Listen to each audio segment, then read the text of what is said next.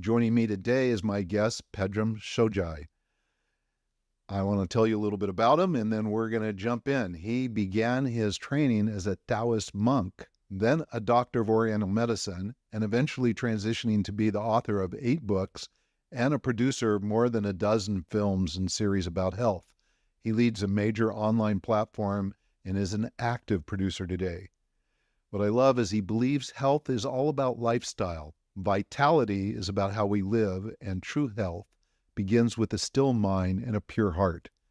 It's absolutely tied to nature and is a state of being that radiates from one's soul and spirit and permeates all we do. I love your statement, Pedram, that says, I'm here to help anyone who's willing to take the steps to help themselves. I've got the tools and the training and want to hand them to you. You need to, on your own, handle it yourself so you can stand tall and take ownership of your own life. Nobody can do that for you. I can merely point the way. So I'm super excited today to get your pointers and really dive into what you bring to us, because this is very special. And Cool. And I really want to thank you for the focus on workplace, because I know in your life and what you've produced is really holistic. It looks at everything. And so we could probably talk for weeks if we were doing that, right? But to take this subject and zone it in is really, really important. So before we begin, though, I have one question for you, just so we kind of get to know you better.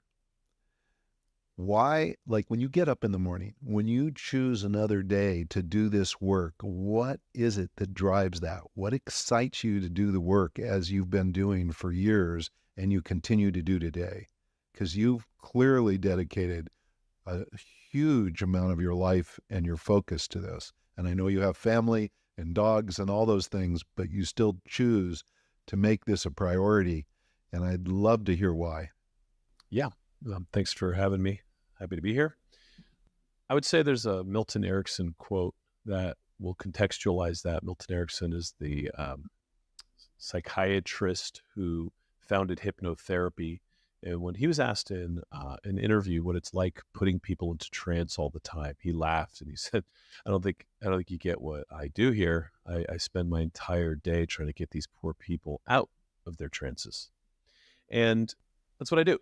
Right. I realized in medicine, I realized in corporate wellness, I did workplace wellness for 1,400 companies. I'm not new to this party, is that we are sleepwalking, and there is nothing more powerful than an awakened human who starts to make better choices for themselves and starts to become a part of an upward spiral in the solutions that they and only they can take part in once they wake up and take action, right? And so it is truly inspiring when you see it happen. I wish it happened more often, but that's the work that I do. We are digging against messaging from big food, big pharma, big media, big everything. It says, just keep trucking along and we'll put you on this pill, and keep trucking along and eat this thing. And the joint pain is just because you're getting old, not because of the gluten or the pesticides or the whatever it is. Look away. You're in the matrix. And so for me, I've really been actively engaged in waking up the hungry ghosts, and it's very fulfilling. That's awesome. Are you finding that things are shifting or changing today versus how they were even a decade ago, in terms of the intensity or the focus or the direction that you need to take that intention that you just spoke to? Yeah, I think there's a quickening. I think that unfortunately, with the advent of social media and the attention economy, and now artificial intelligence powering algorithms that are working around the clock, trying to figure you out and figure how to grab your attention and trick you away from your life's priorities and into the priorities of the highest bidder. I think that it is a question of life and death at this point. And if you don't wake up and you don't take your time back for yourself, you will be parasitically sucked into whatever someone else wants of your time, money, energy, and there'll be nothing left. It's a feeding frenzy, and it's gotten worse, not better. And so it is absolutely critical at this juncture to wake up and take your focus back onto your life's priorities. So when you speak life and death, a lot of people will go, what am I like? Am I going to perish as a human being? Am I going to die? Or are you Yes, talking more metaphorically that the person that you are, that you recognize or hope you know, is what's going to get lost in the shuffle? Or is it both, both? both, both. I mean, I don't know anyone who's gotten out without dying. We all die. So let's start with saying, yes, you are going to die. Now the question is when and how. And so you want a slow, painful, miserable death with multiple diagnoses and 12 pills that you take and working a humdrum job and marching around, having an unfulfilling life and eventually rolling over, and not having your estranged children there. Sure, that's one path. And there's plenty of other ways to look at that. And so the question is, you have so many heartbeats left. How are you going to spend them?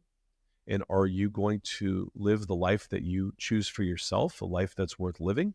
Or are you going to slowly run down the clock? Well, it's a serious question. It's a serious question. Yeah.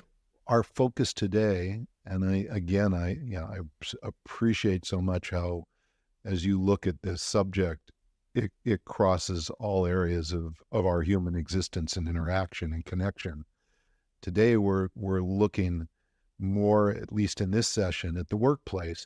And I know you wrote a book called Exhaustion: How to Revitalize, Restore, and Renew Your Energy.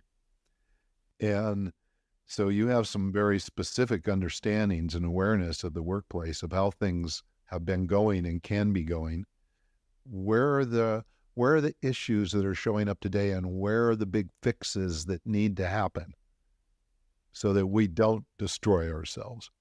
Yeah. Well, let's zoom out quickly and talk about what this workplace thing is, right? It's where most of us spend 8 of our 24 hours a day. And that's not including the 1 to 2 hours on average it takes to get to and from said workplace. So we're talking about an environment where we spend most of our waking hours. Because if you think about, and look, whether you get it or not, it's a different question, but 8 of those other hours are spent sleeping, right? And so when I'm looking at wellness in someone's life, I want to make sure their bedroom is safe, their bedroom is dark, their bedroom doesn't have toxins, their bedroom allows for them to close their eyes and rest and recover. And so,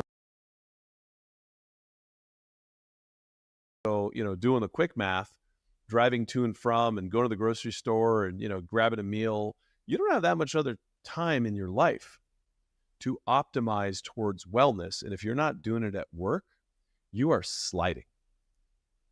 8 of your waking hours, you are sliding towards chronic disease, towards poor posture, towards orthopedic issues because your neck was kinked or you're sitting funny, and you accumulated more stress than you burned off by the time you got home. And so just doing the quick math, if those 8 hours punch you in the face 5 days a week, you're screwed. And so that became a big driver for me. I ran multiple clinics and had, multi-specialty facilities with doctors everywhere.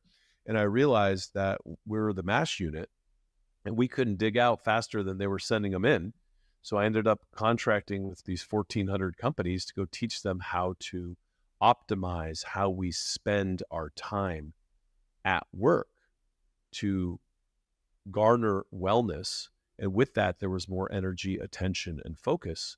So really what the workplace wants out of you is good quality work and more productivity. Sitting around pretending you're staring at a screen isn't good for anyone. So how do we adjust the time you're spending at work to maximize your potential and also not crush you, right? And turn you into someone who's unhappy at home on a work comp claim, or, burning your insurance because your dumb neck pain is keeping you from being able to go to work, right? It's a lose-lose if you don't do it right. Wow. Yeah, for sure. I mean, it's a dismal looking picture, for sure. And I know from my own work and and working with companies in the workplace, that if you can reverse that, if you can change that, the benefits in home and in community and with your children are exponential. They're amazing. So where do you start? I mean, there's a lot of people out there that talk about how to help in the workplace, or how to get a better workplace environment, and how to get Hmm. more creativity and efficiency out of people. I've got a sneaky feeling, Pedram, that you have some very strong ideas and creative ideas about how to change that. And I Yep. would love to hear it. The purpose of this seminar really is to provide people with not just ideas, but things that they can apply, that they can put to work. So what I'm hoping for is that what you're able to share, and maybe even show us an example, is what people can do starting today, starting as soon as they're done with this call, starting with the next time they show up at work, they can begin to improve their conditions there. Yep. So So though not I'll that I'm tell you, putting any too much pressure on you there, dude. yeah, If you don't mind. yeah, pressure makes you strong. Um, Let me contextualize what I'm going to say by saying when I was doing a lot of workplace wellness, I would diagnose a workplace as I would diagnose a patient, which means personalized care. So I would go talk to people, figure out what the problems are, what people are complaining about, look at the lighting, look at the air, look at the, ergonomics. And so there's a lot of areas of concern. And so I don't know what those areas are for our individual listeners, but I'm going to teach you how to think about it. And then you prioritize based on what's broken, right? A lot of times you would have cultural issues, like management is like stressed out and they're, pushing downwards and everyone's freaking out because, downward bearing pressure and undue stress and timelines and requirements, so that's kind of on the dramas and traumas side of the spectrum, right? So we could talk about, kind of negotiating boundaries and really kind of creating less stress around saying, what are my KPIs and what's my goal today? And what do I need to do to help us collectively dig out, right? And some of those culturally are, negotiations. So There, just to interject for a second, terms like KPIs, a lot of us know, a lot of people don't know. key So performance indicators. So it's like, okay, yeah, what'd y'all hire me for? there you go. Right? Thank Because you. Yeah. I'm not I'm a sales guy. I'm not responsible for the problems in fulfillment. So let me stay in my lane, right? And so there's a lot of areas where folks can get pulled into dramas and traumas that are not necessary. Then, under that category, there's also water cooler drama, right? There's a lot of interpersonal people bringing undue stress to the workplace, and just being, unhappy and crappy, and using that as, using the workplace as a place to kind of vomit onto your shirt, right? And so that becomes a real better conversation around boundaries and saying, look, you know what, I don't really need to be hanging out with Jane ever, right? And so there's ways to start navigating around that to create space for you to feel safe and for you to get the job done, but not necessarily bleed, your good energy after bad and have something left in the tank to take home to your family, right? Ergonomically, it's like, so what does your workstation look like? Are you in a chair that's comfortable? I'm at a standing station right now when I do these types of things. I like to stand and project my voice. But if I stand all day, my back hurts. If I sit all day, my back hurts, right? And so how do you mix it up and how do you create an environment to really know you are optimizing your physiology, moving the fascia, generating energy, and keeping empowered? So what I like to do, and this works really well in any workplace, is I implemented this, and they're like, "Oh my God, you're a genius!" And it's like, how is this so genius? It's so simple, right? Is I like to set a timer, and you could negotiate the timing of this timer, but I like to say 5 minutes every half hour. So every half hour, a timer goes off, and for 5 minutes, you ask your body what it needs, and you give it to it, right? So if you need a bio break, go. If you just remembered that you should be sipping water, drink some water. But then push-ups, squats, lunges, stretch and touch your toes, do a little bit of yoga, go take 5 breaths. run down 4 floors, get in the sun and, close your eyes and look up for 5 minutes, come back. We started this with a number of companies.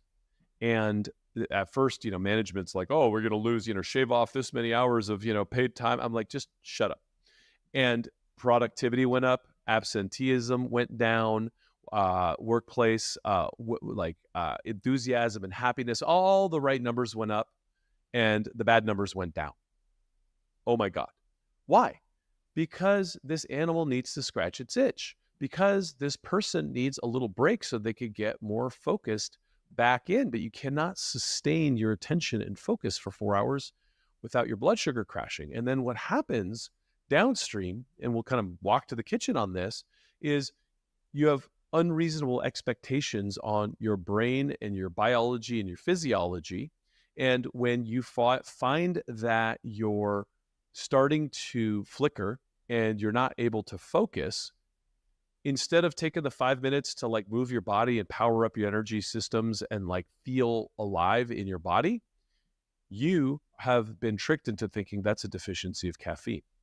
So you walk over into, the room with the pot of Folgers and you take a little bit more and, inevitably within 30 to 90 minutes, your blood sugar crashes, you're moody, you're unstable, you're irritable, you're cranky, and you're tired again. And you then make a really stupid blood sugar decision and you eat the cookie, the Twizzlers, the refined sugar. Chocolate covered mangoes, right? Yeah, whatever you got. Yeah, exactly. The Whole Foods organic version of crack, right? Like, and so you do all these things to like bring your blood sugar back up because biologically you can't have crashed blood sugar. Your cortisol levels go up. You're all stressed out. And then you crash again a couple hours later and you need more coffee. And so that yo-yo roller coaster ride of caffeine and sugar is a death trap. And you can circumvent the whole thing by drinking more water and doing some air squats and getting some sunshine. And I can tell you definitively, because I have the data and I've done this more times than I can remember, within a couple weeks of doing this, you will have marked improvement in your energy levels by the end of the day, your mood by the end of the day. Your company's not going to be pissed because you're more productive. You're showing up to work and you're a more positive influence at work. And you're drinking less of their coffee. Like, it's just all in all a better deal. All you got to do is take a couple weeks and turn the corner. Wow. It's so simple. It's so honestly. simple. Yeah. Honestly, like I can't be called a genius for that, right? Like, it's so simple. How are we so dumb at work? We are.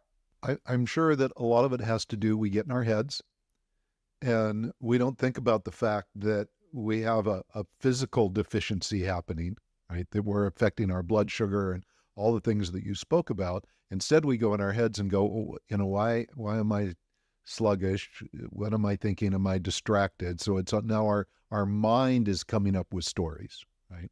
And we get stuck in those stories versus just be active, which is the antidote to the stories, really, right? Yeah. It's beautiful. You just need to flush. You need to reset. The body needs physiological triggers to say, okay, let's change our state for a second, bring up our endorphins, move our blood. The fascia gliding, now there's all sorts of really cool research showing that the gliding of the fascia will generate more energy because of electrostatic charge. You can literally power yourself up. And for me, you got all these people complaining about not being able to go to the gym because there's no time and they're getting fat and they're doing all these stupid fad diets and detoxing and cleansing all the time. If you could bring up your active metabolic rate when you're moving more often, you bring up your resting metabolic rate, you will burn more calories at rest. So, look, I have people doing this who are like, holy crap, I did 100 push-ups, 100 air squats, 100 lunges, and, 100 jumping jacks on Tuesday, and you just keep mixing it up and moving around. Who says you need to go to the gym? You just need to get it in. And so you get it in throughout your day. It alters your mood. It keeps your energy up, and it brings up your metabolic rate. And now you're not eating sugar every time you crash on caffeine, and you're making better food choices because you're not a stressed out animal. And Look, a month later, you're more productive, you're happier, and you'll drop 10 pounds. Like, show me where this is a bad idea. That's fabulous. It's fabulous. So as you're talking, I think a lot of us, especially if we're working in an office, we're thinking about that. And there's another phenomenon that's going on here that we're all aware of, and that's the number of people that are working from home. Right? So now it's still work. They're still putting in their hours, sometimes more than 8 hours because they're working at home. Sometimes it's a lot less than 8 hours, but it feels like a lot more. Tell me about that. Is it addressed the same way? Do you do the same exact thing? Just make sure you get in your movement, your exercise, and then notice how efficient you are, or how productive you are, how creative you are as a result of some sunlight or some air or just some squats, right? Or is there more that you have to recommend to people that are now working from home than in a work environment? They don't have the water cooler as an obstacle, but they have other obstacles, right? Dog, kids. All kinds. So my dogs are great influence on me. They want to go for a walk. And so I'll grab the dogs on a phone call and say, look, I'm going to walk the dogs. Let's talk. I do a lot of work calls while walking because I can, right? I don't know what industry people are at, right? But 20 feet that way, I have my garage that's converted into a gym. I could go in there, bench press, and do, all sorts of stuff. Like, I've optimized my home for workplace wellness. My home is like a wellness retreat. The challenges with being at home is, 60 yards that way is a refrigerator. And I could maraud that thing all day if I'm being stupid. And so you have to create boundaries around food.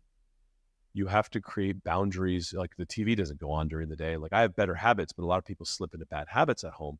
So you have to create boundaries around what you do with your time. But every chance I get when I'm not standing in front of this screen, I will either be seated with my laptop or standing here, and I'll mix up how I, engage with screens. But every chance I get, if I don't have to look at a screen, I take 20 steps that way and go sit out in the sun and get my vitamin D during the day and, stretch, touch my toes, do it all, right? And so I've optimized my entire home to be a wellness retreat. I just happen to work at it.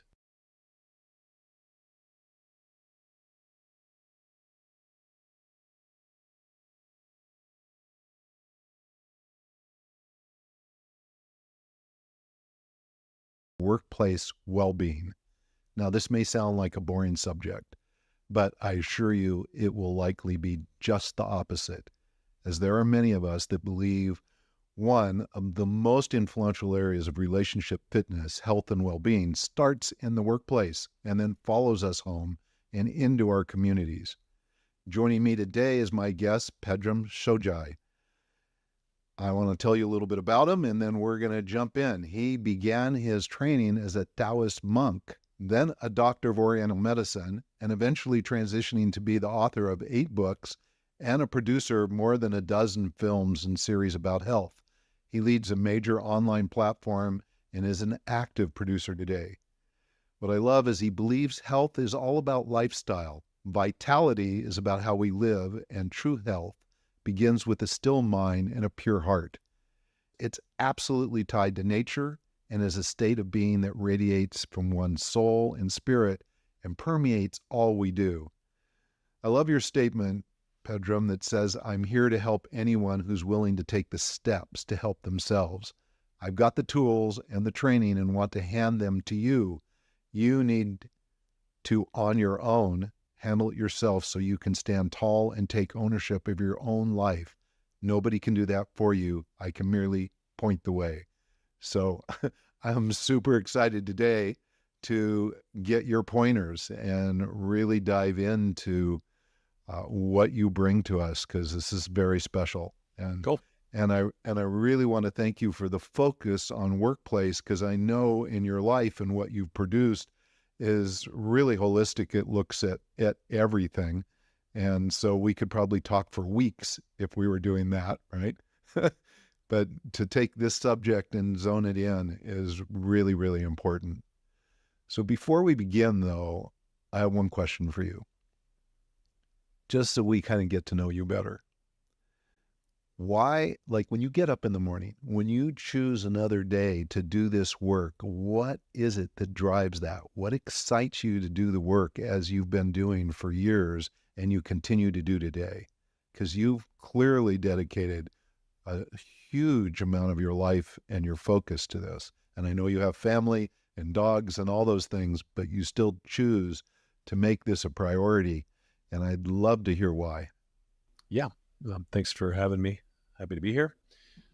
I would say there's a Milton Erickson quote that will contextualize that. Milton Erickson is the psychiatrist who founded hypnotherapy.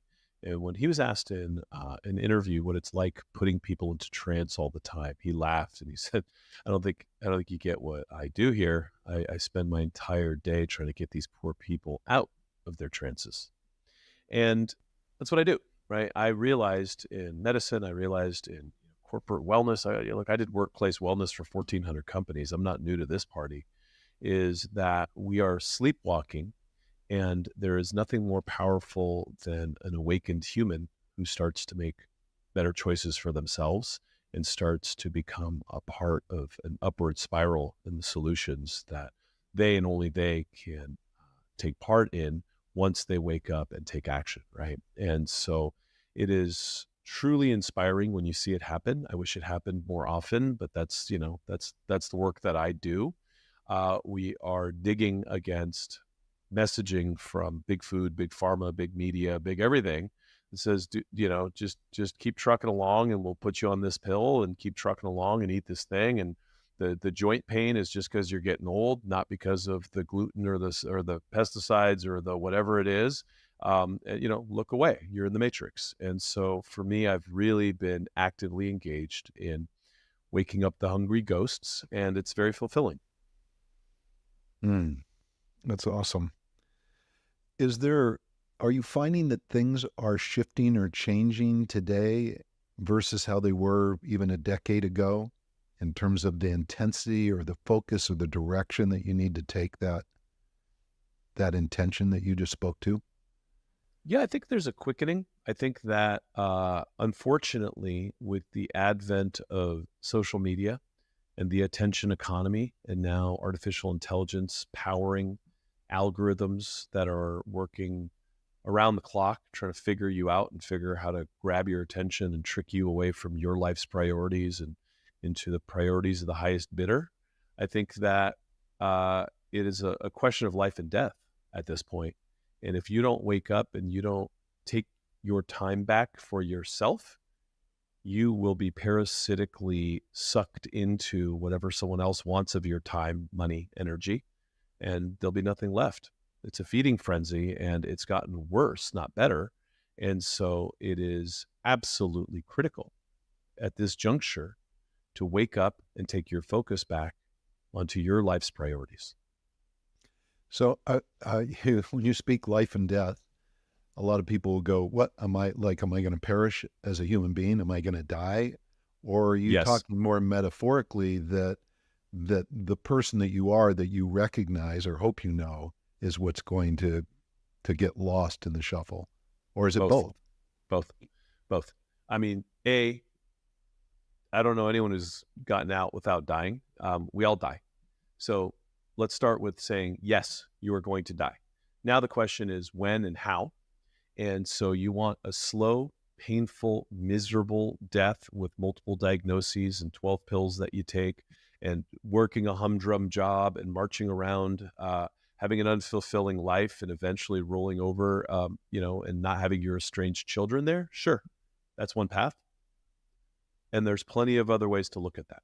And so the question is, you have so many heartbeats left. How are you going to spend them? And are you going to live the life that you choose for yourself, a life that's worth living? Or are you going to slowly run down the clock? Oh, it's a serious question. It's a serious question. Yeah. Our focus today, and I appreciate so much how, as you look at this subject, it crosses all areas of our human existence and interaction and connection. Today, we're looking more, at least in this session, at the workplace. And I know you wrote a book called Exhaustion: How to Revitalize, Restore, and Renew Your Energy. And so you have some very specific understandings and awareness of the workplace, of how things have been going and can be going. Where are the issues that are showing up today, and where are the big fixes that need to happen so that we don't destroy ourselves? Yeah. Well, let's zoom out quickly and talk about what this workplace thing is, right? It's where most of us spend 8 of our 24 hours a day. And that's not including the 1 to 2 hours on average it takes to get to and from said workplace. So we're talking about an environment where we spend most of our waking hours. Because if you think about, and look, whether you get it or not, it's a different question, but 8 of those other hours are spent sleeping, right? And so when I'm looking at wellness in someone's life, I want to make sure their bedroom is safe, their bedroom is dark, their bedroom doesn't have toxins, their bedroom allows for them to close their eyes and rest and recover. And so, doing the quick math, driving to and from and going to the grocery store and, grabbing a meal, you don't have that much other time in your life to optimize towards wellness. And if you're not doing it at work, you are sliding. 8 of your waking hours, you are sliding towards chronic disease, towards poor posture, towards orthopedic issues because your neck was kinked or you're sitting funny, and you accumulated more stress than you burned off by the time you got home. And so just doing the quick math, if those 8 hours punch you in the face 5 days a week, you're screwed. And so that became a big driver for me. I ran multiple clinics and had, multi-specialty facilities with doctors everywhere. And I realized that we're the MASH unit and we couldn't dig out faster than they were sending them in. So I ended up contracting with these 1,400 companies to go teach them how to optimize how we spend our time at work to garner wellness. And with that, there was more energy, attention, and focus. So really what the workplace wants out of you is good quality work and more productivity. Sitting around pretending you're staring at a screen isn't good for anyone. So how do we adjust the time you're spending at work to maximize your potential and also not crush you, right? And turn you into someone who's unhappy at home on a work comp claim, or, burning your insurance because your dumb neck pain is keeping you from being able to go to work, right? It's a lose-lose if you don't do it right. Wow. Yeah, for sure. I mean, it's a dismal looking picture, for sure. And I know from my own work and working with companies in the workplace that if you can reverse that, if you can change that, the benefits in the home and in community and with your children are exponential. They're amazing. So where do you start? I mean, there's a lot of people out there that talk about how to help in the workplace, or how to get a better workplace environment, and how to get more creativity and efficiency out of people. I've got a sneaky feeling, Pedram, that you have some very strong ideas and creative ideas about how to change that. And I would love to hear it. The purpose of this seminar really is to provide people with not just ideas, but things that they can apply, that they can put to work. So what I'm hoping for is that what you're able to share, and maybe even show us an example, is what people can do starting today, starting as soon as they're done with this call, starting with the next time they show up at work, they can begin to improve their conditions there. So though, not that I'm putting too much pressure on you there, dude. Yeah. You don't mind. Pressure makes you strong.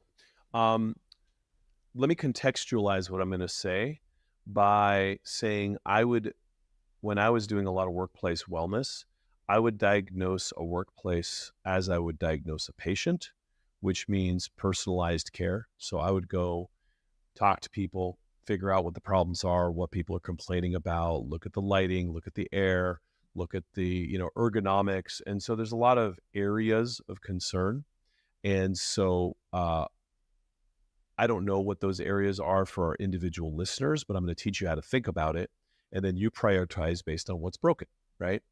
A lot of times you would have cultural issues, like management is like stressed out and they're, pushing downwards and everyone's freaking out because, downward bearing pressure and undue stress and timelines and requirements, so that's kind of on the dramas and traumas side of the spectrum, right? So we could talk about, kind of negotiating boundaries and really kind of creating less stress around saying, what are my KPIs and what's my goal today?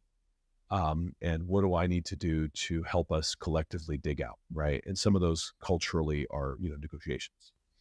So just to interject for a second, terms like KPIs, a lot of us know, a lot of people don't know. Key performance indicators. So it's like, yeah, what'd y'all hire me for? There you go. Right? Thank Because you. I'm a sales guy. I'm not responsible for the problems and fulfillment. So let me stay in my lane, right? And so there's a lot of areas where folks can get pulled into dramas and traumas that are not necessary. Then, under that category, there's also water cooler drama, right? There's a lot of interpersonal people bringing undue stress to the workplace, and just being, unhappy and crappy, and using that as, using the workplace as a place to kind of vomit onto your shirt, right? And so that becomes a real better conversation around boundaries and saying, look, you know what? I don't really need to be hanging out with Jane ever, right? And so there's ways to start navigating around that to create space for you to feel safe and for you to get the job done, but not necessarily bleed, your good energy after bad and have something left in the tank to take home to your family, right? Ergonomically, it's like, so what does your workstation look like? Are you in a chair that's comfortable? I'm at a standing station right now and I do these types of things. I like to stand and project my voice. But if I stand all day, my back hurts. If I sit all day, my back hurts, right? And so how do you mix it up and how do you create an environment to really know you are optimizing your physiology, moving the fascia, generating energy, and keeping empowered? So what I like to do, and this works really well in any workplace, is I implemented this, and they're like, "Oh my God, you're a genius!" And it's like, how is this so genius? It's so simple, right? Is I like to set a timer, and you could negotiate the timing of this timer, but I like to say 5 minutes every half hour. So every half hour, a timer goes off, and for 5 minutes, you ask your body what it needs, and you give it to it, right? So if you need a bio break, go. If you just remembered that you should be sipping water, drink some water. But then push-ups, squats, lunges, stretch and touch your toes, do a little bit of yoga, go take 5 breaths, run down 4 floors, get in the sun and, close your eyes and look up for 5 minutes, come back. We started this with a number of companies, and at first, management's like, oh, we're going to lose, shave off this many hours of, paid time. I'm like, just shut up. And productivity went up, absenteeism went down, workplace, enthusiasm and happiness, all the right numbers went up and the bad numbers went down. Oh my God. Why? Because this animal needs to scratch its itch, because this person needs a little break so they could get more focused back in, but you cannot sustain your attention and focus for 4 hours without your blood sugar crashing. And then what happens downstream, and we'll kind of walk to the kitchen on this, is you have unreasonable expectations on your brain and your biology and your physiology. And when you find that you're starting to flicker and you're not able to focus, instead of taking the 5 minutes to like move your body and power up your energy systems and like feel alive in your body, you have been tricked into thinking that's a deficiency of caffeine.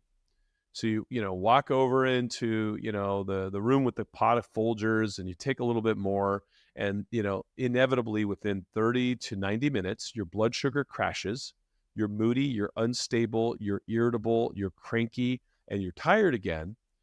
And you then make a really stupid blood sugar decision, and you eat the cookie, the Twizzlers, the refined sugar, Chocolate covered mangoes, right? Yeah, whatever you Chocolate got. covered. Yeah, exactly. Exactly. The Whole Foods organic version of crack, right? Like, Yeah.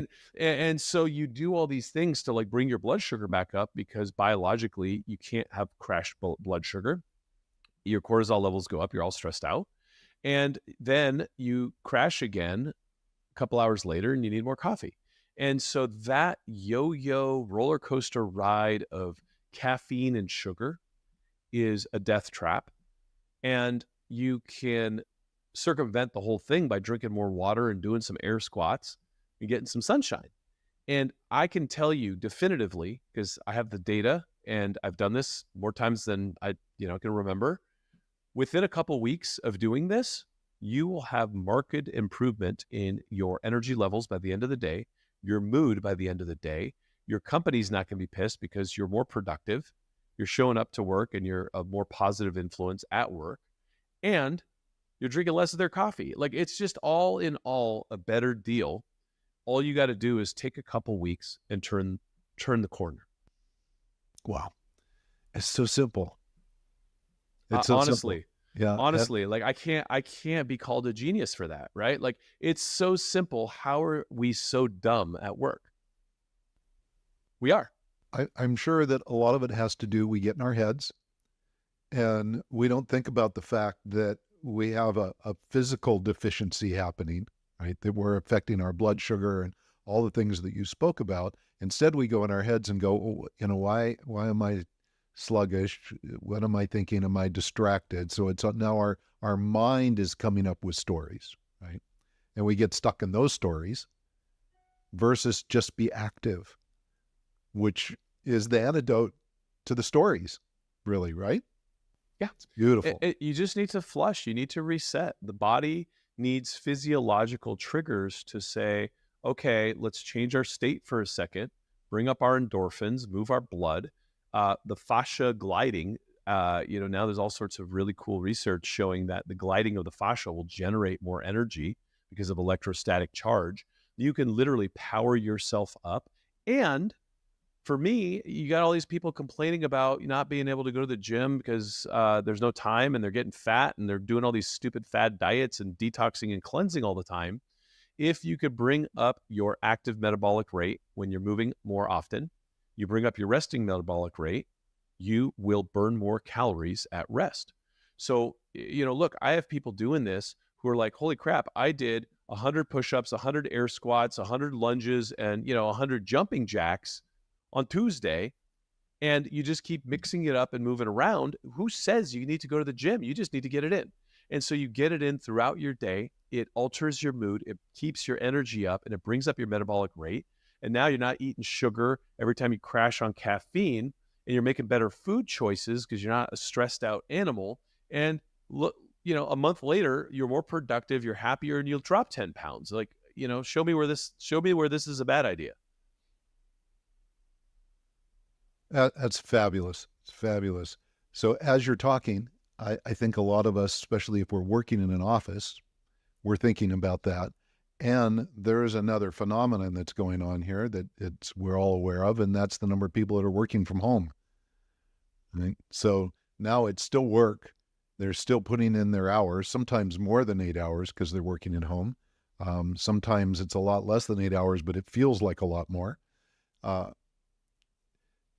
Tell me about that. Is it addressed the same way? Do you do the same exact thing? Just make sure you get in your movement, your exercise, and then notice how efficient you are, or how productive you are, how creative you are as a result of some sunlight or some air or just some squats, right? Or is there more that you have to recommend to people that are now working from home than in a work environment? They don't have the water cooler as an obstacle, but they have other obstacles, right? Dog, all kids. kinds. So my dogs are great influence on me. They want to go for a walk. And so I'll grab the dogs on a phone call and say, look, I'm going to walk the dogs. Let's talk. I do a lot of work calls while walking because I can, right? I don't know what industry people are at, right? But 20 feet that way, I have my garage that's converted into a gym. I could go in there, bench press, and do, all sorts of stuff. Like, I've optimized my home for workplace wellness. My home is like a wellness retreat. The challenges with being at home is, 60 yards that way is a refrigerator, and I could maraud that thing all day if I'm being stupid. And so you have to create boundaries around food. You have to create boundaries, like the TV doesn't go on during the day. Like, I have better habits, but a lot of people slip into bad habits at home. So you have to create boundaries around what you do with your time. But every chance I get when I'm not standing in front of this screen, I will either be seated with my laptop or standing here, and I'll mix up how I, engage with screens. But every chance I get, if I don't have to look at a screen, I take 20 steps that way and go sit out in the sun and get my vitamin D during the day and, stretch, touch my toes, do it all, right? And so I've optimized my entire home to be a wellness retreat. I just happen to work at it, right? And so that's how I like people to think about working from home is, how do I get in my steps? How do I get in my workout? How do I get in my sun? How do I go have lean turkey and lettuce instead of, potato chips, and use the home as an opportunity to make myself better every day?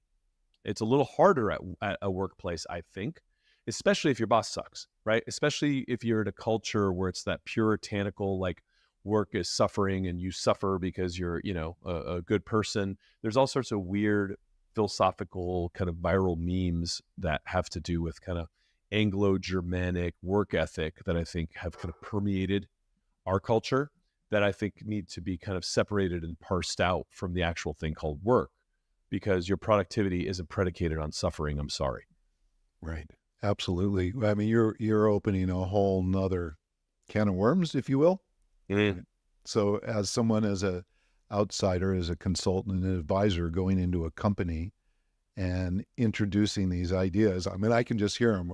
Where'd everybody go? Why is everybody leaving every 30 minutes? And you have to say, just do it until they see the results and they go, okay, I didn't want to listen to you, Pedram, but you're right. But that doesn't change the, as you put it, the tyrannical approach that a lot of management takes to how they work with employees, or even the value they put on their employees. And so I'm curious as how you deal with that, because that's a big one. It is a big one, and I've had a lot of conversations, and I can say that I truly understand both sides after all these years, in that, look, the company is paying for you to be productive in whatever capacity that is. So you got to get the job done. And so for the one side of having tyrannical bosses that are unreasonable and need you to be sitting at your station and looking busy, there's also the really flaky, unethical employees who will get away with not doing the work and getting paid to chill, which is also unethical. So the way this works is, you help me, I help you. Is, okay, you are paying me to do X, Y, and Z. I would like, in the process of doing X, Y, and Z, to lose weight, get healthier, be happy, and be a more productive human. So in exchange for the money you're giving me, I have to. This is a contractual obligation, whether you're W-2 or 1099 or whatever it is. Oh, there's an ethical transfer of energy and value here.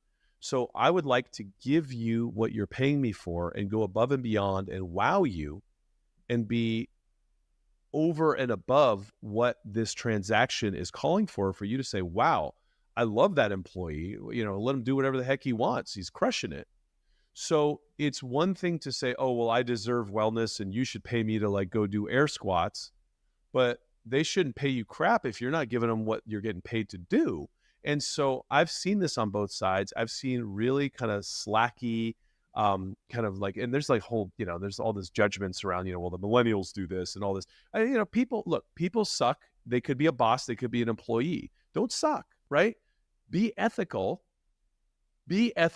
And then just, do what you're there to do, and no one should be complaining. Now, if your productivity is up and you're crushing it and you're still getting, yelled at for getting fit at work, Then you either go above and talk to upper management, or if the buck stops there, maybe it is time to move companies, because I've been in cultures where they just suck, and you're giving them more, and they're not letting You just you take, right? take, and they're not letting you be human, and they're just, they're grinding you.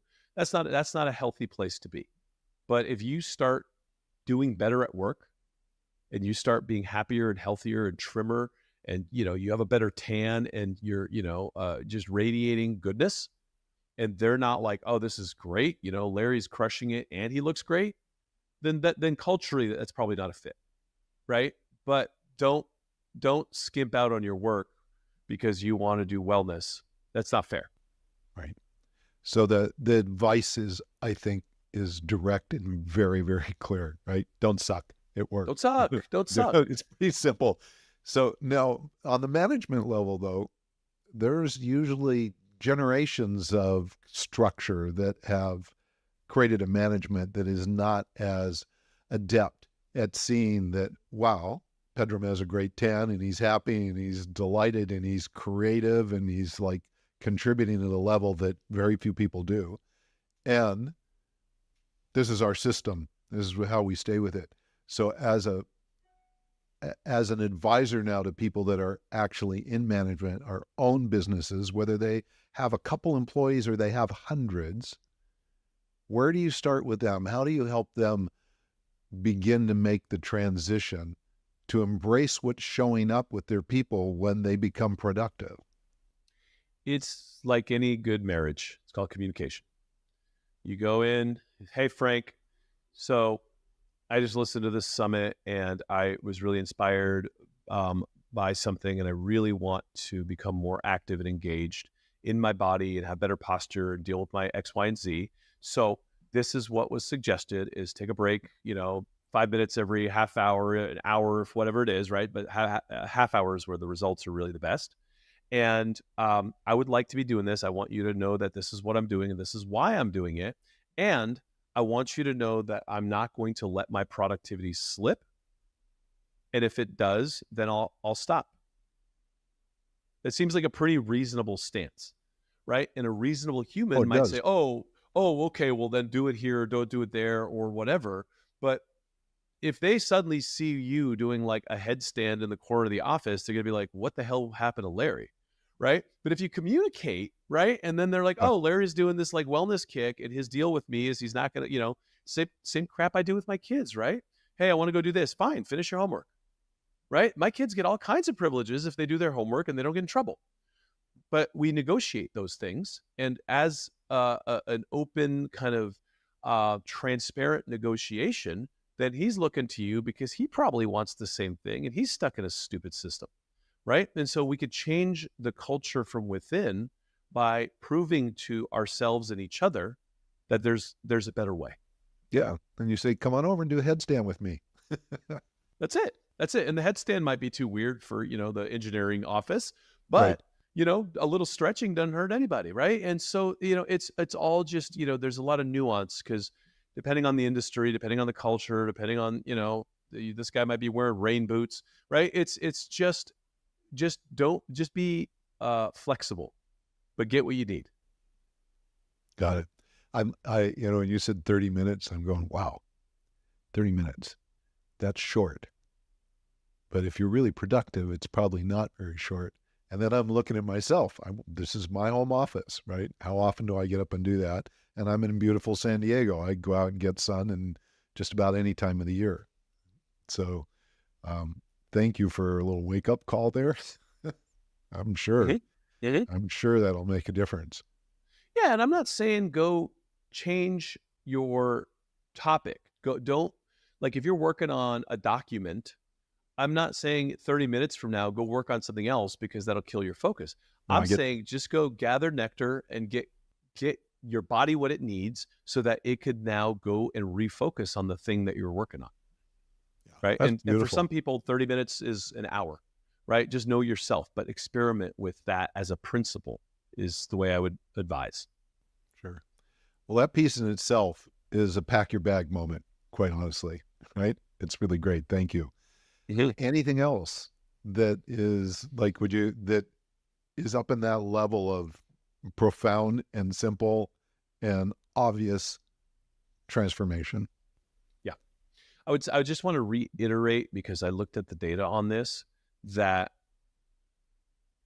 you're not tired, you're stressed, you're not tired, you're hungry, you're not hungry, you're rebounding from caffeine. There's a lot of really powerful awareness that comes from understanding your caffeine to blood sugar ratio. So I just want to like underscore that, because that is a place that we found a tremendous amount of leverage for folks in the And workplace. caffeine's everywhere, right? It's in the soda, it's in the pops, it's in the, yeah, it's Yeah. pervasive.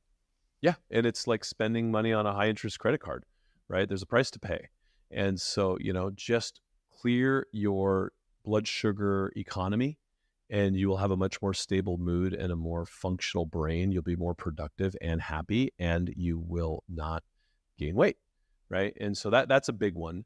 And then look, I think that there's a lot of space for negotiating 4-day work week. There's a lot of space for saying, hey, I'm going to take an extra hour at lunch and go to the gym. There's a lot of space if you understand that the transaction is work for results. Then you can negotiate in a lot of workplaces and get what you need, so that you don't go home beat up, tired, exhausted, frustrated, and moody, because your family doesn't deserve that. Your dogs don't deserve that. It's terrible. Yeah, It's you really, don't that. you don't Yeah. deserve that. You don't deserve that. Are you a big advocate then of the 4-day work week, or do you Yeah. have a variety of different configurations of which one might be a favorite? Yeah. I mean, look, I'm a work from home guy. Like, I've been working from home for a long time now. I do a lot, and I'm incredibly productive. And it's embarrassing to say how much work gets done sitting at the pool, because I can, right? I could switch. If you're not the type of person that can switch, then you have to environmentally hack to be like, okay, I'm at work now, right? Like, I'm good at working. So you have to know yourself. And if you're the type of person that needs to be at work, then the 4-hour workday with 3 days off makes a lot of sense. If you're the type of person that could be like, all right, I'm going to unplug and walk the dogs and take an hour and come back to work and not be distracted, then that works for you. But, again, coming back from a legacy of having been a monk and all that, I think it all kind of reverts back to self-awareness. What do you need? What helps you thrive? How do you need to get in your movement? How do you need your stress management? And if you start really thinking this through, then I call it the life garden, right? Like, career is one of 5 plants in your life garden. Health is another, family is another, your passions, your desire. I mean, work isn't everything. It just crowds out everything. So if you have one flower that gets all the water and, the rest of them are withering, start thinking about how to consistently, even if it's dripping water, get water to the other plants in your life on a daily basis, not wait for the damn weekend. Like, thank God it's Friday. Oh, it's hump day. Oh, I can't believe it's only Tuesday. Those are statements that I listen for people that are in a miserable existence, because they can't wait for the weekend to get their turn. And I am a staunch advocate for saying you got to get your turn every morning. You got to get your turn throughout the day. You got to take little sips, because if not, you're going to feel miserable. It's not a sustainable play waiting for Friday to go home and get your life back. You have to get it all week. What does that look like at the very least to you? Because there are people that, I mean, I can't say all of us, but there's a lot of people that have gotten to a work environment. They work all day. They come home, they're tired. They sit down, they eat, they turn on the TV. They, maybe pet the dog, maybe because the dog came up to them so they could pet him. Perhaps they acknowledge the kids, but they're kind of in this, they're like zombies, right? So to get them to water the plants, it's a great analogy, right? To garden their life. Is there a place just like you introduced to us in the workplace to get up and exercise, to move, to stretch, get some sunlight. Is there something that is equally as potent that we could set as a task for ourselves, just to the point where we start to realize, oh man, I should have been doing this long ago? Yes, absolutely. I'm a staunch advocate of getting your time first. It's like the oxygen mask on the airplane. Is I don't care if you have to wake up half an hour or an hour earlier. You need to start your day with you time. You need to start your day with dedicated acts of self-love. And that's different for different people. I get up, I do my Qigong, it's my energy work, yoga, and I meditate. Then my wife and I walk the dogs. I catch in with my wife. I get that morning time where I just, spend quality time with my wife. We're taking care of the dogs. We come back, and then the water goes from still to white pretty quickly, right? The velocity of the day. The kids wake up, they got to eat, they got camp, they got, all of The it, right? rapids are flowing, right? The Yeah. rapids are flowing and it's bumpy, right? Yeah. And so I'm a staunch advocate of taking the time to kind of set your intention for the day and water at least 2 or 3 of the other plants before the water goes white, right? Before the rapids start. Because if you don't and you start just tumbling around in the white water, yes, you're going to make bad food decisions. You're going to come home exhausted. And then all you got is to sit there catatonically listening to TV. And if you're in that state and you're listening to TV, which is intentionally, programmatically hypnotic, designed to help you feel not safe and that this drug or this solution is what, needs to fill the gap for you, you're going to be a blind, empty consumer in an economy that's designed to suck the hard-earned dollars that you just spent at work out of you. And then you go to a job you don't like and you come home to a life that you don't like and you're spending money on crap you don't need. You're in the trap. Well, that's a mouthful, Pedram. That is, you just put more into that one sentence that needs so much attention than I can even speak to, in this period of time. Like, I want the rest of the day so we can unpack that, but we don't have it. Yep. So it's interesting, you made this comment, water a few of the other plants. And the first thing that came to mind to me was nourishment. Make sure that I really get quality food put into my system, right? The next thing, you've already covered it, you connect with your wife. So you're connecting with yourself, then you're connecting with your wife. Not all of us have kids, but we may have friends and relatives or whatever, or some other passion project. What are some of the other plants, if you will? Obviously, nourishment is one of them. Exercise, you've talked about doing Qigong. So I like to meditate in the morning, but I don't consider that exercise per se, right? So I don't consider Qigong exercise either. I like Qigong because it helps me coordinate eyes, mind, body, and breath and become more self-aware in the mornings. I will do that so that I could do my mindfulness practice to start the day and stay, in that place of calm. And then as the kids wake up and they eat breakfast and all that kind of stuff, I sometimes will get about 30 minutes of like kind of sprint time on my laptop, just, checking in on things and, just setting the tone for the day. And then when the kids are ready for breakfast, I close the laptop and I give them my undivided attention because that's what they will remember of their entire I want upbringing. people to really hear that. So I in my head, I was thinking, and it's like, thank you for reading my mind. But it was like, what do you do when you're in that situation where you need to pay attention quickly, make sure certain things are taken care of, so the day's off onto a right start. And that, as you called it, sprint time on your laptop is perfect.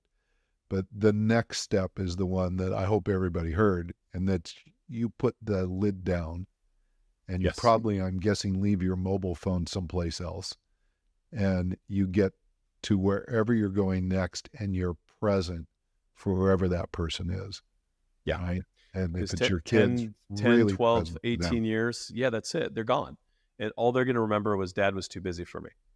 Um, and so again, that is an incredibly important, vital plant in my life garden that I must water daily, ritualistically, so that I don't feel like my career is pulling away from the most important things to me in my life. It's beautiful. How do your kids know? This is you making a decision. I'm going to be present for my kids, and your kids are now becoming. I asked you earlier about their ages, and they're getting right up there to the beginning of teenagers, right? So, do you have a strategy for that in terms of, all right, I'm here for you. Let's reciprocate. Let's be here together. Yeah. You know what's funny is, I did a 10-part series on conscious parenting, and the moral of the story is just be present, because it's not them, it's you. So they start wandering because your, phone is more important in that moment. How many times before they recognize that dad's not present, so I'm going to go find what I need outside, or I'm going to go watch TV because my parents aren't paying attention to me. And so I've found that if you just become present and ask them what's up and sit with them long enough, they will start to unfold. And sometimes you got to earn their trust back, right? Because I've been with a lot of households. They're going, Dad, what are you doing? What, what's going on here? Especially if you haven't been there, right? Yeah.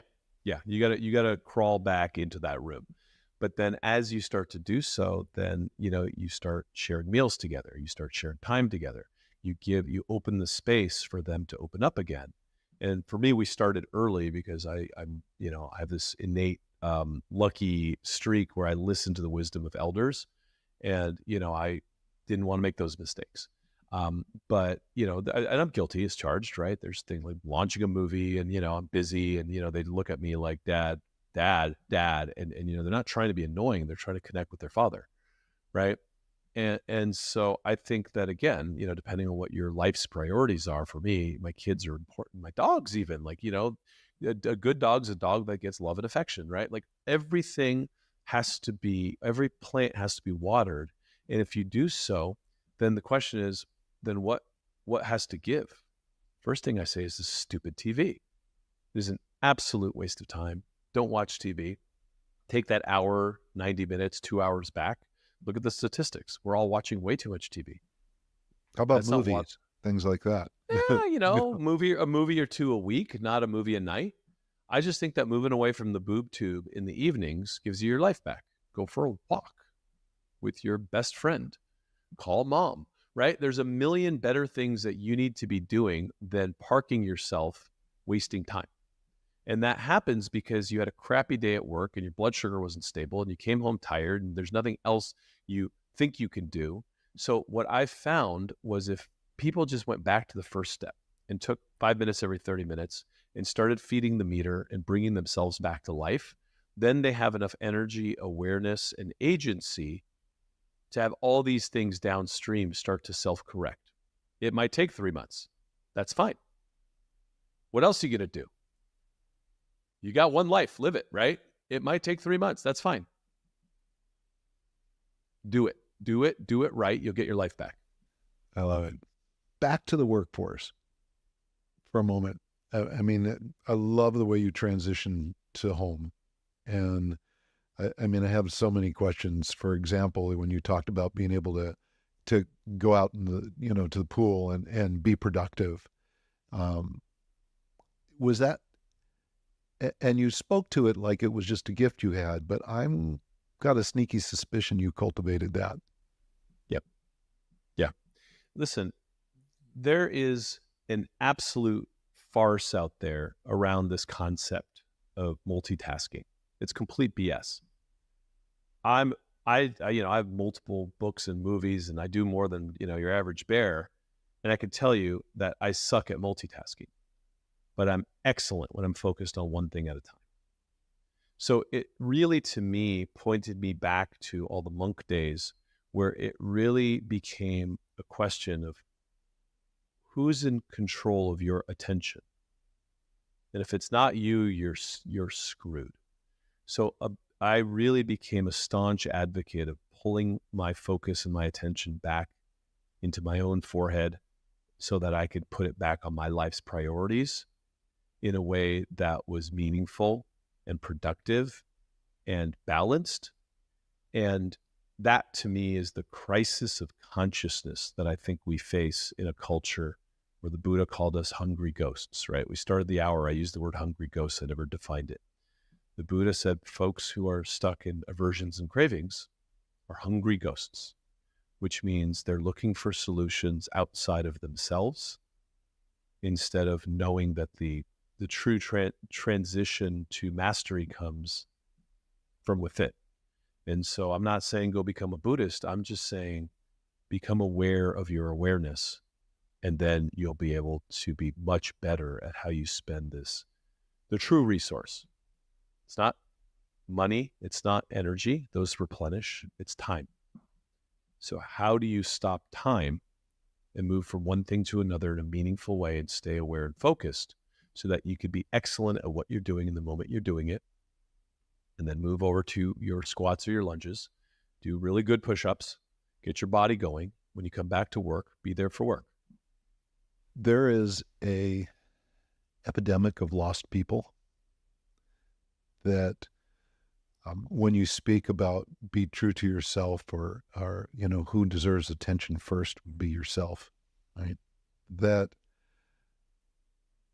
if I ask a dozen people that question, what is it you need?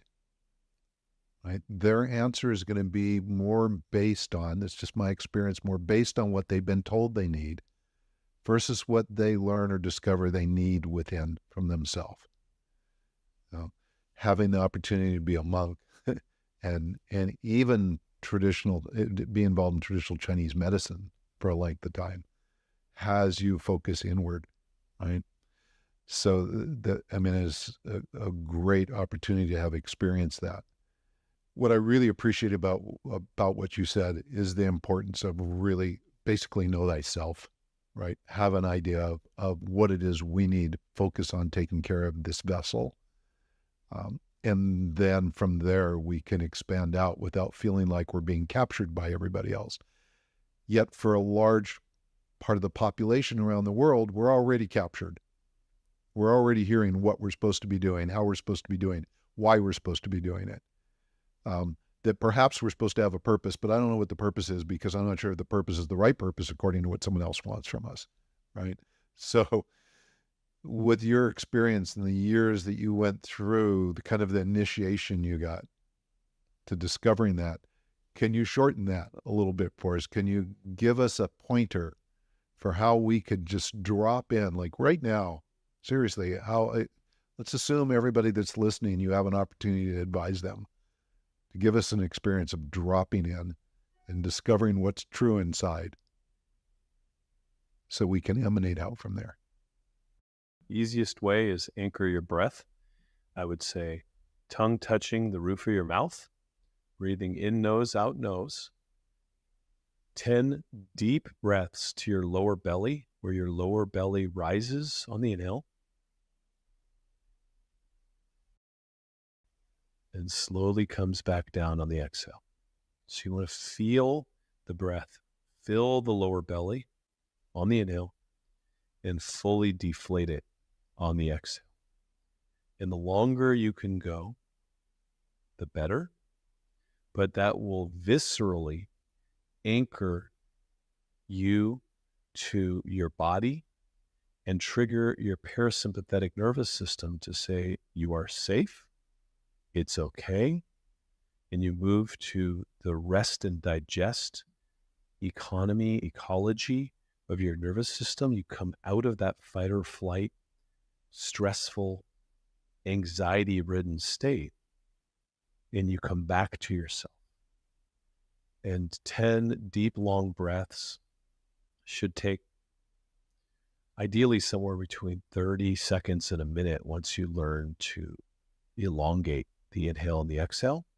But don't trip up on that. Do what you can and work on lengthening the breath. Work on quiet breathing.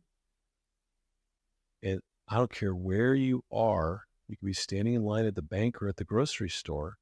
You can even leave your eyes open. Just take 10 breaths every time you need to come back to yourself.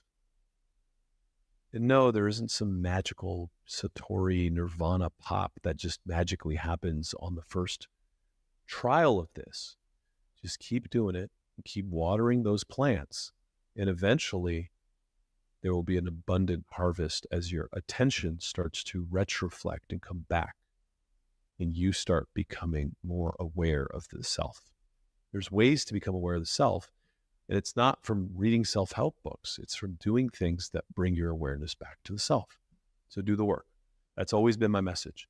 If you do the work, you will reap the benefits. People are looking for magical advice to circumvent doing anything. Do the work. That's fabulous. Thank you so much for that. And I've got to think that, to just to recap some of the things that you've said. And by the way, this was chock full of value, so much. And I just got a sneaky feeling we're just scratching the surface, and even still is fabulous. If you've been listening, if you missed any part of it, if you're working from home or working in an office, probably one of the most profound and simple things that we can do is make sure we take a 5-minute break every 30 minutes if you can. If it's an hour, okay. But if you can do every 30 minutes, take a break. And in that period of time, move, get sunlight, breathe, time for yourself. Let me know if I'm missing anything. The breathing exercise we just went through is something that would be valuable there. Get tapped into yourself, but get the movement. Drop the caffeine if you can. Drink water, whatever you need to drink, but just drop the caffeine because it's disastrous all the way around. There's nothing it's going to do to help us. And, that's a start in your work environment to bring back your vitality, right? And from there, that's going to mushroom out. And it's a beautiful piece. Take time for yourself. The concept, the metaphor of water your garden is beautiful, right? And the first plant you're watering is yourself, right? And then go from there and make conscious choices, be present. And you're already a huge step ahead from where you probably are already. And I've got to guess that in that is also the ability for us to speak up for what we know we need when we start to discover more clearly what that is. And so communication in the business world, that's critical.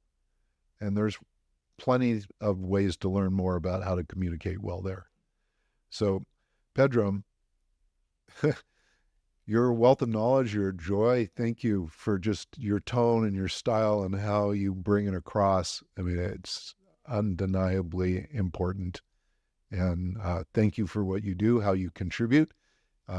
You're for taking care of your family and your pets and being an example of what's possible in the world. Really appreciate that. Those listening, go to Facebook, to our member site for the Relationship Summit. If you have questions, Relationship Fitness Summit, if you have questions, post them there. We will be reading them, we'll be listening, and we'll be getting back to you. And talk among yourselves. Share what you learn and what you've experienced. That's a way of integrating this so it's not just information that you got. Practice the exercises and the new systems that were introduced to you today. It'll make a huge difference. Thank you all so much. And Pedram, thank you. Really appreciate it. Thank you. It's great.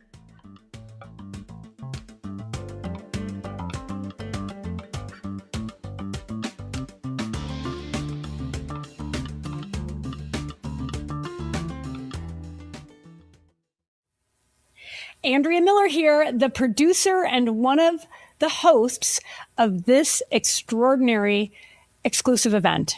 I wanted to take a quick pause before our next session begins and just see if you're feeling a little electric right now, that I want to hold on to this feeling, that I never want to forget what I just heard feeling. Listen to it. That's important information. And here's the thing about this event. Each session is available to you for 24 hours for free. Then it rotates out to make room for the next day's incredible lineup. That's how we keep this experience free and accessible. So many people who would normally never get to hear from so many of the world's foremost thought leaders in one place, offering such practical, actionable, inspiring insights. But the session you just watched, the one that cracked something open for you, the one you want to share with your sister or your best friend or somebody else you love, or maybe even come back to later when you need it again, that session disappears unless you do something about it right now. This is the exact reason why we made the VIP All Access Pass. And at this moment, it's at the lowest price it's going to be. The price goes up as the event concludes. With the VIP access, you get lifetime access to every single session in this extraordinary summit, all 40 plus of them, plus complete transcripts, more than 45 hours of audio, and 4 exclusive bonuses handpicked from our expert master teachers. So you can listen on a walk, read in the bath, go back to that exact moment that landed for you anytime for the rest of your life. And on the next page, you'll have the option to add the Love and Empowerment Breakthrough Handbook, our beautifully designed journal and workbook, your practical companion to this summit, which features 40 plus exercises tied to each of these sessions. It will take you from watching the session to actually doing the inner work, plus offers guidance on practical exercises to do in your life to make lasting change. The VIP link is right below this video. Scroll down, take just a few seconds, and lock it in before today closes. If you improve even just one relationship, whether it's with your partner, your child, your boss, your friend, or yourself, with this material, you'll have made an invaluable investment in your life. And by not doing it, the cost of inaction is one too many of us has paid too many times.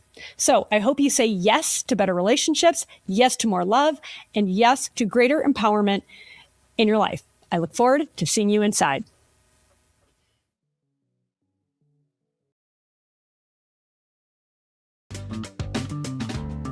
Welcome to another amazing session of the Relationship Fitness Summit. I'm your host, Andrea Miller, and I am joined by my friend, Ryan Dusick. We'll be talking about loyalty and reliability, 2 important features of relationship fitness, and the impact of addiction on relationships. Before I forget, please go to the Relationship Fitness Facebook page to interact with each other, to give feedback on the session, and just to get to know other amazing people in the relationship fitness community. This session is extra special for 2 reasons. One, I'm pretty sure it is the only one that features a multi-Grammy winning literal rock star who has played on the biggest stages of the world. Yes, that's Ryan Dusick. And 2, it is super personal to me and Ryan because it deals with something that we've both been deeply and personally impacted by, whether you're going through addiction, you're in recovery, somebody that you love or is close to is battling it. My goal is to really keep it real, to talk about very practical ways to talk to each other about addiction, because we know, I know personally, and Ryan knows personally, just how devastating and even deadly it can be. Ryan Dusick is a founding member and the original drummer of the incredible band Maroon 5. He's a marriage and family therapist, coach, speaker, and author of the beautiful, triumphant book, Harder to Breathe, a memoir of making Maroon 5, losing it all, and finding recovery. As well, he's the host of the really cool Harder to Breathe podcast. Welcome, Ryan. Thank you, Andrea. It's great to be here. You started when I think you were 13, along with Adam Levine and your bandmates. You guys started a band as young teenagers.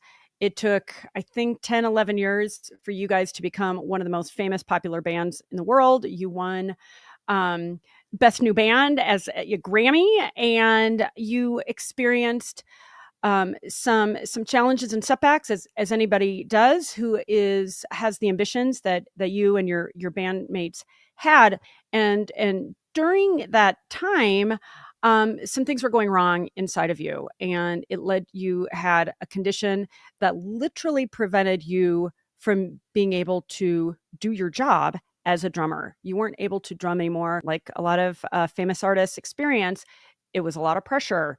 And so you started dabbling in substances and so forth. And so your journey into addiction started. And while you were at the highest of highs, you and your bandmates agreed you couldn't stay in the band. So as you say, like, you just experienced also the lowest of lows while Maroon 5, Adam and Jesse in the group continued to tour and print best-selling albums. You had to find your way out of addiction. And that journey took, remind me, 8 or 9 years. Was that about right? Maybe a little longer? Almost a decade of my life. Yes. Yeah. And in part, I want to emphasize this because even at the very beginning of your book, what was arresting for me as somebody that comes from a family of addiction, I talk about my own workaholism, which is no joke, dude. I mean, it's like, it's real. And you talk so beautifully and bravely and openly at the very beginning of your book.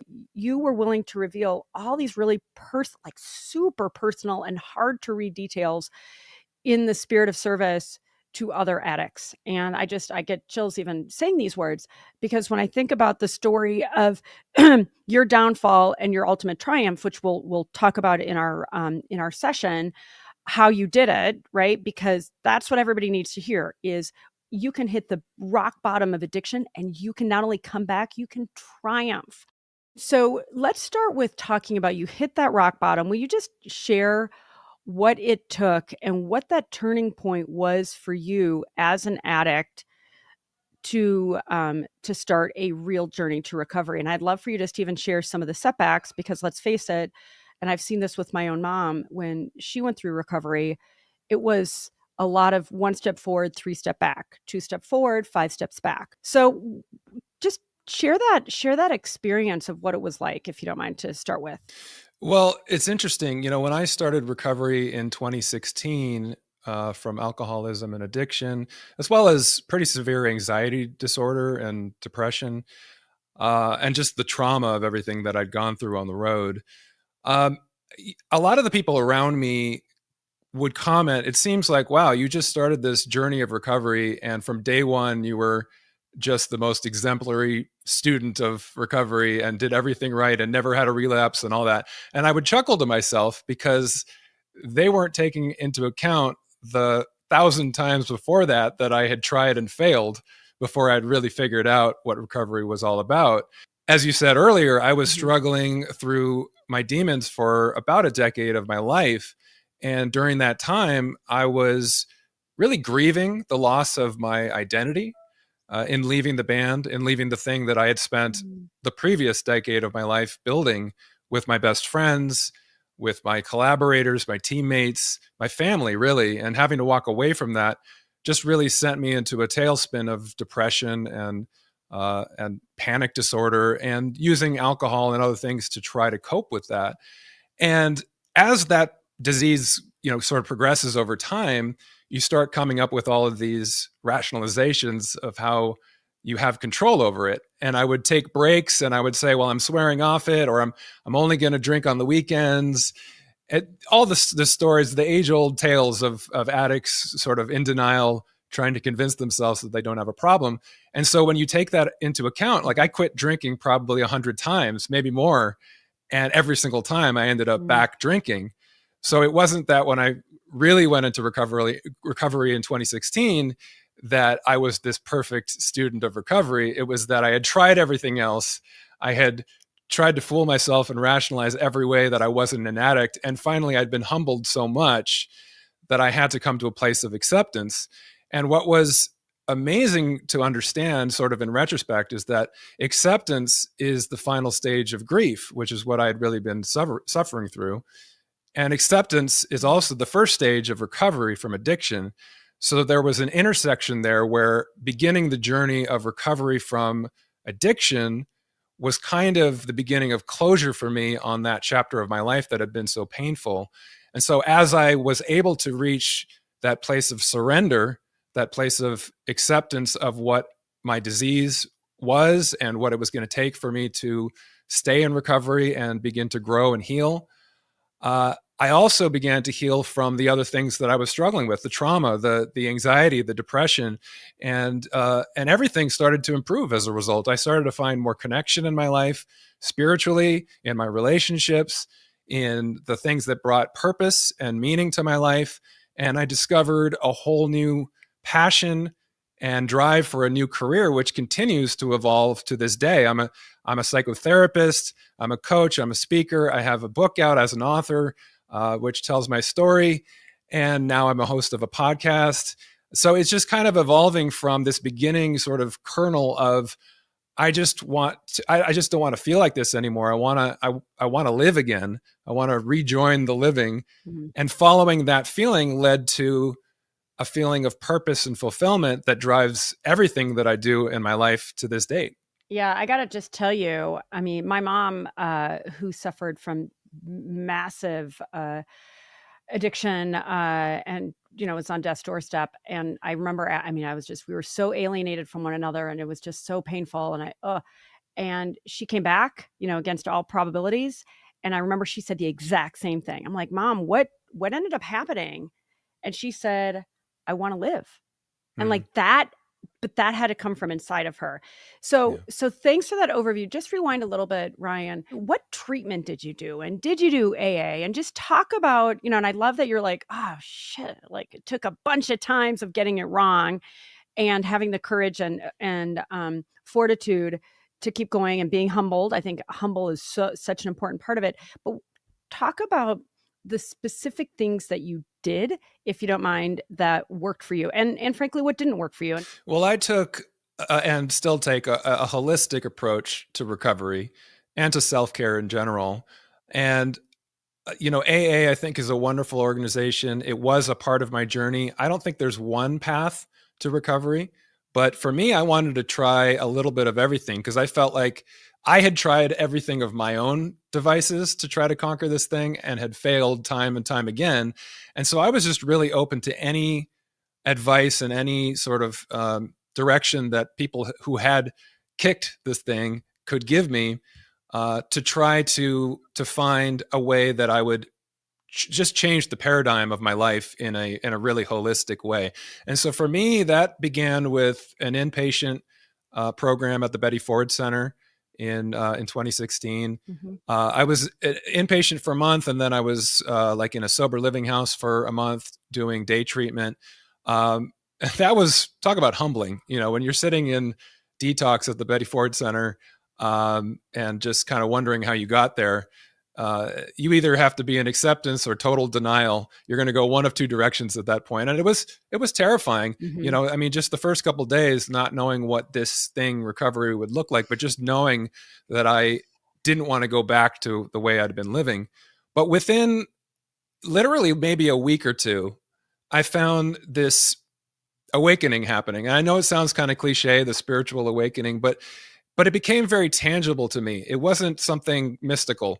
It was the fact that I felt connected to the people around me. I felt connected to the act of service, which is something I had been neglecting for a long time in my life. Just the very act of, welcoming the newcomers and helping the new guys that was shaking like a leaf, like I had been a week or two earlier, helping with him with his bags to his room and acclimating him to the process. That gave me a sense of purpose and also started to build my self-esteem, which had been knocked down so much over those years, to realize that I had something to offer another human being in a helpful way and that I could feel good about myself in the process. And so that, in the early stages of recovery, led to the next stages. I went to an outpatient clinic when I got out of Betty Ford. That led to me volunteering at that outpatient clinic for 2 years of my life, just continuing that service, being support to the newcomers, telling my story, and just having compassion for others. That was something that was very foreign to me in my addiction, because addiction is a disease of self-obsession, right? So I had spent so much time worrying on a day-to-day basis how I was feeling and whether or not I was, in the right chemical state to get through my day, or whether my anxiety or my depression was manageable with whatever drink or pill I could take at that moment, that just being able to get out of self and be of service to others was a powerful tool for reconnecting with life, reconnecting with people, with a sense of purpose. And so that was the driving force. That was really the biggest thing in my recovery, the most helpful and meaningful thing. I did the 12 steps. I got a sponsor. I worked that program. At a certain point, I was sponsoring other people as well. I went to therapy. I had a traditional psychotherapist who was a guy who was similar to me, a musician who had gone into recovery himself in midlife and then gone back to school to become a therapist. I did you name it, I did it. I mean, self-care was like changing the way that I ate, exercise, making sure that I was treating my body and my mind and my spirit with love and compassion. I just really had to change everything about the way that I had been living to tell myself that I was worthy and deserving of that kind of love and compassion. Yeah. Mm-hmm. And that just kind of evolved into this newfound purpose that was more a part of my identity in a holistic way. I wanted to take this new passion for mental health, for psychology, for recovery, and apply it not just as part of my own recovery, but as a purpose in my career. So I went back to school. I got a master's degree in clinical psychology.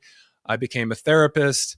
All of that was really just an extension of my own recovery. It felt almost like not just grad school for psychology, but grad school for my own recovery from addiction and anxiety disorder, because I was having to sort of conquer a lot of fears in the process of doing that, going from having panic attacks every day and drinking till I passed out on my couch every night to standing up in front of a class and giving a lecture on mindfulness. I mean, that turnaround just seemed like an absolute impossibility. And to be doing that was so empowering.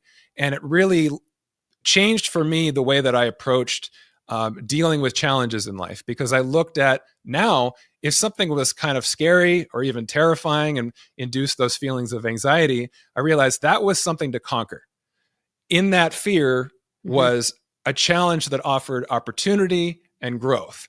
And if I just were able to walk into it and walk through it, there was a lot that I was going to gain in terms of self-confidence and wisdom that I could take forward with me into the next challenge and have more confidence approaching things that were scary in the future. So it just became sort of my motto. It's like, if I'm feeling that fear, if I'm feeling that anxiety, that's where I want to be. I mean, there's so much in that story that is just so compelling. And you said it a few minutes ago. I do want to underscore that, for yours, it was pass out, blackout drunk. And you have a wonderful life partner, Sean, who you talk a lot about in the book, and just her not knowing where you were and just, like less than zero stuff, folks. Like really just kind of this wasn't just a few extra drinks on the side, like bad, right? And just how you were able to overcome that and were so insistent with yourself that you would, and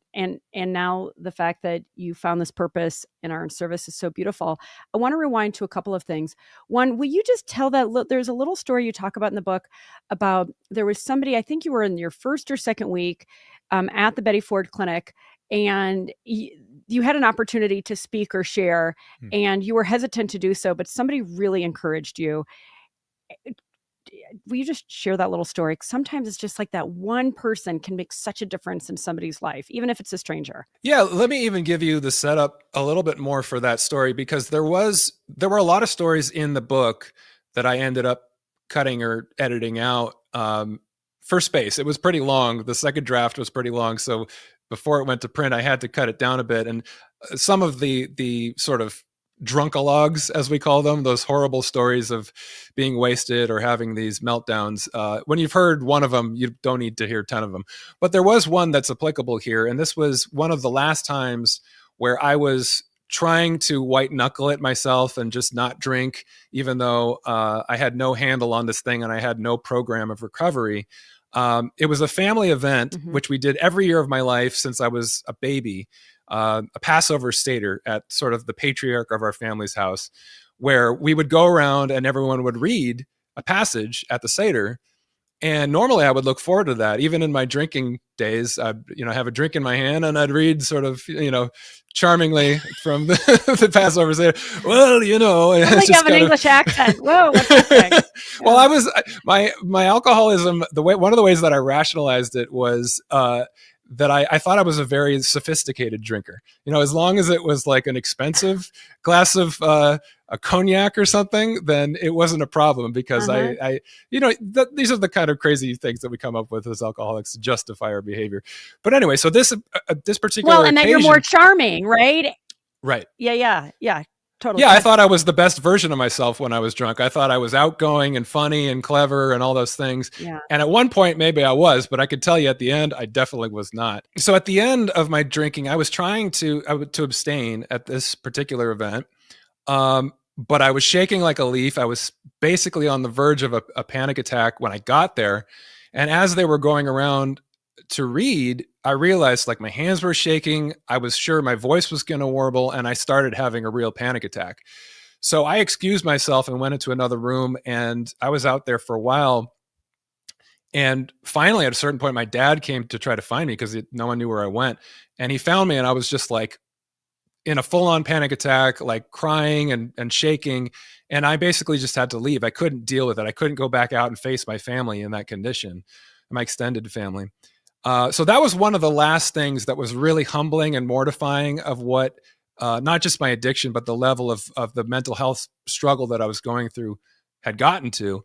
And so now fast forward to being at Betty Ford, and, the first week or two, just getting my legs underneath me, just starting to feel like I got the addiction out of my system enough to be present, but still having a lot of anxiety and just trying to get through each day.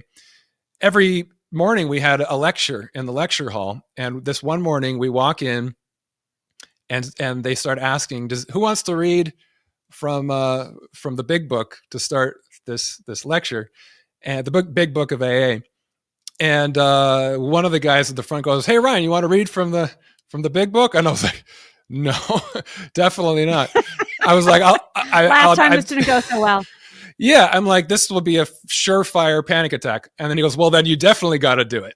And I was like, "Oh man, come on, tough love." So what am I going to do in front of everyone? They kind of usher me up there, and I open up the book. I'm at the podium in front of probably 100, 150 people in the lecture hall at the Betty Ford Center. And I start reading, and I notice right off the bat, my voice is starting to warble. And I'm getting that feeling, like my hands are sort of steadying myself against the lectern, and my knees are shaking almost so bad that I feel like I'm going to fall down. And so I get through a few sentences, and then I just had a thought. I'm just going to bring this into the room and let everyone know what I'm feeling right now. I say to the group, "I'm so sorry. I struggle with terrible anxiety. I'm on the verge of a panic attack right now. I'm sure you could tell that my voice is shaking. I'll try to get through this the best I can." And without missing a beat, 150 people just started cheering and saying, "Ryan, you got this. We believe in you. You can do it." Oh my God, I'm going to cry. It's so moving. I'd like to tell you that, the anxiety went away completely, immediately. Of course, that's not reality. However, what it did was it helped me get through that moment. It helped me continue to stand up there and deal with what I was feeling, and realize that I could deal with it, and that I wasn't alone in this. I'm not the only person going through this, and that everyone here is going through the same thing in one way or another. And so that was just the beginning for me of realizing, that was the moment I realized, well, the only way through it is through it. You have to stand up there and you can't sit go around. You can't. Yeah. There's no way around the pain. You kind of have to sit with it and grow through it. And, walking into class for the first time when I went back to school to get my degree, similar feeling, kind of shaking like a leaf, like I haven't been in class in 20 years. Am I up for this yet? Is this too early in my recovery to do this? But then I remembered that feeling of standing up in front of the lecture hall at Betty Ford and going, all these people are just going to grad school for the first time, most of them, and I can do this. Like, it's going to be a little scary. I'm going to be a little shaky. The first time I raise my hand to speak in class, I might have a mini panic attack, but I'll do it. And the next time it'll be easier. And so it just kind of was the launching pad for me to realize that I can grow through anything if I just allow myself to sit with what I'm struggling with and walk through it with self-compassion. For me, it's like just that one person who wasn't going to let you off the hook for, who had compassion for you, and how a whole group of people just cheered you on. And I mean, what makes me, what resonates with me, this idea of showing yourself, having the courage to show yourself versus, I feel like so often when you're an addict, you want to hide, right? Like you want to hide the shame, the grief, the not enough. Like you said, you finally decided you were worthy. And my sense is at the heart of every addiction is a feeling of not being worthy. And so we self-medicate, whether it's, in my case, we work too much, we watch pornography, whatever that thing is that feels like it's a temporary escape. It is to mask that pain. And it's so freaking scary to take the mask off. Right. And that feels like that willingness to say, I'm going to show up as me, is one of the greatest things we can do for ourselves. I want to rewind. You talked a moment ago about grief, how you had to overcome the grief of losing your identity. You didn't lose your best friends, but they were all touring the world and winning even more Grammys and more best-selling albums and going on to even higher highs while you were home, right? So, okay, you didn't lose them, but your life changed irrevocably. So you talk about the grief. I'm just wondering if I haven't heard about these being connected like this. If you think at the heart of most addiction, or even all addiction, is grief, right? When I think about in my own family, my mom, aunts, uncles, like myself, others, that there was something that was lost early on, or something that was missing early on. Do you feel like grief could be at the heart of all or most addiction? Like there is just something that is so lost that's why we self-sabotage like we do as addicts? I think that's a good way to look at it. The way that I've looked at it is that every addict I've ever met in recovery is self-medicating some form of trauma, some pain deep down that can even be generational pain, things that were passed down from previous generations through the coping mechanisms. And that's exactly what addiction is. It's it's an attempt to try to survive and cope with that pain, right? Grief is another good way to look at it, though, because what was lost often was the kind of trauma that most people deal with that leads to any form of addiction is usually some form of emotional neglect, right? Because you have a parent who's an addict who's not available to meet your emotional needs, or for whatever circumstance in your life, your caregivers are just not able to meet those needs in a way that is sufficient to feel secure in yourself and have self-confidence and self-esteem. So you're left with this void where that would be, and you're trying to fill it, literally fill it with a substance. You're trying to fill that hole. And so, yes, you're dealing with something that was lost, or something that was never given to you in the first place, that you're just craving so badly. And that's why people in relationships make a lot of the same problems too. It's like you go out trying to fix that wound, looking for somebody who's unavailable, for instance, and trying to, if I'm just good enough, if I just love them enough, then they'll love me back. And then I'll discover the worth that I never felt growing up. And we don't do this consciously. These are just unconscious sort of strategies that we devise when we have that void within us that is grieving that loss or that lack. And so we look for it in the behaviors that we enact, both in terms of addictive behaviors, relational behaviors, acting out impulsive behaviors. These are all strategies. They're just survival strategies. They can be self-sabotaging. They can be destructive. But if we look at ourselves with judgment for those things, we're just adding shame on top of it. And shame is the number one driving force of what keeps us in our addiction. So the shift that is most necessary is that shift from shame and self-judgment to self-compassion and self-love. Because even the darkest parts of us, the parts that are, using mechanisms that are destructive and self-sabotaging, those parts of us are still just trying to cope. They're trying to deal with something painful and get us through it and survive. And so when you look at it in that context, you realize that we are survivors. Even the dark parts of us are trying to survive. They're trying to give us tools to get through something really difficult, just maybe not in the healthiest way, and maybe in a way that's not serving us anymore. It might have served us at one point. As a kid, you might have been in so much pain that picking up a drink or taking a smoke or whatever was the only way you were going to get through that pain in that moment. And it was survival. Yeah. But then fast forward another 10, 20 years as an adult, and it's actually has become the cause of the problems in your life and not the solution anymore.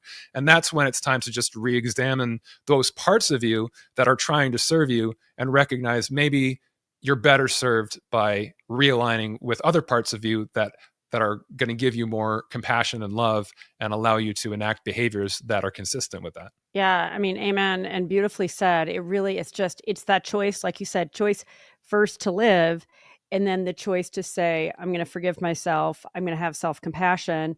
And, we were talking about the nonlinear journey of, and then you screw it up, and then it's like you have to remember to be compassionate. And it takes a lot of fortitude and strength to continue to try to choose at least self-compassion and forgiveness, and understanding that maladaptive part of you, to your point, really was there to serve. Originally it was to serve and protect you, right?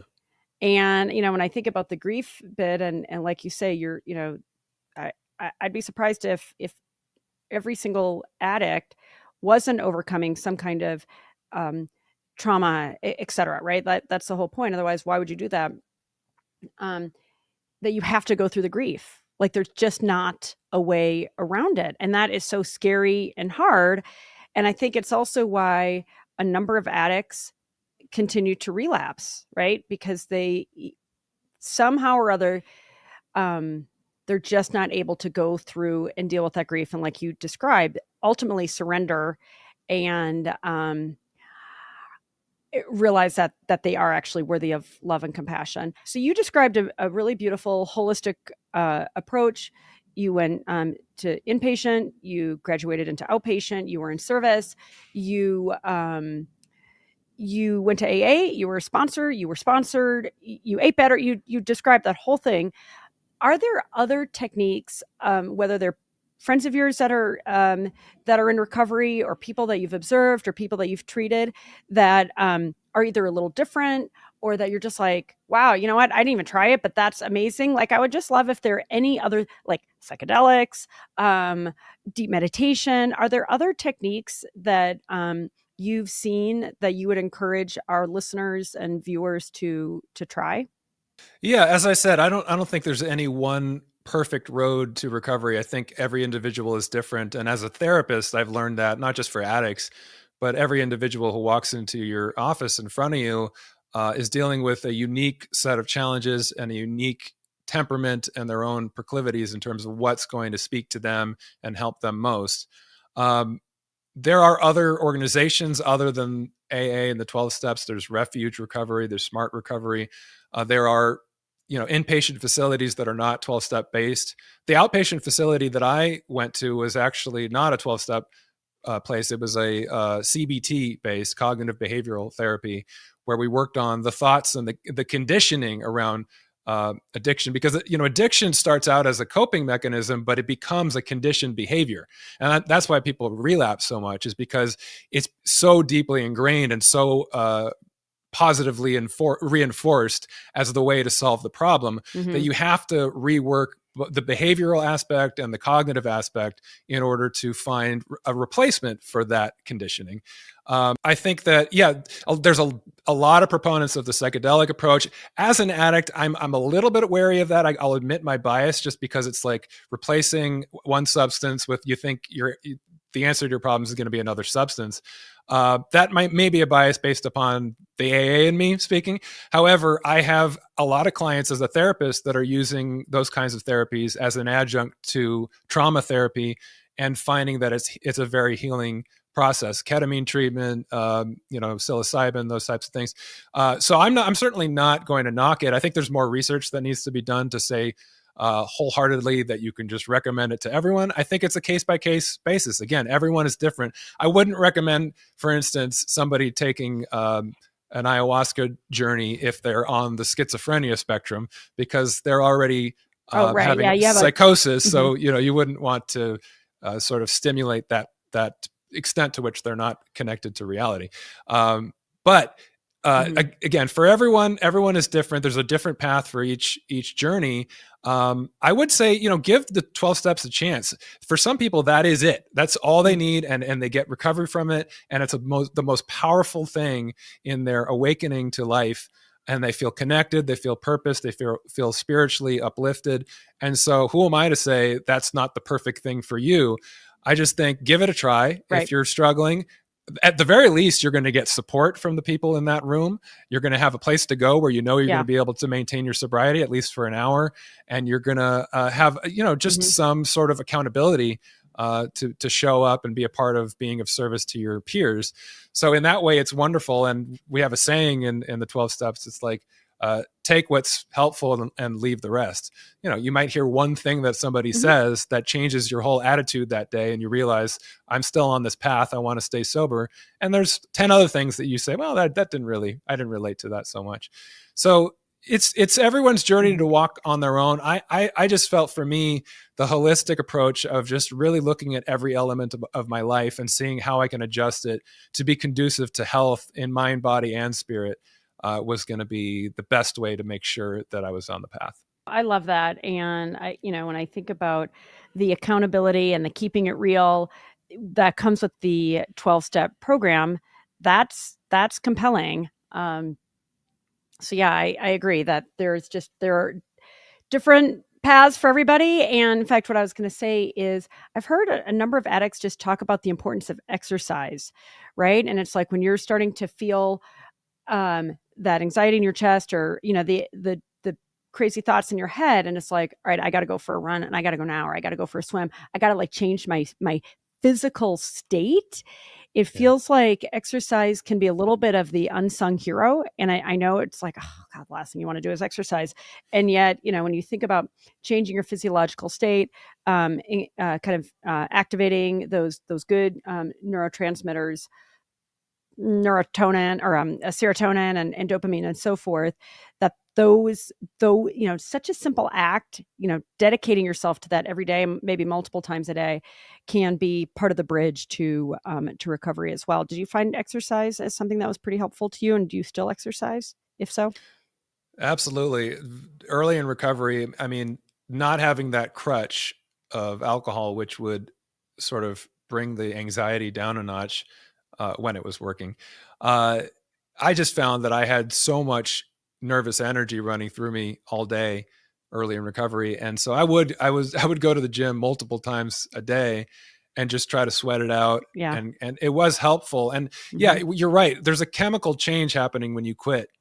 Your brain is coming back online, and it's figuring out how to find that balance and create its own neurotransmitters, which you were relying on substances to do that for you. When you remove that, your brain tries to find homeostasis again. It's going to try to find that balance of those chemicals, and it needs that little push. It needs that natural high that comes from exercise and nourishing your body in other ways. And so I think, look, when you're in early recovery, you need something to replace that high with a natural high. So wherever you're going to get that, if it's something that's not going to kill you in that moment, it's better than the thing that was going to kill you, right? In time, you'll find more balance. I think working out 3 times a day was not sustainable for me, but it was necessary early on. Now it's just more a part of my program. Bridge. Right. And I found that I play sports. I go and I play softball every weekend. That's a part of my self-care, both as an exercise, but also just connecting to my inner child and enjoying being on the ball field with a bunch of guys and girls and running and throwing and hitting. But I also, even if I have just 20 minutes in the morning when I'm getting ready to go to work, if I can just do some push-ups and sit-ups, get on the elliptical or just sweat for a minute, that is so helpful just to get those juices flowing, get those endorphins going, and put you in the right headspace. I think it's an important part. Look, addicts can take anything to an extreme, so it is important to be mindful of the thing that you are relying on. Right, the workaholism you mentioned, that's a very common one.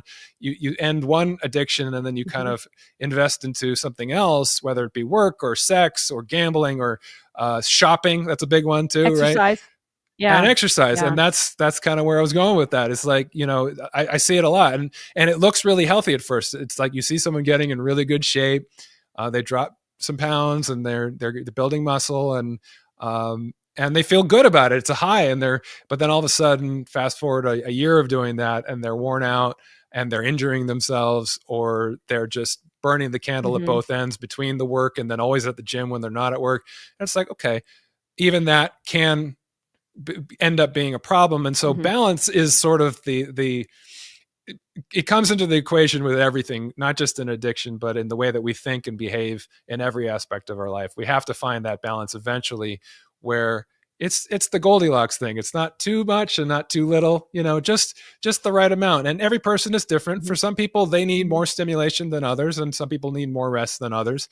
But finding what is the healthy sweet spot for you in finding a way to be most productive, most functional in a way that's nourishing you and empowering you and not starting to sort of wear you down. Yeah, that's amazing. And I want to chime in there again as somebody who I wouldn't say I'm completely recovered as a workaholic, but I'm way further. And something that I do, I really try to do it guilt-free. I give myself an hour or two every morning for self-care. I write in my journal, I drink tea, I do intensive meditations. And I say this for everybody else who's, in whatever phase of recovery they're in. It means a little less time on other things, but it's like, this is what keeps me grounded. And so I just want to urge other people to give themselves permission. And if it's, to get in your body and to feel grounded, if you need a couple hours of exercise every day or downtime or whatever it is, I just really want to give that permission because it can feel like a big indulgence. And I'm at a point now, it's like, yeah, this is taking time away. I watch no TV, so it's taking time away from other things. But I just fundamentally believe when I'm really grounded and in this really good space, I have way more to give. And then I don't regress into these old self-sabotaging patterns and get hyper and get, end up abandoning my family because I just feel like I need to keep working. It's like I'm able to bring balance into my life because I'm willing to practice that self-care and really invest in it. And like an hour or two every day, that's no joke. Like that's real for a working mom. Whew, like that's a real investment. But now I used to be like, oh, I'll just try to do like 15, 20 minutes. Like, let me just try to squeeze it in. Now I'm like, you know what? I'm not squeezing anything in. I'm going to go to sleep earlier so that I can do this for myself. And my life is so much better. I want to come back. One last thing before we kind of pivot into reliability and loyalty. Some of the unsung heroes of relationship fitness. Will you talk a little bit about the role that your parents and Sean, your life partner, played, and maybe your bandmates? I mean, and I want to give a little more context. Let's face it, when you're an addict, it is freaking terrible for all the people around you, right? And, I could share a little bit more about my experience as the daughter of addicts and, and witnessing my uncle literally die as a homeless person who would, he was like this high flying ad executive. He worked at Saatchi and Saatchi, died homeless. I mean, literally died homeless on the streets of Minneapolis, right? Wow. Like that's crazy stuff. And, and to see, I was a lot younger and not as close to him, but the the efforts that my parents made and my cousins and aunts and uncles, all these people really tried to help. He ultimately, unlike you and my mom, he didn't have that voice inside that says, I want to live. And I really want to give this context because it can be so hard to know what to do as a family member. Do you go down with the other person? How much tough love, right? So talk about the role that others in your life played, and maybe even if they really pissed you off, where you understood that they actually were doing the right thing, maybe by saying, you know what, Ryan, enough, we're done with you. I don't even know I'm making that up, but go ahead, please. I didn't really experience that in terms of people confronting me a lot or anger and conflict. I think because of the nature of my addiction, my personality, and my family enmeshment, I think that for me, I had a few moments early in my addiction, in the years right after I left the band, when there were moments when a few people in my family and close friends of mine approached me and just with concern, what's going on? You seem like you're kind of drowning. And I didn't like that at all. I was not going to stand for that, to have people concerned about me or to be the sort of like the black sheep that was, people were wondering when Right. So I shifted very quickly at that point into, I have to hide this a lot better, and that's another addict thing that we do, and my parents and my family, God bless them, they're very supportive, very loving people. I think they were probably willing to accept the facade that I was putting on in terms of protecting them from how bad it really was. I'm surprised to this day when I talk about it with people who were around during that time in my life, that a lot of them didn't really know the extent of it or how bad it was, that I was suffering through it on my own. The only person who really, even Sean, I don't know that she really knew the depths of it. I mean, she was with me and could see the ways in which I was struggling. But even at the end, I was hiding it from her as well. And that's when I kind of really knew that it was a problem, because she was so accepting, and even, I think she would say, even enabling to a certain degree, because we had this sort of codependent relationship. And we had been together for a long time, and we had been through some really high highs and some really low lows together. And so we were just kind of enmeshed in this very supportive relationship. Felt supportive, but looking back on it, it was probably... Well, and she wanted to be loyal to you. Exactly. Right? I mean, she was loyal to you, and maybe loyal to a fault. Well, that's a nice segue into the conversation about loyalty, because it depends on what you mean by loyalty as to whether it's a virtue or not.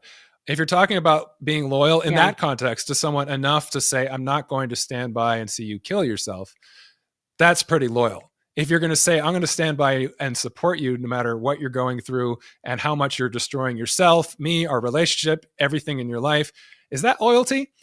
Or is that enabling and or just being a doormat, and accepting someone at their worst and not treating you the way you deserve to be treated? So we need to define these terms a bit in terms of what we mean by being loyal to someone.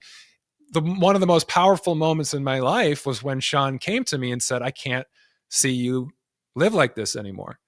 I can't see you kill yourself like this. And it was after a long time of that going unsaid. And I was ready to hear it. I think she probably understood at that moment that I was ready to hear it. And it wasn't judgmental. It wasn't angry. It was really just, and it was in a moment when she had every right to be angry, to be honest with you, because I had I'd gone to the studio to make some music. I had said I'd be back at a certain hour. She was going to make dinner. Next thing I know, I'm waking up, passed out at my desk. And I look up and it's like 2 hours after I said I was going to be home. I had no intention of drinking that day, but that was the state of my addiction at that point. I went to a liquor store. I got some vodka. I started drinking. I passed out. And I wake up and look at my phone and there's just text message and missed call one after another from Sean. Where the hell are you? What's going on?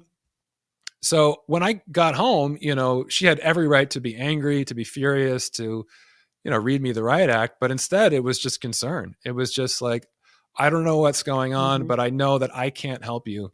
And that even if it means the end of our relationship, even if this shift in the dynamic of you going into recovery means that we don't work anymore, I'd rather see that for you and you get healthy than continue to see you in this state and living this way and killing yourself. And so I had no more illusions at that point. You know, it was like, here's the person who can see me most clearly, who's most close to me, who knows what's going on. I had been feeling all those things myself. I was just still in denial and couldn't really get over that hump to a place of acceptance that that's what I was dealing with. But I had been wanting desperately to stop feeling so sick and tired, you know, and wanting to be in a place where life had meaning and purpose again. But it wasn't until she said that and she sort of gave me permission that I was able to finally turn that page and check myself into getting help. So it was powerful. And I think the advice that I would give in dealing with loved ones is no one can really you can't make someone ready to get help until they're ready to get help. No matter how much you scream at someone and tell them how horrible their behavior is and that they're killing themselves, like it can be helpful in that sometimes you need to hear something 1,000 times before it really resonates, especially for addicts. You know, we can know how bad this thing is and hear it 1,000 times and it never really resonates. And still rationalize it, right? Yeah. Or justify it. I think the most important thing with any mental health challenge in dealing with a loved one is to come from a place of compassion and wanting to understand. And obviously, most importantly, of not enabling, showing up without judgment, without enabling, and just offering support for their recovery. In other words, saying, look, I don't know what's going on. Can you explain it to me? You know, what are you dealing with? Because I don't understand it. Offering somebody the opportunity to talk about what they're carrying around. Because so much of what we struggle with is feeling like we're alone in what we're dealing with. We have this pain inside that we think nobody's going to understand. And if somebody reprimands us or tells us that we're embarrassed about, that we're trying to hide, right? I mean, so it gets compounded. Yeah, all you're doing by criticizing is you're adding more shame, because the person is already dealing with shame. The two things that are driving the addiction more than anything are shame and enabling, right? So if you're either enabling or you're shaming that person, you're just adding fuel to the fire. But if you're giving them the opportunity to feel not judged, but to feel empathy and compassion and just sharing, look, I'm here for you if you want to help yourself. I don't know what that means. I don't know what you're going through, but if you want help, I can help you get help.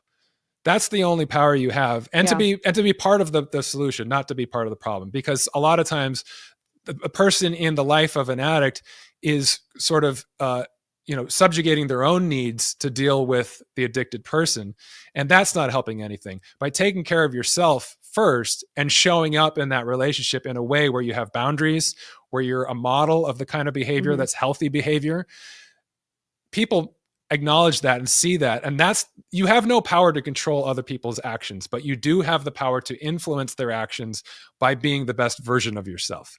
When you show up the best version of yourself, others have a chance to meet you there and to choose to make changes and grow in a way that they join you in that place of healing. So that's the shift that I think is really important, is to prioritize self, to be compassionate, but not cross over into enabling, and to just offer a hand of support in recovery.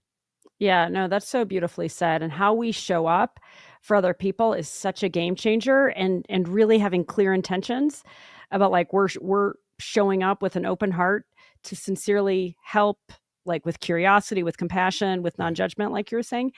Let me ask you about, just rewinding, because you've described how close you are to your parents. It sounds like they never really confronted you when you were in those really dark days. Did you ever talk to them about why they didn't, or did it ever come up after the fact where they were coming from? Because surely they knew, even if they didn't know the depths of it. I mean, I don't want to let them off the hook too much. And I say this for a very specific reason. They knew that something was really wrong with you.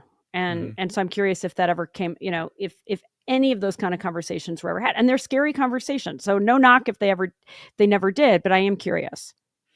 Yeah, well, it's a nuanced story. I'll give a little bit of the timeline on it.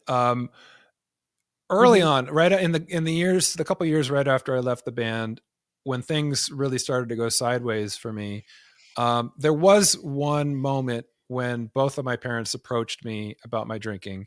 And it was at a family event, a wedding, that we were all in the middle of nowhere in Kansas at a gun range of all places, for a wedding. My cousin was marrying a girl who was from Kansas. And, you know, I just thought, here's a weekend away. I'm just going to have fun and be the fun party guy that I was trying to be in the context of my band friends.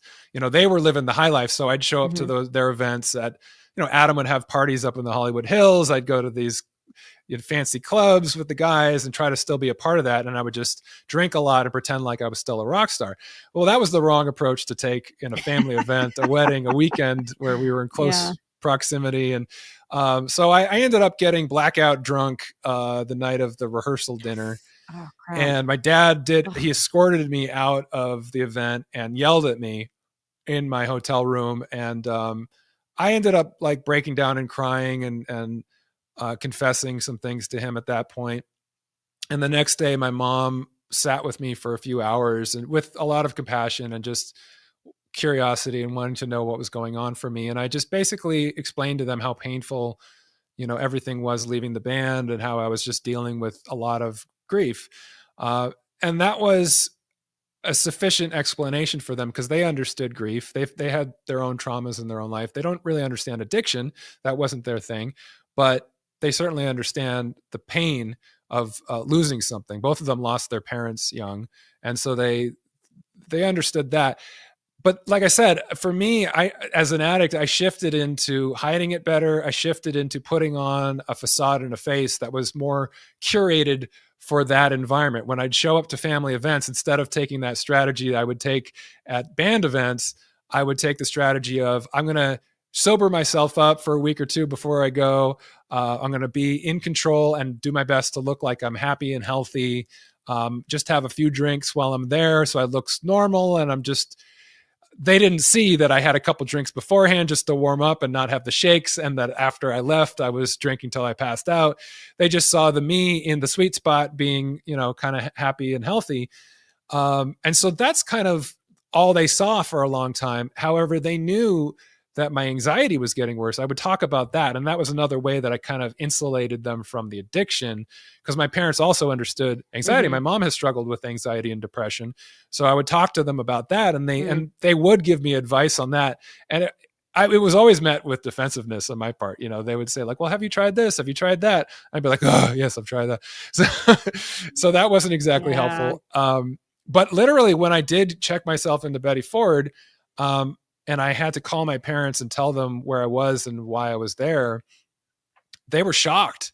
They knew that I was struggling, but they didn't know it was to that degree in terms of the alcohol. And I told them to wait for a couple of weeks, and then they came to visit me to do the family program.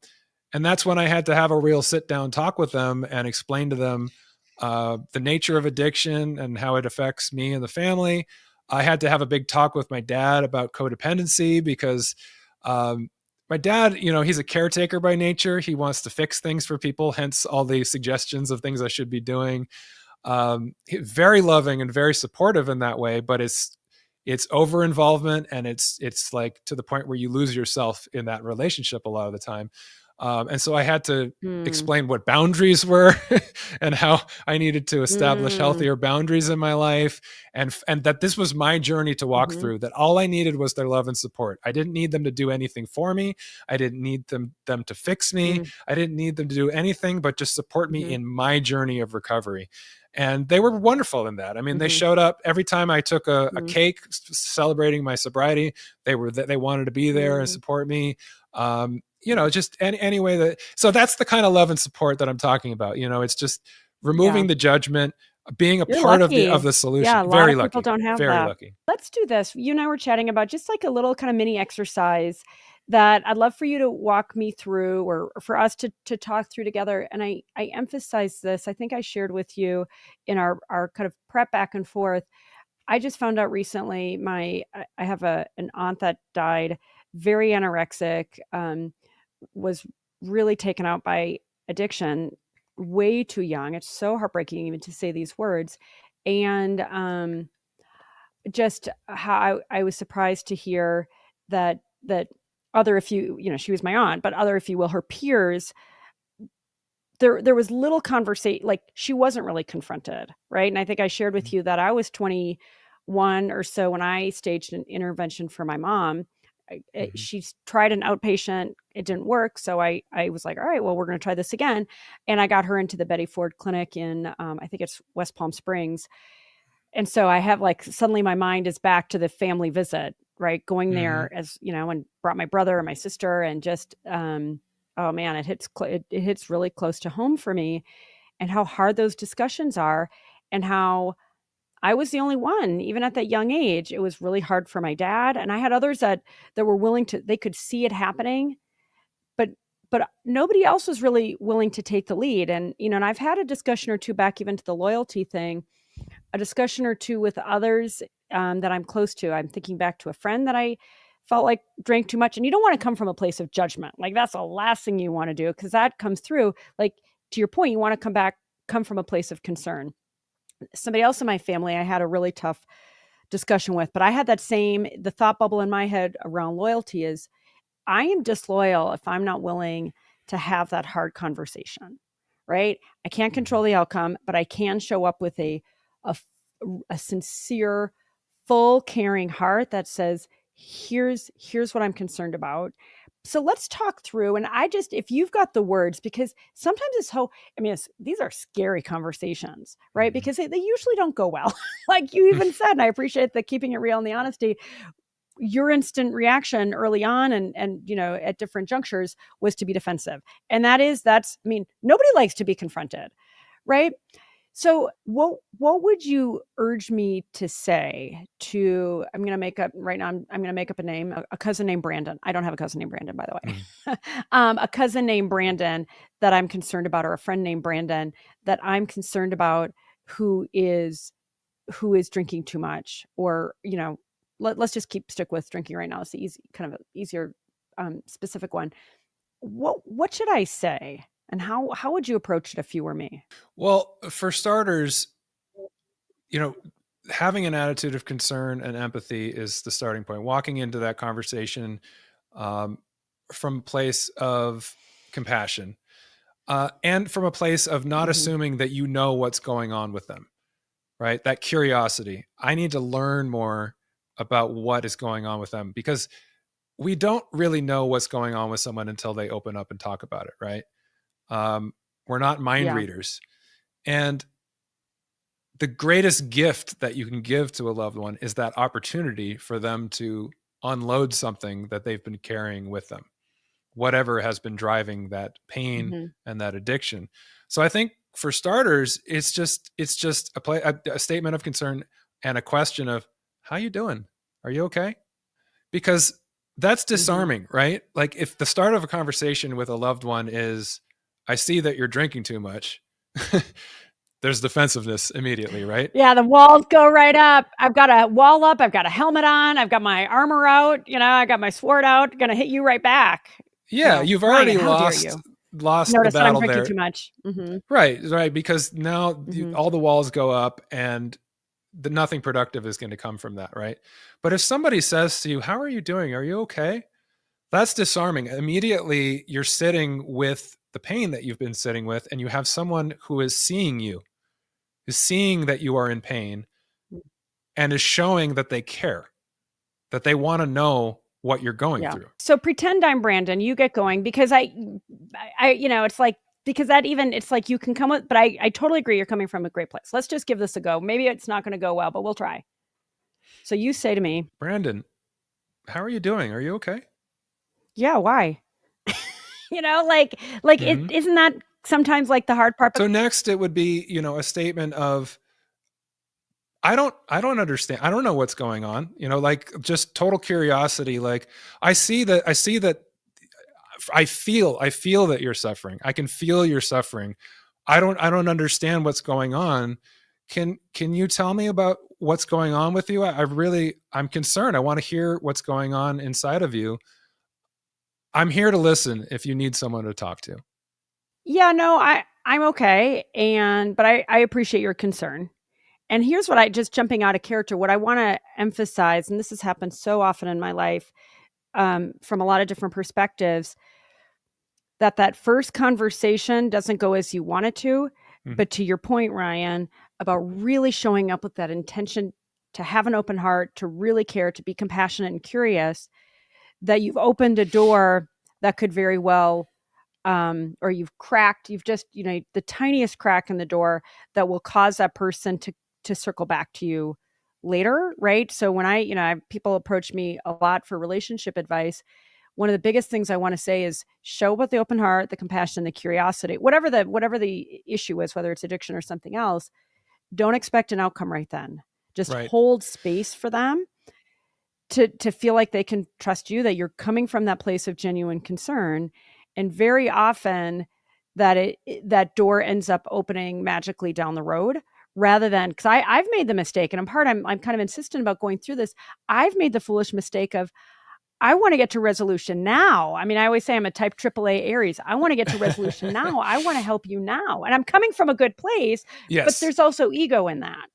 Right. And you and I have talked about, like, we got to take our ego out of it, right? If we're trying to help. Well, the sense that I'm getting is that you're similar to my dad in a wonderful way, in that you are both caring and loving, but also you're a fixer, right? You're like, here's a problem. I want to solve it. And you're the one in your family, it sounds like, the caretaker who will go out and see what the issue is and try to address it. That's wonderful, but you have to put yourself in the perspective of the person who's being fixed. Nobody wants to be fixed. No one wants to be told they're broken, right? They may feel broken, but if somebody else is telling you that you're broken, you're going to get defensive. So you have to, I think, a really important mindset understanding going into a conversation like this is, I can't have an agenda. If I'm approaching somebody, yes, no agenda, because if you sound like you're their manager addressing their work performance, how is that going to be met with? You're not talking about somebody you're trying to improve the way that they're functioning in the workspace. You're talking about helping someone heal. And healing is something that is an internal process. All you can do is be a facilitator, a collaborator, a support system. So there's no agenda. If your agenda is, I would love to see this person get into an inpatient facility, I would love to see them go to AA, you're already 3 steps down the line that you have absolutely no control over, right? That person is going to be able to do that for themselves when they have the awareness and the wherewithal to do it, or they're not. You telling them to do that is going to have no impact. It's probably only going to send them further into defensiveness and not wanting to do what you're saying. So there's no agenda other than, I'm giving you an opportunity here. I'm giving you a caring ear. I'm giving you empathy and showing you that you're not alone. Because when you feel like you're not alone, that opens a crack in the door. That makes you realize, well, maybe if I do ask for help, maybe if I do reach out, somebody will understand and somebody will be able to help me walk through the pain that I'm walking through. So that's the only thing that can be productive is showing up in that way and not jumping to fixing. And that applies to any kind of relationship, and in particular in romantic relationships.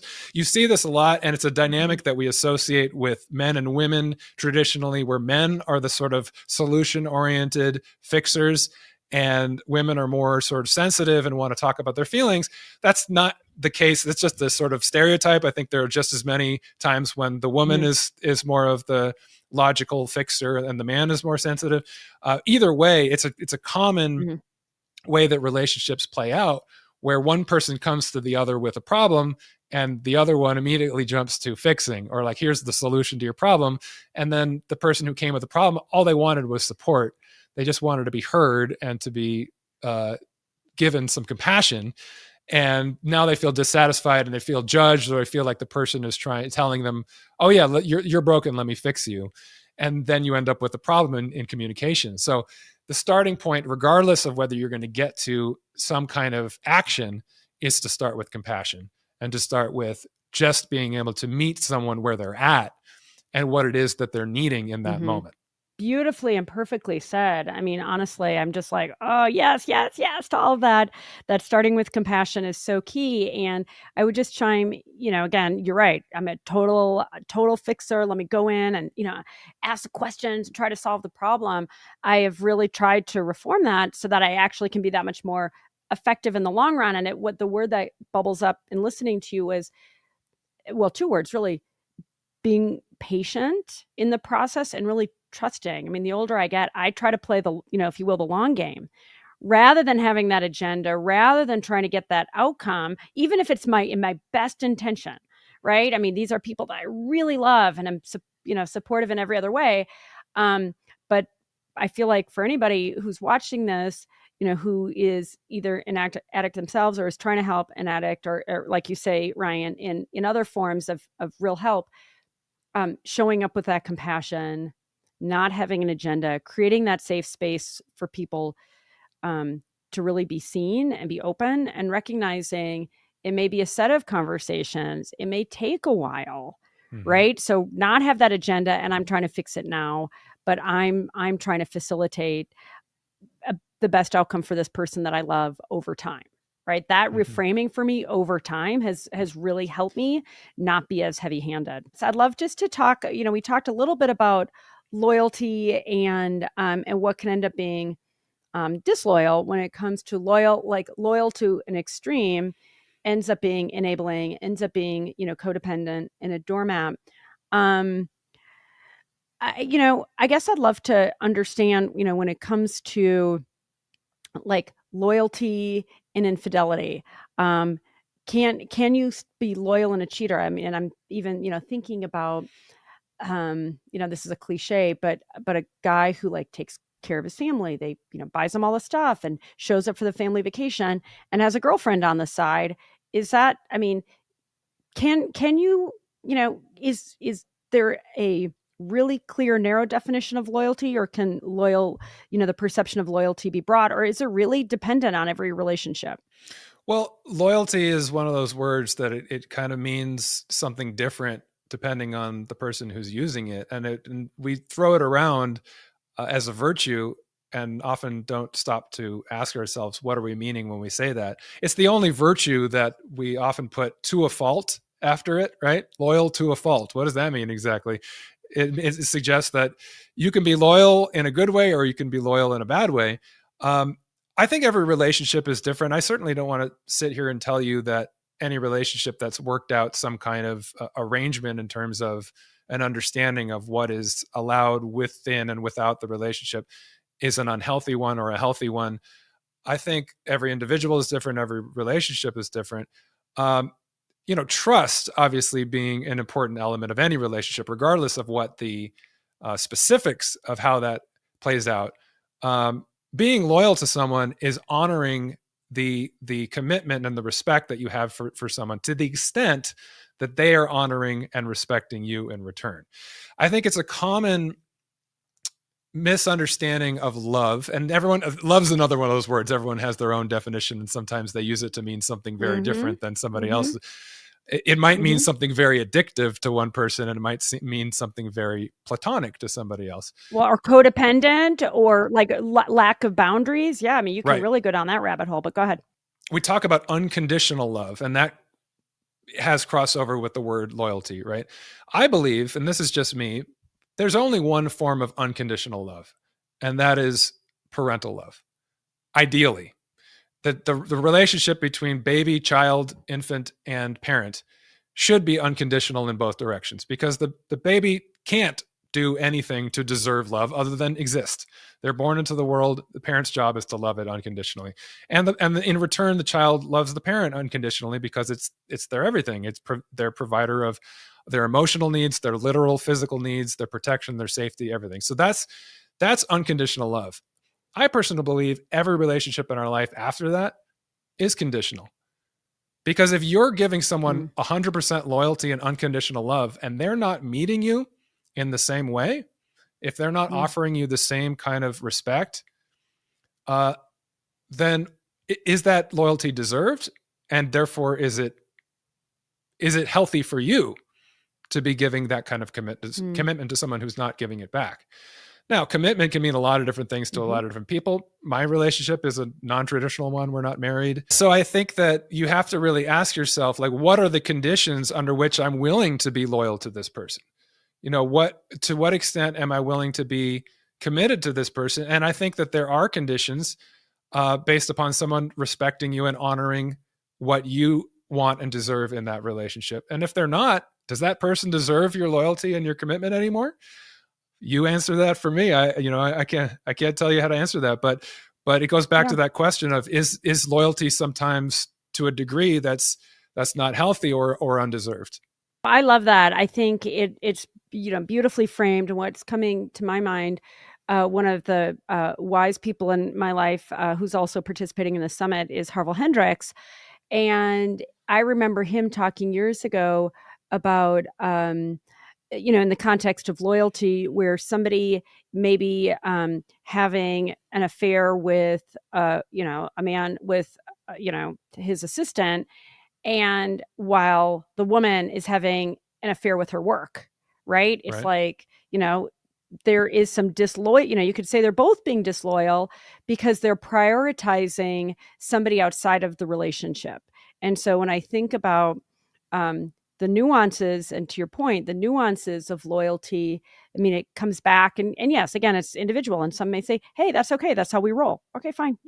Judgment-free zone here. Sure. But when it comes to really being honest, and let's face it, it can be really hard to, like you were saying, addicts, we do a good job rationalizing our behavior, don't we?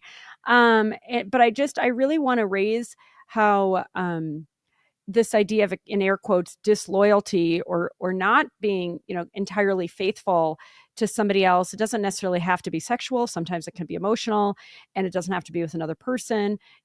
I think we've all heard about codependent relationships with a parent and a child, right? They've got the spouses are kind of dysfunctional. So maybe the mom and her daughter, or the dad and the son, or whatever, they prioritize the child over the spouse or the partner, because it's like, for whatever reason that works. And and would you say, like, is that disloyal? And again, no judgment here, but I raise these matters just for people listening to hopefully reflect in their own lives and say, yeah, how loyal am I really? And in a way, because when we think about relationship fitness, loyalty is, feeling that. I can say one of the greatest, my husband, I wouldn't even say he's loyal to a fault. He is loyal. He's loyal. He's reliable. I trust him. And I mean, we got other things that can be challenging in our relationship, but it's like, oh yeah, he is definitely loyal, right? Check that box in a big way. Let's talk a little bit about reliability, because I think I feel like reliability and loyalty can go hand in hand, and people can be like, all right, well, what's the difference? So we've really tried to think about this. I like to think of, in the pantheon of virtues, I was saying to you, reliability can be that one of those kind of unsung heroes. It doesn't come up a lot. I like to say it's boring but important. You won't notice reliability when it's there, when that person just shows up on time. They say they'll do what they're predictable and so forth, but we get really rankled when it's not there. And so I'm just curious how often you see reliability issues in your clinical work. Is this an issue for many people, or is it most people are relatively reliable to each other? Here's how I see it show up in my clients, and I can tell a personal story as well that relates to this. I think you have to remember that every relationship is a two-way street, right? And what I see showing up in relationships a lot is one person complaining about the other person not showing up in certain ways, and time again expecting them to show up in certain ways and being disappointed and building resentment because of that. Now, what is that person's responsibility in that relationship? Is it to expect this person to after the 100th time, do something different that they've showed their behavior to be the previous 100 times? Or is it at a certain point to adjust their expectations of that person to be consistent with who they are? Because that causes a lot of problems in a relationship. It's like, if you married a go-getter and you expect them to go out and get, you're probably going to be satisfied in that relationship. If you married someone who's complacent and happy to sit on the couch and just do the minimum amount of work in life to get ahead, and then you're expecting them day in and day out to become somebody who's going to be a go-getter and have ambition and drive, you're setting yourself up for disappointment, right? And so you're the one who is the maker of your own resentment because you're expecting someone who by nature is not the thing that you're wanting them to be. So in the choices you make in terms of a person that you're going to make important in your life and in the way in which you choose to engage with them, the expectations have to be consistent with the reality. Now, this happens in romantic relationships. I can explain this from a personal perspective in a very important relationship in my life that I talk about in my book, Harder to Breathe. Adam Levine has been one of the most important people in my life, obviously, clearly. And to this day is still, I would say, one of my best friends for almost over 30 years now. We've known each other since we were little kids. Early in our relationship, as teenagers, when we first started the band, he used to drive me nuts. And in some ways he still does, but but for very specific reasons. And granted, I was a couple grades ahead of him, a year and a half older than him, and I was a little bit more grown up and a little bit more responsible and mature, but also just by nature, in terms of our temperament and our personalities, we're opposites in a lot of ways. I can be perfectionistic, type A in some of the ways that you described, sort of I have control issues, obsessive compulsive about things, and it can extend to other people in terms of my expectations of other people living up to what my standards are of how one should behave or how things should be organized or how this is why we get along so well, Ryan. Absolutely. Yeah. And it's great or it's not so great, but go ahead, keep going. Sorry to interrupt. Well, this was a big learning experience for me, and it helped me to adjust the way that I engage in relationships, because Adam by nature, God bless him, is the opposite. He has ADHD. He's very impulsive. He has a hard time organizing things. He has a hard time focusing on things for a long time. In particular, at that age, as a teenager, he was 14 when we started the band. I mean, what 14-year-old is good at focusing their attention on anything for more than 10 minutes? So it just, for me, it was constantly frustrating because I took it personally. I took it as disrespect, the way that he would constantly change plans at the last minute. He would forget things. He would lose things. He would, what I thought was disrespect, like, I tell the story in the book, like he'd come over to jam with me in my garage. He'd go into the fridge and take out a soda, open it up, take one sip and put it down. We'd go jam some more. He'd come back, forget that he had taken a soda, grab another one, open it, take one sip and put it down. By the end of 3 hours, there were 5 cans of soda laying around the house in different places with one sip out of each of them. And it would drive me nuts. I'd be like, that's so disrespectful to my family. And it didn't occur to me, like, that's just the way that he rolls. He can't help it. Like, that's just who he is. It's not consciously trying to be disrespectful, but I'm taking it as conscious disrespect.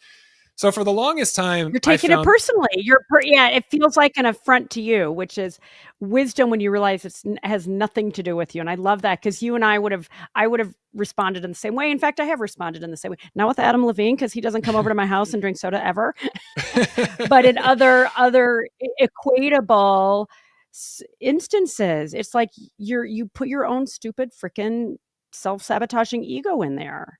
Yeah. So I really genuinely love this story. All right, keep going. So up until the age, like, I don't know, my early 20s, I would have defined Adam as totally unreliable, as somebody I can't depend on, who's, just completely consumed with his own needs and doesn't think about the needs of others. And that would constantly drive me nuts, because I was like, come on, man, get with the program. Like, look how I'm showing up every day. I'm helping you organize your life and organize this band and giving you all the things that you need to get to the next level. And can't you just show me, like, the littlest amount of respect and show up with some consistency and reliability? And it got so bad at a certain point that I was considering leaving the band, because I was like, I don't know. I'm just always angry. I'm always frustrated. And there were other things going on. We weren't seeing eye to eye at that point. We were kind of in a band crisis at that point after the failure of our first record deal. But I don't know how I had the sort of emotional maturity at that point in my life because in other aspects I didn't, but in this regard I did. I had a sort of moment of clarity where I recognized that I was the maker of my own misery to a large extent in this regard, because I was constantly having expectations that Adam was not capable of meeting. And so I had to ask myself, I had to make sort of a pros and cons list. Like, what is this relationship doing for me in my life? Is it serving me or is it not serving me? Because right now it feels more negative than positive. And I thought about what would it mean for this relationship to not be in my life. And it would mean the loss of one of the most fun, engaging, charismatic, entertaining people I know. Somebody I've had a lot of interesting adventures with and done really cool things with, an incredibly creative and talented person with whom I feel intensely bonded in creating music, in starting a band and taking it to the point where we got a record deal and we're working on a second record deal. Somebody who has a big heart and is loving and a little impulsive, but in a way that can lead to new ideas and new adventures, in a way that gets me out of my shell and gets me out of my control sometimes, and is helpful to me in my process. If I lose that, I'm losing all of that, just so I don't have to deal with the ways in which he frustrates me in some regards. So what would be the bigger loss here? And it was a no-brainer. I was like, this person is absolutely a net positive in my life.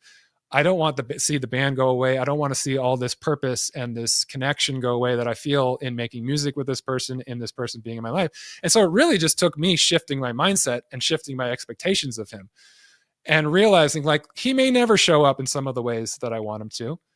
Maybe someday he'll mature in some ways and he will be able to in other ways. But for the purposes of where we're at in our life right now, being in a band together, creating great music and continuing to work towards our dreams is good enough. I can deal with the other stuff as long as I'm willing to laugh it off to a certain extent. And so it became more like, oh, yeah, there he is, changing plans at the last minute.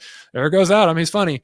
And it was much more tolerable to take that mindset than to be constantly expecting something different and constantly being disappointed.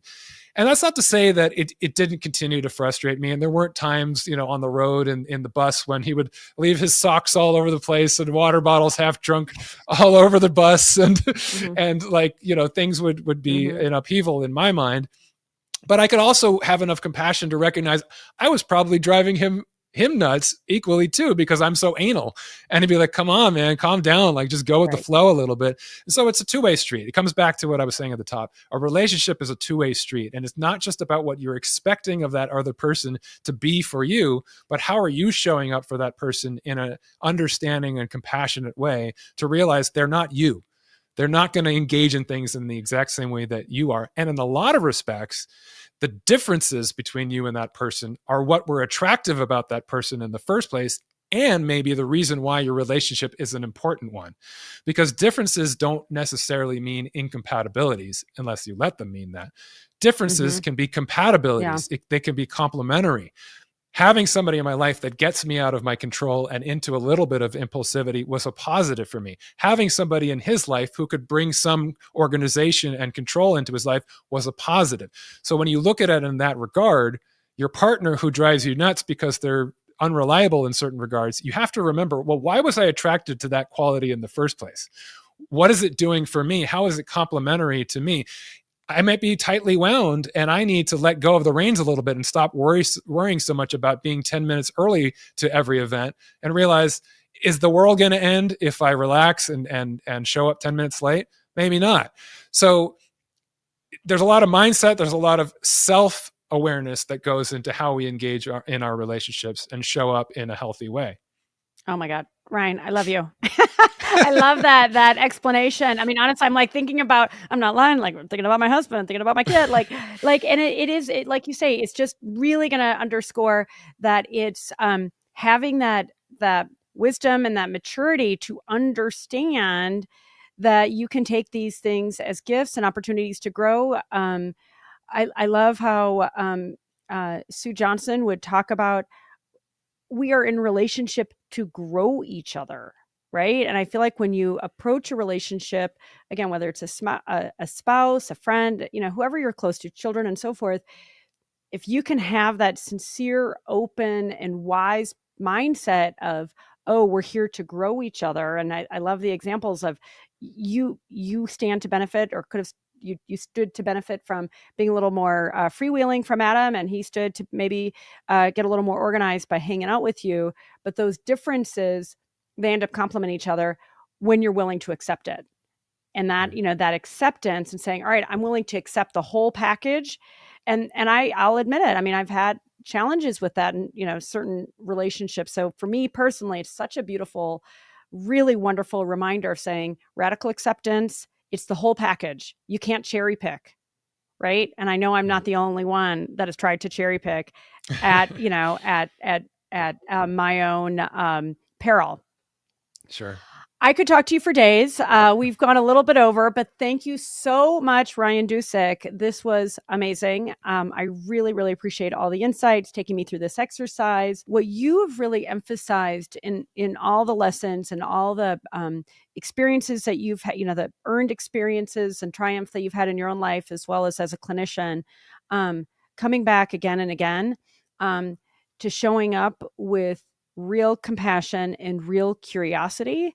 That's a superpower, right? And it takes a lot, right? Especially whether it's a working parent or any circumstance that we find ourselves in, and we're stressed out and we're worried and we're afraid.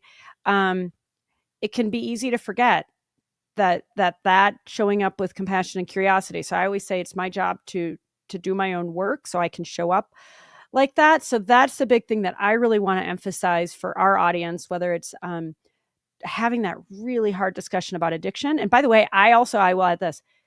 I find when I'm showing up with compassion and curiosity, those really hard, scary discussions become a lot less hard and a lot less scary because I know my intention, right? And not having an agenda. Good reminder. We'll try not to have an agenda.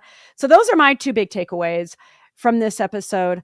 Compassion and curiosity triumph always in any circumstance in building relationship fitness.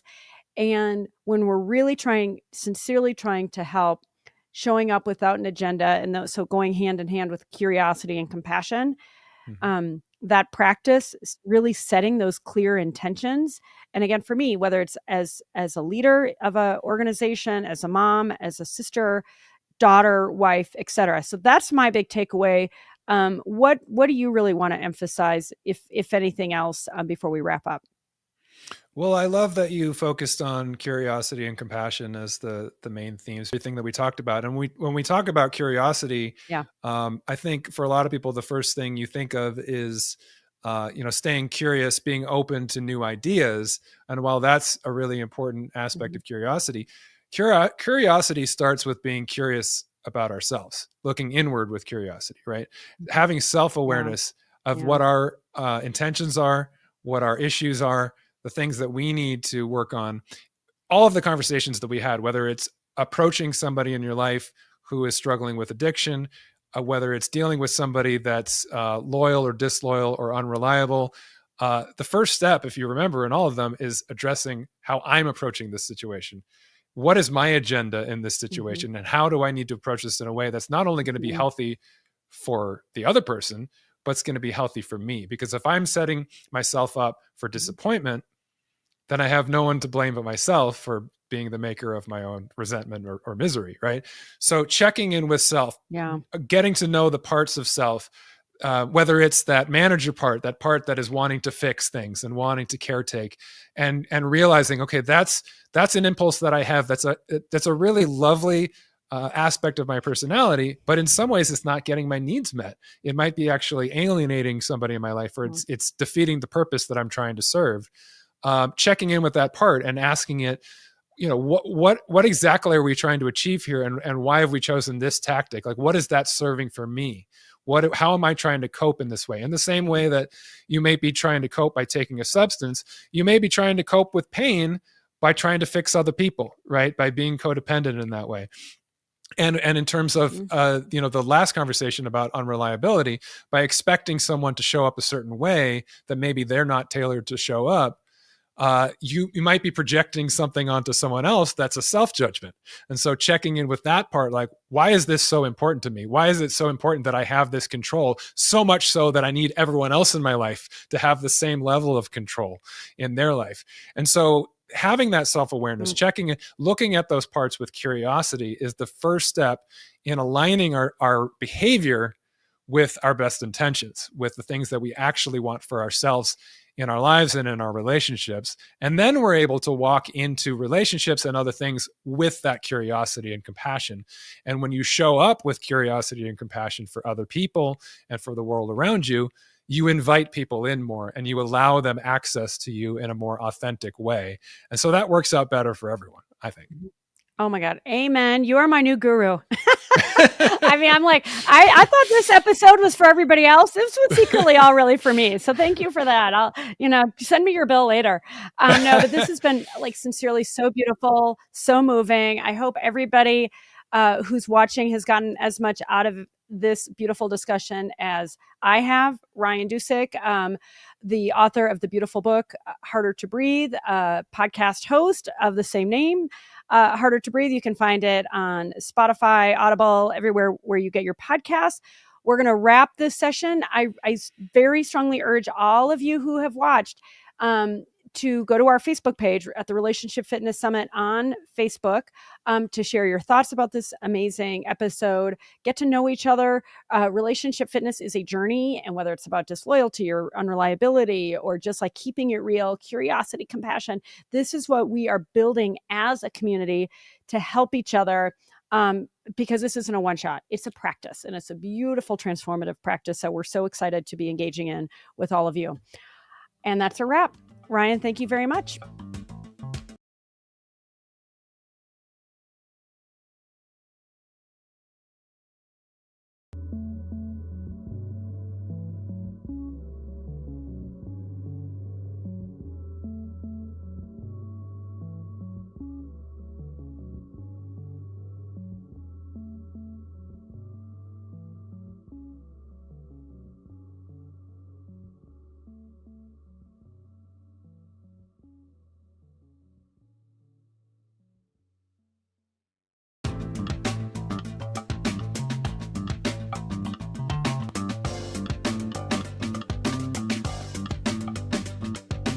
Welcome back to the Relationship Fitness Summit. I am your host, Andrea Miller, and I am delighted to welcome one of my favorite people, the one and only Marianne Williamson. We are going to be talking about accountability, acceptance, authenticity, and more. And before I forget, make sure you hit the Relationship Fitness Facebook page for the session, because like me, so many of you love Marianne. You're going to want to share your favorite bits, your favorite books, all the things that will make the experience of the Relationship Fitness Summit even better. With that, let me introduce Marianne Williamson. She is a popular speaker, political activist, highly admired teacher and guide to many millions of people, and the best-selling author of 16 books, including A Return to Love, Reflections on the Principles of A Course in Miracles, along with 3 other #1 New York Times bestsellers. Her most recent beautiful book is called The Mystic Jesus, The Mind of Love. Marianne founded Project Angel Food, a nonprofit that has delivered more than 14 million meals to ill and dying homebound patients. She co-founded the Peace Alliance and supported the creation of a U.S. Department of Peace. And Marianne was a candidate for the 2020 and 2024 U.S. presidential elections, achieving incredible polling numbers thanks to her messages of optimism, peace, pragmatism, integrity, accountability, honesty, and more. Welcome, Marianne. Thank you. Thank you so much for having me, Andrea. Yeah. All right. Well, let's jump into it. Why is self-acceptance so hard, and how can people become more accepting of themselves? Well, the context in which I frame all of this has to do with spirituality. Sometimes people look at relationships or work or money or health as a separate category of existence than spiritual understanding.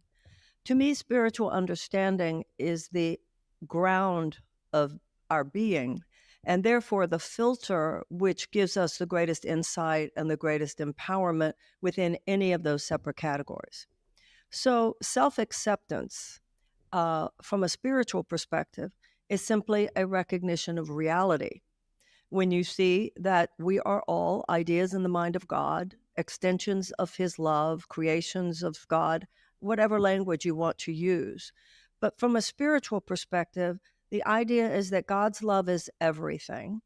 So when God creates anything, it is by definition an extension of himself. God, therefore, does not create junk.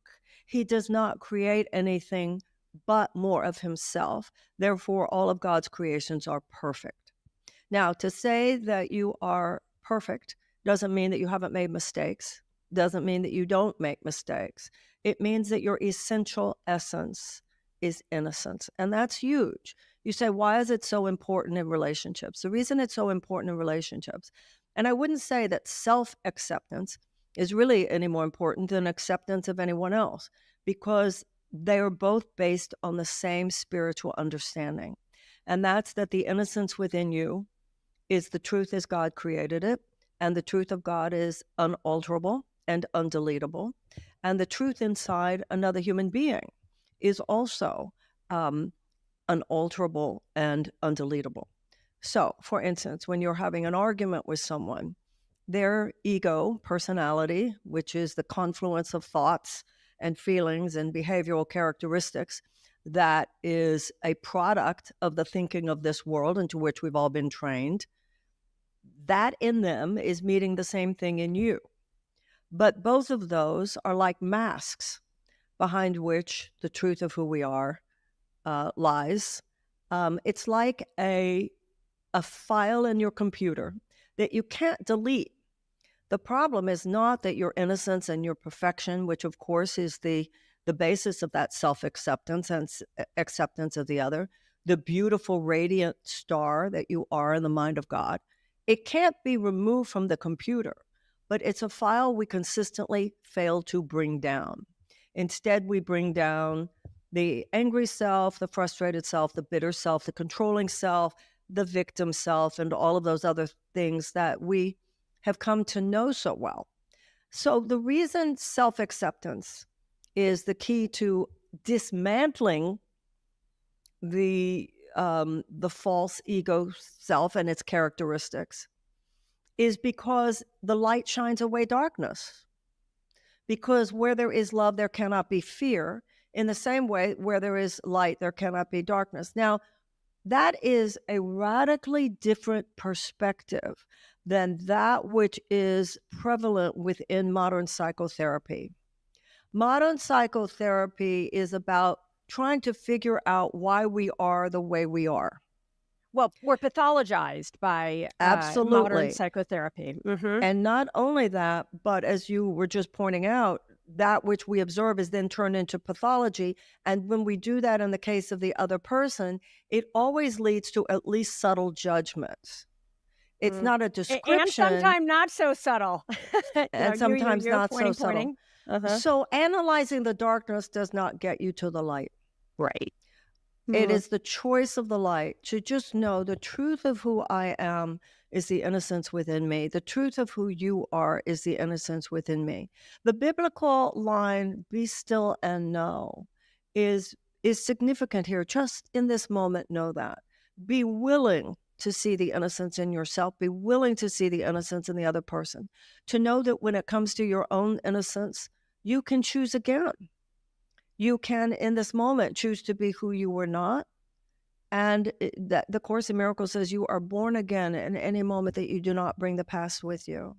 And you can be willing to see the innocence in another person. You know, I had an experience that I wrote about, I think, in my first book. I was on a European vacation with my friends, not with my family. I mean, when I was in I think it was in my late 20s. I mean, it wasn't, or early 30s, somewhere in there. And I was having a hard time with my mother. And I had a typical neurotic relationship with my mother. Nothing out of the ordinary, but, you know, I wasn't the daughter that she wanted. And she wasn't the mother that I wanted. You know, she was a more socially conservative person, not politically, but socially. And, you know, I was a little wild and crazy and 60s, 70s type person for her. But of course, I was mirroring that because I wanted her to be a more wild and crazy mother. She wanted me to be a less wild and crazy daughter. But you're just what each other needed, right? Exactly. And that's why we were together and all that. But we were on a bus and I was sitting across from her. And I said, I am willing to see her differently. I am willing to see her innocence.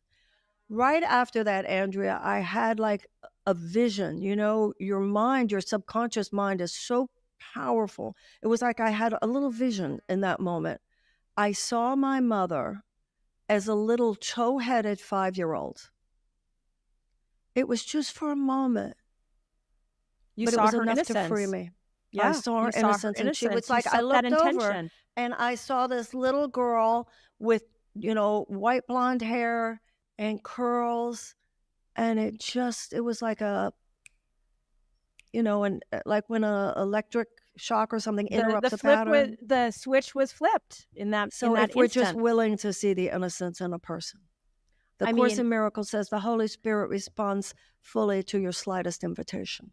I am willing to experience my own innocence. I am willing. I mean, amen. Those related wise words that you write in the Course of Miracles have been so helpful to me personally. And at times, whether it's with my husband or my kids or any number of other relationships, I'm so sure it's the other person that's wrong. And I'm so frustrated. And then I sit and think, I just need to be willing to see their innocence. I just need to be willing to see my own innocence. And it's ironic to me because in a way it's the most simple thing in the world, and yet it can be pretty damn hard. Let's face it. Like, good for you to have that grace and wisdom to see your mom like that.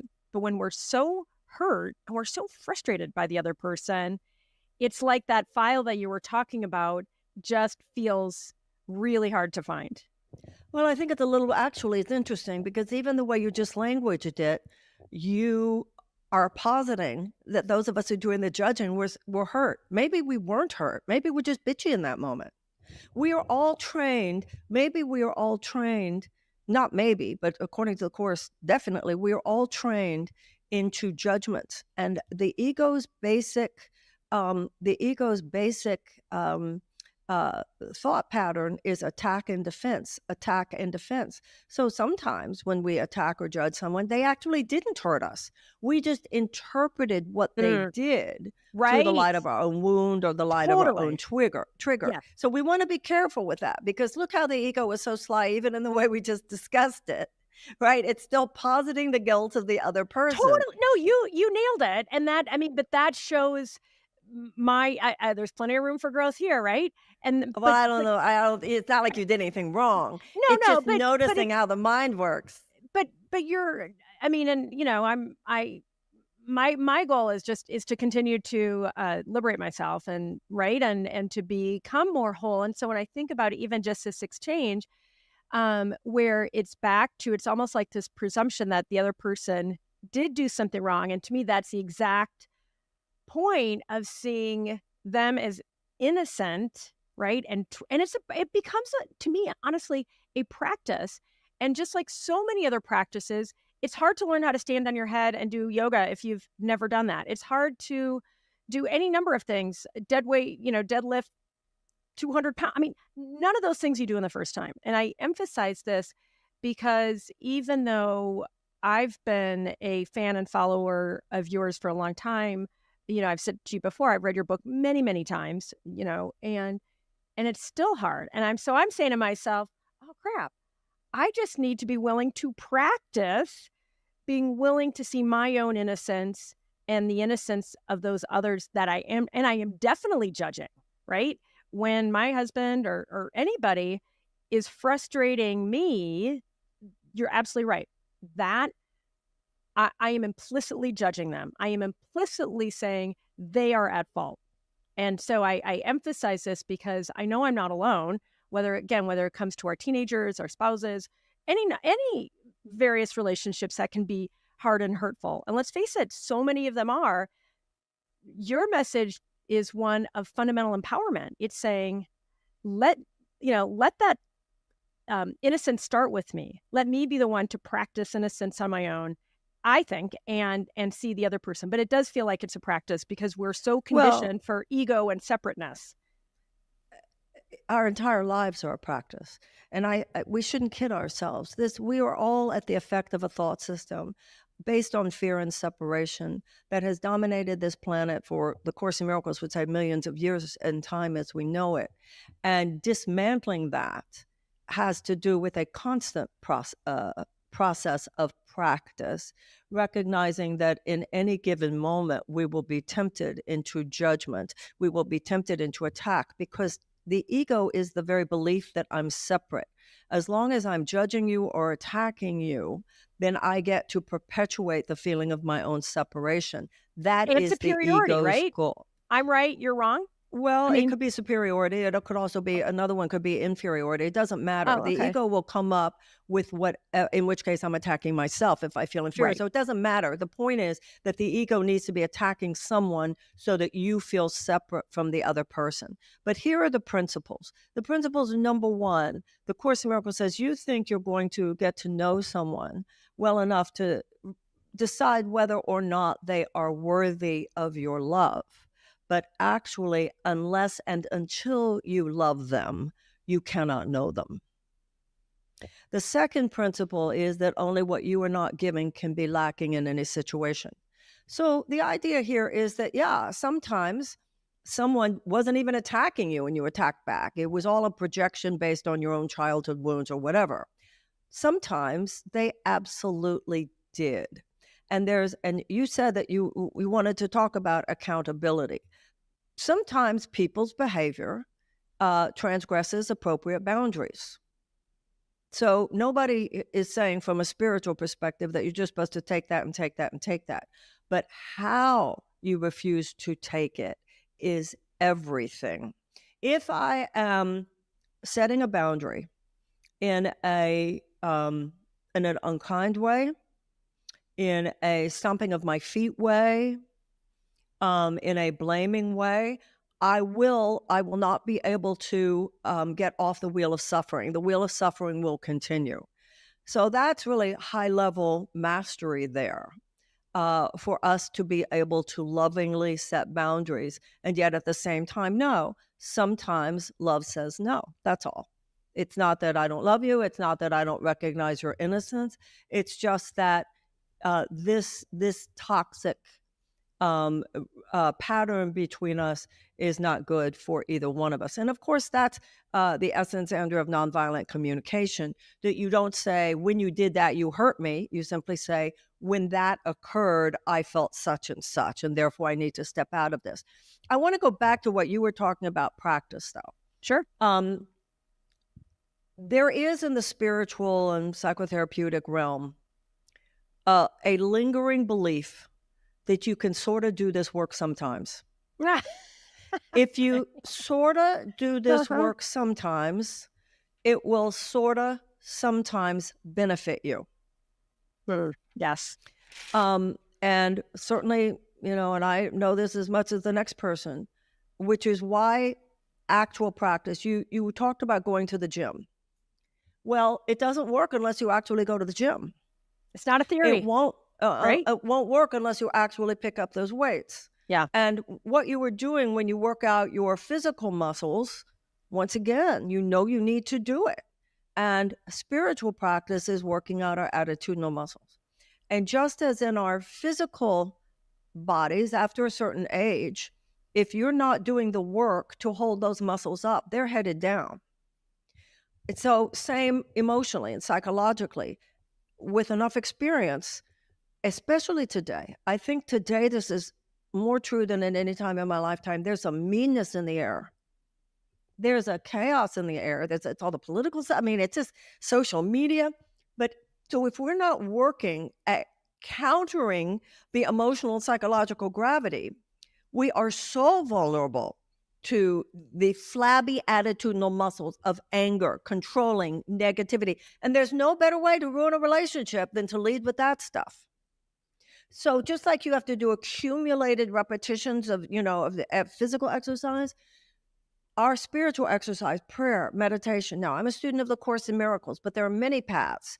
All the great religious systems, all the great spiritual traditions have something. And I think today, there is something about, I know working with people over the years, when I would say, you've got to find your practice.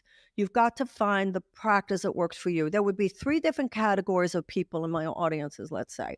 The first is, yep, she's right. I know she's right. I do it every morning when it works. If I don't do it in the morning, it doesn't work. So that's group 1.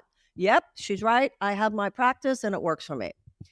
Group 2, I know she's right and I know what my practice is, but I just haven't been disciplined with it. Because, remember, Andrea, the word discipline and disciple come from the same root. So that second group is saying she's right and hopefully will leave the event with a little more of a jump start to try to do it daily. Maybe she'll pass a pill or something, or a silver bullet. No, we don't. There is no pill. There's no silver bullet. What there is hoping. recognition. Yeah. Yeah. And then the third group is, this sounds right to me, but I don't know what my practice would be. And for that category, and there might even be people listening right now who fit into that category, if you say a little prayer in your heart, books will literally fall at your feet over the next few days. The book that's right for you, or somebody will say there's a lecture in town by somebody. Do you want to go hear it? It will find you if you make that request in your heart. And I think that's where we are today. We all need to strengthen our spiritual musculature. It's not enough to know this stuff at this time. I think we're all being called to practice it more deeply, and we're being given the lessons in life that make it more and more obvious. I don't know anybody not going through a form of that right now. Oh, 100%. And what is the good news is that when you show up and do your practice, the results, they're sometimes even immediate, and they are cumulative, just like going and doing the reps. And, maybe you can do 3 push-ups, the first week, and then you're up to 10 the next week, and so forth, that this kind of practice is cumulative. And I know because I've done it, and I've seen so many people that I know who are in that first camp that say, okay, I'm gonna show up and do the work. Something I want to come back to, even when you're talking about saying a little prayer and the book will fall off the shelf, or the thing will open, up to you. You talk a lot about intentions, and I love how you talk about, setting an intention before you go into a meeting, and in other instances, and that's been really instructive for me. It's like having that clarity and saying, okay, I want this, whether it's in a relationship, whether it's in a meeting, any number of things. In fact, I've put the intention out there. I want a teacher. I can't tell you the number of teachers that have shown up for me when it's like, okay, I'm ready for the next level. I need a teacher. And then somehow that, somebody makes a recommendation. So I do want to emphasize to people that when you have that clarity and you set that intention, I try to do it multiple times a day. When it's coming from a place of love and compassion, it is, and especially even if I'm going into a discussion that I know is going to be difficult, it is such a buffer for me to have that better outcome. And so I just, want to emphasize the power of intention. Yeah, the way you languaged it just now, you have an intention, and if it's filled with love and compassion, I would submit that love and compassion is the highest intention. Sure. If you go that's the outcome, right? Yeah. Totally. And you want to, but no, it's not just the outcome. It is the way to the outcome. So I'll give you an example. Many years ago, I went to a seminar, and the seminar leader took a guy on stage and said, what do you want to have happen? What's your intention for that sales meeting? And he said, okay, I'll have an intention. He said, okay, what's your intention? He said, I'd like to sell some of my product. And the seminar leader said, how much do you want to sell? He said, well, I'd love to sell 100 units. And the seminar leader said, oh, come on, more than that. He said, okay, I'd really love to sell 200 units. And then he comes, come on, how, 300 units. He's pussy, come on, more. And the guy gets up to like 500 or 600, and the whole room is yelling in excitement, and that's great. Andrea, it's not great. It's not great at all. Okay. And that is the corruption of our society, that you go into a meeting with another human being, and your intention is to sell, is a command given to your subconscious mind to exploit if necessary. compromise the truth if necessary. It actually cancels out the other human being in front of you. That is the corruption of our modern economic system. Now, what would be the spiritual perspective? I'm going there to be an instrument of love. If my product could be of use to someone, I offer it. I make me the most articulate that I could be. I'm going in with a namaste consciousness. May the highest good for all living things be done, which means by definition that if it would help this person to have your product, by definition, your product's going to want it, the person's going to want it. And if you're selling a product that shouldn't be wanted, then you might ask yourself if you're in the right business. So the highest intention is, I just blast, you want to blast the room with love before you go in there, because it looks to the world like it's a sales call. That's And just I mean, there's a reason, we make fun, sorry, for anybody who's a used car salesman, but it's like, oh, I don't want to be a used car salesman. But a used car is a value to the person buying the used car. Yeah, but there. I mean, many people buy used cars in America, and it's kind of like we should not be denigrating used car salesmen. If anything, right? It's better for the environment. Yeah, that's right. So the issue here is that whatever we're doing on the outside is just a mask. Like in my first book, when I had this realization, I get this is a bar. I tell a story in The Mystic Jesus about a situation that occurred in my life a few years ago. And I tell the story, I've learned as much from where I failed as from where I've gotten it right. And I don't know what happened that day. I don't know if I didn't meditate that morning. I don't know what happened. I do remember I came from the airport. I don't know. Anyway, I walked into this room, Andrea, and I just was kind of negative. I was just kind of negative. I remember Glennon Doyle was there. I hadn't met her before. Sean Corn was there. All these high-level people. And somebody had this idea, and I was just everybody else was positive, and I wasn't. And I even said, I think to Glennon Doyle, I said, I just hate these kinds of meetings, don't you?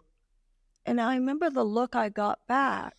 And the look I got back was, no, I've been looking forward to it. They didn't say it, but I saw. And I looked around the room, and I realized everybody was kind of disappointed that this is who Marianne Williamson was. Ooh, ouch. It was just subtle, but I realized, what are you doing here? It wasn't anything overt. It was just kind of like, yeah. And I was embarrassed. I realized, and I always cringe when I think of that, but it's had, I'm reading a wonderful book right now called The Obstacle is the Way by Ryan Holiday. Have you read that book or heard of it? I haven't, but I'm familiar with it. It's on my radar. Mm-hmm. Yeah. Oh my God, this book is so profound, and it's not spoken, it's not spiritual language, but it aligns with the spirituality. And one of the places it's taken me is not just that if you have an obstacle, you have to get over it, you have to get through it, you have to get over. It's that there's some lesson there. And I can look at that situation that I just said to you, and I'm telling you, that has motivated me. When I go into meetings now, I'm far more disciplined. Blast it with love before you go in. That's blast it with love. Sometimes I'll say in an audience, whoever, if you slept with someone last night, and I always say, I'm not going to ask her a show of hands who it was or anything like that. Have you prayed for their happiness today? Have you blasted their, and another one on that, we're very big on the self-esteem of children. To say to your kids, you can do it. But did you say to your wife or your husband or your lover, you're going to be brilliant today. I know you're going to be brilliant today. You're hot and happening. It's just the proactive ways that we can extend greater love. We're all, the Course in Miracles says that the ego's dictate in love is seek but do not find. We're always seeking it. We need to be thinking in terms of generating it. And that's what I got with my life. My latest thing was situations where, no, Marianne, you didn't do anything negative, but neither did you do anything proactively positive. You didn't say anything unkind. You didn't say anything whatever, but neither did you ask them how they were today. Yeah, you missed an opportunity to extend Yeah, love. I love that. every situation is an opportunity to generate the love. We're going in wondering if other people will be what we want them to be, Right. rather than knowing that the work is always on ourselves, that we might be ever more radiant examples of the love that we are born to extend. I think that's the key to love and relationships, to extend it. And the other thing is how the Course says, every single moment you're making a decision. Sometimes you're making the decision consciously, sometimes we're making the decision unconsciously. But in every moment, we are deciding, am I facing this situation with an open heart or am I shutting down? And the reason it makes so much of a difference is, in the presence of love, miracles occur naturally. In the expression of the withhold of love, we deflect the miracle that would have otherwise occurred. And the Course in Miracles says that there's no such thing as a neutral thought. Thought, not even neutral behavior. Every thought creates form on some level. People can feel subconsciously things that they don't even know they're feeling. Like, everybody's listening right now. Think about your lover, your friend, your parent, your child, your husband, your wife, whatever, and just send love to them all day. Just don't tell them you're doing it. Just be sending love, praying for their happiness, asking God to make you more of a vessel of love. And within 30 days, miracles will be happening in those relationships. I mean, amen. I just, there's so much in that. And, this idea that love starts with you, and that it just, I mean, it's almost like that, minute practice where it's like, yeah, okay, the practice, for me, it's daily meditations, gratitude journal, and so forth. But what I love what you're saying is that practice can extend to your entire day, right? And just back to the exactly, intentionality. because every moment. Think about situations in life. I mean, think about people whose careers have been ruined because of a tweet they sent. Think of the things, especially with social media. When I was growing up, my mother would say, count to 10 before you say anything. Today, nobody has any impulse control. You texted something that for months or years you wish you hadn't texted them. You picked up the phone. You didn't, if we don't meditate, our nervous system is just, we have no control, and we say things in an instant. Think of people who have ruined relationships. You said it and you can't take it back. And by the way, there's a real male-female element in that. Women are more sensitive to, or the female in us, however you want to put it, are more sensitive to, like, if somebody pushes you or shoves you. Men are more sensitive to things we say. So you and I could have some harsh words, and then one of us say to the other, okay, where do you want to go for lunch? Right.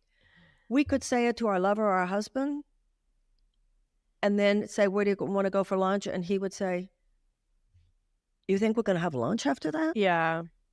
Yeah. Yeah. I mean, it's Words are fact. violent. Words are violent. So you could have said something just in an instant, and you, for years, wish you had never said it. So yes, it is about 24/7. And I think the greatest strengthener of the muscle of non-reactivity is, of course, meditation. When you go to when you're working on your physical muscles, like at the gym, you're working on the strength to go, to walk more, to climb more. Spiritual meditation and prayer, you're praying and you're cultivating the strength to be silent, still, and non-reactive. Yeah. I mean, it keeps coming back again and again to the responsibility keeps coming back to us, right? And I was actually one of my questions for you, you talk beautifully about how we show up. You talk about how that's key to our life experiences. And I feel like what you've just described, starting with, whether you meditate in the morning or in the evening or prayer or however you do it, you're much more likely to show up in the way that leads to a better outcome if you do that practice, if you are intentional. And the example that you shared when you were in that meeting with all those other powerful women, it's like, oops, how you showed up wasn't the best version of yourself. But I wanted to ask you about that Because there's something, I mean, I appreciate your sharing that, because we've all been in those moments where it's like, oh crap, we wish we could take it back. But there's something profoundly beautiful, like, because now like you just said, you're sending love ahead of time and you're showing up in love in every meeting that you're going to. So while that might feel a little, ouch in your heart when you think back, it feels like it's such an opportunity. I mean, who knows, maybe you didn't eat breakfast or whatever happened that day. It just feels like an opportunity for self-compassion, right? Back to your point about we're so we're judging others, we're judging ourselves, right? If anything, I would say I am a way harsher critic and judge of myself than I am of the people around me. So it feels like, I mean, if the universe doesn't make mistakes, those are my words, but if it's like, okay, these are all lessons for us to learn, I can't help but wonder in that one if it was like, hey, Marianne, you deserve self-compassion, right? You said we were talking about accountability here. Yeah. Why wouldn't we hold ourselves accountable? I don't. Oh, totally. So what you just said is a little. That to me is a new age slippery slope. Okay. I think it was really there. Regret and remorse are important. Okay. Only a sociopath does not have them. Right. So if someone in that situation would say, "Oh, don't feel bad," actually, it's healthy to feel bad, not to hold on to feel bad, right? Because the response is to be a better person now. Yeah. So the first half of what you said is true, which is that I have become more disciplined. I knew better than to let that happen. I knew I'd already written books about sending your love before you, but I've become more disciplined. So yes, you're right that even in our failures, we can learn and be better going forward. However, this thing of having compassion for yourself, yes, compassion for yourself, I've made certainly much bigger mistakes than that. Yes, compassion for ourselves, but realizing that if you continue to do that, you will have one kind of life. Oh, sure. Without a doubt. If you change, you will have another kind of life. So I think holding ourselves accountable, it's almost, you can use this self-compassion thing sometimes to let yourself off the hook. Mm-hmm. The principles of consciousness are inviolable. It's simply the way it is. You act that way, you're going to have one outcome. You act this way, you're going to have another outcome. I think the most compassionate thing is to hold ourselves accountable. Yeah. And I think holding people accountable with love is important, actually. Mm-hmm. Yeah, I totally do. And it can be so scary, but you talked toward the beginning of our conversation, and I forget the exact context, but it's like, how? And so when I think about, I think it was something about like, are you whatever, are you giving the message, with kindness or not?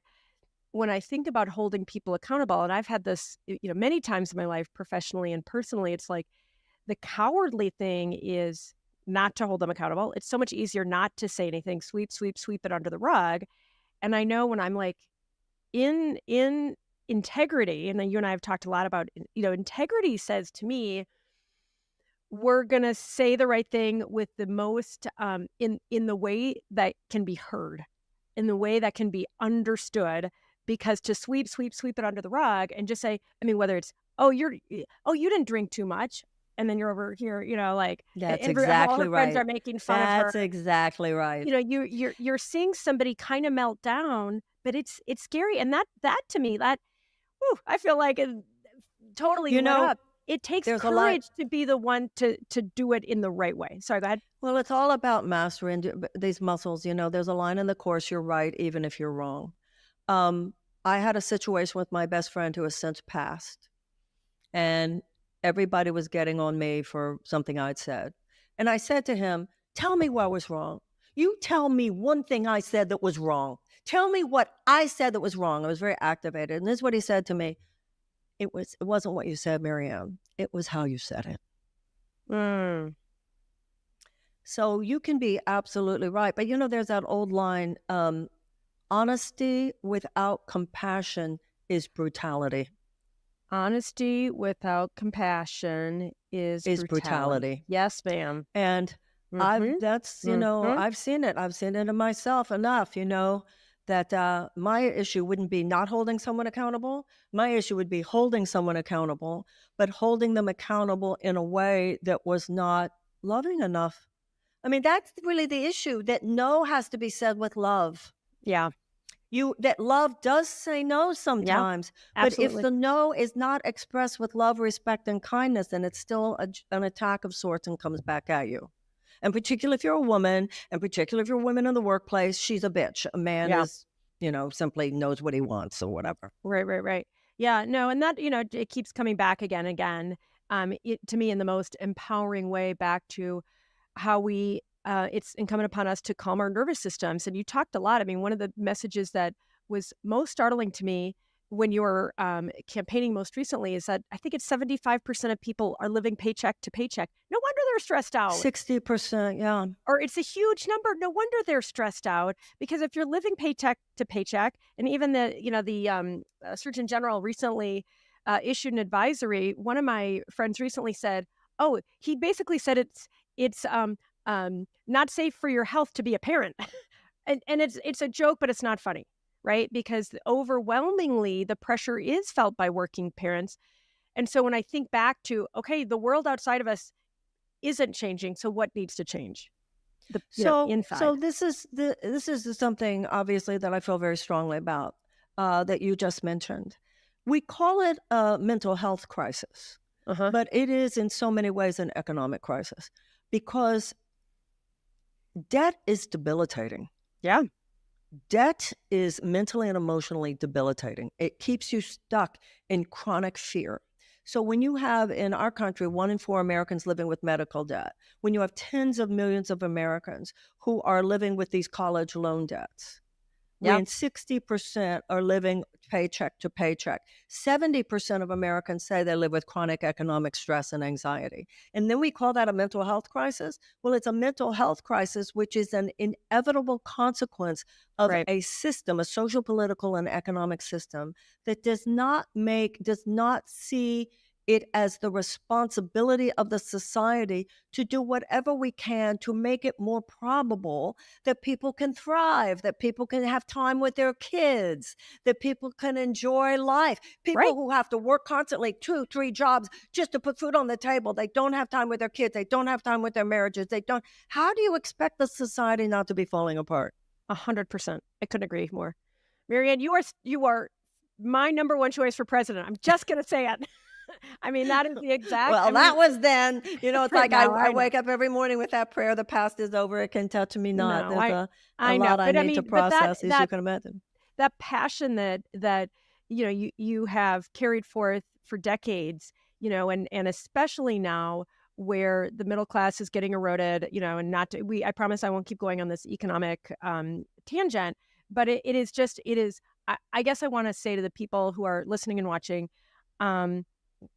we get it. We see you. We hear you. And that was, I think, one of the things that really resonated in your campaign, is that you would talk about these things in such a just honest way that people were like, yeah, no kidding. And it's unfortunate that just didn't prevail, but we'll leave it there. We're just about finishing up. I know we talked about authenticity, and a lot of the things we've touched indirectly at authenticity, but authenticity is a superpower of sorts. It can be profoundly liberating and validating, and yet it can be so scary. And I have to read my favorite quote of yours. I know I'm not alone. You say, as so many of us love and know, our deepest fear is that we are powerful beyond measure.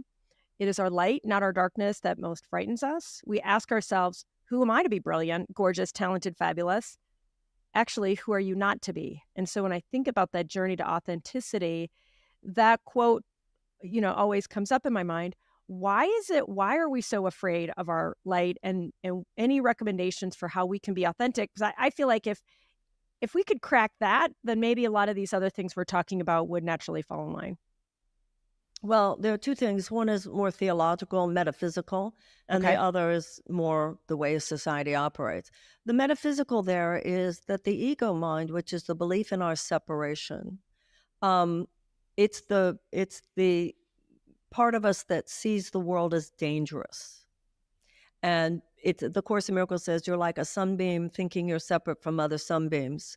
you're like a wave in the ocean thinking you're separate from other waves. If I think I'm separate from everyone, if I think I'm a separate wave in the ocean, then how can I not live in constant terror that I will be annihilated by a bigger wave? So I'm constantly afraid to show myself. I'm constantly afraid to just live in defenselessness, because to the ego mind, that is danger, because in that moment, I'm only loving. I will be loved. I will be complete. And that is the end of the ego. So the ego is saying, no, you can't be yourself. It's dangerous. When in fact, the only thing it's dangerous to is your ego. Right. Right? Now, the other has to do with society, and particularly women. I never knew until I ran for political office the level of misogyny that exists in the society. I never experienced it in the transformational community. I never felt as a writer or in the higher consciousness world that my being a woman in any way limited my other people's perception of me or my opportunities or anything like that. In politics, I couldn't even believe the things that would be said about me that wouldn't be said about a man, the things I would be judged for that a man wouldn't be judged for, and so forth. For us to recognize how difficult it is in certain situations for a woman to even speak the language we want to speak. I would notice if I said certain things, they call it woo-woo. If a man said it, that's a profound way of looking at totally. it. Wow, what an enlightened guy he is, right? Now, it's interesting. I want to point to the answer because it's you. One of the things I've experienced with you, I've been on your show several times now. You are so proactively supportive and generous. Oh, thanks. I have experienced that, and you've been that way with me on this program today too. And that is the answer.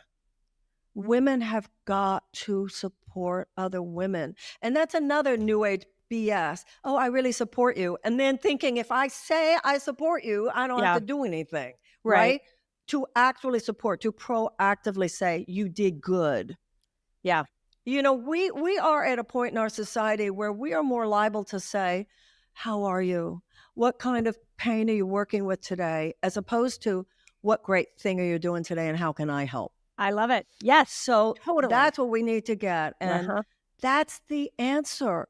When you see another woman out there taking the hits for just being who she is, you show know up. that any attack on a woman who shows up in the world is an attack on all of us. So of course women are afraid to be authentic, because we're taught that if you exist in a certain box and you basically toe the line, whether it's in politics or business or anything, you toe the line, you say it, and you say it the way we want you to or whatever, and she's punished in some way.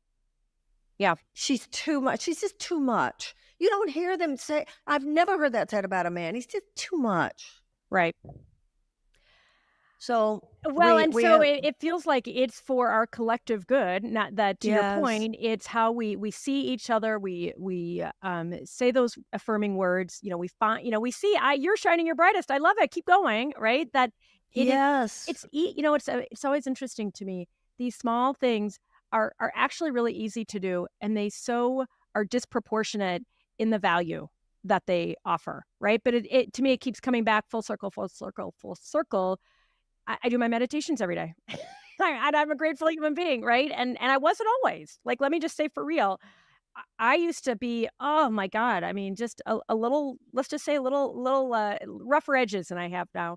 And I emphasize that because when I think about the opportunity to have that positive impact for all of us to show up, to be each other's cheerleaders, and to your point about the more authentic, I love it because you've given me permission to shine my brightest and be authentic. And sometimes it can be scary. Like, I'll look back at a podcast I did and I said, oh, I look like such an idiot. And it's like, that's authentic, and that's scary. Like, it can be, when you're not, when you always feel like you're not enough, when you need to do more, and you've got this artificial expectation of what you should be like, in air quotes. It is to me the only path is to go through it and feel that discomfort of, I am human, I am not perfect, but that's the whole point, is not to show up in some artificial construct. Anyway, not to go on that tangent more than I already have, but sorry, go ahead. I think that for women going through so much of what you're talking about, there are corners of the society where it is okay for us to be who we are. But many of our biggest problems, our fear about our children's safety, our concern about our children's health, concern about the quality of our food supply, the toxicity in our air, the things that we care most about as women, as mothers, as people taking care of our families. The only way we can make a difference in those areas is if we go out there and we're willing to speak at the city hall. We're willing to speak at the state capitol. We're willing to run for office. We're willing to run for president or something. Yeah. And I think it's something for all of us to know. That's where it'll get scary. Outside your little circle. Put yourself out there. When you put yourself out there, it's scary. Absolutely. But my point is, if you see someone do that, don't say, oh, don't go out there. See, this is the thing. In the places where we are free to be spiritual and womanly and authentic, the society is set up that we're over here and it's over there. Right. And they don't mind us being over here. And we find it convenient to just be over here. Right. But like I said, you can be over here all you want, drink that green juice, but they're poisoning the water and they're poisoning the air and they're poisoning 100%. the food, right? So we have to. So if you hear you can't be over there, you need to be where the action is. So if a woman is saying, we're going to have to go to the city council meeting, the other women have to say, I'll go with you. Yes, 100%. I'll go Marianne. with you. When are we going? And you're going to get together for an hour before and you're all going to read the information and you're all going to educate yourself. Yep. And you're going to be there. I read a study. And this was speaking about it in gender terms, but I think it's true even if it wasn't in gender terms. Okay, let's say you're at a business meeting and everybody's talking about how great it is because more money is going to be made this quarter. And there's a woman and she's concerned because she sees that more money was made this quarter, but she also sees that the company was compromising some safety issues. For instance, you probably know that there are companies, if you look at the ingredients in a ketchup bottle in Canada versus a ketchup bottle in the United States, right, there are carcinogens in the U.S. that they're not in the ketchup in Canada because Canada doesn't allow it, but here in the States, it's allowed because the company will make more money. Right. So this is happening in little and big ways all over our society. So this study was saying, if there's a woman at that meeting, she's on the corporate board or decision makers, whatever, and she's concerned about that, but she's kind of afraid to say it because supposedly we're here to make money for the stockholders. Right. So the study was saying, if the woman says, well, I don't know, I have a problem with this because we know that that's a known carcinogen. Right. The whole room will get quiet.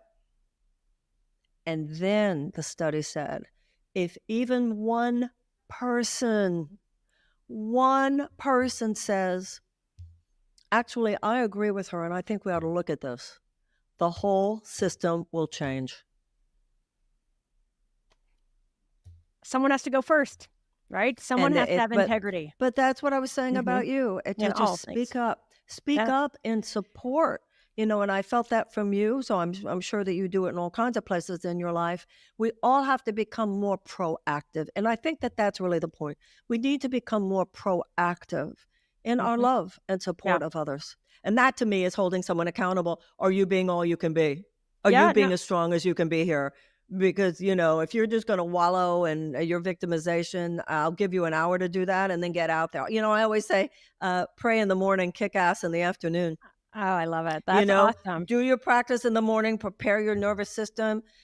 If there are a lot of hours in the day. If there's some places where you have to cry, have those sacred friendships or sacred counselor or therapist, and you go through that, but don't let that take your day. Generate the new. Cry about the past if you have to, but always be generating the new. And we'll get there. But I do think it's time to step it up. All right, if you were on the mountain and Moses handed you one tablet, and and it could be pray in the morning, kick ass in the afternoon, but if you had one tablet to conclude our amazing session, what would that tablet say? Be kinder. Be kinder. We all just need to be kinder. Kinder. Everybody's in a funky mood. To ourselves, yes, but also to others. I think that there's that famous line, I think it was Victor Hugo, whenever you encounter a person, know you're in the presence of a great war. Oh, Life's I don't think I've hard. actually heard that. Whenever you Yeah. encounter someone, know you're in the, of course, Victor Hugo. So to repeat it, whenever you encounter someone, know you are in the presence of a great war. Okay. Ooh, powerful What people are stuff. going through. You have no idea what people are going through. Right. You have no idea. I used to always say at my lectures, think of the most painful experience you've ever had in your life. Think of the most painful experience you've ever had in your life. And then I would say, it is reasonable statistically, it is reasonable to assume that the person to your right has suffered that much as well. And the person to your left has suffered that much as well. And the person in front of you has suffered that much as well. And the person behind you has suffered that much as well. And then I would say, now open your eyes. It's a different room, isn't it? Yeah, you feel it.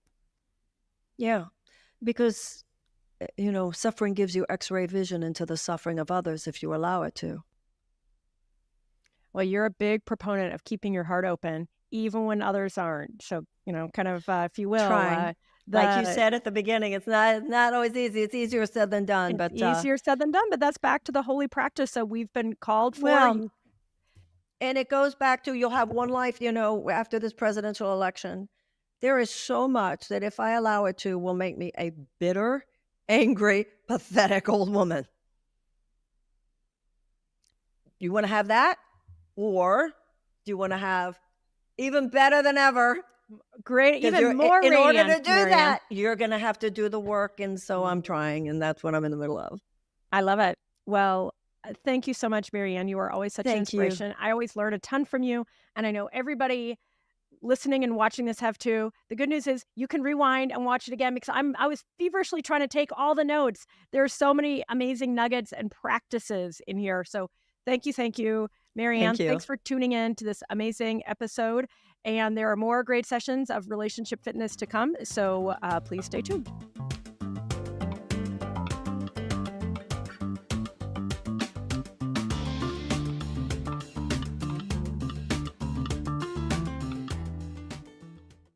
You already know. You do. And that's the part nobody talks about. You're not confused. You're not informed. You know what the pattern is. You can see it coming. You can narrate it in real time. And it runs anyway. That knowing without the ability to stop it is its own kind of exhaustion and frustration. And here's what exhaustion actually costs you. Not all money, although that's part of it, but the moment you saw exactly what was happening in a relationship or in your life and still couldn't show up differently for yourself, the version of you that you almost keep becoming, the intimacy that stays just out of reach with yourself, not because you don't want it, but because some part of you still doesn't feel safe enough to let it land. That quiet erosion of trust in yourself, every time you watch that same pattern run again, knowing everything you know, that is the price of a nervous system that never learned it was safe to show up and be seen and safe in your body. Every conversation you heard this week described what love and connection and empowerment can look like. The speakers were incredible. They are incredible. The insights were real.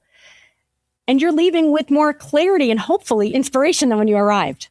But clarity about what love looks like is not the same as being available for it in your body in real time, that you deserve it when it actually counts. That's the gap. And that's exactly the gap that HeartSet closes.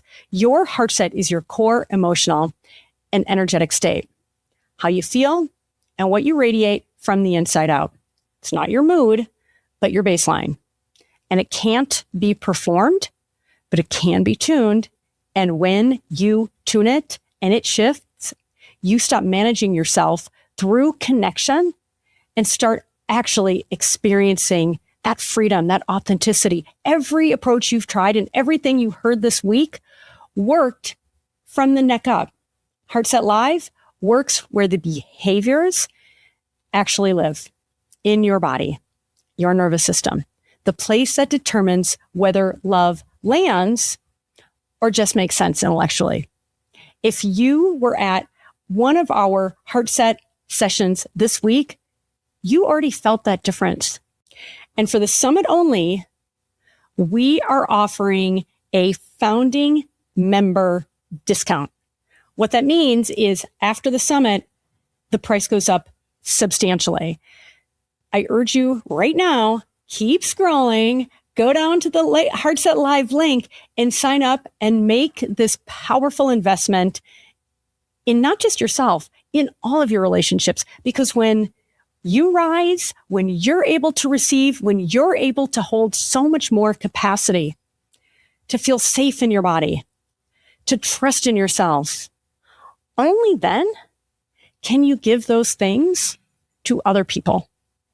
And I got to tell you, as a CEO and founder who has a massive amount to do in her life, we're talking about me, I am doing this work. I have built this event because I know it works.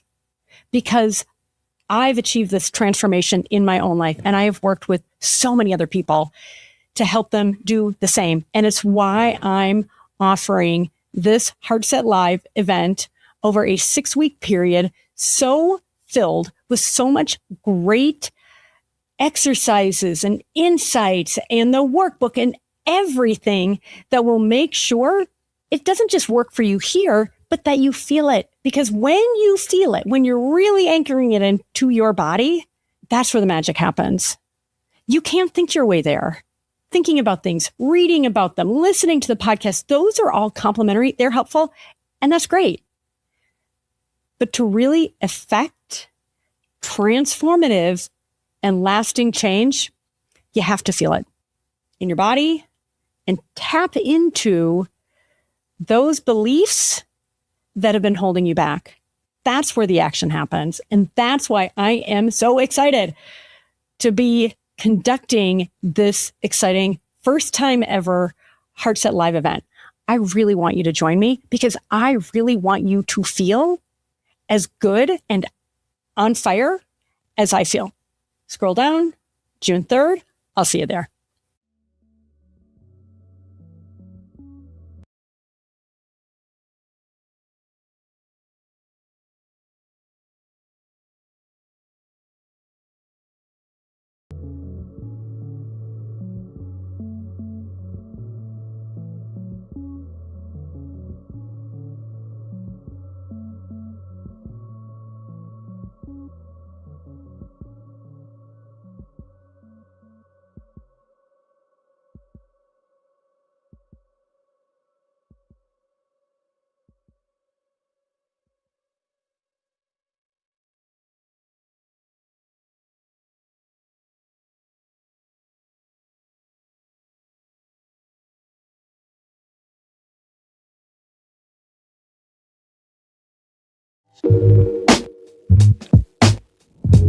Welcome back to the Love and Empowerment Summit.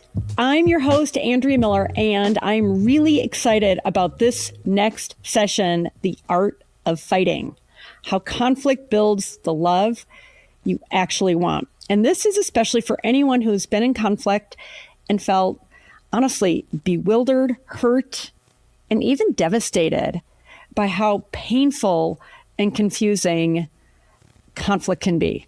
And if you're like, oh, that's me, I know, it's me too. My guest will show all of us it doesn't have to be that way.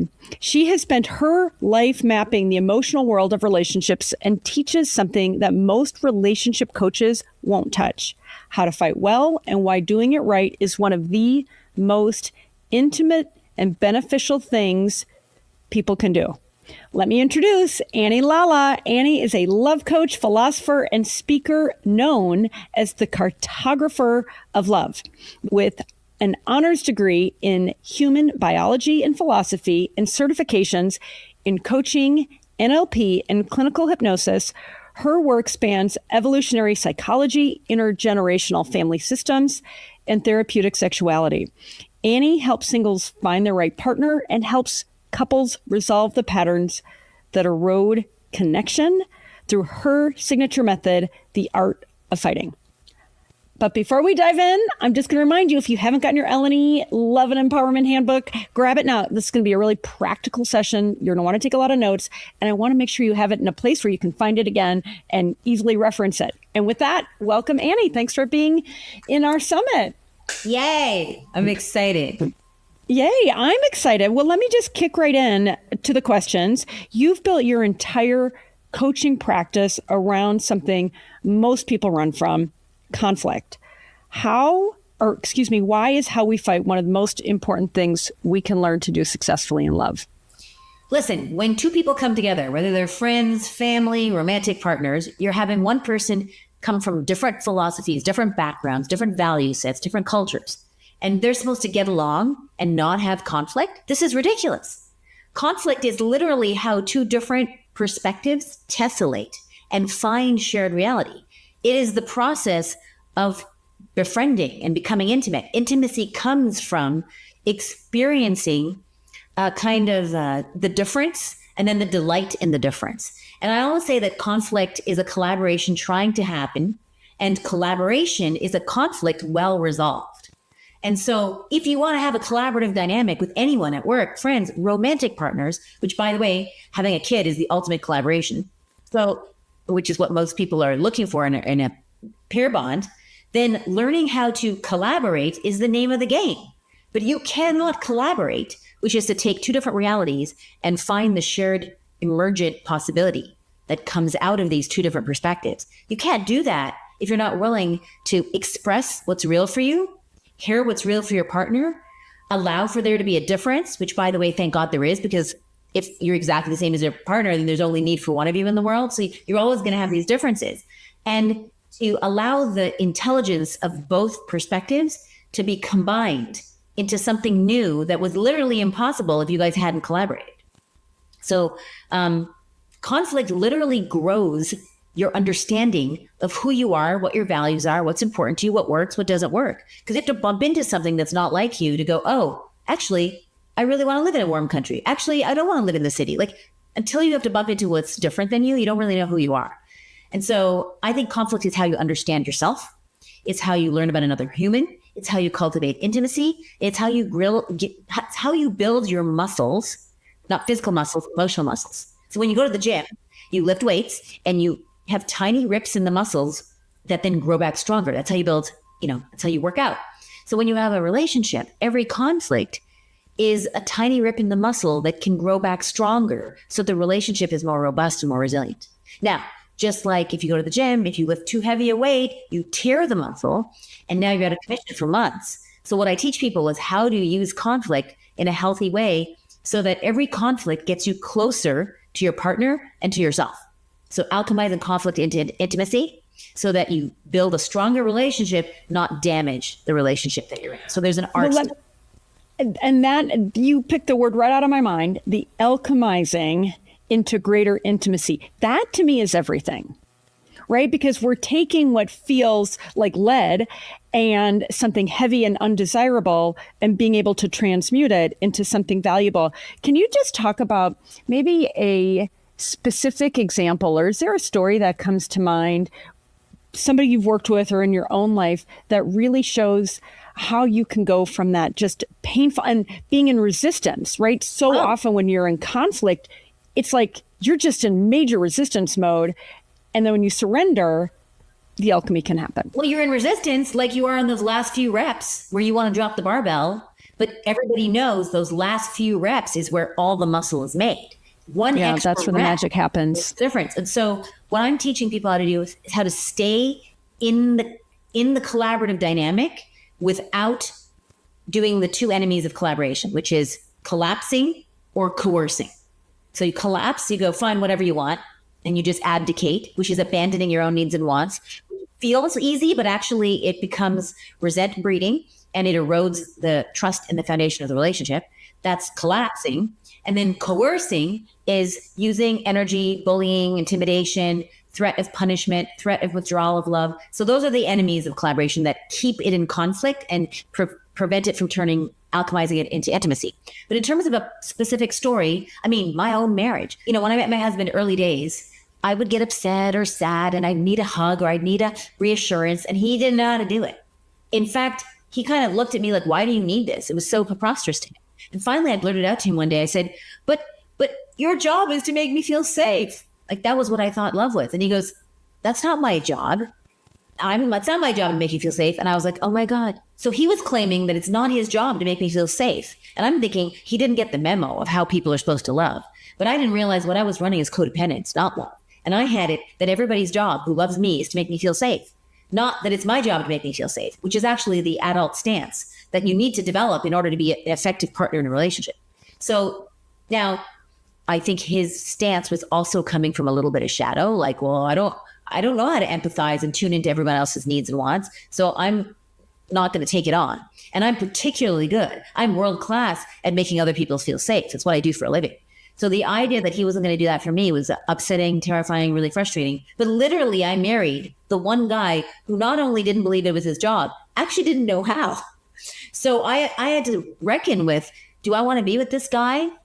And learn how to make myself feel safe, or leave. And the thing is, when you're in love, which I was, leaving is not really an option, because he was the most inspiring, extraordinary man I'd ever met. I saw him as a portal to my greatness, as an opportunity to be a trampoline for my dreams and, a sanctuary for my heart. And I was like, okay, who would I have to be? What has to be done here over with me so that I can make this work? And I realized, I got to figure out how to make myself feel safe. I got to go learn self-regulation. I got to get coaches and therapists and watch, how do people generate safety in their body? And I made it a mission, a research project. I learned lots of tools and technologies. And now I know how to create safety in my body if I'm feeling anxious, upset, afraid, frazzled, scared, angry. And I don't need him to make me feel safe. Now, what's interesting is, now that I don't need him, he's all up in my business. Like, how can I help? Because he can smell that he's not enabling my smallness. Something about our partner can smell that when you're asking them to do something because you can't cope, they're breeding incapacity. They're breeding smallness. And so even though he didn't know it at the time, and I hated him for not being able to just hug me or say what I needed to hear, it was perfect. It's almost like the universe custom crafted him in all his glory and all his crazy to forge my development, to force me into developing up to my next level. And now I'm a better teacher, leader, mother, coach, because I have a lot of technology to take radical responsibility for safety in my body.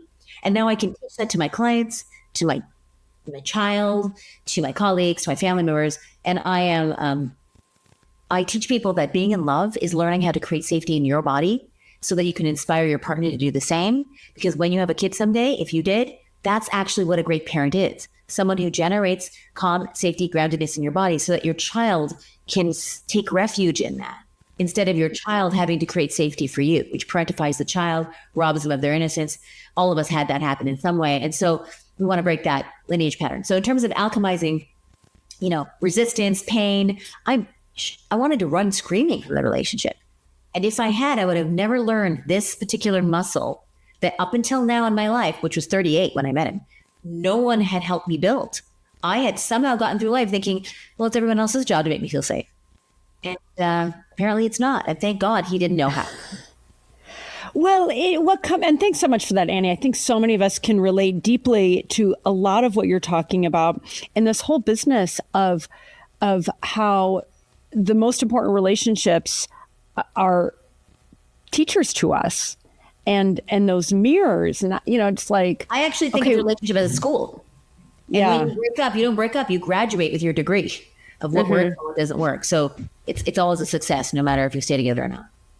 So would that be a data point? My next question is going to be about the safety piece, because that's so crucial, like having that capacity. So we're going to pause there. But before I do, just as a, hey guys, takeaway for you, when you're in conflict with somebody, do you think it'd be a helpful anchor to say something to yourself in your mind, like, okay, this person's here to teach me, you know what I mean? Versus thinking of them as an enemy. Because so often whether it's with our kid, our parent, our spouse, when there's conflict, and it's not, for me anyway, it's not conscious, but suddenly they become an enemy.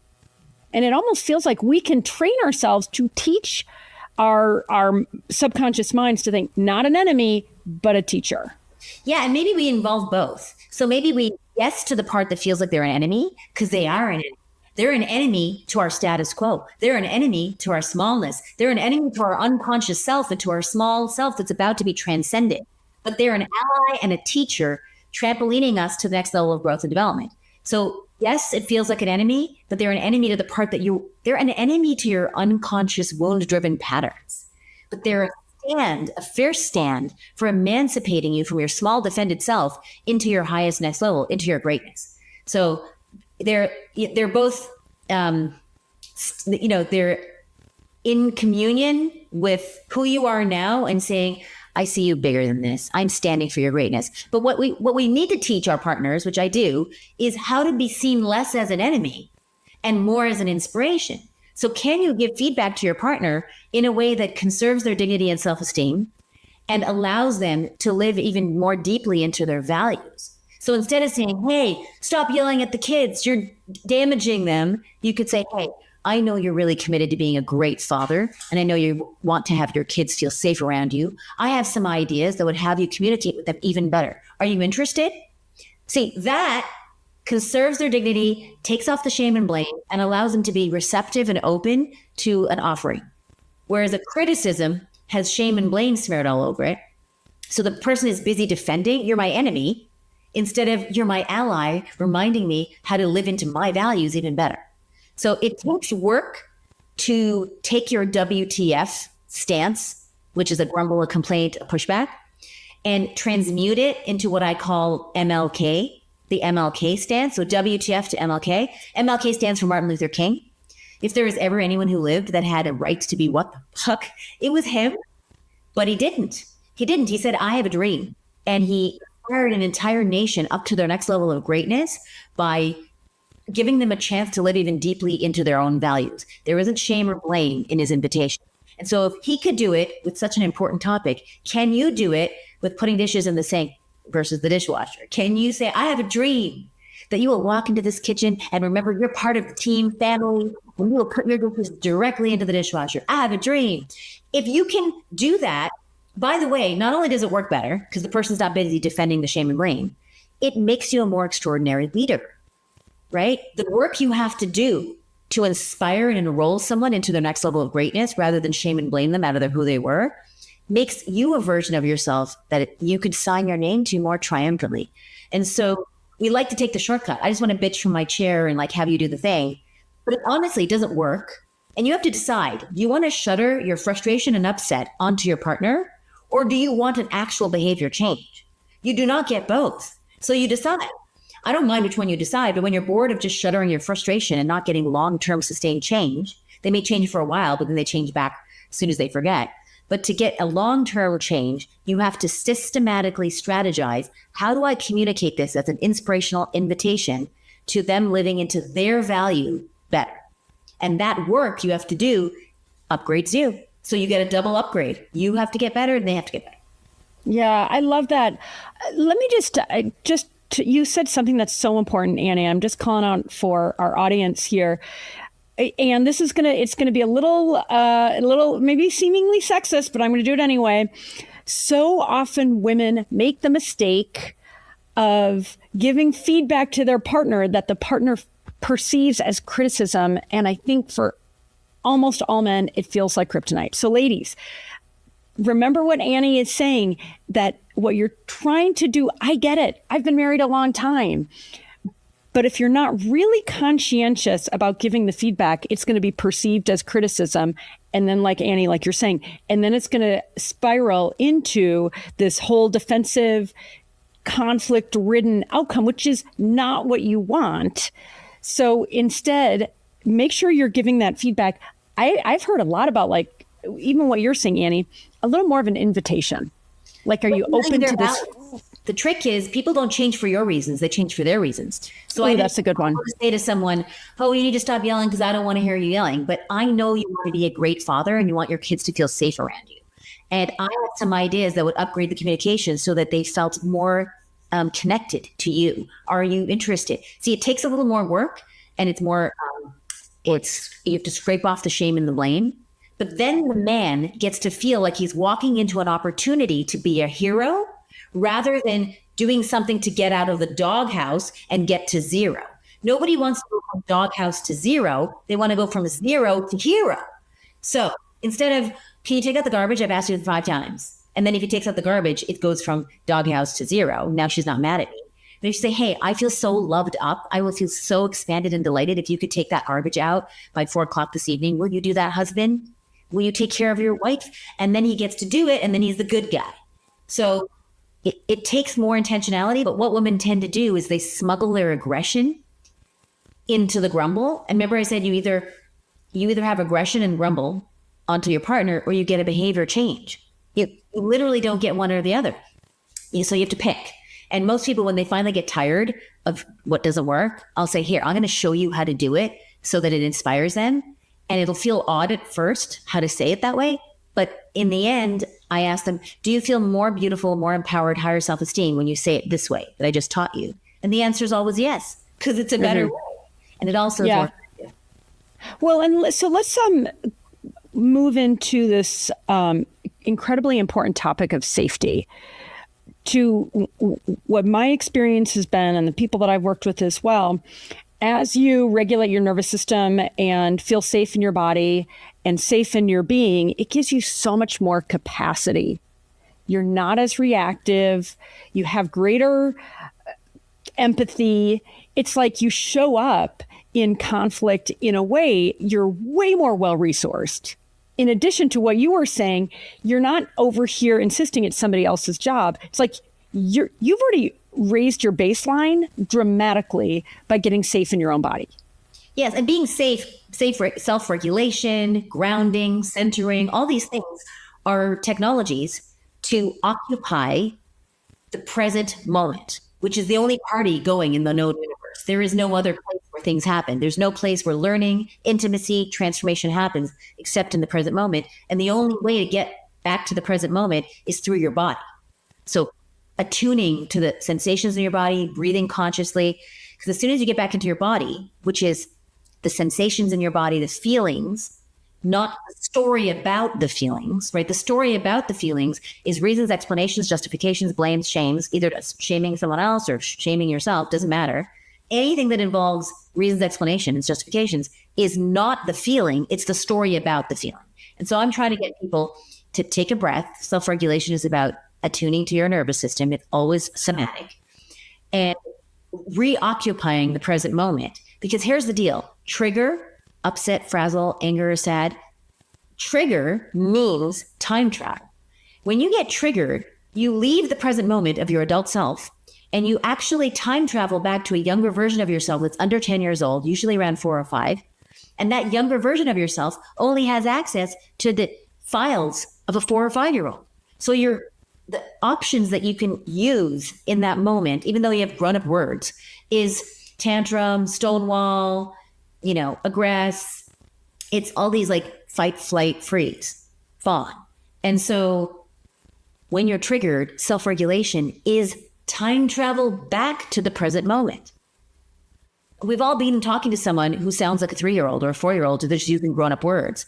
And we've been that person. And so learning to regulate your nervous system, i.e. taking radical responsibility for generating safety in your body by occupying the present moment, that is a time travel tool to come back to the present moment. When you're in the present moment, you have access to all dimensions your higher consciousness, your future selves. I see each person as a facet of a multidimensional being. So if y'all want to commune with my wise woman, with all my future successful selves, the more I'm occupying the present moment, the more this kind of interdimensional vascular system opens up and data can flow from my future successful self to me and hand me an insight, but only if I'm in my body and I'm in the present moment. And so all of these tools of self-regulation are safety. Safety just means it's my job to, this is my definition of an adult, is someone who realizes no one's coming to save you, like ever. No one's coming to save you.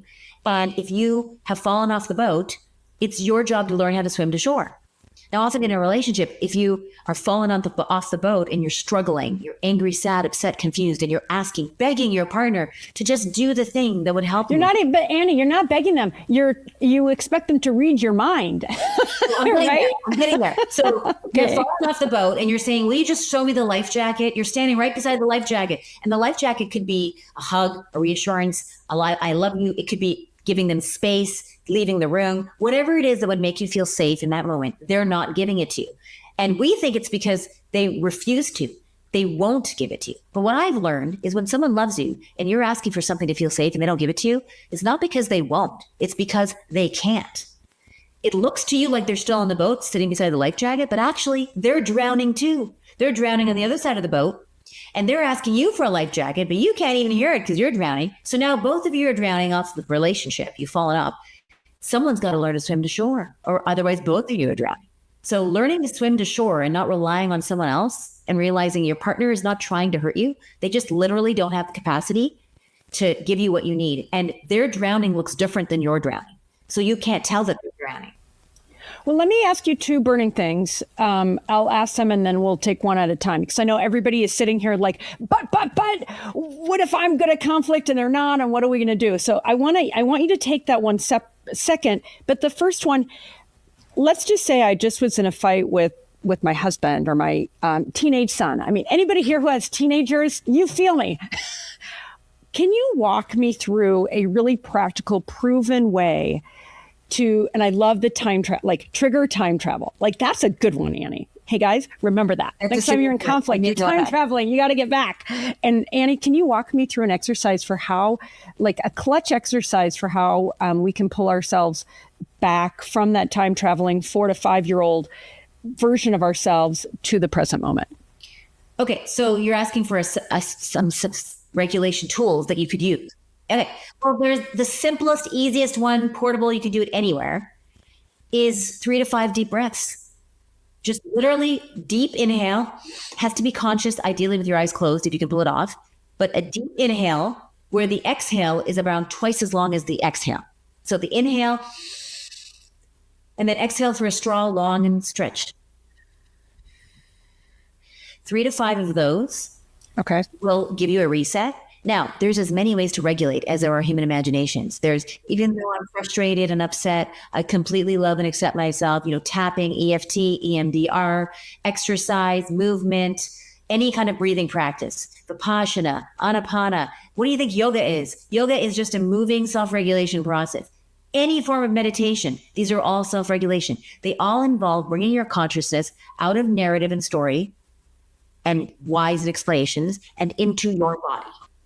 So any kind of exercise or movement, dance, you can play with different visualization processes. I like to do kind of microcosmic orbit that I move energy up the back of my backbone and down the front. Every teacher you've ever met, if they're worth their salt, is teaching you some kind of come back to the present moment exercise, now for sale. And it's always through the breath and the body. So, 3 to 5 breaths, I could give you some more. If you want to go into that, but there's one where I imagine a dot in the middle of my head, 3-4 inches behind my forehead. And I imagine a dot in the middle of my belly, 3-4 inches behind my belly button. And you close your eyes and you imagine a line connecting those two dots. That's called your midline. And so if you imagine that midline exists inside of you and you gather all your attention, life force, awareness, and move it from the top dot down the line to the bottom dot, which I have to close my eyes and imagine it. One dot to dot is one midline. I do about 9 midlines when I'm really overwhelmed. And what the trick is you move your consciousness down the midline as fast as you need to stay on the line, but as slow as you can. So you want to go slow as you can, but if you're noticing yourself get distracted or thinking about things, speed it up a little bit. So the trick is to just go from one dot to the next. What is this? It's just a make a busy project for your brain to have a project. Like, oh, let's follow the line. But what we're doing is tricking you, training you into bringing your attention into your body, which is basically regulating you. Now, you can regulate all day long with really intense emotions, and oftentimes they don't work. Regulation only works for feelings that are actually happening in your body in real time. If you are having a dysregulated overwhelm, like 7 out of 10, 9 out of 10, anything over 5, I've learned that means overwhelm means you are trying to deal with emotions and feelings that are not even yours. You've taken them on from your husband, from your mom, from your grandma. Our porous nervous systems when we're young. And when we're young, we take on unfelt feelings that are in the house, are in our life. And every unfelt rage, shame, guilt that our parents didn't know or refused to feel, feelings have to be felt by somebody. So they float around and they go and embed themselves in the closest nervous system, which is usually us as kids. So oftentimes the shame or the guilt that we're feeling around something that feels ancient isn't even our shame or guilt. So before you can regulate your feelings, you have to clean out and unenmesh from what's not your feelings. So I have to take people through a process of unenmeshing from their partner's frustration, anger, from their parents' guilt or shame. And I do a little process where I have you close your eyes and you breathe in. Hang on, Annie. I'm going to just say, everybody, I want you to do this with us because this is so practical and so good. So let's walk through this steps, walk through the steps. So okay, great. Thank you. One is notice that you have a feeling in your body. You're angry, you're sad, you're frustrated. You don't even need to know the name. Just know that there's a tension or tightness or dread knot somewhere in your body. It's usually in the neck, chest, sometimes in the face area, but it's usually not underneath your midline. So you notice I'm frustrated. I'm angry. So the first thing you do is you close your eyes. And then you scan your body on the inside like a laser. Where is the strongest, most salient sensation? When I think about this issue with my boss, with my husband, with my kids, when I think about this issue, where do I feel it in my body? Then as soon as you find the tightness, the tension, the heaviness in your body, I want you to track and build a consciousness around what calibration is it out of 10. Is it under 5 out of 10, over 5 out of 10? And as you practice, you'll get more refined and nuanced, and you'll start to see it's 7. It's 7.5. Like in my family, we give numbers for everything. So say I think about this issue with my husband, I scan my body, I notice it's an 8 out of 10. As soon as I notice it's an 8 out of 10, I am tracking for how much above 5. So anything that's 5 or higher means I'm in overwhelm because 5 rounds up to 10. And that means I'm running someone else's energy, someone else's feelings, thoughts, shames, guilt. And I don't need to know whose it is. It doesn't matter. I just need to track what percent of this feels like it's not mine. And usually a number comes up like 50%, 30%, 70%. And then I just imagine the percentage that's not mine is, I give it permission consciously to float out of my body and take up as much space as it wants outside of me. And just that imagination instruction gives the opportunity for this energy that you were holding on that doesn't belong to you. It needs your permission to leave. So you give it permission and it'll just imagine it floats out of your body and it has a little label and it knows who its owner is and it's going to find its way back. And you letting those feelings go back to their owner is helping them, not handicapping them, because you can't process or assimilate or integrate feelings that aren't yours. You can only integrate feelings that are made by your nervous system. And if it's made by your nervous system, it will never rank as over 5 out of 10 because it's not overwhelming. If it's under 5, you can just breathe into it, regulate, dance it out. But if it's 7, 8, 9, you're running someone else's feelings. So you have to let it go back to them. And so a short version that I do now is, and we can close our eyes for this part, is you close your eyes and I want you to, if you're overwhelmed, I want you to breathe in all the bits of you that got scattered. All the bits of you that might be over in someone else's mind, trying to think about what do they think, make them like me. I want them to love me. I want them to approve of me. All the parts of you that you send out to micromanage your PR and other people's mind, you're calling that back because they're trespassers in other people's psyche. So if you're in breath, you're calling all your bits back, little particles that float back home to you into the top of your head and settle in behind your eyes. Calling all your bits back, in breath, out breath, any bits inside me that don't belong to me, other people's energies, other people's shames, guilt, needs, wants, desires, I'm going to let them float out and go back to them. In breath, calling all my bits back. Out breath, what doesn't belong to me goes back to their owners.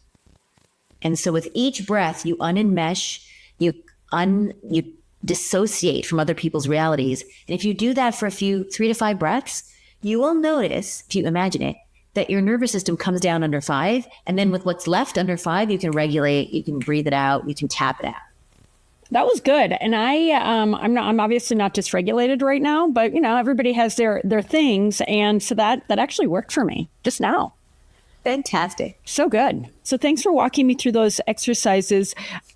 What I'd love to do is go into what conflict is actually doing. You say that there's no such thing as a wrong relationship, and that's a bold claim, especially for, both women and men who feel like they've wasted years on the wrong person. What do you mean by that? Well, every couple, I work with couples and singles, especially, singles are ready to find their soulmate and play the biggest game of true love, and couples who are in love but have recurrent conflict. And so over the years, I've noticed that every couple that's together is supposed to be together, no matter how dramatic, how much chaos, how much fighting they have. And the reason that they're together is because they came to this relationship to get a particular education, a particular upgrade, a particular nutrient that they're deficient in. And until they get that education, that upgrade, that nutrient, they are not done. It's not time to graduate. A breakup is not a breakup. I call it a graduation, because you graduate from a school with your degree, which is a reason for celebration. So every relationship is a success because you learned from it. So when I'm working with a couple, if they've got drama or intensity, I'm just trying to listen in. What is that? What are they trying to learn from this from the dynamic? Does she have to learn how to have a backbone and stop martyring herself? Does he have to learn how to empathize and attune to her reality? What needs to be learned here, and how can I facilitate that learning? And as that learning comes online, they will either reinvent the us at the next level, or they will organically graduate and complete the relationship. So I'm facilitating them getting the nutrient, getting the education. Now, some schools you stay in forever. They're just infinitely developmental. And you don't need to graduate because there's another program. And so when you're actually in love with your soulmate, which is what I stand for, you never get done of the school. You're just like, oh, I learned that. I reinvented my identity. Okay, now who are we now? What can we learn together now? And so you graduate that relationship and you die into the next relationship, just like a caterpillar dies into a butterfly.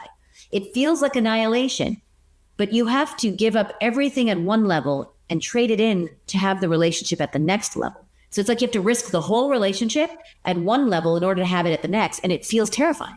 So I was through that. Oh yeah, I was just saying, or about to say rather, my mom recently passed away. She and my dad were married for almost 60 years. He's so heartbroken, and he's been talking a lot about their marriage. And it was like they had 3 marriages. Like the first 20 years had their challenges and so forth, and then the next 20 years were different, and then the last 20 years were awesome. And I said that to him. I'm like, Dad, it's like you've had 3 marriages. And he's like, yeah, that sounds right. Right. And to their huge credit, they learned how to make it work in a way that felt really good. No, I mean, a lot. Really, let me ask.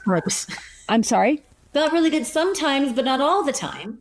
And I want to highlight for everyone listening who's interested in love, that love is the white light of human emotion. So when you shine white light through a glass prism, it breaks out into the rainbow, all the colors. When you shine love through a human heart, it breaks out into all feelings, the full spectrum, from ecstasy, joy, to jealousy, envy, pain, anguish, rage, despair, all of it.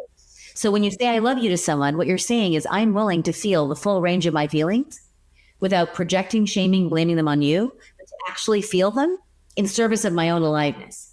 And I am willing to hold space and allow you to feel your full spectrum of feelings without trying to fix, rescue, stop you from feeling them. See you big and believe in you to be able to move through those feelings and get to the end of them. So to say I love you is to basically say I am surrendering to maximal aliveness. And that's part of my mission, is to change this cultural fairy tale about happily ever after, which everybody gets sucked into. And then when they have drama or conflict, they're like, oh, this isn't. It's not so, it wasn't supposed to be like that, right? Actually, it is. My husband said it doesn't take a lot to be in love. It just takes everything. And love is like the emotional CrossFit games. When you're at CrossFit, you're not like, why is this hard? Why am I sweating? No, that's part of it. It's a gym, not a spa. It's a gym, not a spa. There's a spa in the gym for sure, but it's a gym. And the whole point of a relationship is an evolutionary crucible for you to get to your next level of greatness. And your partner's there to grow you. But in terms of have I married the wrong person? To some part of you, you've married the wrong person if you want to stay exactly as you are forever and not transcend your wounds and move beyond your defense mechanisms. And like we said earlier, they're the enemy of your complacency, of your unconsciousness. And to be in love is to be committed to raising your consciousness, because that's what love does. And so I stand by my claim that you're never with the wrong person. What you want to look at is, what are you needing to learn before you graduate or in order to reinvent to the next level?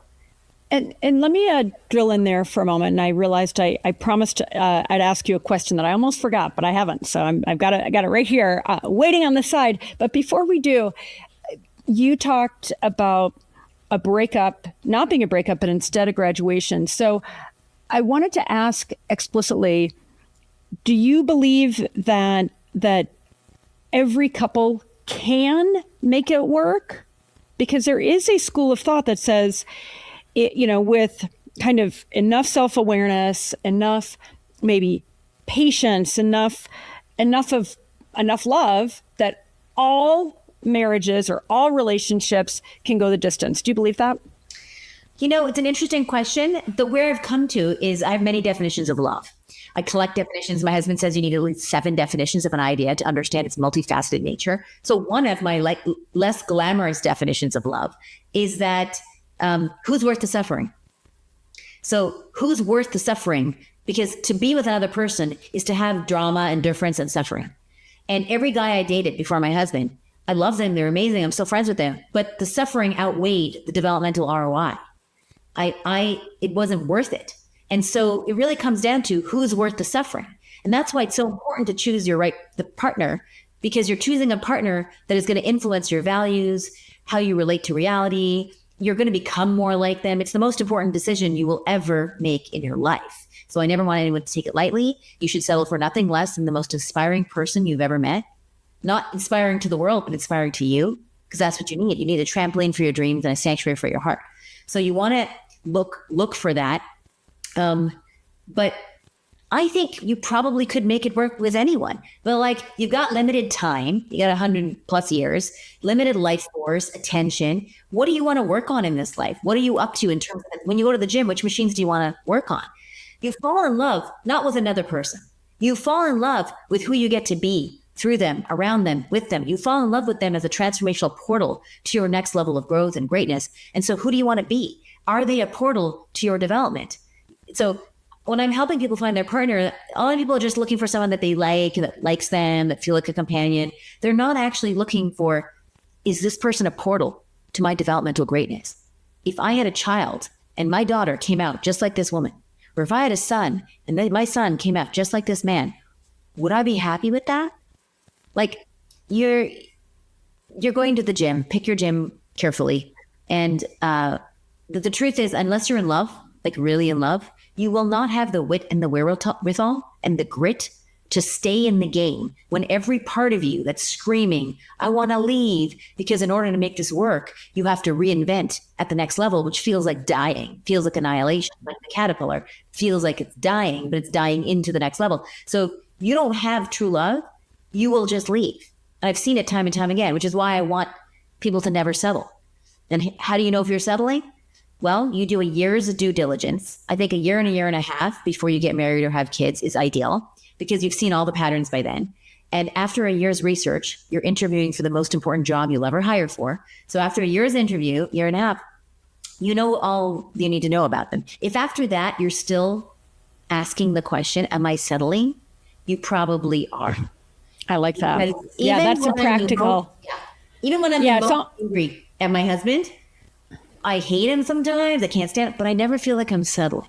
It's very different. I love that. Well, what I have adopted a similar philosophy in my life. It's almost like if it's not a heck yes, then it's a no, right? I mean, because then you can kind of rationalize, and it's like if it's not like yeah, then it's like the maybe. Like no, don't do maybe. All right, so let me what you're saying, you teed it up perfectly for me. So there are going to be a lot of people listening right now. Hey, I hear you. I see you guys. When it comes to when you're in conflict, and you were talking a moment ago about, they're also drowning. Your person's drowning, you're doing your best, but you just feel like maybe you're trying to maybe you've even found safety in yourself, but that person, your partner, just doesn't get it. Like they just don't know how to do conflict well. What do you do?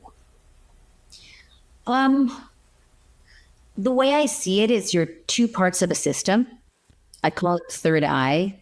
And there's one partner that is guarding the sacred polarity of communion and connection, and one partner that's guarding the sacred polarity of individuality and separate sovereignty. And so you need both to have true love. Yeah, so I don't have it that someone can't do conflict. I have it that whoever has the resource in the moment to lead the system out of the death spiral of hell into a possibility, it's on you to do it.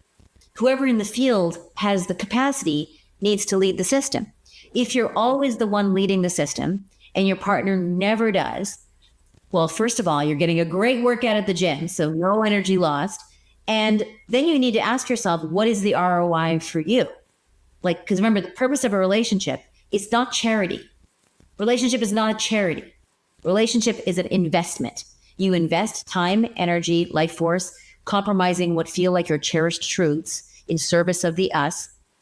And if you're not feeling like I am falling more in love with my life, myself, and the world, if you're not getting that more often than not as a result of this relationship. Well, I hear a lot of people say, like, oh, I'm in personal growth and development. I go to all the workshops. My partner never goes. And there's a complaint in it.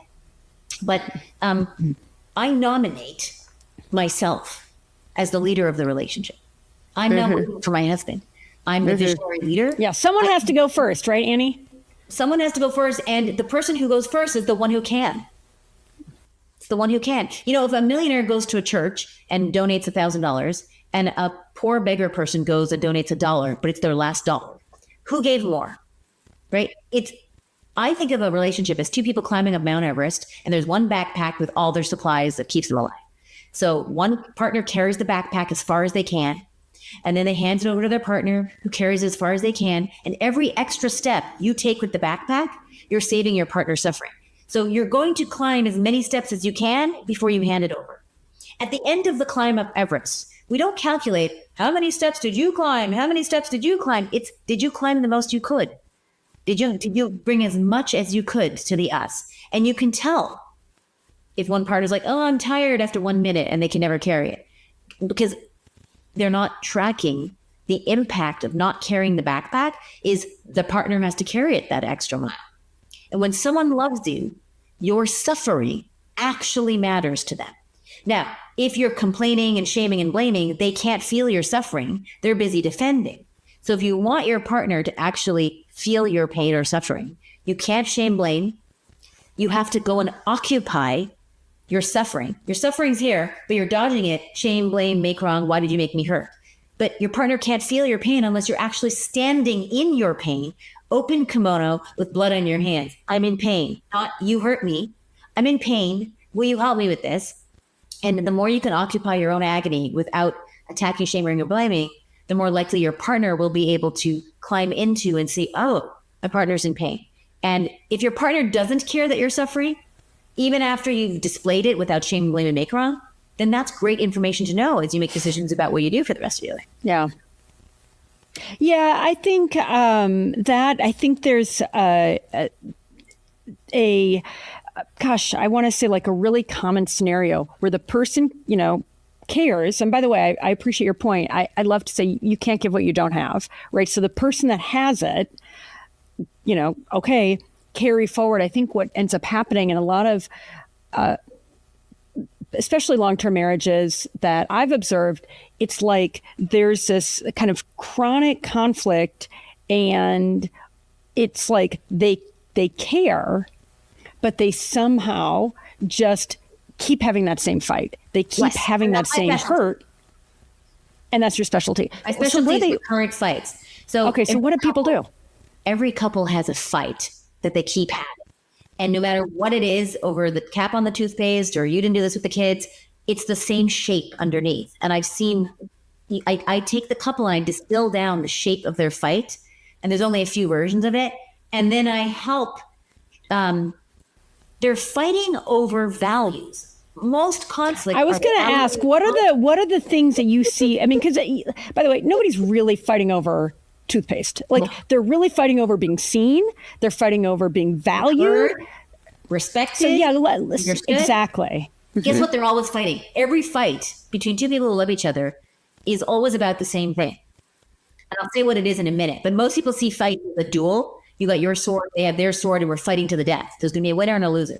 But I see a fight as two people linked arm in arm, and they're fighting a third entity that is trying to undermine their relationship. And the third entity is always the same thing. It's a misunderstanding.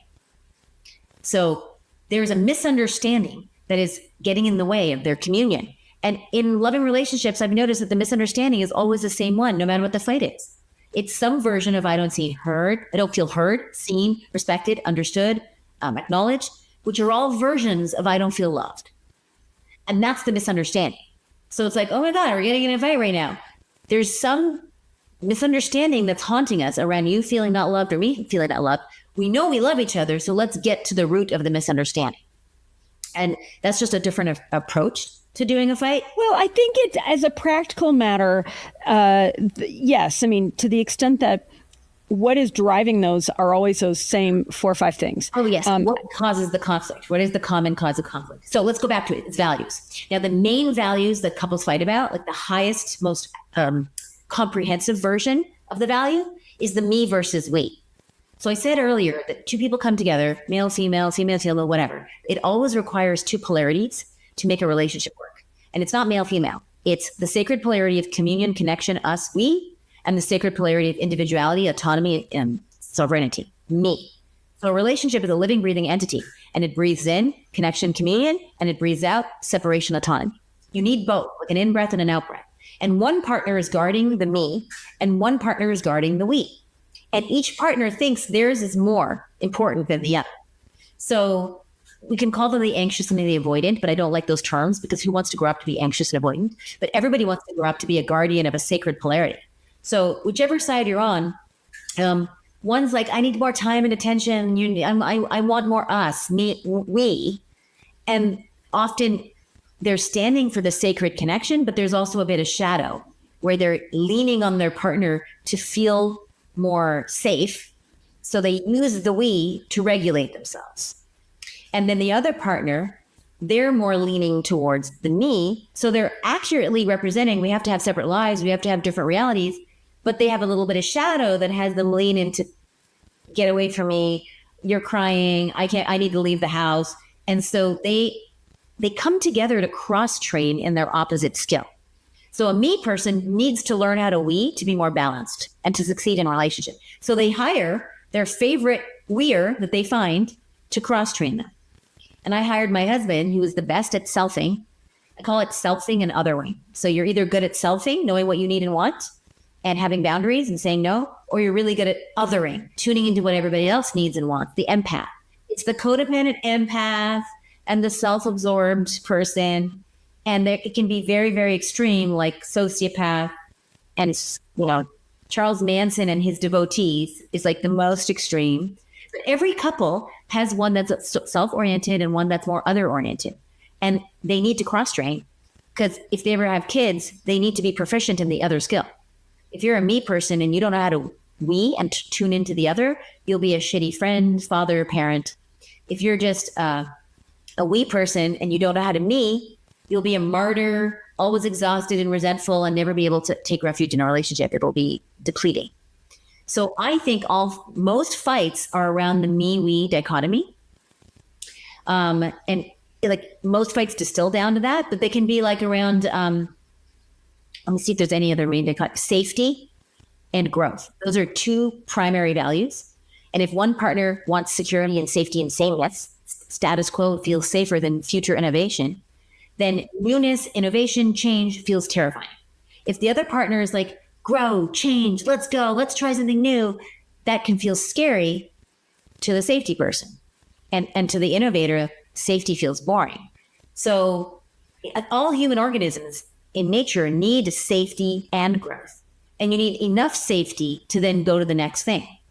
So finding the right balance between innovation, growth, possibility, safety, sameness, security. Can you make this? I mean, I feel like we're getting really theoretical because I'm like, how, like, so somebody is like, they're like gloves off with their husband. What do they do? Okay, so they're in a fight. They're in a fight and he wants space because he needs to be alone, to calm down. There's a lot of chaos going on. And she just wants a hug and a reassurance and to hear him say, I know I'm angry. I'm angry at you right now, but I love you more than I'm angry and we're going to make it through. But neither of them understand that when she wants the hug and to talk it out and chasing him around the house for assurance, that he's feeling suffocated. What makes her feel safe feels suffocating and overwhelming to his nervous system. And he doesn't realize that when he walks out the door or leaves the conversation or hangs up the phone, just to get back to calm so that he can return to the relationship, she sees it as abandonment. Oh my God, you love me. So it makes him feel safe, makes her terrified. What they don't realize is the terror they're feeling with their partner's behavior is the terror they're causing with their behavior. And so an example is in the middle of a fight, I want my husband to like talk to me, reassure me. My job, my developmental opportunity is to lean into my underdeveloped skill, which I have for 17 years now. He would need space. He'd want to walk away. He'd literally leave the apartment and go into a taxi sometimes. Like I'd be chasing him. And I learned, okay, if he matters to me and his safety matters to me, if I learned how to be with my feelings and calm myself down without chasing him, needing him to regulate me, that's me growing up and becoming an adult. So I went and learned how to do it so that I'm not running around chasing him anymore. And I've gotten so good at it now that I don't even need him around. He's the one chasing me to try and talk to him.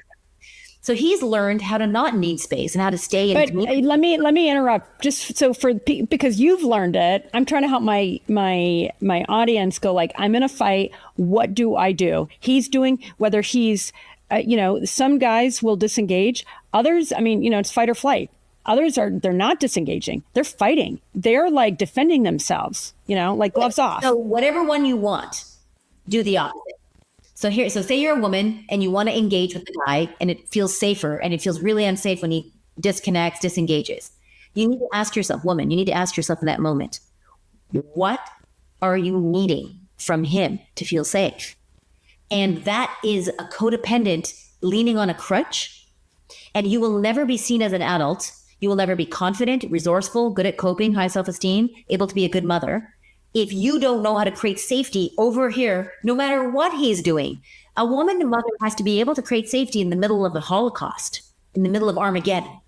So you need something from someone else to be okay. You are not free. You are not powerful. You are not autonomous, and you are not ready to be a parent. And so the universe actually custom crafted your partner to be unavailable emotionally so that you learn how to regulate your nervous system without them. So that's what I would teach the woman. I would teach her all the tools of regulating in the moment. Her job is to time out and to go. Her instinct is to go chase him. But her job is to say time out, give him the space, which is an edge for her. Go and call a friend or a coach, go to Pilates, go to the gym, take responsibility for her nervous system. Well, Annie, it sounds like what you're saying, which I totally love. Like this is like the ultimate empowerment. I love it. I genuinely do. So you're in a fight, and again, whether it's with your kid, your husband, whoever, and what I think I heard you say is, what do I need from them in the moment? Snap, you have to give it to yourself. Is that it? Another way to say that is I'm treating my partner as my attachment figure, because when you're young, your attachment figure is the person you go for safety and soothing. They're supposed to be. And our parents did it to some extent and failed in some ways. And so when you fall in love, your attachment pattern and dynamic and expectations port right over to your romantic partner. So the young child in you that wanted your mom to hug you when you needed it, but you didn't get it, which is why you picked a partner who doesn't do it. It's all by design. So when you're needing a hug from your husband and they don't give it to you, even though you hired them because they couldn't, then they don't give it to you, you get upset. The child inside you is like, I'm entitled. I'm supposed to be hugged. And from the child version of you, you're damn right you should have. And I have compassion for that. But your partner is looking at you, not as a 4-year-old child, but as a grown-ass woman and maybe a future mother of the children. And so he needs to know that you can hold adult safe space for a future family if he's not home. And so in that moment, your job is to go and get support and learn the tools and technologies of being an adult, which is definition of an adult is no one's coming to rescue you and you can't have your safety contingent outside yourself. Okay, so that's that's everything. Yeah. No, and I love that combination of giving yourself that safety, getting, you're triggered, you time travel back. And then to your point, like you can just ask that simple question, what do I need from him or her right now? Having that awareness, that you're outsourcing what you need to somebody else and practicing giving it to yourself is a power move. Yeah. And so that means you become your own attachment figure. So most relationships is I'm treating my romantic partner unconsciously like it's their job to either hug me, reassure me, or give me space in order to feel safe. But if I need someone else to do something to feel safe, then I'm not autonomous. And so to become your own internalized attachment figure, where grown-up Annie is holding the feelings and the fear of young Annie, then I'm no longer burdening my partner with having to take care of me when I'm dysregulated. And there's nothing more romantic in love than to not put your unfelt feelings and the burden of you feeling okay onto your partner. That's the most romantic thing you can do. That's what every fight comes down to is, can I regulate myself or do I need my partner to do something to regulate me? Which means dependency. And I want you to just take your power back. Now, for the other side, if you're a partner that needs space and your partner's always running around chasing you, trying to talk to you, trying to hug it out, and you're like, I just need space. Your job is to actually do the opposite of what your instinct is, which is to leave. Your job is to do one more rep on the barbell machine. Your job is to go stay in communion 1 second longer, 1 minute longer before you leave. And eventually you'll be able to stay longer without having to remove yourself to regulate. So the trick is, can I regulate with someone there or with no one there? You want full range. And the wider your range, the more powerful, competent, higher self-esteem, can hang in more complex situations, more influential, more successful you'll be. And that's the point of the relationship, is to expand your range and your capacity to feel alive. Well, and that's coming full circle, right? Like the whole point is, like you talk about this portal and this opportunity for growth and expansion in ways that we're just not even conscious of. I mean, there is divinity in that. Before I let you go, I want to ask, you touched on this briefly, and this is such an important topic because it feels like it is so destructive in so many relationships, and that's shame and blame. And so those are two of the things that make conflict toxic. What's actually happening in the body and the mind when we go there? And what can we do? Should we aim to totally eradicate shame and blame? I think it's impossible to totally eradicate anything. So at this point in my life as a scientist, I've just given up on going for 100% and I just go for 80. Okay, 80 I like that. That's a passing grade. Yeah, and 80, the Pareto principle, most of reality, most of the results come from 80% of the effort. So let's just go for 80.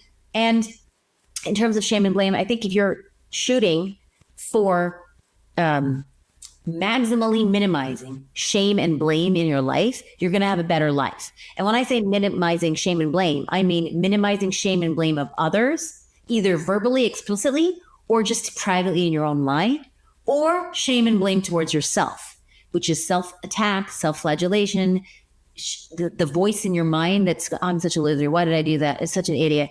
These are acts of violence. I see shame and blame as acts of violence against yourself, against another. Usually if we're shaming and blaming ourselves, it tends to spill out into others. But shame, let's talk about blame first. Blame is an unconscious dodge of pain. So if I'm blaming someone, it's because there's some tension in my body that I don't like the feeling. I don't want to feel the feeling. It's too uncomfortable. No one's taught me how to occupy my nervous system and attune to the feeling, so it feels overwhelming. So I've feeling in my body that's overwhelming. I don't want to feel it. And because I'm dodging that pain, I go over here into attack, aggress, blame someone else. The point of blaming is to avoid the feeling.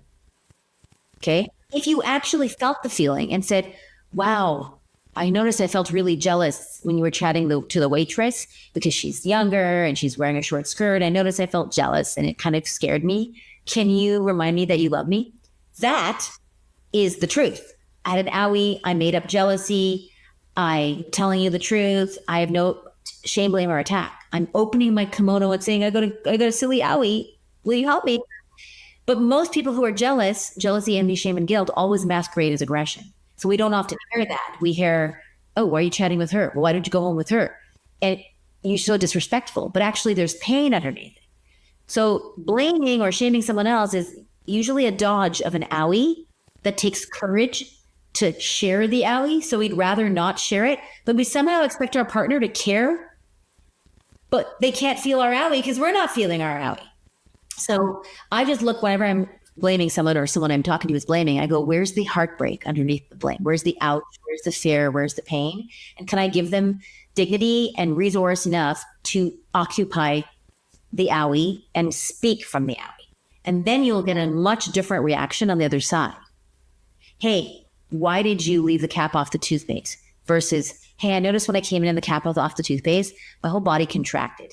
Can we find a solution that could work for both of us? Very different, right? So now let's look at shame. And it's anything else I want to say about blame. It's mostly, I don't want to make it wrong because I see it as a protective mechanism. It's like, oh, I'm too afraid of feeling a feeling. I don't know how. It's too scary. So I'm hiding out under the umbrella shelter of blame. So I don't want to make it wrong. I just think it's no one, when you're blaming someone, almost nobody goes, oh my God, they're hurt. That's why they're blaming me. They're actually crying underneath their blame. Let me go hug them. No one does it. I mean, I do. I've learned to do it now. When my husband's aggressive or blaming or shaming or someone, I'm just like, oh my God, they're scared. And so I transmute the scary, shaming, blaming person into a crying little person. Well, what I think I hear you saying, Annie, like if you're feeling blamey, then it's your job to think about this. What I wrote it down, that you're feeling the overwhelm, that there's an you're trying to avoid that pain. So it almost feels like it's back to the gym analogy, that you're practicing, you're training to notice that, and then be with it. Yeah, kind of be with it, own it. And then maybe, vocalize it or verbalize it to somebody else so that they can understand how you're feeling rather than foisting it upon them. Yes. And when you share your feeling, you share it in a way that they can't argue. So instead of you made me mad, you hurt me. When you did X, I felt hurt. When you did Y, I noticed my body contract in anger. So they can't argue with it. And there's no shame or blame. And you can report with a number. It's even better. When you said that this morning, I noticed my body contract 7 out of 10. I felt nervous. So now they have the number. You don't even have to say the feeling. You could just say, I noticed my body contract. It was like an 8 out of 10. Just that is information that they can use instead of, you disrespected me this morning. And they're like, no, I didn't disrespect you. But they can't argue with, when you said X, I noticed my body contract and I felt fear, 7 out of 10. So being able to report from the front lines of your nervousness, your nervous system and your consciousness without, you have to scrape off all the shame and blame because that just distracts them and gets them defending. If you scrape off all the shame and blame, all they have is curiosity and they're like, oh, I said something and you were 8 out of 10 hurt. It's a much better way to do the invitation to, and you being responsible. I felt shame and blame. I felt hurt when you said that, but it's my hurt and I'm responsible for it. They didn't make you feel hurt, right? Because they would say the same thing to someone else who would just laugh and go, haha, that's so crazy. But you got hurt. So it has to be being made inside of you because not everybody has the same reaction. In terms of shame, I think shame evolved to protect the tribe. Shame is a way the community polices behaviors that help keep the tribe surviving. Like if there's 10 people in a tribe and 10 pieces of food and you eat 2, another person's going to starve. So shame is how you police to make sure you don't do anything that undermines the safety of everyone. And in tribal societies, if you do something that breaks the code, you eventually will be marginalized, left to die in the savannah. and you're not part of the troop anymore, which means you're going to die. So shame is a global feeling across your body. It's not I did something wrong. It's I am wrong. And it feels so intense. It's like on pain of death because of its early origins in our evolution. You literally, if you were shamed by the tribe, you would be at risk of being left to die.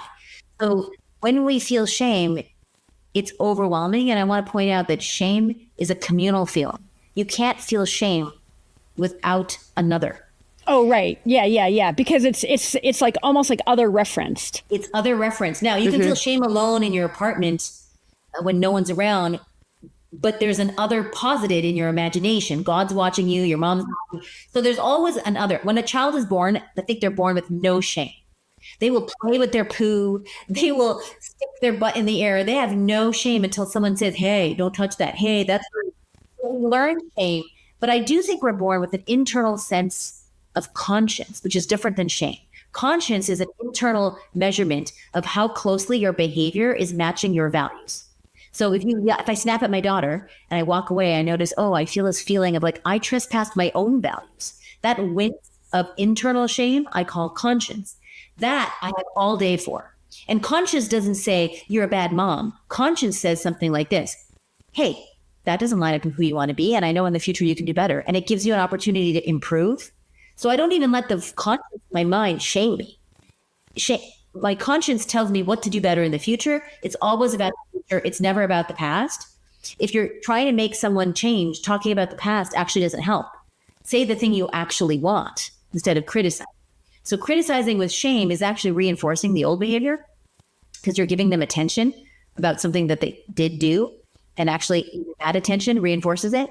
So you want to say the thing you want by scraping off the shame. And so because shame is forged in relationship, it can only be healed in relationship.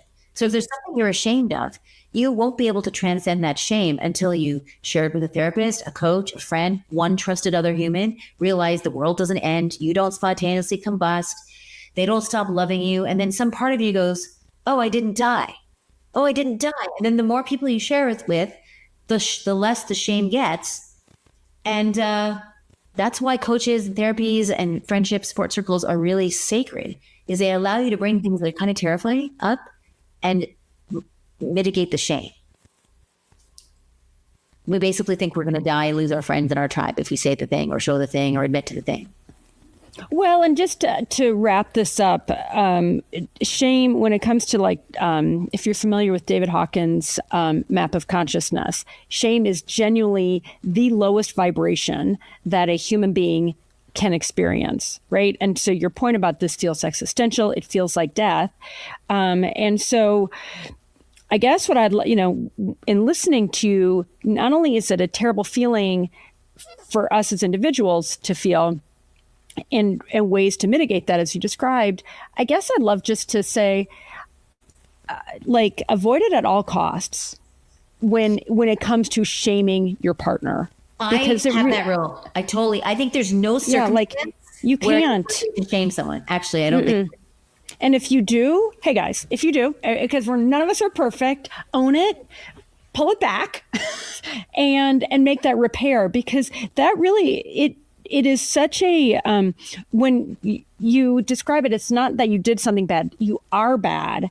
To say you as a human being are bad is really a I don't even know what to say. It's just a low blow. Mm-hmm. Attack at the identity level. And human beings, every animal in nature defends its life, will do anything to defend its life. Human beings are the only creature that will defend not just their physical body, but their identity. They will die for identity. So when you exactly, it gets to the identity level. Mm-hmm. Yeah, it's identity level. And so to shame someone is to say you're not valuable as a human. And first of all, no human that's true for. It's not true. And like blame, I think shame, when you're shaming another, you are avoiding a heartbreak, a frustration, a pain. And if you were to just bring that raw heartbreak up, you would get an audience. But because you're attacking, blaming, they have no response but to defend. All animals defend their life. So you're now asking for a distraction. But when you scrape off the shame and the blame and you bring you take the WTF stance and you shift it to MLK stance, and you invite the person into their next level of greatness by showing them how a new behavior would align more with their value, not yours, then you have a developmental spiral that grows you, grows them, and contributes to the world. Yeah, that's what I like to call a virtuous cycle versus what is so easily triggered in conflict, which is a vicious cycle. Annie, you are awesome. I learned so much today. Guys, I hope you love this as much as I did. I love all the exercises, practical takeaways, and just this framing has really been wonderful. Thank you so much, Annie. Delighted. Oh boy, I hope you love that as much as I genuinely love that. So, so good. Thanks for tuning in. We'll see you in the next episode.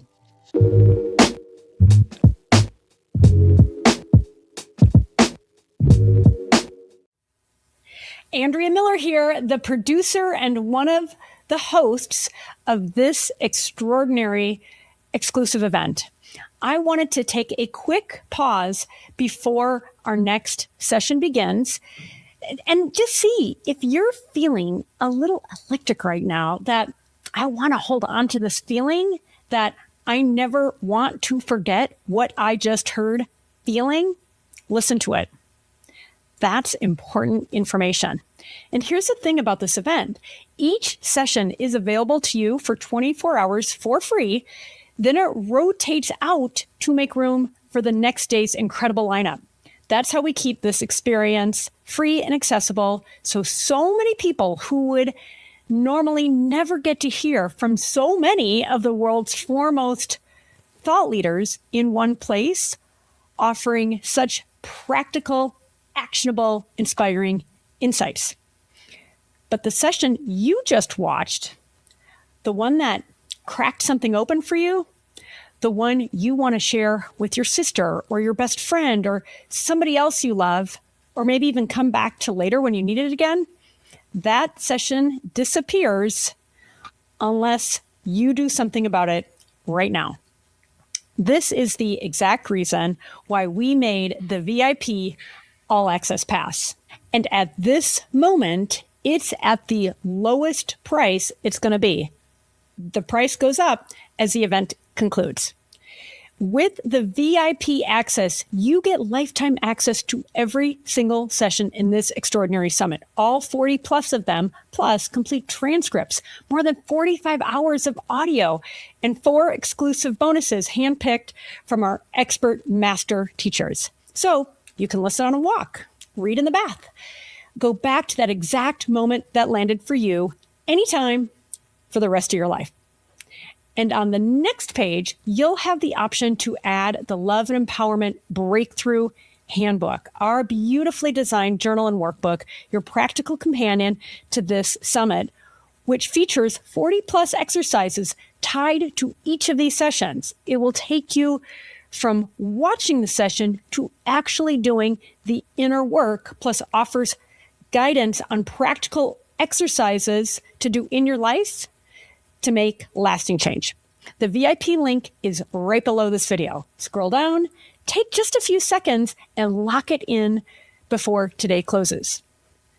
If you improve even just one relationship, whether it's with your partner, your child, your boss, your friend, or yourself, with this material, you'll have made an invaluable investment in your life. And by not doing it, the cost of inaction is one too many of us has paid too many times. So I hope you say yes to better relationships, yes to more love, and yes to greater empowerment in your life. I look forward to seeing you inside.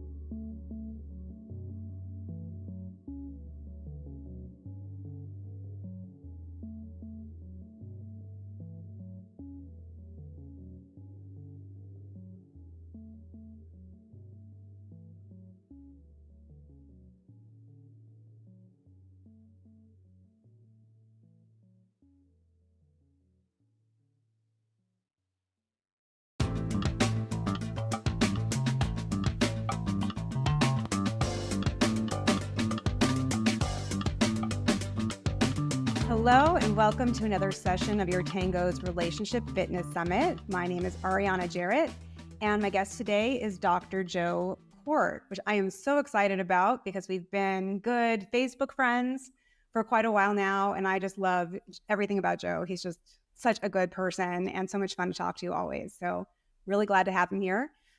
Today, we're going to be talking about what people in the best relationships know about sexual integrity. We'll be covering things like what your browser history reveals about your childhood, how porn does or doesn't affect your brain and your relationships, and what sexual integrity means. So now I'd like to introduce Dr. Joe Kort. Dr. Joe Kort is an AASECT certified sex therapist who specializes in marital affairs, mixed orientation marriages, male sexuality, sex addiction, if I can use the air quotes on that, or out of control sexual behaviors, childhood sexual abuse, LGBTQIA affirmative therapy, and Imago relationship therapy. Joe's the author of 3 books on male sexual identity, relationships, and fluidity, as well as a book for clinicians on working with the LGBTQIA population. His latest book is My Husband Gay, Straight, or Bi? A Guide for Women Concerned About Their Men. Today, our focus is on sexual intimacy and how it involves relationship skills like reciprocity, emotional validation, fun, respect, emotional safety. Joe, thank you so much for being here and joining us. Oh, I'm so happy to. And I feel the same about you. I think we used to work together writing for Your Tango in the beginning, and then we became good Facebook friends. Yeah, absolutely. Yeah. So, I'm going to start off with one of your pinned TikToks. You have a great TikTok account. If anybody wants to check it out, it's at Joe Kort, I assume is that Dr. Joe Kort or at Joe Kort? Oh, no, it's okay. At Dr. Joe Kort. At Dr. Joe Kort. Okay. So in one of your pinned TikToks, you say, I'm going to quote you, you say, if we went through your browsing history on your computer and looked at your favorite adult websites, I would be able to help you make connections to what it means from your childhood.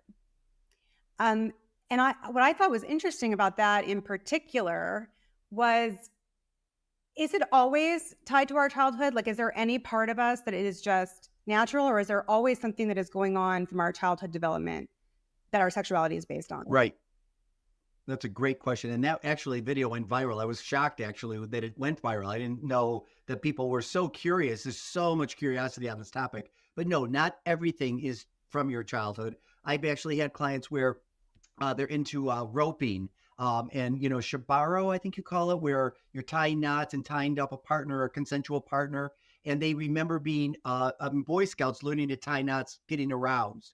Or they remember the first time they were spanked by their parents, being aroused as a little child. Right. And so it didn't become eroticized. It was already, there was like a discovery. Mm-hmm. That's interesting. I mean, I remember the movie Excalibur. And there's the scene at the beginning where the queen is ravished by some man that's not her husband or something like that. And that just had a major, major impact. But yeah, I mean, because I wonder about it. It's like, well, did that then inform everything, or that just sort of struck a chord that would maybe be natural as part of, female sexuality? Do other things, strike like that natural chord, and it's just what would set it off, that it would have been, going off anyway?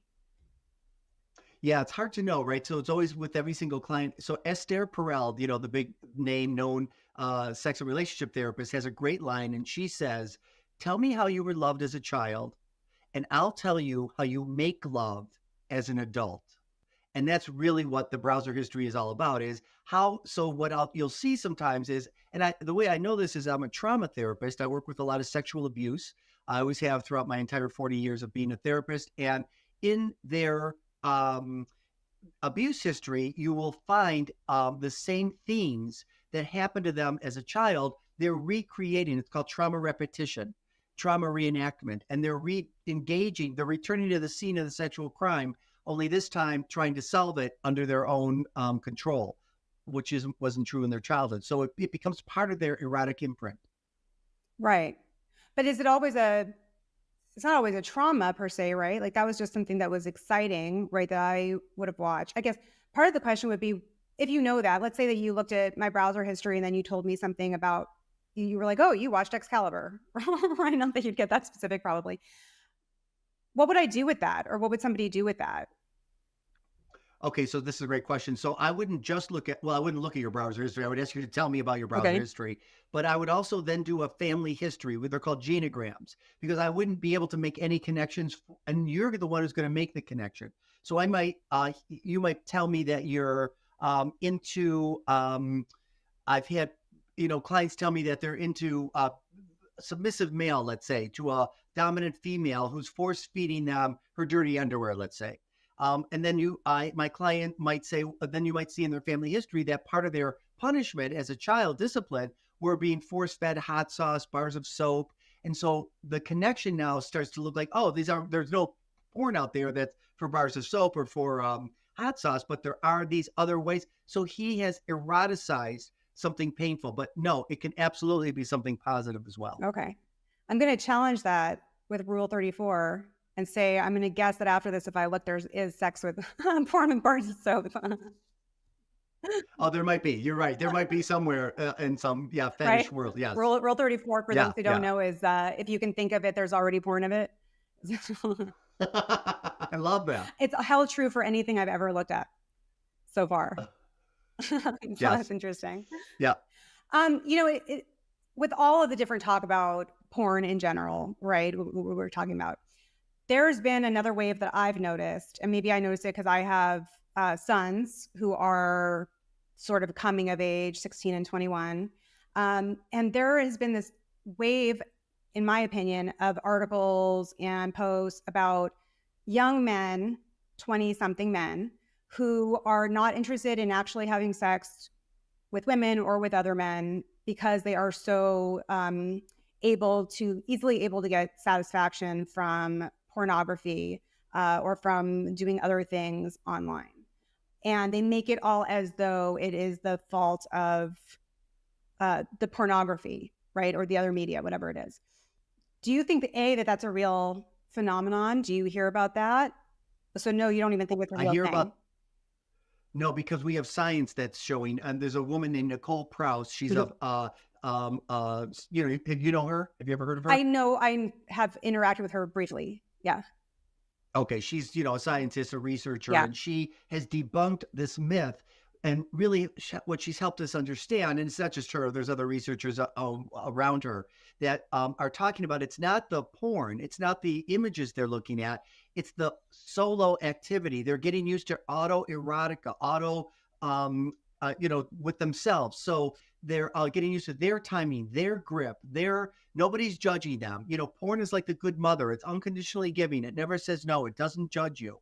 At the same time, I've had couples in my office where women think they're addicted to their sex toys, right? And so you can't be addicted to a sex toy any more than you can be addicted to pornography. You're habituated to doing this by yourself. And so it's the masturbation, it's your own hands, your own timing. That's the issue, because there's anxiety doing it with other people. There's no anxiety watching porn, I should say, or using toys.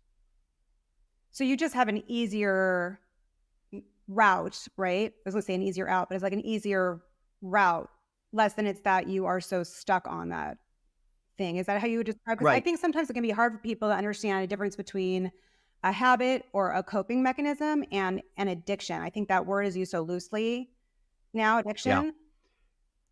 Yeah, it is used too loosely. And I used to be a long-time sex addiction therapist. And once I learned more about sexual health and the nuances and the complications and all of it, I no longer believed in anything sexual being an addiction. It can be a compulsion. You can experience out of control behaviors.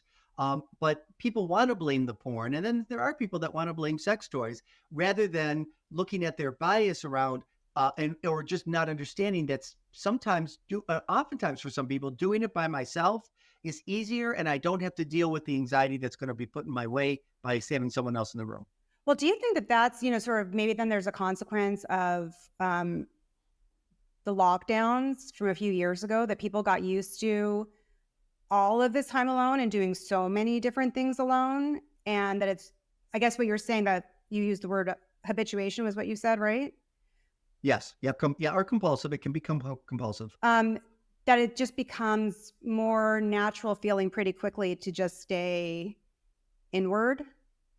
And then what would you Yes. do for Yep. somebody if And they realize, well, that's what's going on for me. It's just easier for me to be in my little space. I mean, I would think based on what you're saying, does that mean that, let's say a young man plays a lot of video games? Would you say that that has the same effect as a young man who spends a lot of time watching porn? Is it the same I difference? would, because he's not having to deal with other people and they're online. And if he doesn't like somebody, he can block them. He can, find other people real easily. And you're distanced from it. So yes, I do think during the lockdown, people did get more used to it. So now that we're having to go back out and interface with people, it's the anxiety levels that are so high. So now I have to worry about this person could abandon me, judge me, make fun of me, not do it the way I like to do it. I don't know how to talk about it. I don't know how to talk about sex. They don't know how to talk about sex. It's that complications. I would think with women that it would be that the toy makes it easier to feel pleasure because they know where to put it for themselves. And also it provides a certain level of stimulation, right, that a man or a woman can't. Like you just can't move your finger that fast or anything else. Yes, It's battery operated.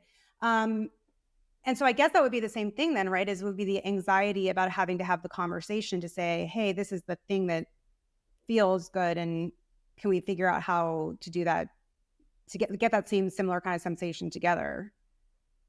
We don't teach people how to talk about sex. Gay and lesbian couples, absolutely 100% overall know how to talk to each other about what they want, what they like, and what they don't like. It's heterosexual couples, mixed gender couples that struggle. Is that because they have a similar communication style or they feel less anxiety, do you think, having the conversation with each other? I think both, but also we're forced. So as a gay guy, I was forced to have to examine my sexuality, going to therapy, talking about it, looking into it, having to dissect it, where straight people often aren't forced into that situation. It's just a natural thing to just start having sex and there's no discussion. But sadly, they lose what I call, and you talked about already, sexual integrity. What really is aligned with my values, my morals, the way I want to be touched and the way I want to touch someone else. Well, that's really interesting because, I think about all the conversation that we have nowadays about sex education in schools and, and at what age, right? And my general proclivity when I think about that is, look, I'm incredibly open about sexuality. I'm incredibly open with my own, partner and in my own life. I obviously I really enjoy conversations with different people about it and exploring things and all of that.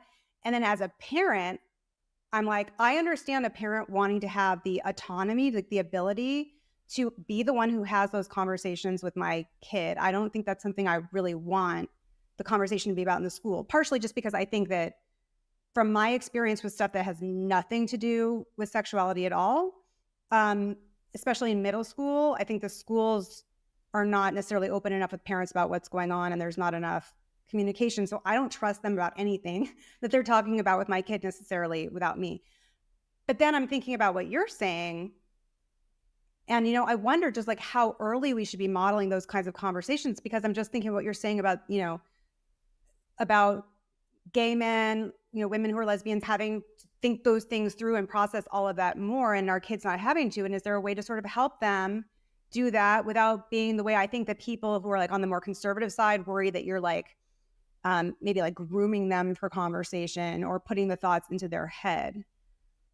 How would you think that you can have those conversations in a way that is proactively adding to exploration as opposed to... Yeah, no, you're right. This is such a great question. And so many things you said resonate. Well, first of all, I'm all for families being the one to do it, but they don't.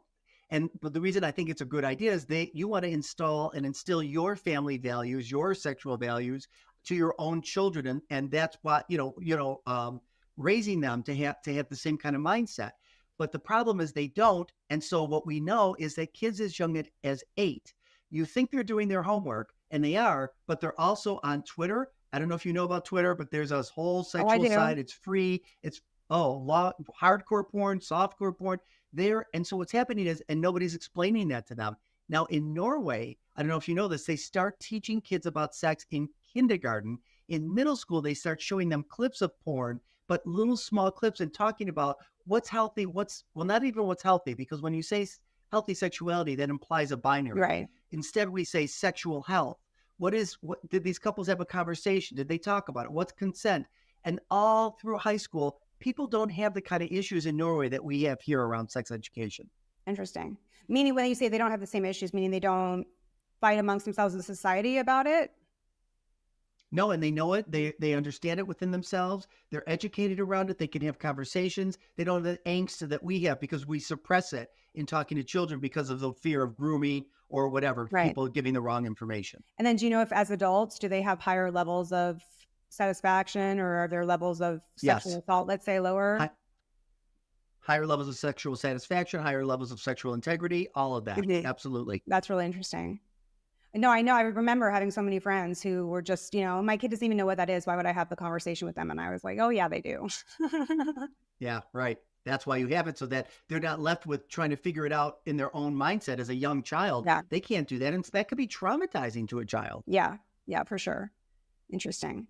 Well, so tell me more in general about this whole concept of sexual integrity. I saw that you have a course on it and, some articles about it. So tell me what that means.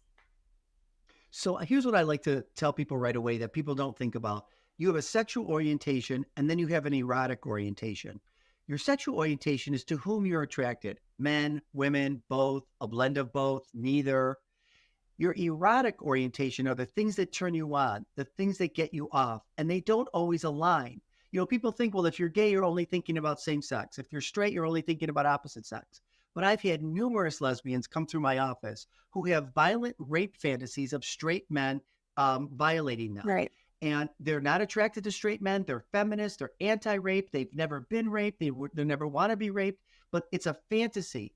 And it's erotic because somehow something, maybe the patriarchal experience, whatever has gotten her to eroticize this, is part of her erotic orientation, but has nothing to do with the sexual orientation. My job as a sex therapist is helping people be in that tension, but reconcile that tension, that it's okay. There's nothing wrong with you. And how do you see that tend to come out? Like, what do people come to you presenting with when there's something that they need help with their sexual integrity? I feel like my entire job is like trying to help people get rid of the shame. It's the shame that's so disruptive. So when people say, why do I need to know my history? How is that helpful? Because it takes away the shame. You can accept that it's okay and right and normal for you and embrace it so that you're not fighting it. Because when you go to war with your sexuality, you lose and cause more chaos than when you started. So we want to take you out of the war and into the embracing. It doesn't mean you have to do it. It doesn't mean you have to make it happen, but it does mean that you have to recognize this is a part of me and I'm okay. Right. So is there an exercise you take somebody through when they come into your office? Is there something that we could do where, we pretend that I come into your office and I have an issue with this? So I would then start with, and people are willing because they've already, looked at my website and read my book. So they already know that they can talk to me about sex and it's not an issue. And so they're right away ready to tell me all the details. And the more detail you can tell me, the better I can help you, because then we do a family history and a genogram, it's called, where I understand mom, dad, what are their positive and negative traits, memories that you've had, but that are positive and negative, experiences that you had. Maybe it's not just mom and dad. It might be an older sibling. It might be a grandparent. It might be a coach, a priest, a minister, a rabbi. And then we start to look at and start to see, are there places that overlap or abuse histories? It's not always abuse, of course, but something that might have happened to you. All I do is start to say, well, you told me that you get off on XYZ. Isn't this what just happened? What you told me about what happened with your uncle? I actually had this happen I had a sexual abuse from a female perpetrator, and I went to a female therapist, and she worked with me very slowly, but very effectively on helping me, because I thought I was crazy with some of my fantasies. And I now know I'm not crazy. They came from things that happened with my uncle, things that happened with my female perpetrator. And while it was out of my control back then, and it was disturbing at first to realize, oh, but I really like this now, because now am I giving my uncle power, my female perpetrator power, or is it now mine and I get to claim it and express it in a way that's sexual health for me? Mm-hmm. And do you think it really matters? Like, for people, I'm sure some people are like, okay, now I know what that was and I can heal from it and I can put it in a box and not have to think of it again. And some people are going to want to embrace it and explore it, right? Yeah, but the issue is most people want to put it in a box, and I call it, they come in wanting an erotic ectomy, right? So they think that there's something I'm going to be able to say or do. It's impossible. This is now part of an imprint on you. You can learn to lower the value. You can absolutely add other sexual and erotic interests that you want, but and so instead of it controlling you, you learn to be in control of it. Interesting. So I'm trying to think. I'm assuming that there is a difference between your sexual your sexual orientation, right? There's your erotic orientation, right? I understand those two differences. There's libido, right? And this is something that I'm really interested in, and I'm going to be, I'll just be vulnerable for the sake of having this, conversation for everybody who's watching for the summit, right? So for me, okay, my sexual orientation, very clear for me. I'm heterosexual. I like men. My erotic orientation, I tend to like things on like the rougher side. I think the BDSM stuff is really fun, right? I love exploring that, but it doesn't have to be that, right? I just generally, I enjoy sex. I tend to have a very high libido, and that's been an issue for me in multiple relationships because for most men, and I think the reason why I want to bring this up is because I hear it all the time that it's the man who wants to have sex and not the woman. And I almost never hear a real conversation about what happens when it's the woman who wants it. And then, because the conversation is always, well, you should be flirting with him then, and you should be initiating. And it's like, no, that's the whole point. Then I am flirting and I am initiating and I am doing all these different things, right? And in some ways it almost ends up being a turnoff to men because they feel like, look, I'm supposed to be the one who wants it more. What's going on here? This is weird. Right? And to me, that's part of sexual integrity because the truth, like it's the truth to me that's what I want. I don't like need it like an addiction, right? But that is what my body is feeling like it needs, right? So if I'm going to have integrity, I need to be able to express that, but it's really difficult. So what would you do with that? I guess I don't know how else to ask the question. Yeah, no, it's a great question. And I do see this a lot, actually. So, and men do feel shame because I'm supposed to be the one, and women feel shame because I'm not supposed to be. She's dealing with slut shaming that happens for female socialization. And then men, man shamed because they're supposed to be. Every couple, I just start out with everyone, has a desire discrepancy. One's going to want it more than other. And you might be the high desire in your relationship, but when, let's say that relationship ends and you meet another person, you might become the low desire because you meet somebody with a higher desire. And the only way to work this out, there's no magic wand to this, is you have to be able to talk about the differences and negotiate behavior changes that you want in both. So one of you is going to get it not as much as you want, and one of you is going to have to come forward and do it more than you would normally do. And it's negotiating that, and it's a balancing act and an ongoing discussion. I've never had a situation in a therapy room where they found an answer and that was it. It's ongoing. Right. And I would imagine that's the case for most issues that are going on either in the bedroom or anywhere else, right? Is they're not going to get healed overnight. No, and so many therapists don't understand sexual health.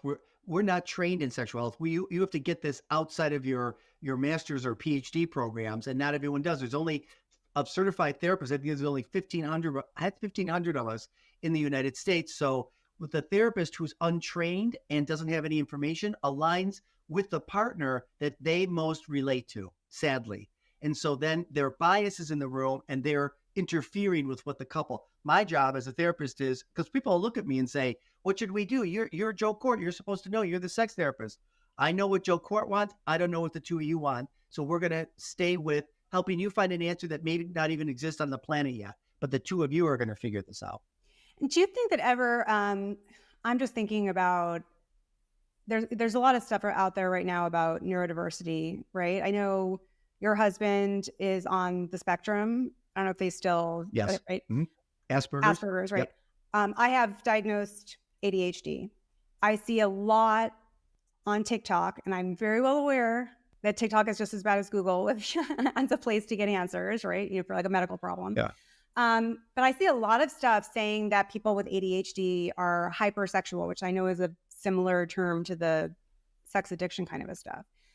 Do you think that there's a certain commonality to issues between couples? Because I'm imagining that most couples are not an exact match on a level of their neurology, right? Like, in fact, I had one neuropsychologist once where I said that I had ADHD, and I was married at the time. I said, and my husband, I believe he has OCD. And she said, well, of course he does, because you guys have to be like to balance each other out. Do you see that that is an issue in many relationships? I don't, but it's not one of my specialties. I mean, I'm in the situation and I do see couples, so I would be considered neurotypical. My husband would be considered neurodivergent. But the thing is, every neurodivergent person is different. Like most people with Asperger's or on the autism spectrum don't like sex. My husband had a higher desire than me. And actually, when we first had our first orgasm together, I thought I killed him because he had this body orgasm. It was crazy. I was like, oh my God, I'd never seen. And he has Asperger's, right? So you wouldn't even think that would be. So not everybody's the same. Right. I don't know if I'm answering your question though. Well, no, I mean, I think that that's part of it, right? Because if it's, to me, what it comes down to is there's these stereotypes then that people think that they're going to fall into. Like once they find out they get a diagnosis. My son was just diagnosed with autism somewhere on the spectrum. And I keep looking at him going, I don't see it. I don't see it. And it's not that I have a problem with it. It's fine. And he's thrilled to have this diagnosis. It makes him feel like he understands himself better. He's got this identity. But then I feel like it very easily fall in a trap where you start to see these different things that say autistic people don't like sex, right? And you start to think almost the same way like women don't want sex as much as men. Like it can almost fall into that same kind of a thing. When you start to understand yourself too much, do you over expect certain things from yourself?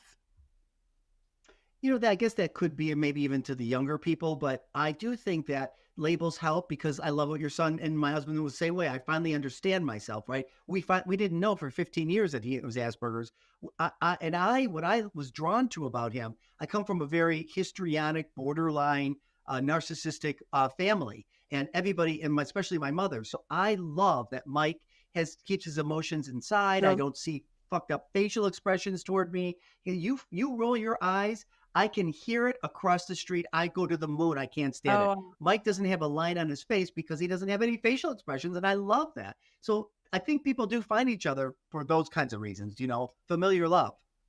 That's so interesting. But that's almost like unfamiliar love, right? Like it's like. I know. I shouldn't have said that. I don't know why I said that. No, because I hear that so much. And I've heard that on a few of these different sessions that people say, well, we are attracted to what's familiar. And I keep thinking like, I don't know if it's always what's familiar. Sometimes it's like the total opposite. I know it's different for everybody. Opposite. It is. But what is familiar love to Mike was, and I didn't know this, Asperger's and people on the autism spectrum look and feel narcissistic. And because I came from a narcissistic family, truly, and I remember we'd go to couples therapists and the couples therapist would say, Mike is not a narcissist. And I didn't, but his actions were, I didn't feel his empathy. I didn't feel him being other focused. I didn't see him but he did. It was just in a different way. And what I remember thinking is he works his butt off to be in a relationship with me. My family doesn't. When there's any work to be in a relationship with me, they're gone. They're like, go fuck off to me. I don't know if I can swear on this, but that's my family. My husband doesn't do that. He hangs in there. That's not a narcissist. Right. And that's beautiful too. And good for you that you could, gravitate towards that instead of for the opposite. And that would, because I would think for a lot of people, it'd be like, why aren't you telling me to fuck off? Right. Well, I'm more attracted to the narcissistic bad boy type. I remember in my 20s thinking, that's not going to work. These guys are assholes, right? So I had to, and those guys make my heart like go crazy. When I met Mike, he made my heart beat a little faster, but it wasn't a crazy. And I knew that was better for me. Yeah. Yeah. That's great. Another thing I was thinking about was you had another TikTok that I saw that I thought was really interesting. And it was about keeping texts or other kinds of, sexual images or things that you have, from your ex. And then you said that being bothered by it has to do with your childhood, similar to what we were talking about at the beginning. How does that pertain to your childhood? I'm assuming everything does, but how does that specifically? Yeah. So, right. What I talked about was I see this so much where people are like, you kept pictures of your ex, former cards and letters and romantic, because for some people it's meaningful to them for the time that they were with that person. Right. But if it feels an injury to you, it could be that you were not the chosen child in your family. You were overlooked. You were neglected. and it was them instead of you, instead of them in addition to you. So it's often the party that feels injured. The onus is often more on them. Of course, it can be egregious where a partner's in your face. I'm not going to take pictures down. I'm not going to. So it can be that way. But for the most part, it becomes very personal for the injured party because it's something from their past. Yeah. So what would you have somebody do? You talk to them about their childhood, and you would say, what is it that would make you feel this? Like, how would you discover that was what was going on for them? I might, in their family history, start to ask, where did you have experiences where somebody else was favored over you, or you felt that somebody was favored over you, and neglect is a really hard thing in therapy because abuse is easy. You were punched, you were raped, you were smacked, you were verbal abuse. It's the things that didn't happen, the things that weren't said, the things that should have happened. And those are the places where they're like, okay, so now they start to realize the theme. It's not exact imitation. It's the theme of I always felt my history in my childhood was I was neglected. I was overlooked, where now it feels like when you're hanging on to an ex pictures or, texts that I'm being overlooked. It feels the same. Is there a way that people tend to be able to remind themselves of that? Because it's very easy. I can listen to you say that and I can be like, oh yeah, of course, my brother is the golden child, right? He was favored over me. And so if I'm feeling threatened in some way, it could very much be that feeling coming up again. If somebody tries to argue with me, right? My brother was always fighting with me. So maybe I have to be like tough instead of being understanding. Like, I know all of that intellectually when I'm sitting here having a conversation with someone. I'm sure that a lot of people listen to you and it sounds really reasonable in the office. Then you get back into your home with your partner and you find another text. Yeah, I know. And if you got to remind yourself about your own childhood wound. And it doesn't mean you don't have a conversation with your partner, but it means that you don't make them the villain. Okay, so something happened. So how do we talk about it as equals rather than I'm the victim and you're my perpetrator? That's what doesn't work. Okay. Right. And now there is one thing I'll say. Oh, go ahead. No, I want to hear what you have to say. This is a really controversial thing I'm about to say. Okay. I've never actually said it even on TikTok, but I think I'd love to hear your point of view as a woman. Okay. I don't think it's any more fair for a woman to turn to a man and say, I can't be regulated emotionally unless you get rid of your porn, unless you get rid of your ex, unless you get rid of, I think that is almost equal sometimes to a man saying to a woman, I can't be regulated if you're still friends with your boyfriend, if you're looking at other guys, if you're dressing with low cleavage. I need you to change so I feel good. Mm-hmm. It goes both ways with men and women. I see it in my office and I don't know what to say about it, but I see it. What do you think about that? I don't think it's fair. I'm putting you on the spot. What? I don't mean to put you on the spot, but it's so interesting. No, it's fine. I mean, I agree with you. I tend to, I know that for me, so my relationship is a little bit traditional and a little bit non-traditional in that it's basically an open relationship, but we don't call it, it's like not polyamory. It's not, there's certainly no compersion on my part at all, right? I mean, there could be, but there really isn't. But I, having been married before, having been cheated on by any man that I've ever been with, I find like, you know what? I don't know if it's fair given, the biological reasons for men to, need to feel like they need to spread their seed or whatever. Like, I don't know that I think it's reasonable to expect somebody to be completely faithful or fair to expect it of somebody. And especially if you know the person you're with, the person I'm with, I just don't think that that's something that is comfortable for him to not at least have the option, right? He probably won't go do anything, but he needs to know he has the freedom to have the option. And I fully support and believe that he has told me that is who he is. And if I'm going to be with him, that I need to accept that is who he is. Otherwise, it's not fair of me to be with him.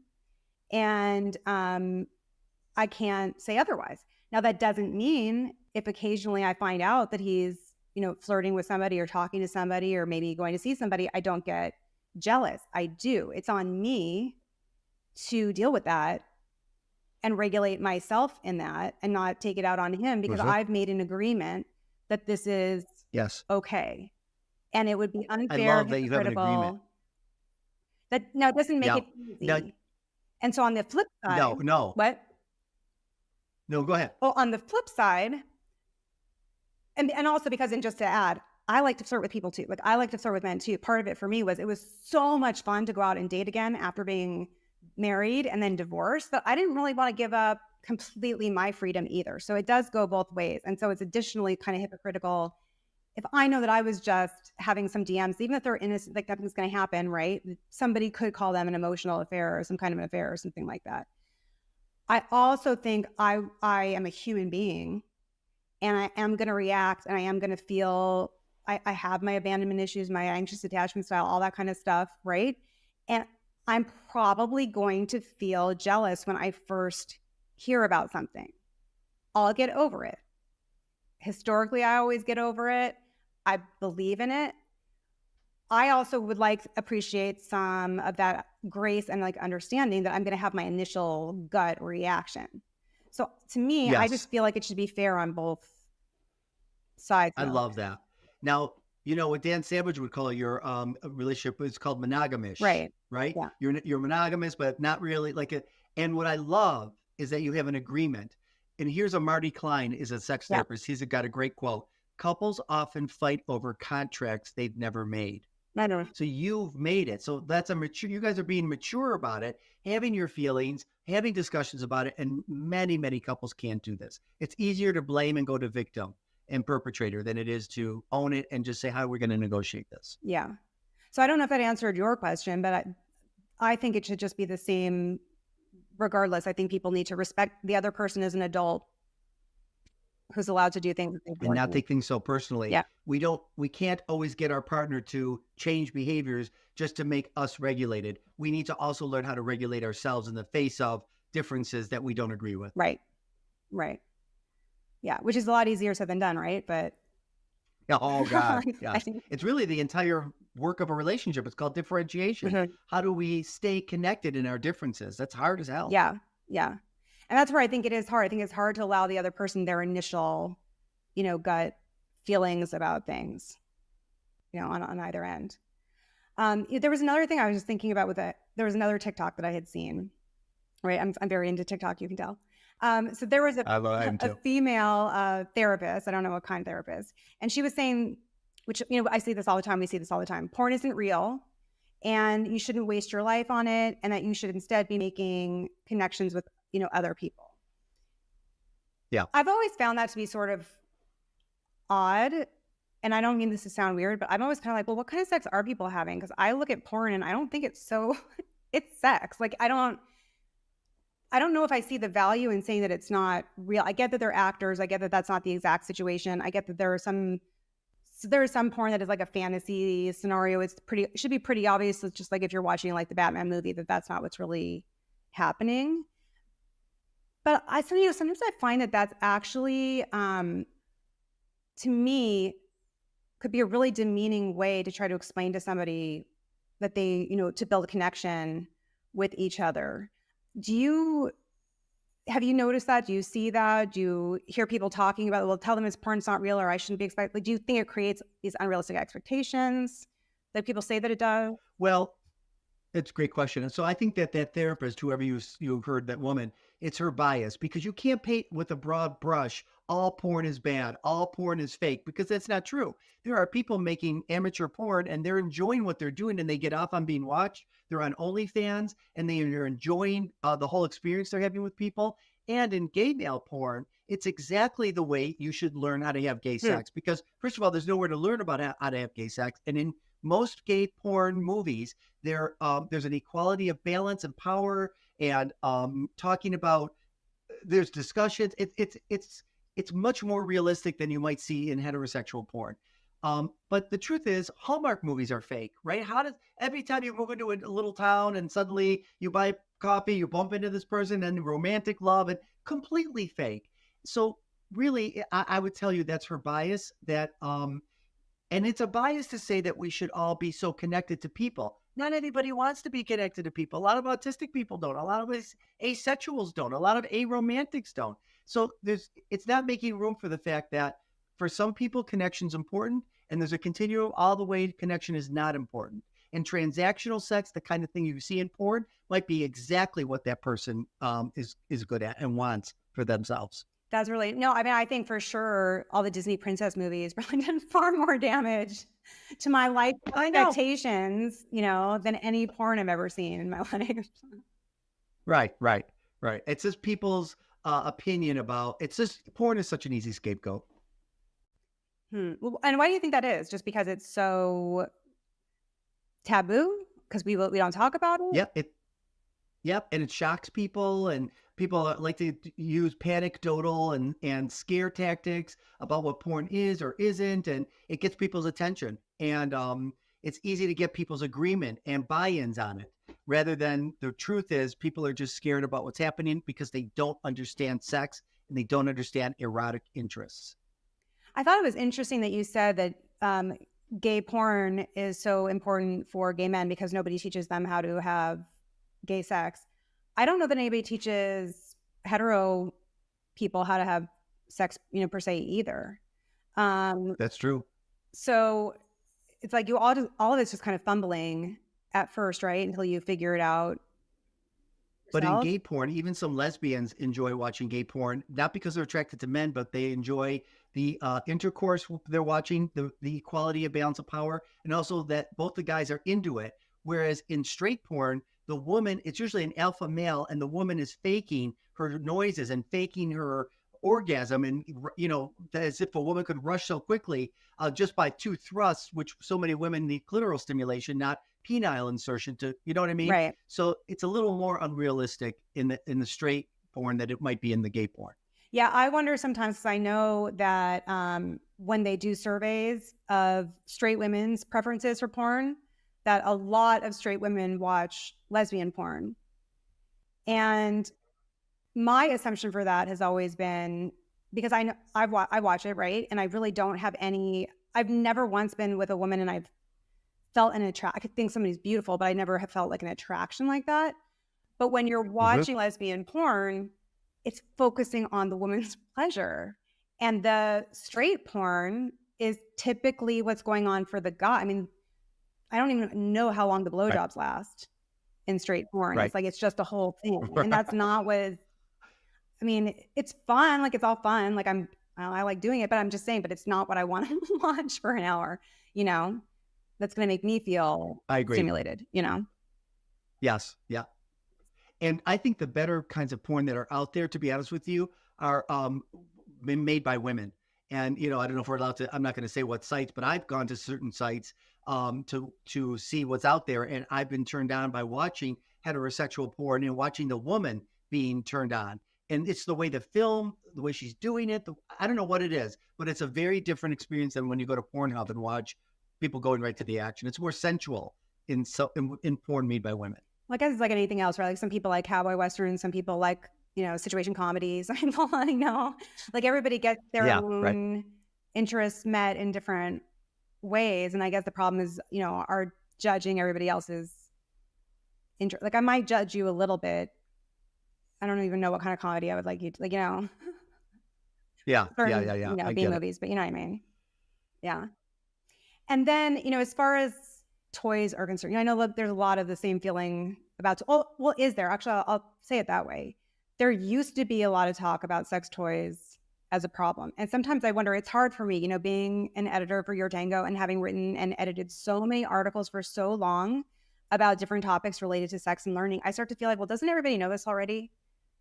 Because it's already out there. How many times have we published this? But, I don't really know what's really going on out there in the general psyche. Are toys something that people are using it for fun more now? Are they still a big issue for people where men feel threatened? I think men always kind of felt threatened more in my perspective, but maybe it's both ways. I don't know. Yes. Well, I always say this: women feel replaced by the porn and men feel replaced by her sex toy. Huh. I had a guy once in my office say, my erection and my penis are available to you 24/7. I could have food poisoning and it's still available to you 24/7. You don't need that, because he feels replaced. I do think it's getting better with sex toys because young people are way more open because of the internet and because of things like you publishing and just the Reddit threads and Twitter or whatever they're watching. But I think it depends on where you go. Like, here I am in Detroit, Michigan, very conservative here. So you might see more people. I noticed there's more people here that struggle with sex toys and porn, and especially even gay men. Like gay men, 50% of gay male relationships have open relationships. It's been like that way since the beginning of gay time. But if you come here to Detroit or Chicago or Indiana or Midwest, Wisconsin, they're like, no, they're anti-open relationship. You go to East and West Coast, they're on board with it. It's just so strange. It's geographical. I'm going to be stuck forever on since the beginning of gay time. That's my favorite new phrase I've ever heard in my whole life. And I'm curious about that, though. Is there something people can learn from that? If 50% of the relationships are open relationships, but are they long-term relationships? I mean, do they last? Or do you think that the open relationships, well, do they last longer or shorter or about the same? I don't know that kind of stat, but I know that there are plenty of long-term open relationships. And what they'll report is, because we say to each other, it's okay that you go do that. Just come home to me. Yeah. I know that I'm not going to be the only person you suck off and give oral sex, and only person that we're going to do all this. But as long as you come home to me, there's less tension in the relationship and less of that, the tension. So it's the negotiation, because it's more transactional too, where they're not falling in love with other people. They're doing their business. Right. Yeah. I think that I don't know, maybe that's why it's more complicated in hetero relationships. The transactional nature can be a little bit harder. Yeah. Right. And lesbians struggle with it too. So I think it's more female, where it's more relational, and it's, where men are like, hey, I don't even have to know your name. Let's go into this hallway, do it, and be done. Right. Right.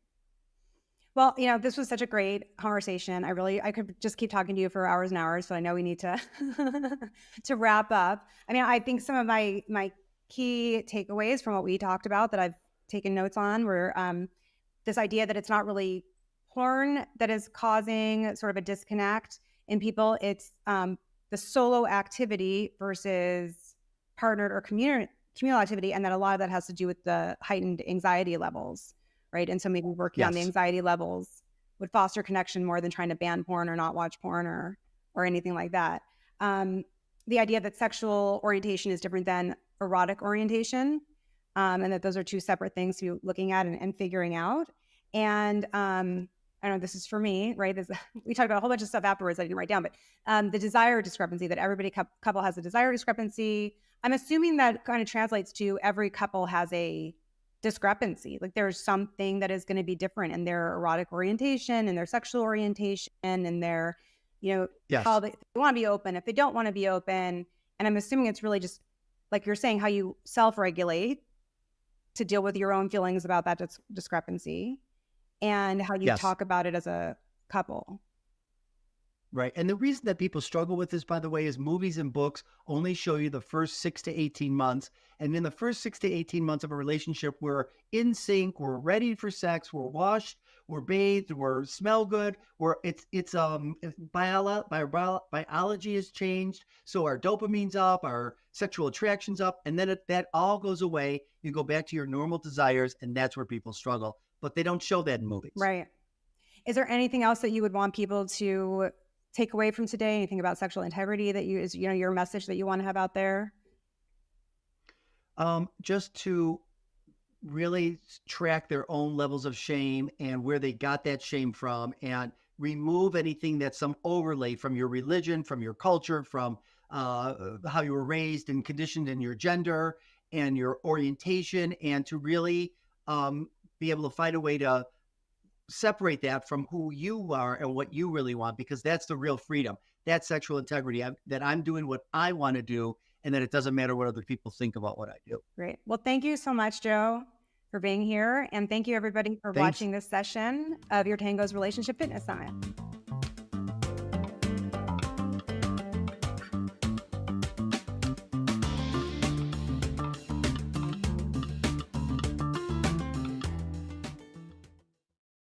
Did that session just give you language for something you've been carrying or maybe feeling for a long time but didn't have the words for it?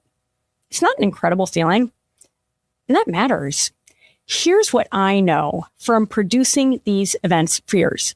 The moment you just had that aha, that recognition, it's tough to make it stick and really put it into practice unless you return to it, whether it's watching this video or reading the transcript to really internalize it it takes some effort. And so this session appears tomorrow morning. That's how the summit works. It runs for 24 hours and then it rotates out. But the VIP pass, it changes that for you. Every session, lifetime access, yours to return to whenever the right moment hits. So here's the deal with the VIP. To really internalize this information, as well as to get to see all 40 plus of the events or the sessions, the ones that you're most excited about for such a modest price, I strongly encourage you, make that investment. It's a teeny tiny investment for a giant payoff, both so that you can really internalize all these lessons by going back to that moment. You're like, okay, what did that lady say again? Or what did that guy say again? How did that feel? So you can go back and really internalize it so that you can read the transcripts. You can listen to the audio files. That kind of learning, that kind of internalizing, that's really where transformation starts to take root. And unless you're able to power through all 40 plus sessions over the time period of this event, I want you to have lifetime access to all these sessions, because what is interesting and relevant to you today may be different in terms of what's relevant and useful to you in a month's time or a handful of months. Or somebody will say to you, oh, something about James Doty, Into the Magic Shop. Oh my God, that's one of my favorite books. Oh, I love that guy. And then you go, oh my goodness, he was in this session. Oh yeah. In addition, there are 40 plus sessions featuring over 40 of the world's foremost thought leaders in love and relationships, empowerment, trauma, neuroscience, you name it, we've got them. And while some of those sessions may not feel as relevant to you today, in a month's time or 6 months' time, you might hear somebody talking about Marianne Williamson or James Doty or any number of these incredible people that we have featured, Dan Siegel, and you go, oh, I think they were in that summit. I'm going to go back and check it out, because these people, they're the OGs. Terry Real, Stan Tatkin, Harville Hendricks. I mean, geez, Dr. Shefali, Dr. Ramani. So I urge you to make this investment now while you're still thinking about it and while the price is at its ultimate lowest. Not only can doing so make a giant impact on your life and on your relationships, but not doing so, I mean, let's face it, you pay a price for that. You pay a price when you stay stuck. You pay a price when you feel like, oh, I don't really know what to do next. Like, geez, I'm just distracted or I'm confused. And by making this investment in this event, I assure you, there is so much amazing content, inspiring, informative, actionable, that by making this investment, you're not going to feel that way. You're going to take it all in. It's going to feel great. You're going to put it to work and you're going to say, you know what? I am so glad for that teeny tiny investment. I said yes. That's it. Up to you. Scroll down. It's at its lowest price it's going to be for the rest of this event.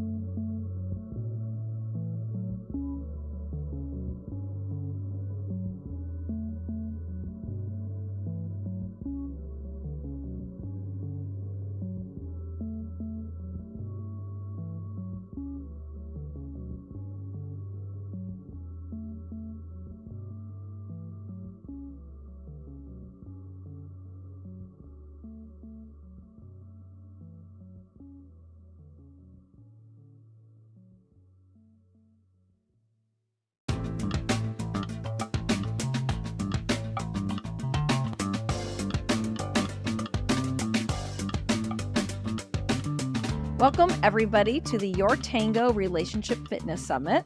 We're so excited to have Dr. Stan Tatkin, the founder of the PACT Institute and author of Wired for Love, which is actually in its second edition and is now available.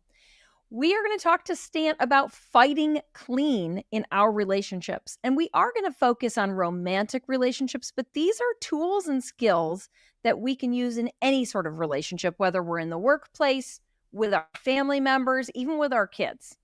So join us while we talk to Dr. Stan Tatkin for the Relationship Fitness Summit. So Stan, welcome. So excited that you have a new edition of Wired for Love, which is a foundational relational guidebook for people. And one thing that I love about PACT therapy, you call it a psychobiological approach, is that it's not all theoretical. It's you have looked at how our bodies and our brains respond when we're under stress. And the goal is to help people have conversations that are productive even when we are feeling that stress, instead of going straight to 100 and blowing our top. So what made you come up with this idea? Well, by watching people. Well, first by experiencing it myself, and then by using digital frame analysis.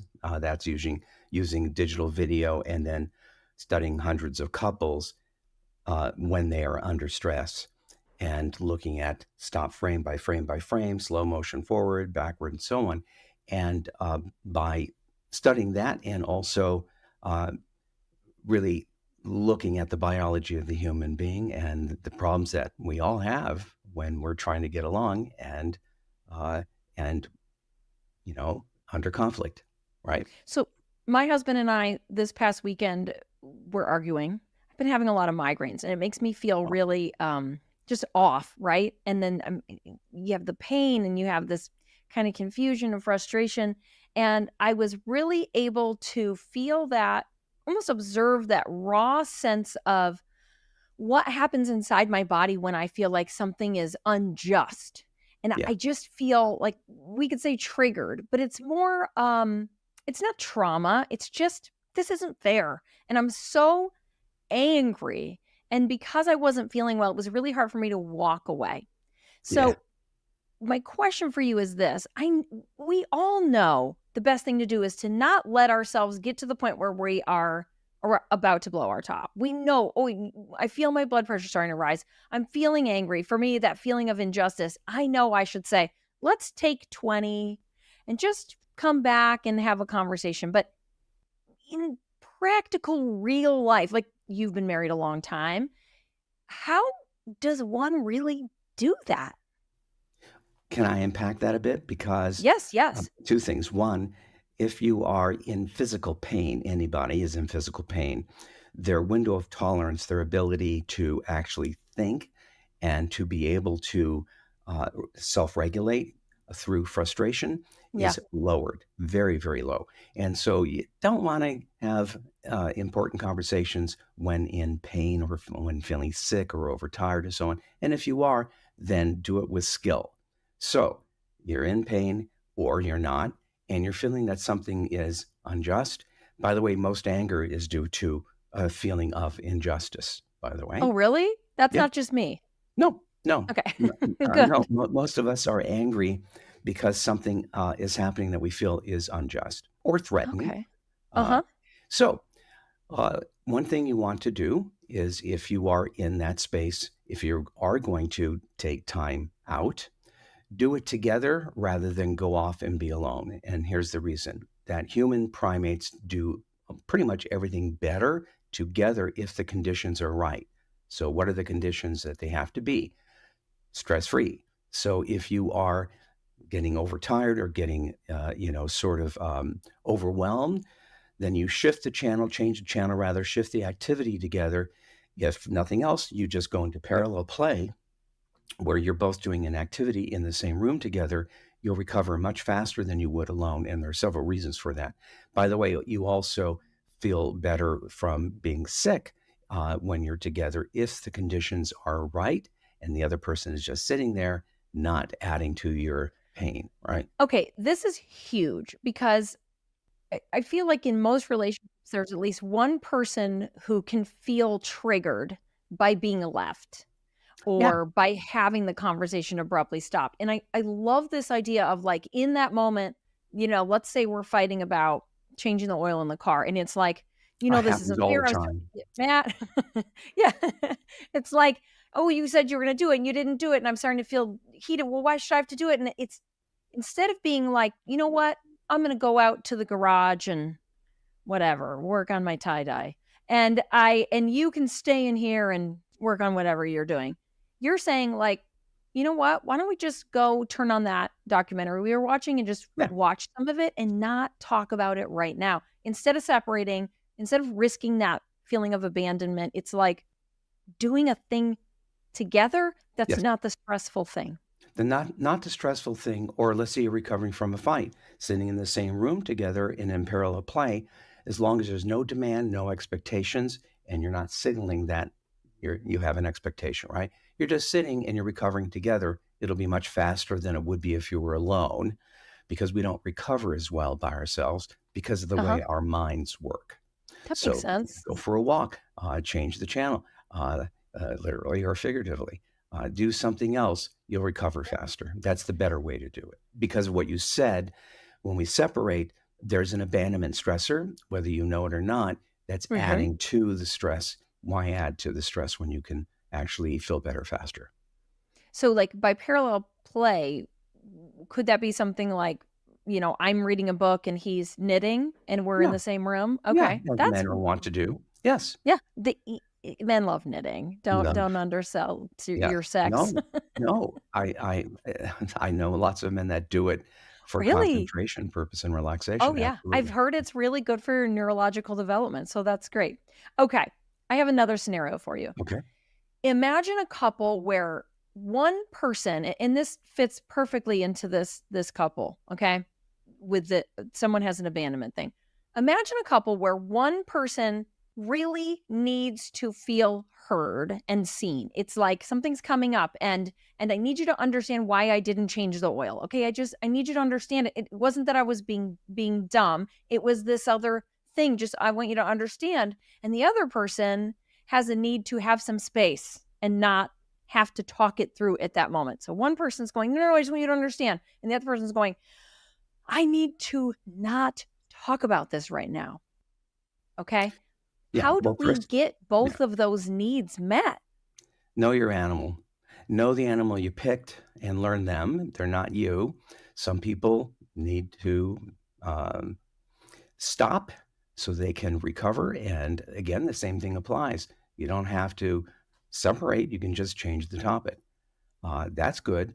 But also it's the manner in which we interact that is the problem when under stress. That is always the problem. It's never the topic. The topic is the stressor. The manner in which you and I will interact under stress is what repeats. And that is what's causing threat and accruing resentment, right? That's it. Yeah. So you have to know the animal you're with, know your audience, talk for your audience, not for you. And if you're someone who can only handle so much, but I like to talk, I have to respect that and make sure that I take care of myself and you at the same time, right? I can't just take care of myself. You'll feel that is unfair or insensitive, and now we're going to rock and roll. So, so there are several things here because we're going to have different people with different attachment styles. The thing to remember is go face to face, eye to eye, directly in front of you. The reason for that is that we error correct through the visual field in close distance, and we're legally blind on the side. If you're at my side, it may seem like it's innocuous, but the amygdala, our fear center, fires more frequently primed for threat. So okay, so let me demonstrate that. Yeah. So if I'm like this, you're next to me, like if we're driving or if... Do not get into emotional conversations while driving for this reason, yeah. Seems like a very bad idea. Yeah. We're driving or we're both working on something with tools. You're here. It's like the things that are happening here, you're saying my brain subconsciously is going to be like threat, because I'm not fully comprehending what's there. I can't take in the whole picture. Right. I can't see it. So it's simply primed for something. And so when we look or dead ahead, we see the world in high definition through a very, very tiny hole called a fovea. And The other times our brain is either filling in the blanks or we get the eyes going back and forth to try to fill in the picture. So it doesn't mean you can't be on your side, to the side of each other. But if you're going to talk about something stressful, do yourselves a favor and do it directly straight ahead and keep your eyes on the ball because Yeah. it's a fast moving game. I have to make sure that you, Joanna, as I am talking, are staying safe. What do I mean by that? If you start to tilt towards unsafety, getting aroused, starting to get upset, or starting to get collapsed because you're feeling trapped, I have to pay attention because I've lost my audience, number one, but also I can't influence you. As soon as you start to move into unsafety, I can't influence you because of a brain change. Therefore, I have to return you to safety. Otherwise, I walk away with nothing. That's just the way it is with all of us. So if we're walking through the city, we're walking together, we're having a conversation, it's super tense, getting tense, okay? And we're side by side. It's crowded. We can't really turn and look at each other. Step off to the side of the road. Go into an alcove, face each other, and have that conversation. Very dark place, a cave. Go into a dark alley. It's Central Park, where it's clearly safe. Go under an awning on Fifth Avenue of a brightly lit, very expensive store. Right. And someplace where you can face each other, where you don't have to worry about the threats on the side.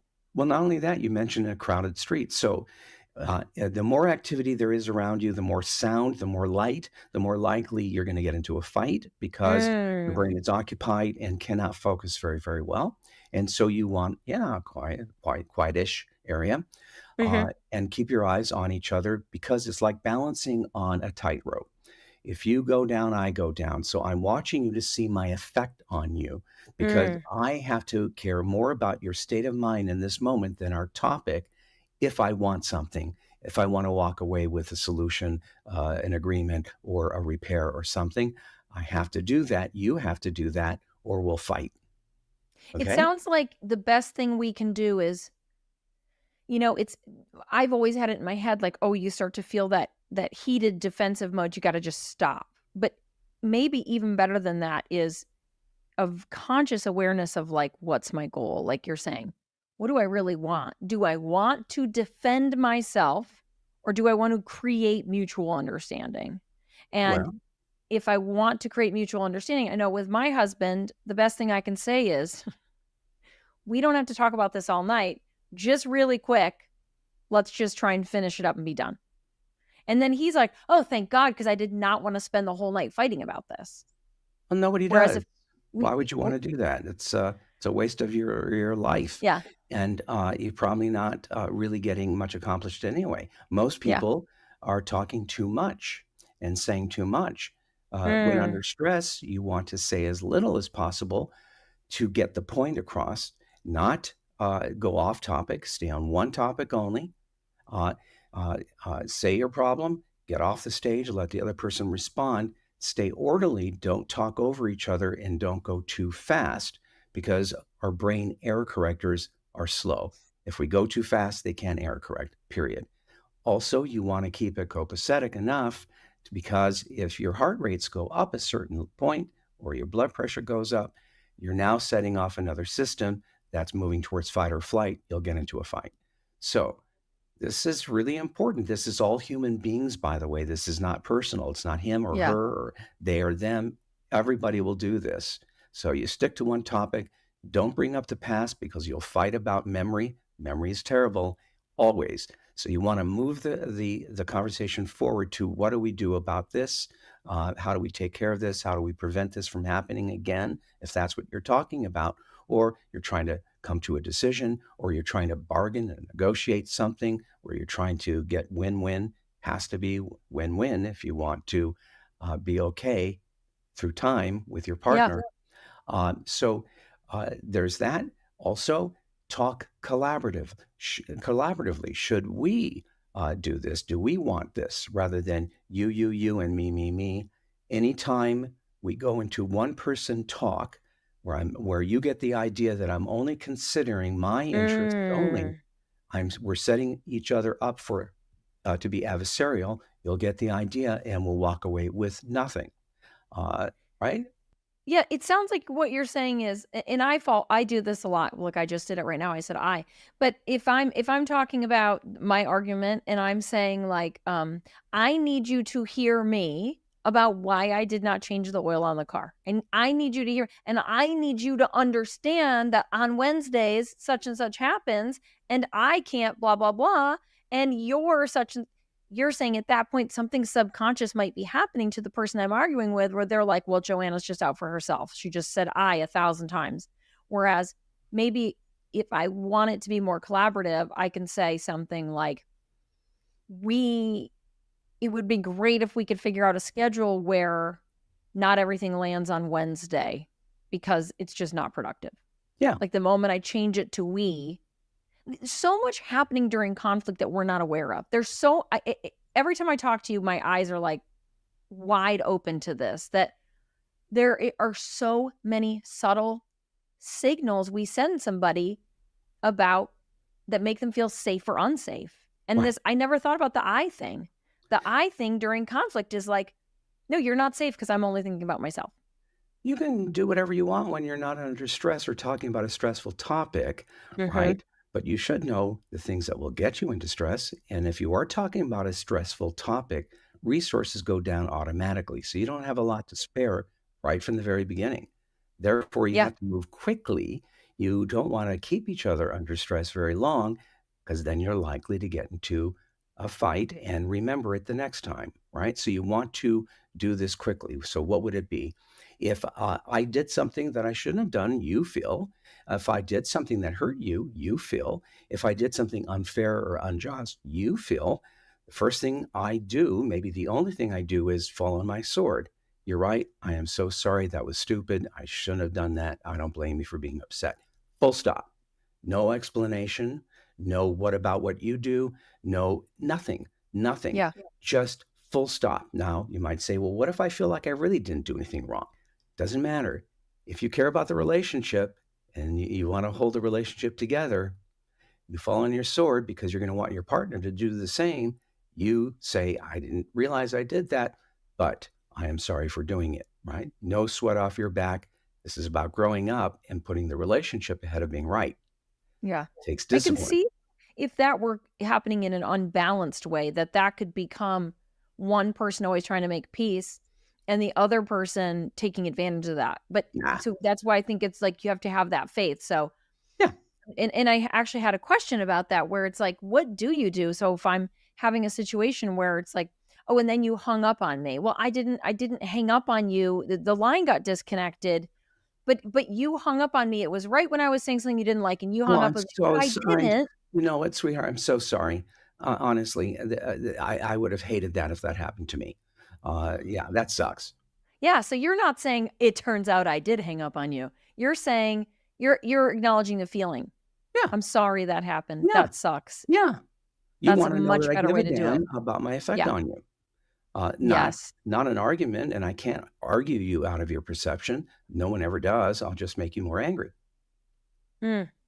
That makes sense. Yeah. Yeah, because And you don't have to give in. It's more no. start with love. Look, you and I are two separate people with two different brains, two different nervous systems, two different narratives, two different histories. I can't know for sure what my face does, the words I use, and it doesn't matter because my word choice is for me. You may not like it. My face is for me. You may not like the face I make. My voice sounds fine to me. You may not like the tone of my voice. If I care Right. about the relationship, you win. Yeah. Yes, that's so good. Okay. So in Wired for Love, you talk a little bit about these kind of three archetypes, which is anchor, island, and wave. And to extremely simply synopsize, basically it's someone's attachment style Mhm. and Yeah. how that affects them into adulthood in what, how they are. So an anchor, someone very steady, they're attached in a healthy and secure way, as if a boat that had a really solid anchor. An island is someone who is more comfortable isolating. Do I have that right? No. So No.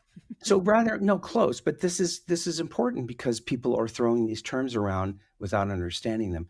Yeah. Attachment is simply safety and security, not about love, and it has Oh. nothing to do with pathology, healthy, unhealthy, good, bad, right, or wrong. It Okay. is simply the way we adapt to the environment we're born into. And that culture, be it a mother or a father or whoever it is that is a primary attachment figure, they are going to either have learned to value attachment values or they did not. So those who do not tend to be insecure functioning or insecure in their behavior. And so children will either have to give up the need to cling and to have a secure base and or the need to be independent and to venture into the non-caregiver world.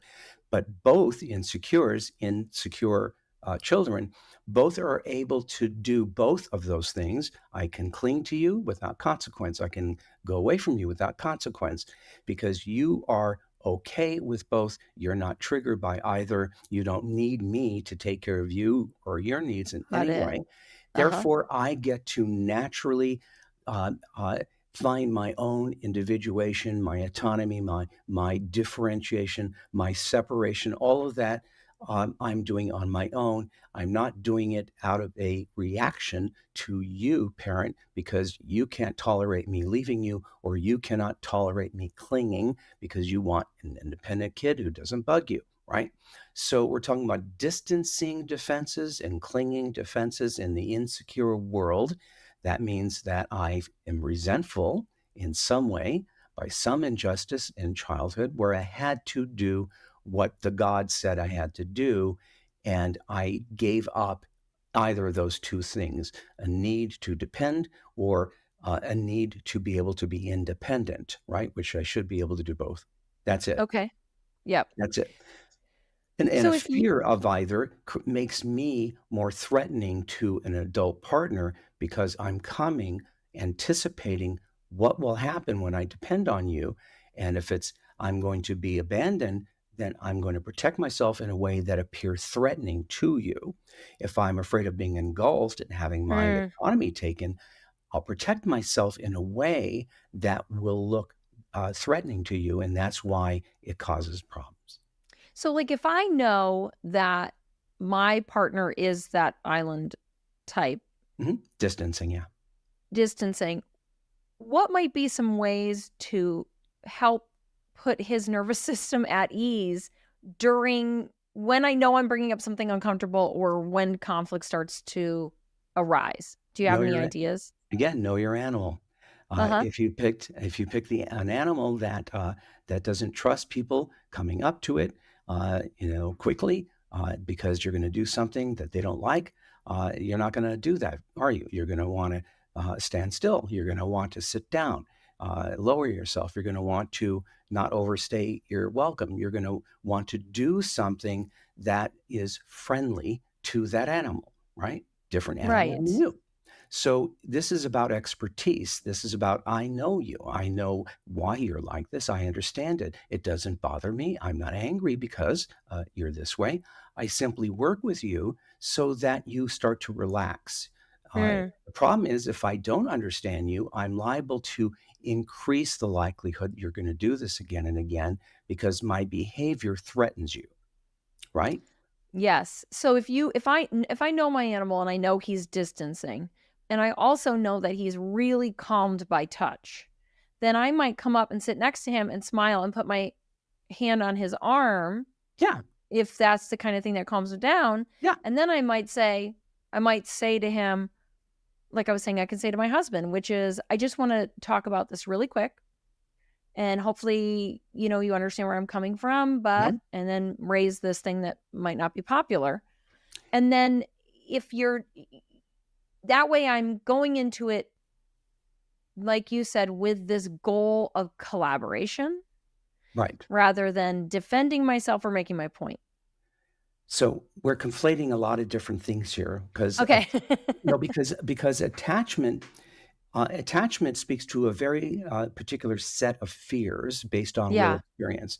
So that's different than how you deal with all people under stress because we're all the same, actually. So when dealing with a partner who has trauma, let's say, because islands or waves, people in the clinging or distancing anxious group, really are dealing with what's called relational trauma. That is the kind of trauma, not single episode, but it's sort of woven into the interactions from infancy. So you're dealing with someone who is being reflexive based on memory, not purposeful. They're doing it automatically, reflexively based on threat cues.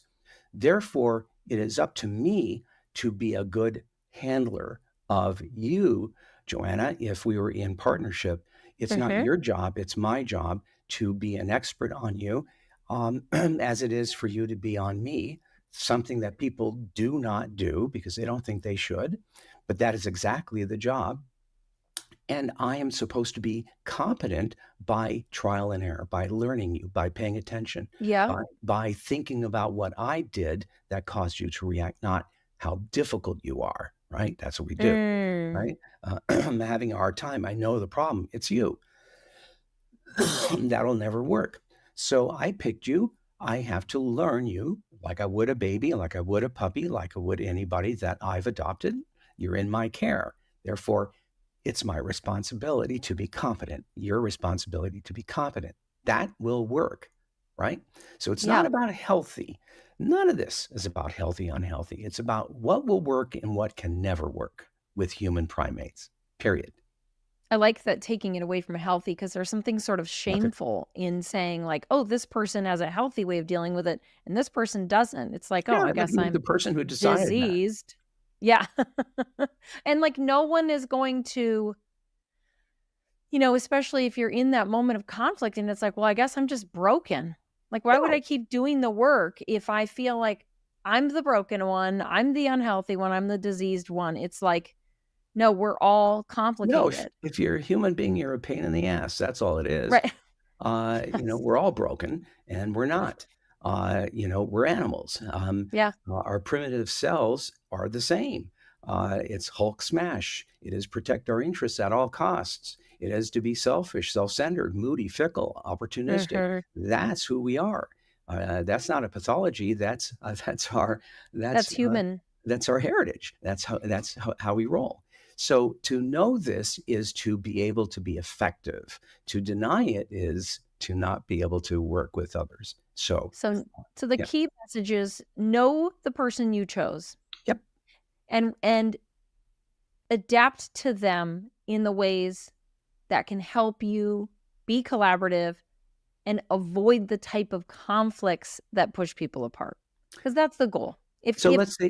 Let's say you and I are in a three-legged race, which couples is, right? We're independent by choice. We bind our inner legs together. We're a team. Where you go, I go. And so we have to work together in a quite different way, right? You're a different person than I. How am I going to get you on board? Well, I could use a stick or a whip. That has its consequences. Or I know how to attract you. I know how to persuade you, influence you, attract you, right? To bargain, negotiate. I'm able to get you on board, as are you with me, because we have to move together or we won't go anywhere, period. So this is a different game. You're not me. I have to learn you, and I have to know how to talk to you, how to attract you. I can't use fear, threat, or guilt. Those are cheap tools and they have blowback. So we have to work together as any team because we want this thing that we're going towards. We have this purpose. And if we don't work together, we lose. That's it. Yeah. We lose. So I think, why do you think people are so resistant to do that then? Because you said it's not popular. You said something like it's not, people push back against it. Why are we resistant? Because the couple is the only union that doesn't operate as a real union or an alliance. We come together.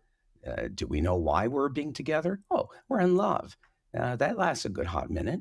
And because we're attracted to each other, same thing. Well, we have the same thing in common, same thing.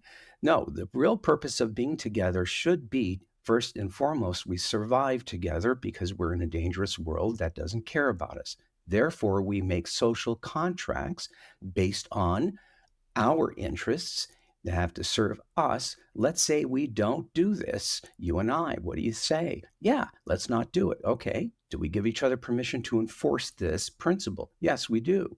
With the idea that when enforced, the other must cooperate. Yes, that's a social contract That is called governance. That is how we've always Yeah. got together and got along. You don't do that, and bad things are going to happen. That's across the board. So couples are the only union that does not organize, does not create its own ethos, doesn't think about why they exist, and doesn't build in protections that would protect partners from each other. And that's the undoing, right? I don't think I And should have to do that. oh, I don't think I should have to do that. Feels like such a big phrase. Also, I wonder if it might trigger some people to manipulation. Like I don't, when I start thinking about, well, I have to adapt to him and try and get this outcome from him, and it just feels like a little bit icky to me. But if we agree that the goal is honesty, connection, collaboration, peace in the home, all of these different goals, then it's not manipulation. It's tools to get us where we want to be. Yeah. In this union of equals, we have to share power, authority, and its terms and conditions, not emotion, right? It's based on purpose. Yeah. So it has to be win-win. I cannot win over you, or I'll pay for it. There's nothing I can do to you that won't happen to me in this game. So it's not like any other union except a team, right? Where we are interdependent. If I do this, and screw you, guess who's going to be screwed? Me. So it doesn't work. It can't work. It'll be too unfair, unjust, insensitive, too much, and that will accrue resentment and threat. And we'll both pay for that. So it cannot work. That's I the really thing. like that three-legged race analogy, and it really is coming clear to me right now. It's like if I did 5 shots of tequila before a three-legged race, that's going to sabotage the race. Right. And I'll complain and we'll both lose. That's it. Nobody else cares. Yeah. Even if I did those shots of tequila to spite you, we lose the race. It's a bad idea. And it's anything that I do to myself, anything I do to the union, I'm doing to myself. And that's a great. Right. So the way we think in this game is that anything I do that hurts you is self-harming. It is. If you really think about it, that is true, right? Yep. Because our fates are tied. So this would be true if we were a dance team. We'd have to work together, given our strengths and weaknesses. We'd have to learn how to make up for those. And we'd have to work towards that common vision with the purpose of being a good team, right? Therefore, we have our best interests here working together. We can't work on each other. That's war. We have to work on the solution to what we're trying to do. That's productive. That's teamwork, right? So couples come to the table with a whole set of expectations, fantasies, ideas, and entitlements coming from families of origin. This makes them more prone to go to war because they're pointing in different directions. They don't talk about what they're inventing in terms of this relationship. They don't have any rules. They don't have any culture. They don't have any ethos. They don't have anything. It's the Wild West. And so that's why they don't last. For that reason and that reason, essentially, maybe even only. So in this game, you and I have to have a reason for being. Well, one big reason is we survive together. If we survive together, then we have to have each other's backs at all times. We have to share information because information keeps us alive, keeps us safe, keeps us being able to handle things. But also, if we're the center of the universe, we are the most important people in any room. If we are at the top of the food chain, we are that because we see ourselves in charge of everyone and everything, meaning everyone and everything we serve depends on us being happy and in good order. Otherwise, we serve nothing, no one, including ourselves. We will not function well. We will lose. So this all makes sense. We know this. We just don't see that we should do that in this arena, and we're not oriented. This is a two-person psychological system of we and us having the same things, hopefully, to gain and lose. If we don't, that's uneven, and that's where injustice comes in. That's where people start to do bad things because we don't have a level field, you see.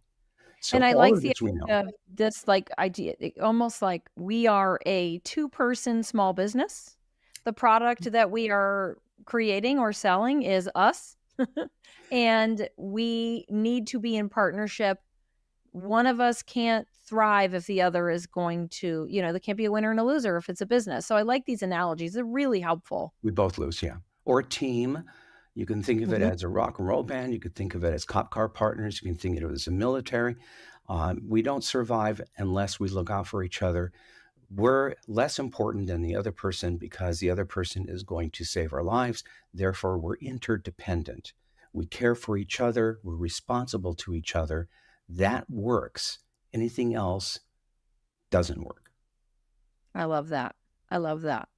I love it. Well, thank you so much, Stan. You're We have welcome. gotten so many great tools. Thank you for staying with me here in the tool world, because when it comes down to it, we can have all of the philosophy about how to fight better. But when we don't have something to cling to in those moments, like a real tool, a real thing to envision, it's easy to just get lost. The philosophical doesn't help us that much in the trenches, and this has been really helpful. So remember, you're going to get into anything stressful, go eye to eye, face to face. Don't do it over the phone. You'll fight. Don't do it through text. You'll definitely fight. Do that. And don't talk about the past unless you're trying to repair something. Memory sucks. You'll fight about memory. You won't get out of that. Don't indict each other. Don't work on each other. Work on the problem. Work the problem, never each other. Working on each other is war. Always, every time. I love it. Right. Okay. So these are common pitfalls that everybody will have to look out for, and check it out for yourself. You'll see you're no different. That's great. All right, everybody. And also you can pick up Wired for Love, available now for more.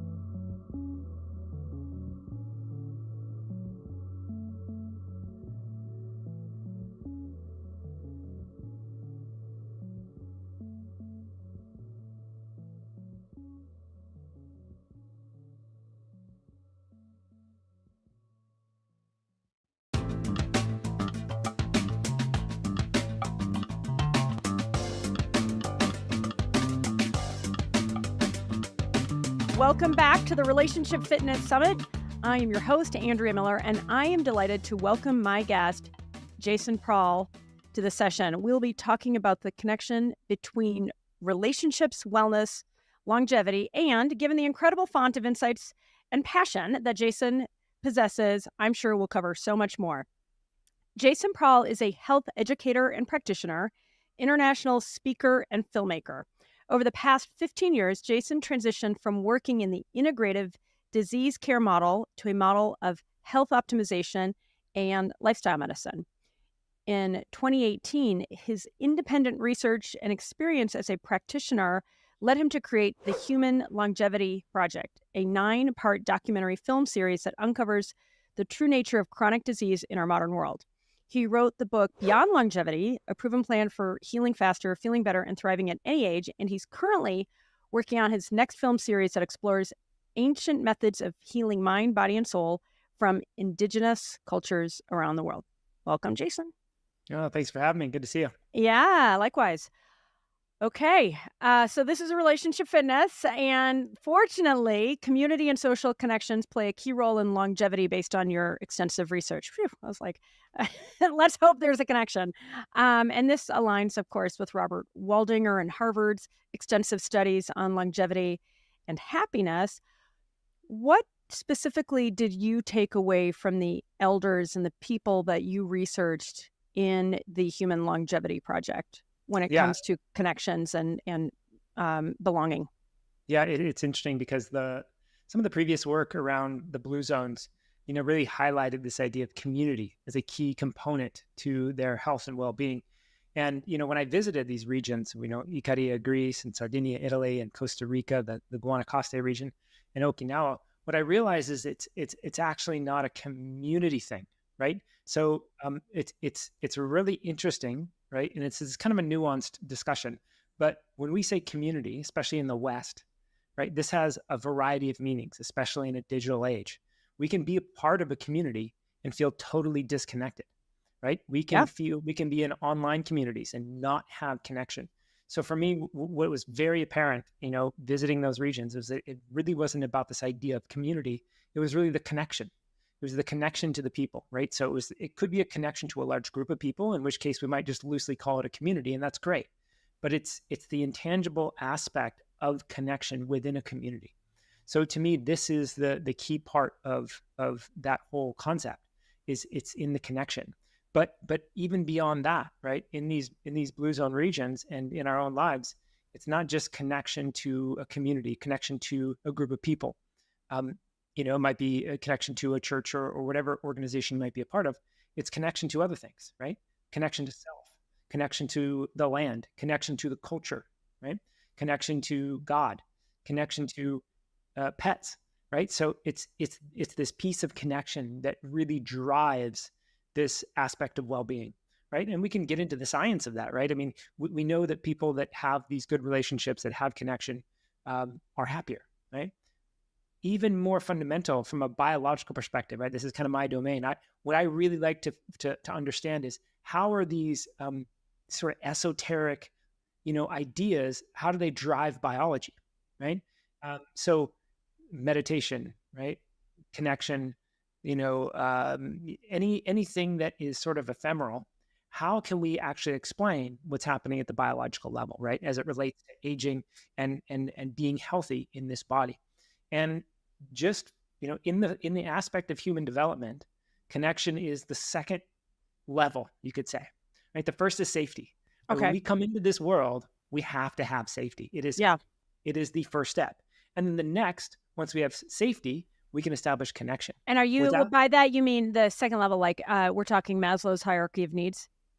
Yeah. And there's other works, but just watch a human, right? Yeah. And bottom line is you cannot, there's a limitation to the aspect of connection that you can develop when you're caught in fear, right? When you don't feel safe in the body, then there's a limitation to how much connection is developed. And you can watch this play out in relationships. Just watch a rom-com, right?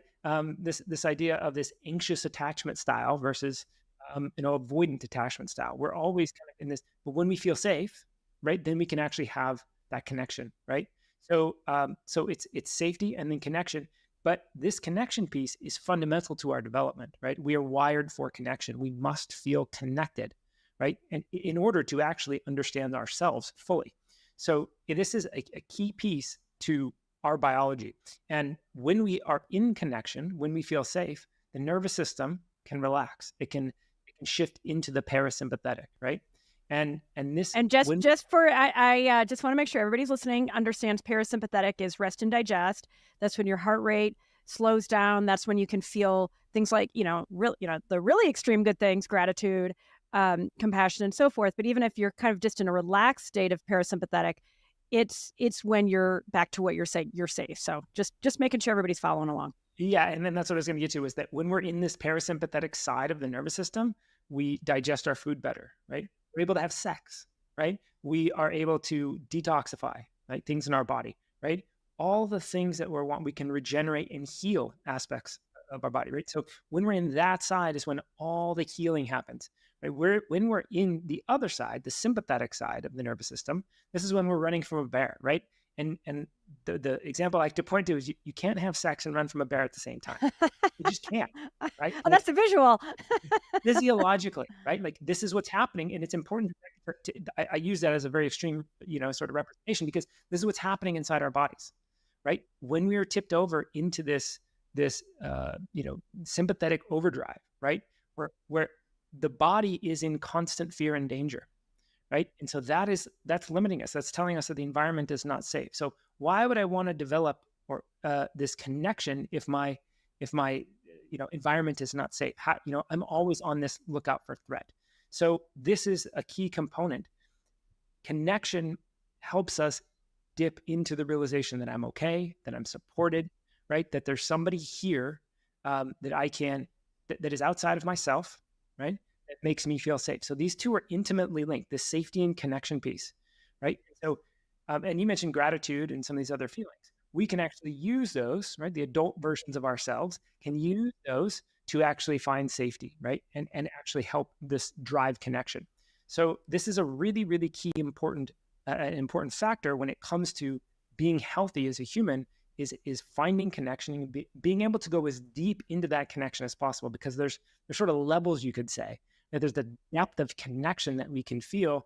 And a lot of times this actually can be practiced, right? So we have some traumas and other things that are limiting our ability to connect. And so we can work some of those pieces, and that will help us drop into connection better. And there's, just like gratitude, this is a practice, right? I can sit here now and I can use my awareness to actually feel the connection with you, right? I can feel, even though the audience isn't present with us now, I can actually feel connection with the audience that will be present with us, right? Eventually. So there's an aspect of ourselves that uses awareness that is totally outside of space and time to notice connection that is always here, right? You read and you hear about, the guru is always talking about that we are all connected, we are all one.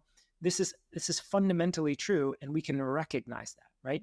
And there's the human to human kind of sort of meat suit connection that we can also feel as well, right? So even embracing and touch and all these things can play a role, but the practice of noticing that I'm connected, that I'm feeling another, right? And this another can be, again, a pet, the earth, God, right? It can be outside of sort of human to human. So this is something that I've noticed in our quest, and it's sort of in our DNA in the United States, this idea of independence. Oh, right? yeah. We have literally declared independence, and we have autonomy. And this is a very important aspect, right? It's a very good thing. And if we go too far down that and we forget the connection piece, it can really cause us disturbance and trouble. And we see this with the family unit, right? We leave the home as soon as we can, and we go out on our own, we start our own family, but we are fundamentally sort of disconnecting a lot of times in the West.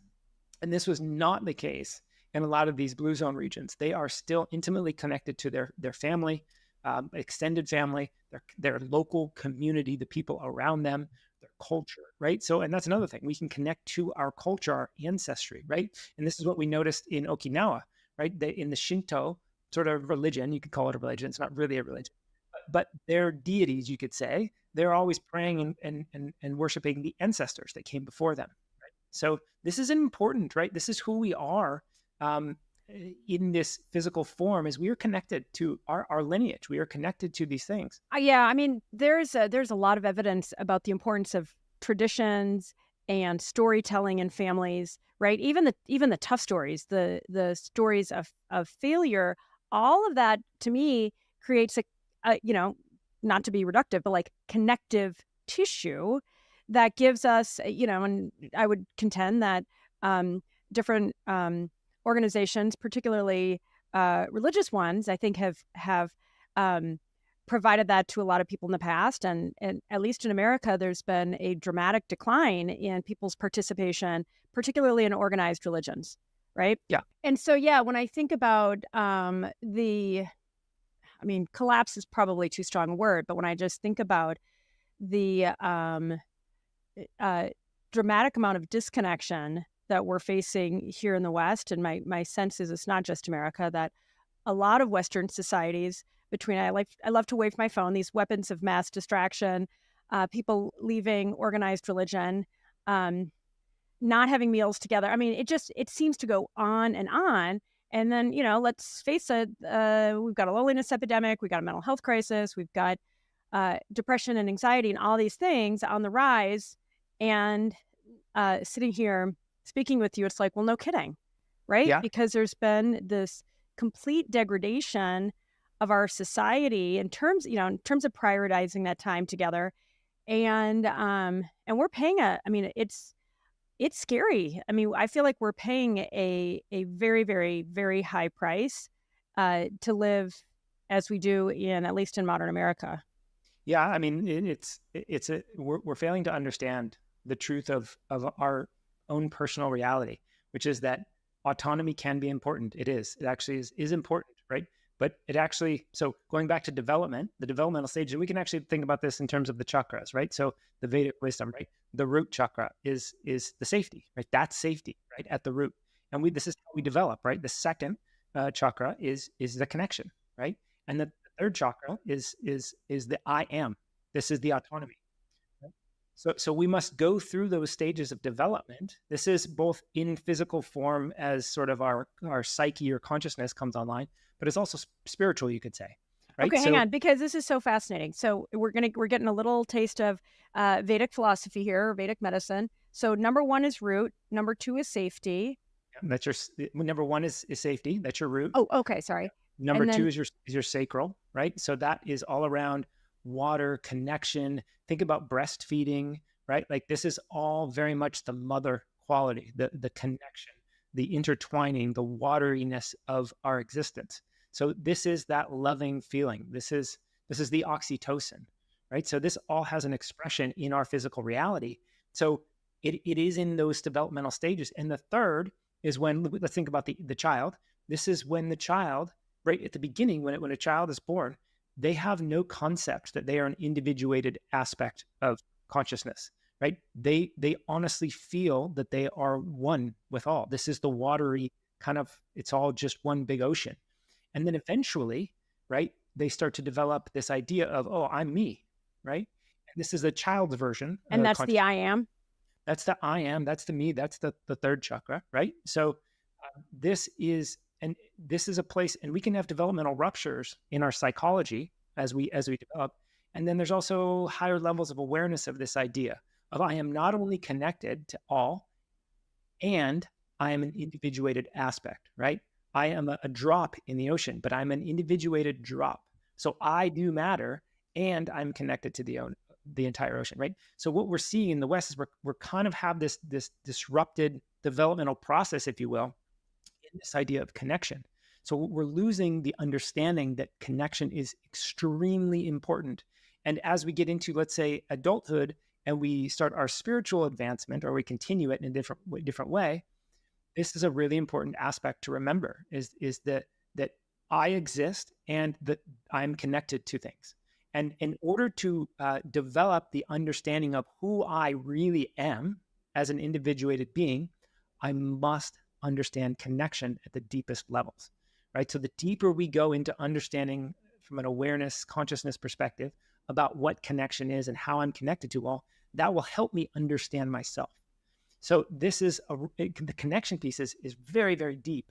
And it's really, really important to understand the biggest question that a human can ask, which is, there's with a couple, who am I, right? Who am I, right? Like, what am I, right? And so connection will help us get there. Without that connection, we're missing. Well, totally. And there's a lot of data and literature and so forth about separation and how we've evolved into a separation consciousness, and it's effing us up, right? Versus what you're describing, understanding connection at the deepest levels. Let me probe that a little bit. When you say connection at the deepest levels, I have ideas, but I'd love for you to elaborate on that and, kind of what it is, and then how do we get there? Yeah, I mean, the most obvious example right now that we see still in the world is the differences that we see in one another, man, woman,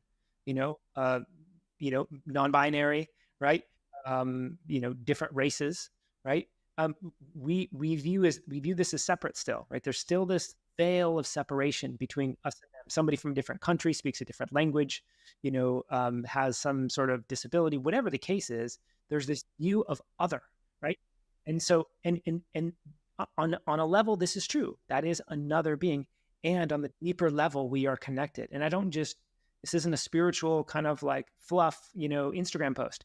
There's a real deep connection of what we are at our core, right? Beyond this human form, right? So this is what I mean is that, and these are realizations that start to happen.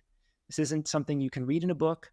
You can pick up transmissions perhaps, but it's an experiential thing. And but let me ask, just because you're saying on the one hand it's not spiritual, and I think some people would be like, but it feels, I mean, for some people it feels like it's not fluff. It's not fluff. Okay, I 1,000% agree with you there. Fluffy Instagram posts, because we see a lot of this, right? And I'm not knocking anybody, but there's a lot of this spewing of regurgitation of these ideas without an embodied understanding of what's really happening. Right. But so when you talk about the connection at the deepest levels, where my mind goes is that, this idea of oneness, and for me, it's a sacred oneness. It's a collective consciousness. Sorry. And I, do deep meditations, and it's like I have found, it's like that portal is there and it's instantly available to me when I seek it. And absolutely.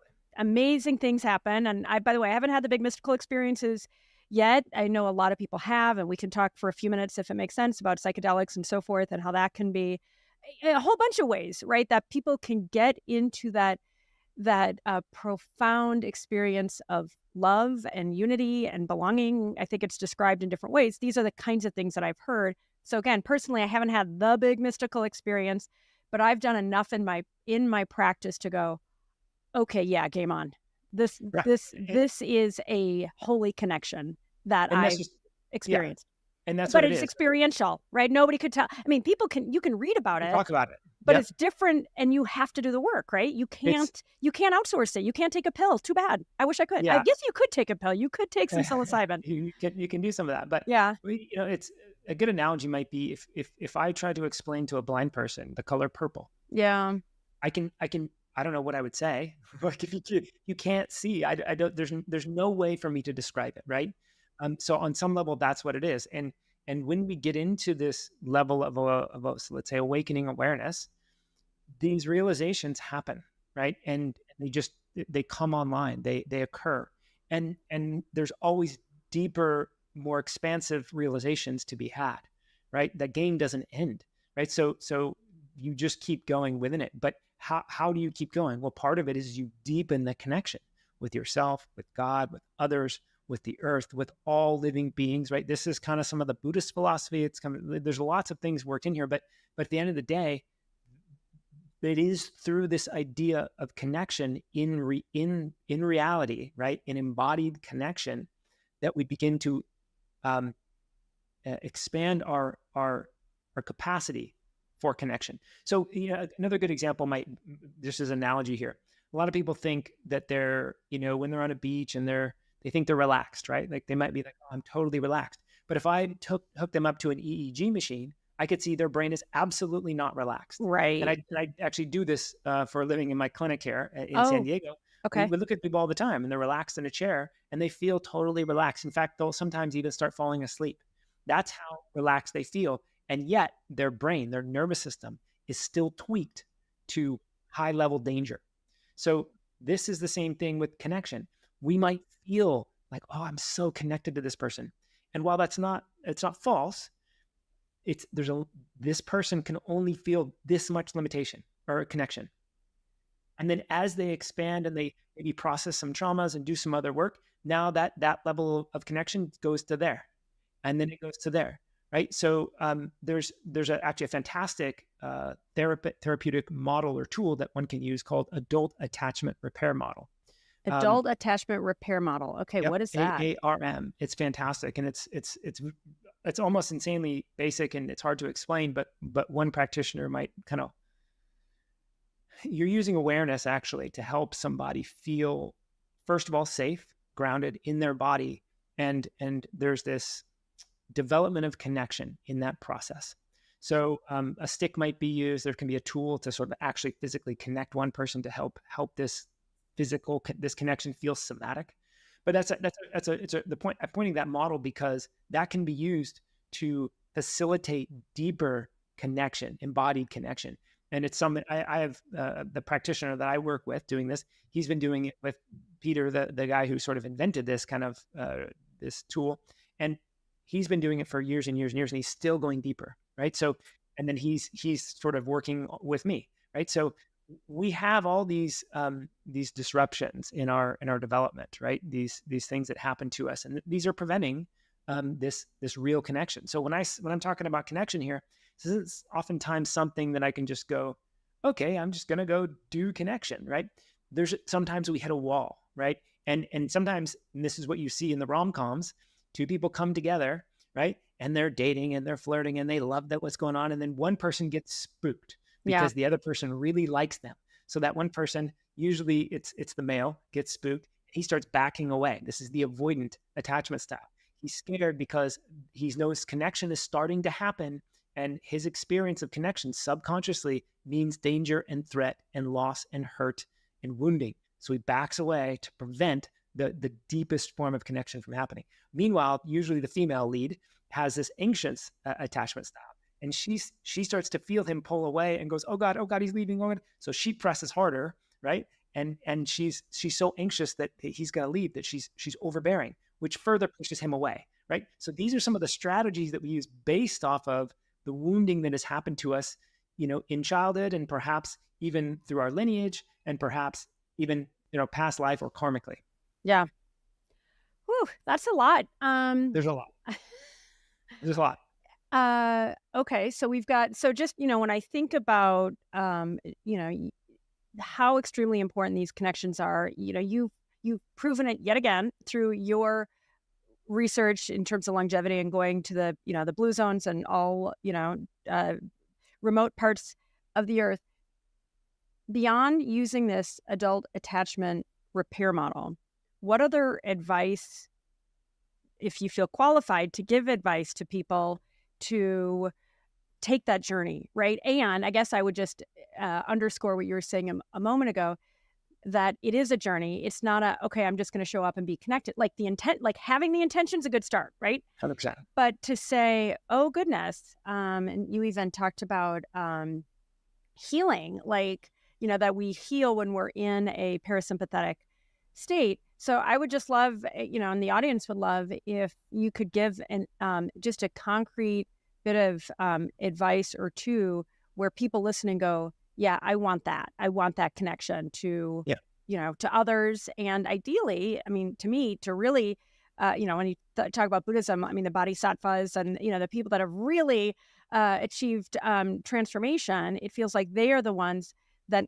they're not only close to the people and, pets and so forth around them, but they feel that profound sense of oneness with some people would call it God. Some people would say it's a divine intelligence. I don't necessarily want to foist a name because some people say, nope, not God, not for me, and I feel like they're, essentially we're all talking about something. It feels similar. So that was a long way of asking, what should we do? Yeah, I agree, by the way. I mean, whatever you want to call it is fine. What I found is that my relationship with creation, with all that exists, words can't do it justice anyway. And so, we're using funny words to describe something that we experience directly.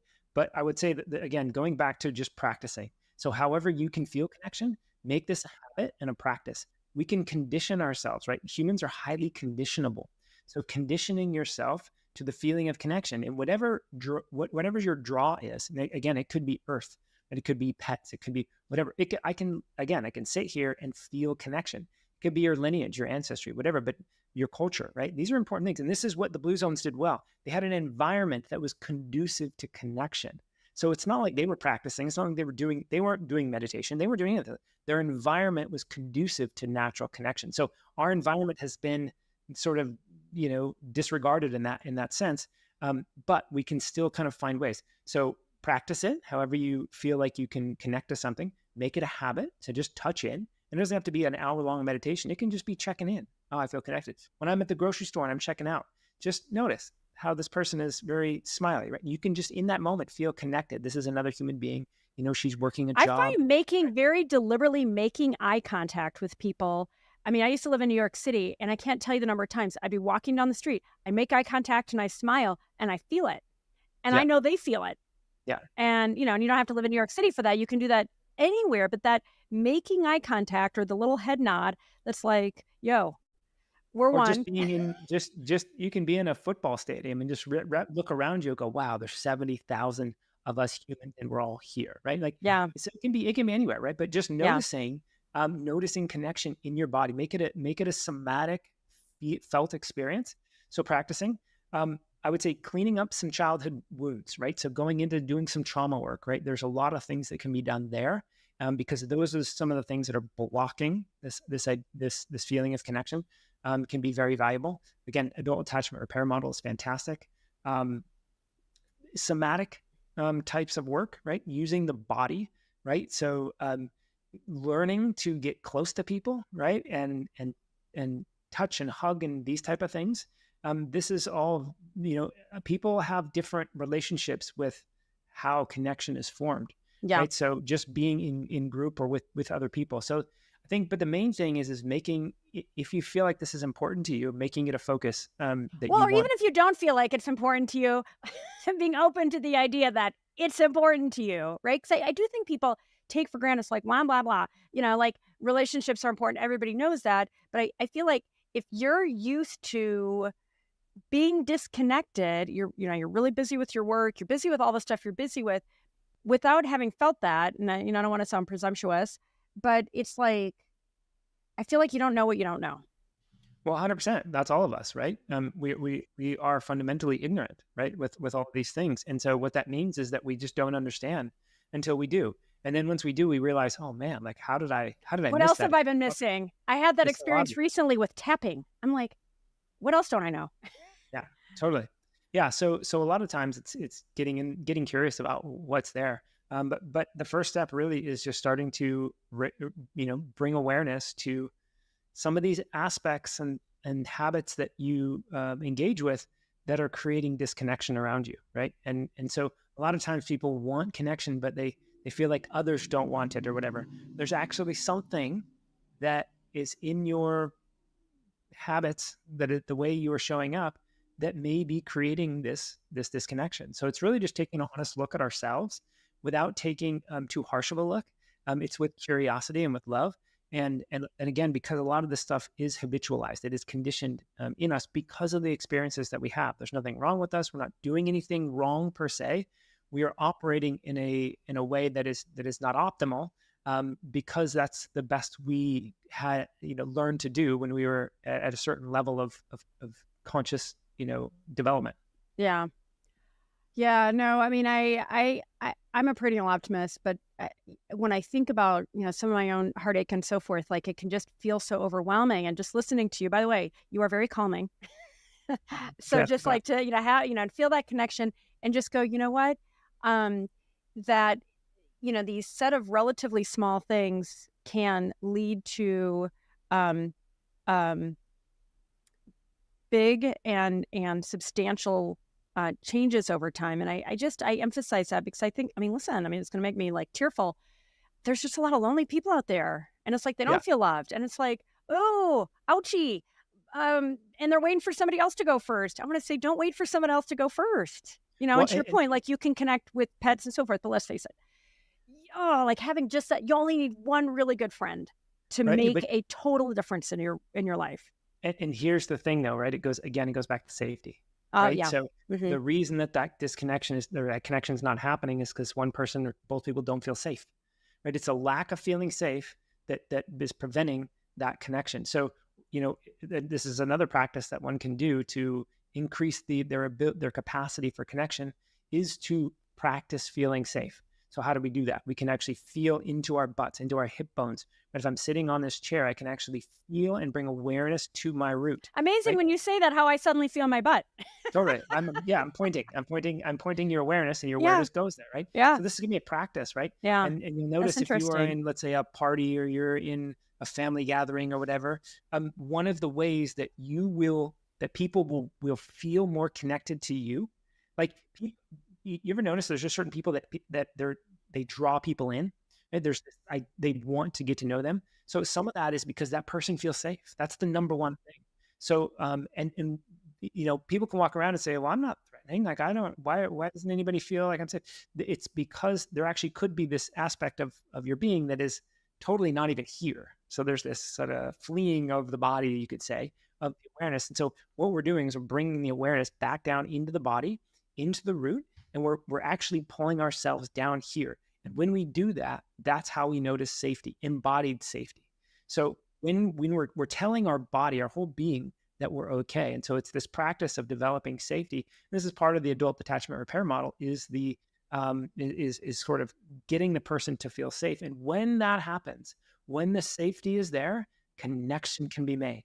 So it's like, this is the practice of adult attachment repair model. You get somebody to feel safe in this sort of one-on-one session. Yeah. As they feel safe, the connection naturally starts. You don't have to do anything. You don't have to try. It just starts to happen, right? And so that's the capacity. That's the natural capacity. It's not an efforting. It just naturally starts to form.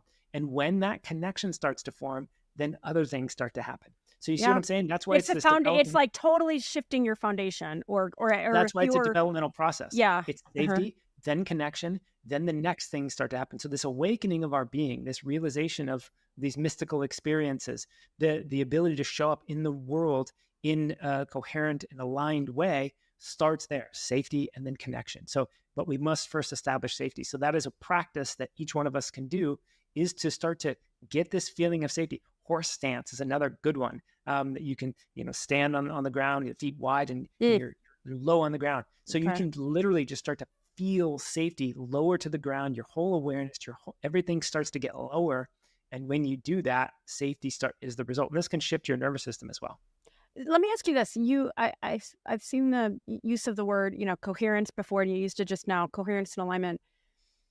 This might be a little out there, but as you're speaking, and I've been reading a lot about our heart rhythms and how we can, not only calm the sympathetic, we want to calm the sympathetic nervous system, and ideally have sympathetic and parasympathetic in harmony, in coherence, and how that can, your heart rate is, or your heart rhythms they're actually working in harmony in a way that can change your electromagnetic signature. It feels like there's a lot potentially in that. Does any of that resonate? I hear safety, but when I also hear a gratitude practice, a compassion practice, these things, they go beyond safety. They go beyond relaxation to, as far as even changing your electromagnetic signature. So when we say, oh, that person has good vibes, they really have good vibes, right? And it is happening physiologically, and it's being transmitted. Does any of that vibe with you, or is this some hocus pocus? Well, for me, I like the word coherence. It comes from my sort of engineering background, right? And what happens in the states of coherence is that you get these phase changes, right? These, a laser, right? A laser light, right, is just coherent light. And so when you have coherent light, you can cut through things. If I get my flashlight out, even at the same power, if the light is not coherent, it doesn't really do anything. It's just really bright, right? So I think I use that sort of analogy as a way to apply it to things, let's say, that's happening in our experience that it may not be a total reality, but this idea of like brain and heart coherence, right? When we get the brain and the heart sort of talking to each other, communicating, and in synchrony, right? Then all these other things start to happen. So, I can't speak to, the etheric body, and there's lots going on at the subtle level, at the etheric level, and these type of things. I don't know that it's really worth getting into all that, other than to say there are things that one can feel about people that have done a lot of work, right? So when I'm around people that have done a lot of work, right, and in various spiritual circles or what have you, you notice it, right? But even the noticing may take a certain amount of work for you to be able to notice that, right? In fact, a lot of people can be sort of turned off or afraid of somebody or doesn't get a good vibe from them, but it's because it's waking up some things within them that is actually a little disrupted. So there's a lot happening at the unseen level. And at the end of the day, what I really try to worry about is my direct experience. What am I experiencing? What do I know to be true through direct experience? There's lots of books and people talking about these things that I don't know to be true through my direct experience. Some of it is interesting. I like the sound of a lot of it. I kind of hold a lot of that stuff pretty lightly because I don't know, there's nothing for me to do with that information. I can't, it's just kind of interesting stuff. But until I know it to be, directly to be true through direct experience, I kind of just go, okay, cool. Yeah. Maybe. Noted. Know. Yeah. Yeah.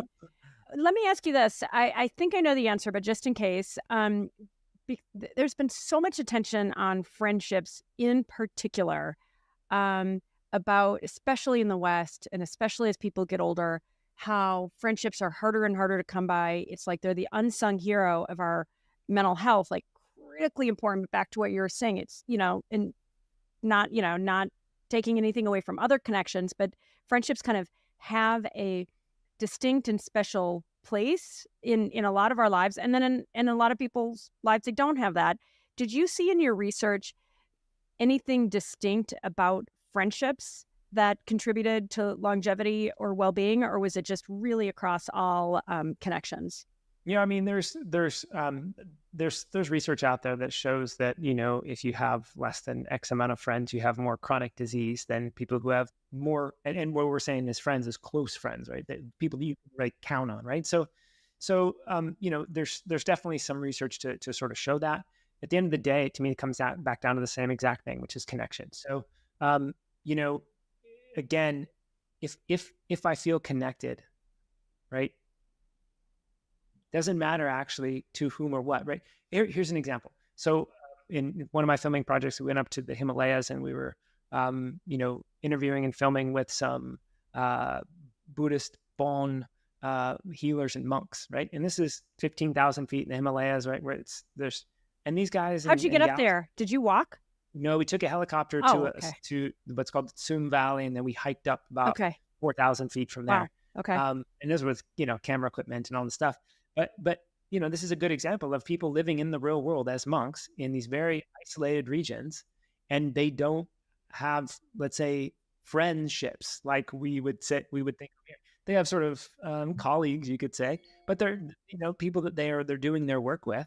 But that Buddhist philosophy is not based off of friendship, right? It's not like that's the thing that's holding them together. They're connected to something different, right? And they live a long time and they're very healthy off of a very interesting diet, right? Like it's not very, varied. And they're not even doing a lot of exercise, right? They're literally praying and in meditation most of the day, right? It's amazing. So much for sitting too much and being sedentary as the number one killer. It's like, not so fast. And even stress, right? They say stress kills. Well, stress actually is not bad for you. The research has shown that stress is only bad for you if you believe that it's bad for you. So if you believe that it's harming you, right, then it will. In other words, when you go down a roller coaster, for example, all the same stress mechanisms turn on, right? But you're in thrill mode. Oh, right. right. Okay. So it's not, so we can, a lot of it has to do with our perception Yeah. of what's happening, right? And in chronic stress, the thing that we typically define as chronic stress, what's underlying that chronic stress is, I'm going to die. This isn't going to work. My money's going to run It's out. a perceived threat, and That's it's right. a chronic perceived threat. And it's like, I'm not Exactly. getting enough likes. I'm, this and that, and they looked at me the wrong way, and I'm going to be late. Whatever the case is, and that's and the it bears. becomes chronic. Yeah, That's the bears chasing me. So this idea of chronic that's stress. the bear chasing me, and I can't have sex right now. Yes, yes. But that's an important distinction, because it's not the stress stuff that's happening. It's actually the belief and the perception of the reality that is creating the deleterious effect, right? So again, we can use these sort of monks as a model or as a tool to say, actually, it's not sitting as the new smoking. It's not these friendships that are the key. What's actually key is connection, safety, feeling relaxed in the body, right? Like those monks, when they're sitting there doing their prayers and meditations, they're in a different level of reality than most of us walking around in the quote unquote real world in the West, right? So we just got to be careful, right? Like, I'm not saying don't exercise. I'm not saying right. it's not good to stand up every once in a while. Friendships are absolutely critical. I would not be here without my friends, right? Like, but the deeper aspect of that friendship is what you're feeling, which is connection, which is support, right? That's that idea. This is what the sort of communal aspect of the Blue Zones was able to provide to the individual, was support. If they didn't have that community and the connection to that community, they would likely die, right? They lived in harsh conditions 80 years ago in Ikaria, Greece, right? So if they were fundamentally dependent on the local community to help them not only survive, but live well, right? So this is, again, in the West, it's increasingly, we're not at threat of death if we don't have people around us. And so we haven't made it as important as it once was, but we're suffering the low grade death sort of process, right? This chronic ailment that's happening. I got to chime in there. My husband's from India. He's, people are like, is he Indian? Yes, he is Indian. He's from New Delhi, and, not an American Indian, but Indian. And he would talk about, India is obviously, some pockets are still very much anachronistic, if you will, like very rudimentary. But the vast majority of the population across this vast country has really evolved quickly. And I say that because when, my husband, Sanjay, talks about when they needed to, and his dad was a banker, very middle class, educated family. But when they needed to get a refrigerator, you had to know somebody to get a refrigerator. Yes. And I say that quite literally. And I've learned so much from him. He talks a lot about this whole business of togetherness. And when I think about what you're saying, and this, again, it's changing in India and it's already changed a lot in the West, that it's like these relationships are a need to have, right? You need to know somebody. And now all you need is a credit card and an Amazon account and you're fine, right? You can subsist. And that's, when I think about the crisis, and I don't say it lightly, sincere crisis, epidemic that we're facing as a society, because people have, and I'm guilty too at times, it's like so focused on efficiency and getting my work done and, how cheap is it? And, and just, all these modern conveniences are really undermining our well-being. And I often think about the thing with, like, you need to know somebody. And by the way, the guy's not going to want to give you the refrigerator if you've been a big jerk, or, you know what I mean? And so there's something to be said to me about when we need each other as neighbors, when we need each other as a community, that there is something profoundly valuable about that in our modern, super hyper efficient society. I feel like we've lost that. And I think there's a big gap between people understanding they are paying a big frickin' price for their efficiency and autonomy, right? And that's the epidemic we're in right now.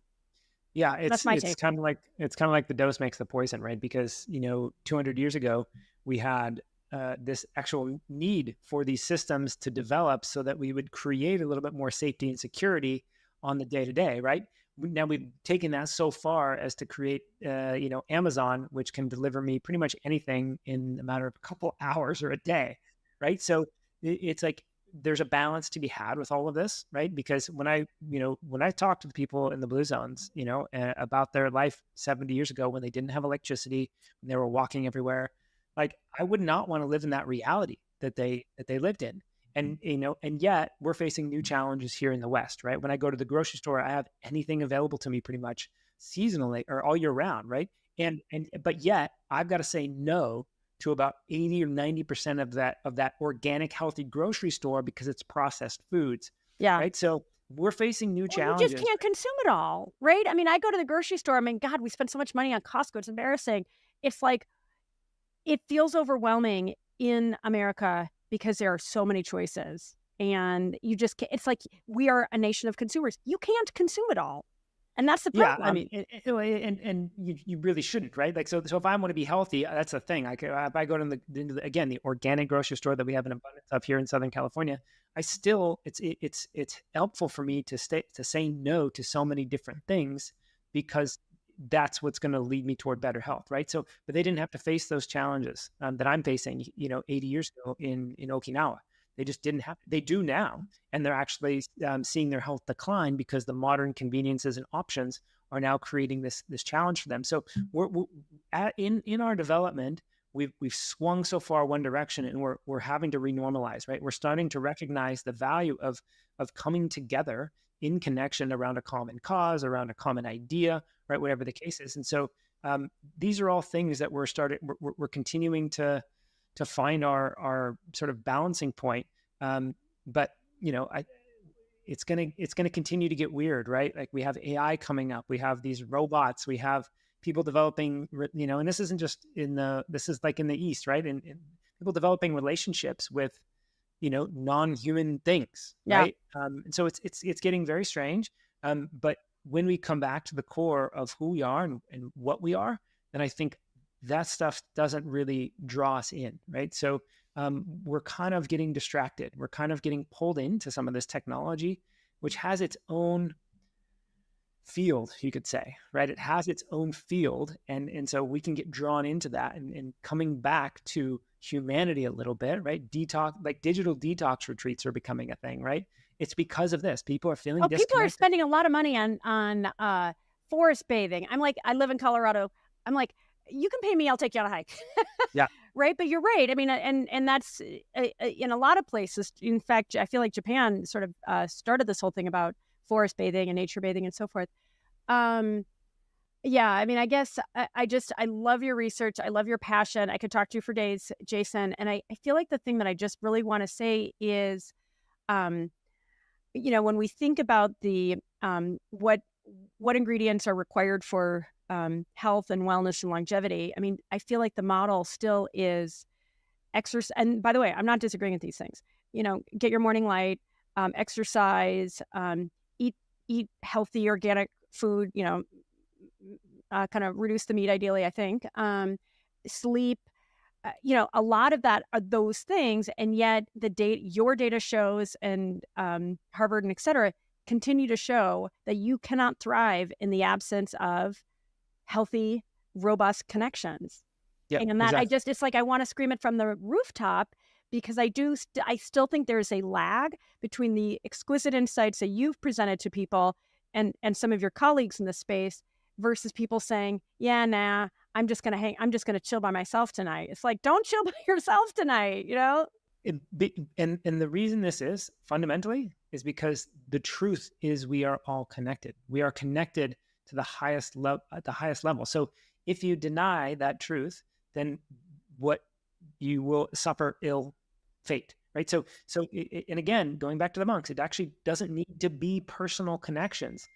I find them to be valuable. I think there's a lot of value to get from them, especially here in the West. But it's this fundamental. Because that's contextual too, right? I mean, to your point about the monks, on a mountaintop, that's what everybody's doing, right? And if there was like a little cluster that was kind of homies, then the others might feel badly, right? So that context is not taken away from like. Yeah, no, it's the context of of the truth of connection itself being fundamental to who we are, right? So that's the thing. And again, that's why I point to pets and the earth and God, all existence, myself, right? Like feeling connected to myself, right? This is feeling connected to my body, right? Because I am not my body, and yet I'm somehow connected to my body, and my body's an expression of me, right? So there's deep aspects of connection. You can feel connected when you're sitting with a fire. You can feel connected. Yeah. Yeah. That's like that fire. presence. Being mindful. Let me ask you this, because I know you need to go in just a sec. If you were on the mountain and Moses handed you one last tablet, and you could put one thing on that tablet, what would it say? I would write. Is that what you said? Yeah. If you could put one thing on the tablet that you want people to just take away from you in this moment, it may change tomorrow, but what would that be? Kind of your last word. You are love. Oh. As simple as that. Yeah. You are love. All right. Well, I can't improve on that last word, Jason. Thank you so much for being my guest on the Relationship Fitness Summit. You are amazing. And holy smokes, everybody, the Human Longevity Project is out there and available. And I just want to make sure I'm getting the name of his book, Beyond Longevity. And Jason is on a lot of podcasts and videos and so forth. So follow up with Jason Prall. And I hope you attend additional sessions in the Relationship Fitness Summit. Thank you again, Jason. I really appreciate your time and insights today. Thanks, Andrea. Good to see you. Have a good one. Thank you.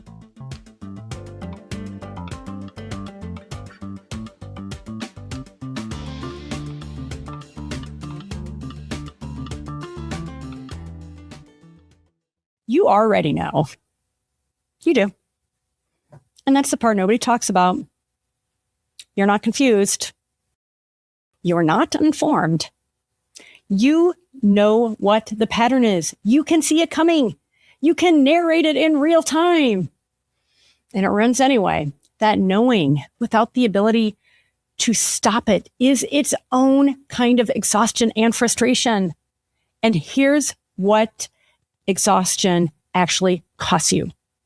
Not all money, although that's part of it, but the moment you saw exactly what was happening in a relationship or in your life and still couldn't show up differently for yourself, the version of you that you almost keep becoming, the intimacy that stays just out of reach with yourself, not because you don't want it, but because some part of you still doesn't feel safe enough to let it land.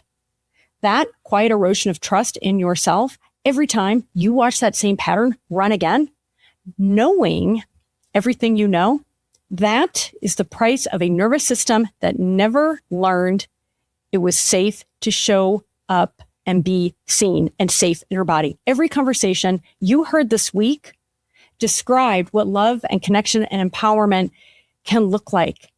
The speakers were incredible. They are incredible. The insights were real. And you're leaving with more clarity and hopefully inspiration than when you arrived. But clarity about what love looks like is not the same as being available for it in your body in real time, that you deserve it when it actually counts. That's the gap. And that's exactly the gap that HeartSet closes. Your HeartSet is your core emotional and energetic state, how you feel and what you radiate from the inside out. It's not your mood, but your baseline. And it can't be performed, but it can be tuned. And when you tune it and it shifts, you stop managing yourself through connection and start actually experiencing that freedom, that authenticity. Every approach you've tried and everything you heard this week worked from the neck up. HeartSet Live works where the behaviors actually live in your body, your nervous system, the place that determines whether love lands or just makes sense intellectually. If you were at one of our HeartSet sessions this week, you already felt that difference. Something moved that wasn't in your head. You were not intellectualizing it. That was just 20 minutes. In 6 weeks is a fraction of what staying stuck has already cost you. Over 5 live sessions plus group integration calls, I'll guide you through rewiring your nervous system and your belief system so that you feel safe in your body and start to trust in yourself. These aren't theories anymore. They're becoming internalized. They're who you are. You came to the summit because you wanted more in your life, in your relationships, and in yourself. Heartset Live is the obvious next step.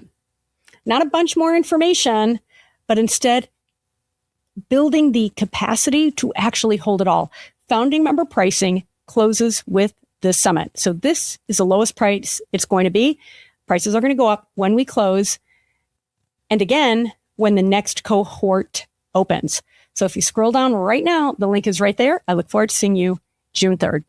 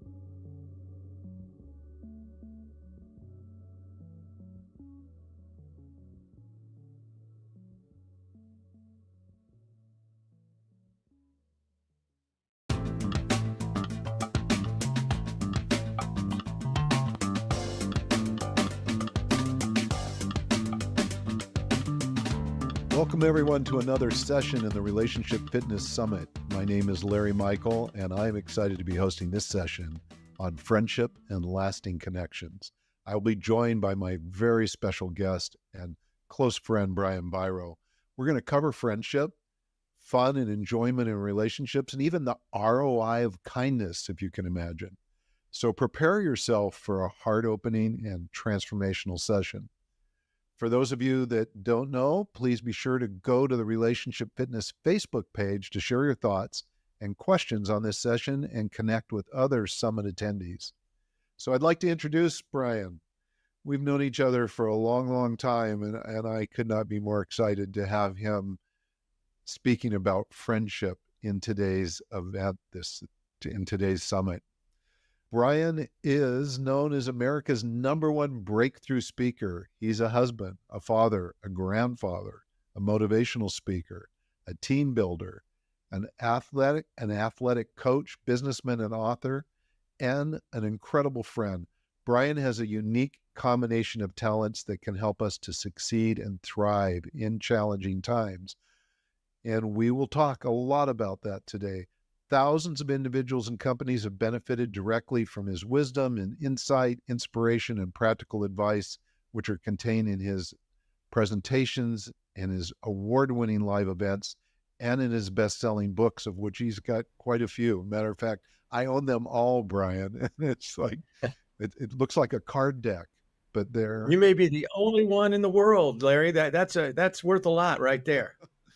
Well, thank you, but I'm sure I'm not the only one in the world. I imagine you have a lot of great followers. So Brian, one of the things I love to do at the beginning of any interview is find out a little bit about kind of the deeper why of you. And you've been speaking and traveling and teaching for decades now. And you don't need to keep doing it. I know that. But what is it that drives you, that gets you up in the morning and says, I must? Oh, I love that question, Larry. What a great place to start. I speak because I feel that I'm doing what I was put on earth to do when I'm speaking. I joke about it when I'm on stage. I'm 25 years old again. Well, off stage, I'm 70 again, but on stage, I'm 25. And it's because I'm so filled with the joy of purpose. People call me a motivational speaker. I'm a motivated speaker. And that inner motivation, that living your purpose, put it simple, if you're not inspired, you're expired.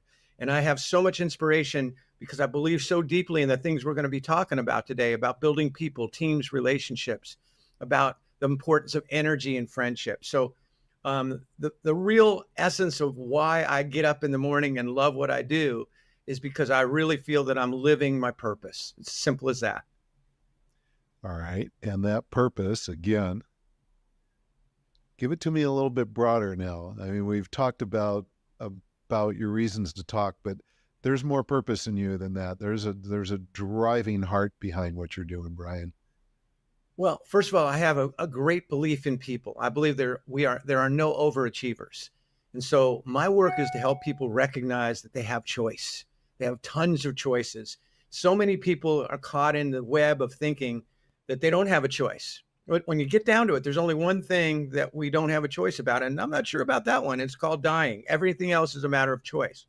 So my purpose in the work that I do is to help people recognize the most powerful foundational choices that will lead to an incredible life, incredible relationships. They have to do with vision, personal responsibility, and the power of a team. And so the source of my joy comes from doing this work that helps people recognize, oh my gosh, I didn't realize I had that choice. I didn't know I could do that. What else could I do that I didn't know I could do? So at the heart of it, I'm in the breakthrough business, helping people break through from fear to freedom, from failure to faith, from ego to we-go, and from good to great. I love that. Okay, one more personal question.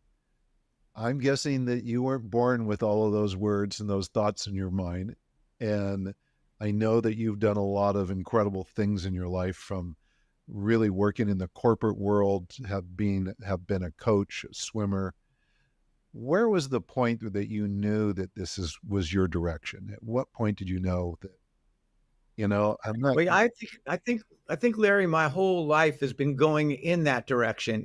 My first career, I went to Stanford University a long time ago. We won't mention any years. But what I did to put myself through Stanford, along with mega loans, was I coached and I taught swimming. And truly, you don't coach swimming. You don't lead a business. You coach and lead people. And immediately I understood that. And that's what really drove me. So as a swimming coach, I was really helping with young people to believe in themselves, to get over get out of the comfort zones that have become confinement zones. And that just moved forward. And I probably would still be a swimming coach, but I had no life. Step two is my team became so gigantic that I'm probably the only person you've ever met who went to graduate school to get a life instead of a job. And I did. I met my wife during those years. I got really fit. I began to understand who I was outside of my work. So many people in this world miss out on understanding who they are inside. They only look at themselves in terms of what they do instead of who they are. And then I went in my corporate career, which is where you and I met and became lifetime friends. And in that corporate career, I realized even more that I loved people. I was in the transportation business, as you know, Larry. I didn't give a hoot about transportation. If you put me in a dental office with 10 magazines, nine of them about transportation, one of them about anything, I would pick up the anything. But I love the people. And I realized that the same essence of what I was doing as a coach was just as important in my corporate career, where I became a vice president of that company. We had a huge turnaround, not based upon the marketplace, based upon the way we began to support each other, in a way because we became a company that became friends rather than silos. And in that time, you and I met, and I realized I started doing team building in my own company. And at the peak of this enormous turnaround, I said to my wife, Carol, we're doing great. Let's quit.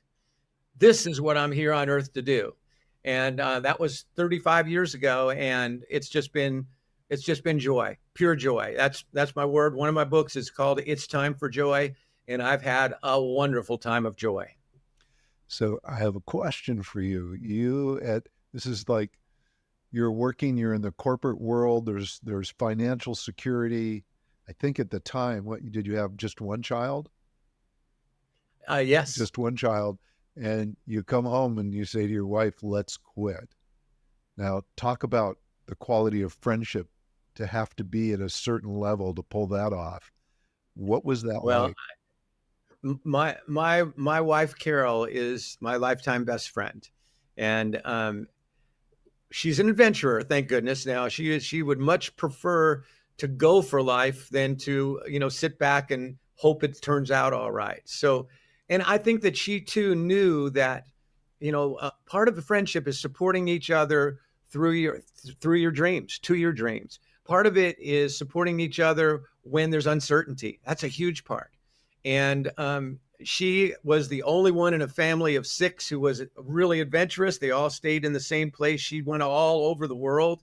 So I think for her, it was an opportunity to say, let's go for this life. Let's really do it. I'm with you. Let's make it happen. So you don't get a much better friend than that. When it's easy to stick with people when everything is hunky-dory and well-planned, but when you really support each other in the time of adventure and uncertainty, like I said, I was diving off a diving board, but wasn't sure if there was water on the other side. And she was right there with me doing tandem diving. So it's been incredible. You sure she didn't have the buckets throwing the water in the pool just to make sure you had I think she might have been doing a little bit of that. Yeah. Wow. This is amazing. So the subject today, this particular summit session is friendship. And, it's a very broad subject, and people throw around the friendship word, you're my friend, boy, it's good to see you, friend. And there's sentiment there, and there's also distinctions in different qualities of friendship. And I'm curious how you would speak to that. What do you have to say about that? Well, I think that real friendship comes when with each other you are easy to impress and hard to offend. Let me say that again. Easy to impress and hard to offend. Now, when I say easy to impress, it means you are a positive Pygmalion. Let's for a second go in for it's very important. The core of friendship is understanding the Pygmalion effect. And the Pygmalion effect comes from Greek mythology. And there was a wise and wonderful artist whose name was Pygmalion. Now, Pygmalion was beloved in his kingdom. He was kind, he was generous, he was thoughtful, he was unselfish, but he was very lonely in his own personal life. He had no one intimate and close to share his days with. Well, the legend says one day in the depths of this loneliness, Pygmalion finally said, I can't take this anymore. I've got to do something. I've got to let this longing, this hunger for relationship, this hunger for friendship, this hunger for more than I'm living come out. So he, as I said, he was an incredible artist. And so he set to work to create something that would be the essence of his longing. And he worked for 3 days and 3 nights. And I know you, Larry, when you get into a project, you're the same way. Time disappears, food disappears. All you get focused on is that creation. Well, after 3 days, he stood back and he looked at what he had created. And what stood before him was a statue of a woman. And it was so much the essence of that longing, that desire, that everything that he wanted to create, that the legend says that the instant he looked at the statue, he lost his heart. He fell in love. Well, at that moment, the goddess of love, Aphrodite, was looking down and said, this Pygmalion, he's a good dude. Let's help him out this one time. So she descended to earth behind him, pulled out an invisible magical bow and arrow, let fly with the arrow that went straight into the heart of the stone sculpture. Well, the legend says that the instant that the arrow hit the stone, transformation occurred. And the statue turned into a living, breathing woman whose name was Galatea. Galatea opened her eyes. She saw Piggy. Piggy saw her. And they instantly and forever fell madly in love with each other and lived happily ever after. Now, I don't know if that's a true story or not, but I do know I've this. embellished a little bit, but it was good. I do know this. The principle that it teaches us is at the core of real friendship, and it's called the Pygmalion effect. And what it says is that our thoughts, our beliefs, our desires, our expectation are magnetic. That as we look at people, as we think about people, we're actually pulling them in the direction of our thoughts, beliefs, and expectations. Now, the idea has been around forever, but nobody ever really knew if it was just a good theory or if it was true. And then a researcher from Harvard by the name of Robert Rosenthal came along and said, I want to find out about this Pygmalion effect. Is it really strong? Is it really real? And so he went into 25 elementary schools and he went into first grade classrooms, only first grade classrooms. And he informed the teachers that he had developed a test for students that would give them some information that the teachers would love to know. It would identify for the students, which of the students were what he called spurters. Now, a spurter was a child with great potential, but who had not really used it yet. So kind of an underachiever. So he administered the test, 500 children, 25 different schools, gathered up the papers. About 2 weeks later, he came back and told the teachers, and only the teachers, the results of the test.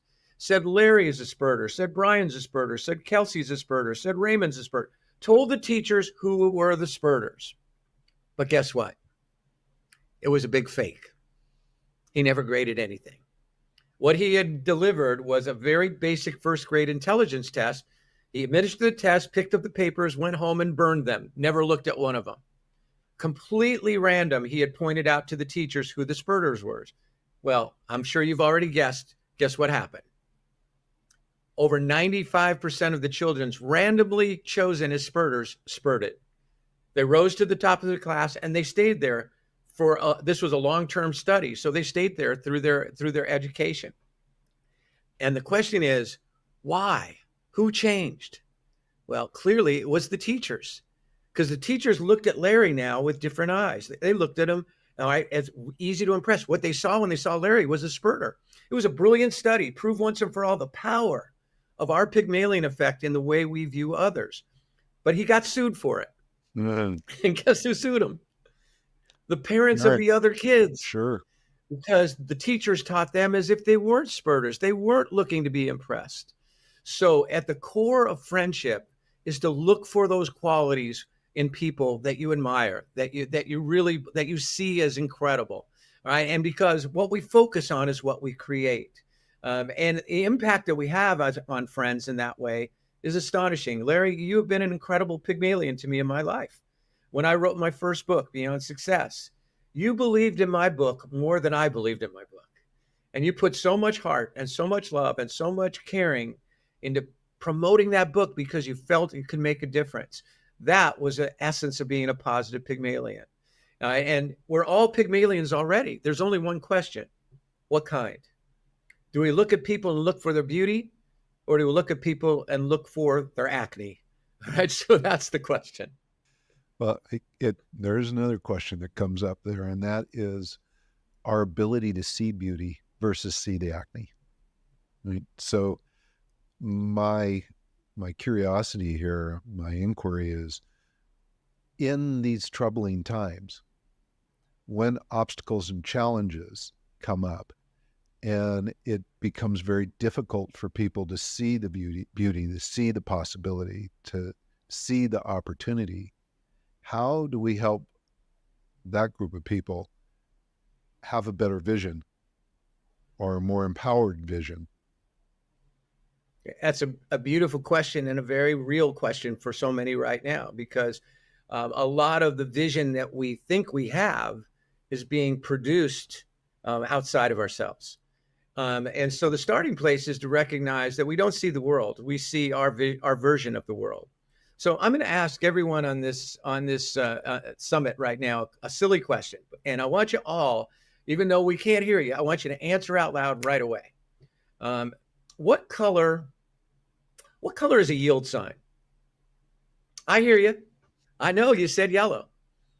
Well, 53 years ago, the United States switched over to the international signage standards. And every yield sign that every one of you has seen for 53 years, if you've been here 53 years, is not yellow.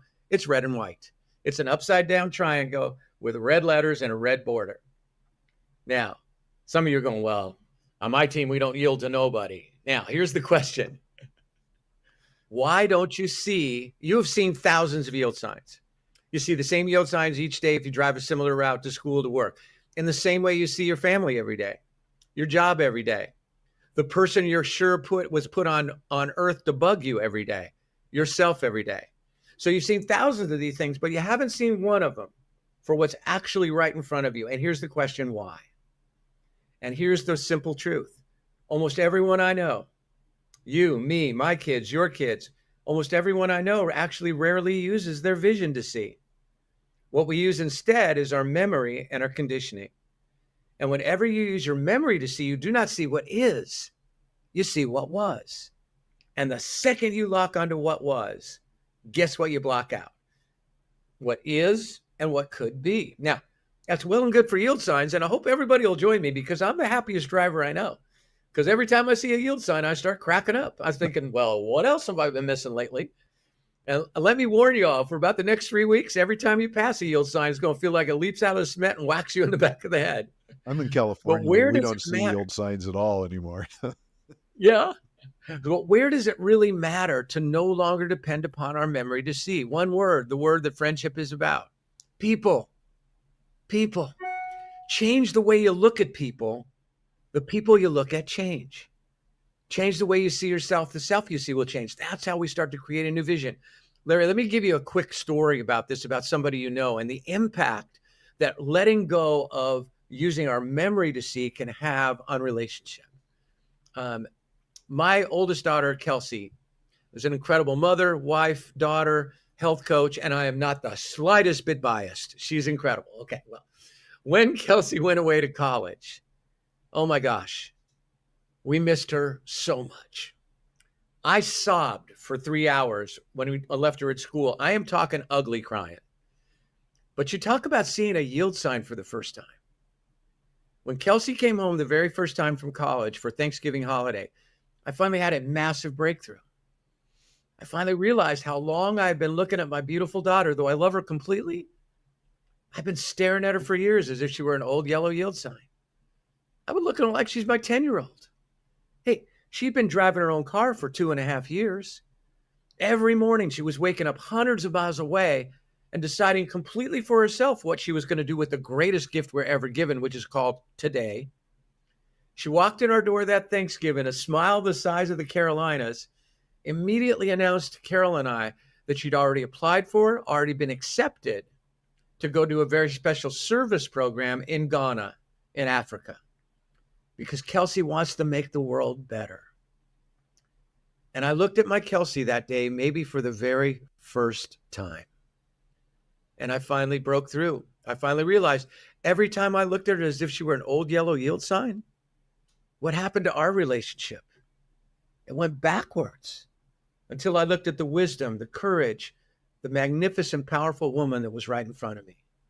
So the starting place to deal with that to create that new vision in this crazy time is to rise up from this moment, become a world-class yield sign finder about the people that you lead and serve, about the people that you love, but most of all about the person you look at in the mirror, because that's where it starts. Because when you change the way you look at people, the people you look at change. Change the way you see yourself, the self you see will change. Larry, I bet you know a ton of people who, when they first met each other, they couldn't stand each other. And then something changed. They saw something different, and they're together, and they built a great relationship. And that's only possible when we let go of using our memory to see. All right, so that's the memory part. It's beautiful, and it's such a beautiful story. Thank you.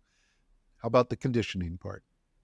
Well, the conditioning part is related to memory. Our conditioning allows us to stop looking at what's real right here and now. Here's a perfect example. I have asked that question about yield signs to at least 1 million people. I did it with my kids when they were in high school. I did a program for my kids in high school. I wanted to give back to all of their friends. And now keep in mind, these people had never seen anything but red and white yield signs. Every one of them said yellow. Why?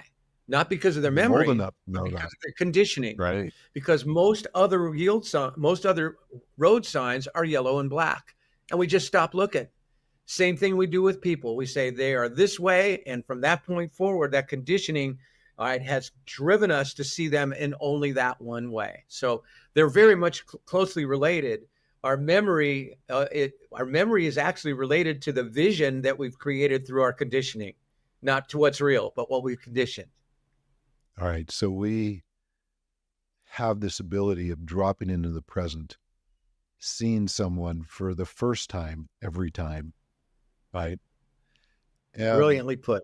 And we have an ability, hopefully, to take a look at our conditioning and ask ourselves, why are we responding in a certain way? Why are we reacting in a certain way? Why did I think the yield sign was yellow when it's red and white? Right? And some of us have a hard time finding answers for those questions. So we definitely need to be into inquiry, be curious for that, to discover that, right? Eventually, we want to get to a place of fun and enjoyment in our relationships, to finding true joy. What's the secret? Oh, you've hit a couple of wonderful things. We're gonna get to that fun and enjoyment right through the process of a couple of key words you said. The most important of all keys to friendship, the most important of all keys to living a rich and joyous life, to relationship, is a word you said a minute ago. It's called presence. It's called being fully present.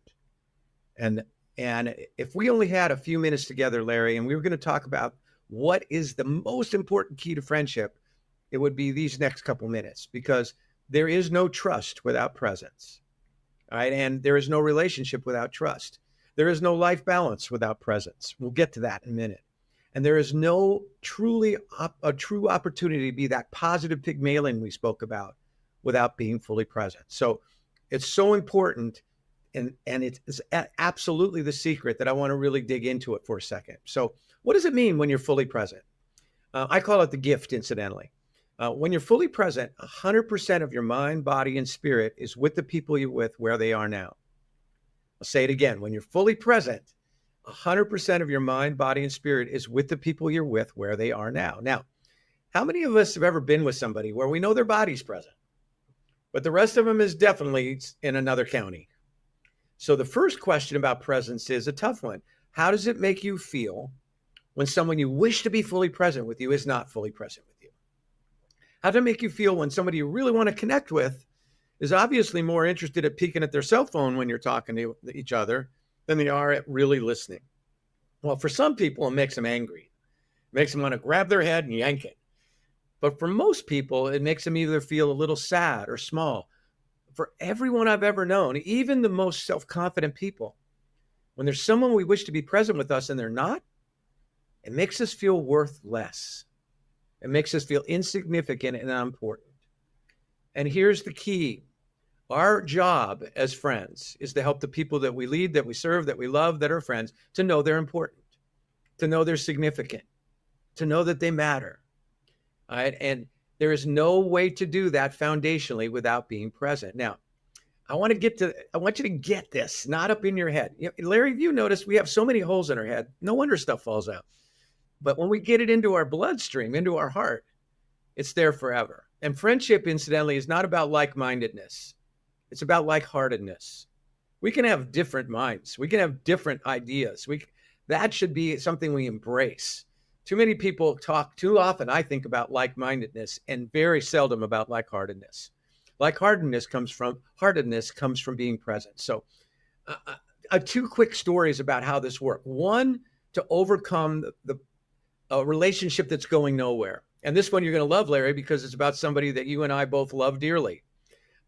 When you and I started working together, we ended up becoming vice presidents of a corporation, a franchise group. And I became the vice president of that group. You were doing more marketing stuff. I inherited a director of operations who had the greatest name ever. And you know it. Her name was Raffaella Regina Rossi. We call her R3. Now, Raffaella has incredible energy. She's brilliant. She has got so much going on. But when I became her boss, she hated me. She couldn't stand me. And I'm not used to this because I love people. I'm a pretty easy friend. But the reason that I think that happened was I had replaced somebody that she had been extremely loyal to. And somehow she construed that perhaps I had something to do with him being removed, which, as we know, was not true, but it's the way she took it. Now, for a while, we tried to pretend that we got along. All right. And how effective do you think that was? Well, I know. Everybody knew what was going on. Yeah. And people were walking on eggshells. We're putting in the least we're just trying to get out of there so we didn't have to deal with anything. And we were getting nothing done. So I tried all the things I thought you were supposed to do. I gave her compliments. That didn't work. I gave her space. That didn't work. I gave her direction. Nothing worked until I remembered the core of friendship, being present.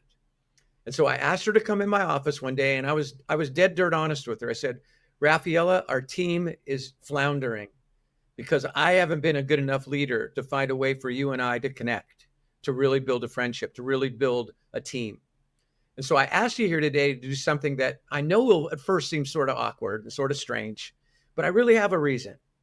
I said, if you will allow me for 10 minutes, I will just listen to you. I will not argue. I will not defend. I will not interrupt. I will not question. I will just listen, not just with these 2 ears, but with every ounce of every cell in my body will be tuned in. All right. I said, after those 10 minutes, and you get a free pass, incident. You can say whatever you want, however you want to say it.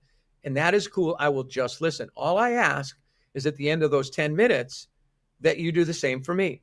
And you just listen to me for 10 minutes. And I'll never forget Raffaella's answer. I said, would you try it? She goes, Brian, I don't think I could talk for 10 minutes.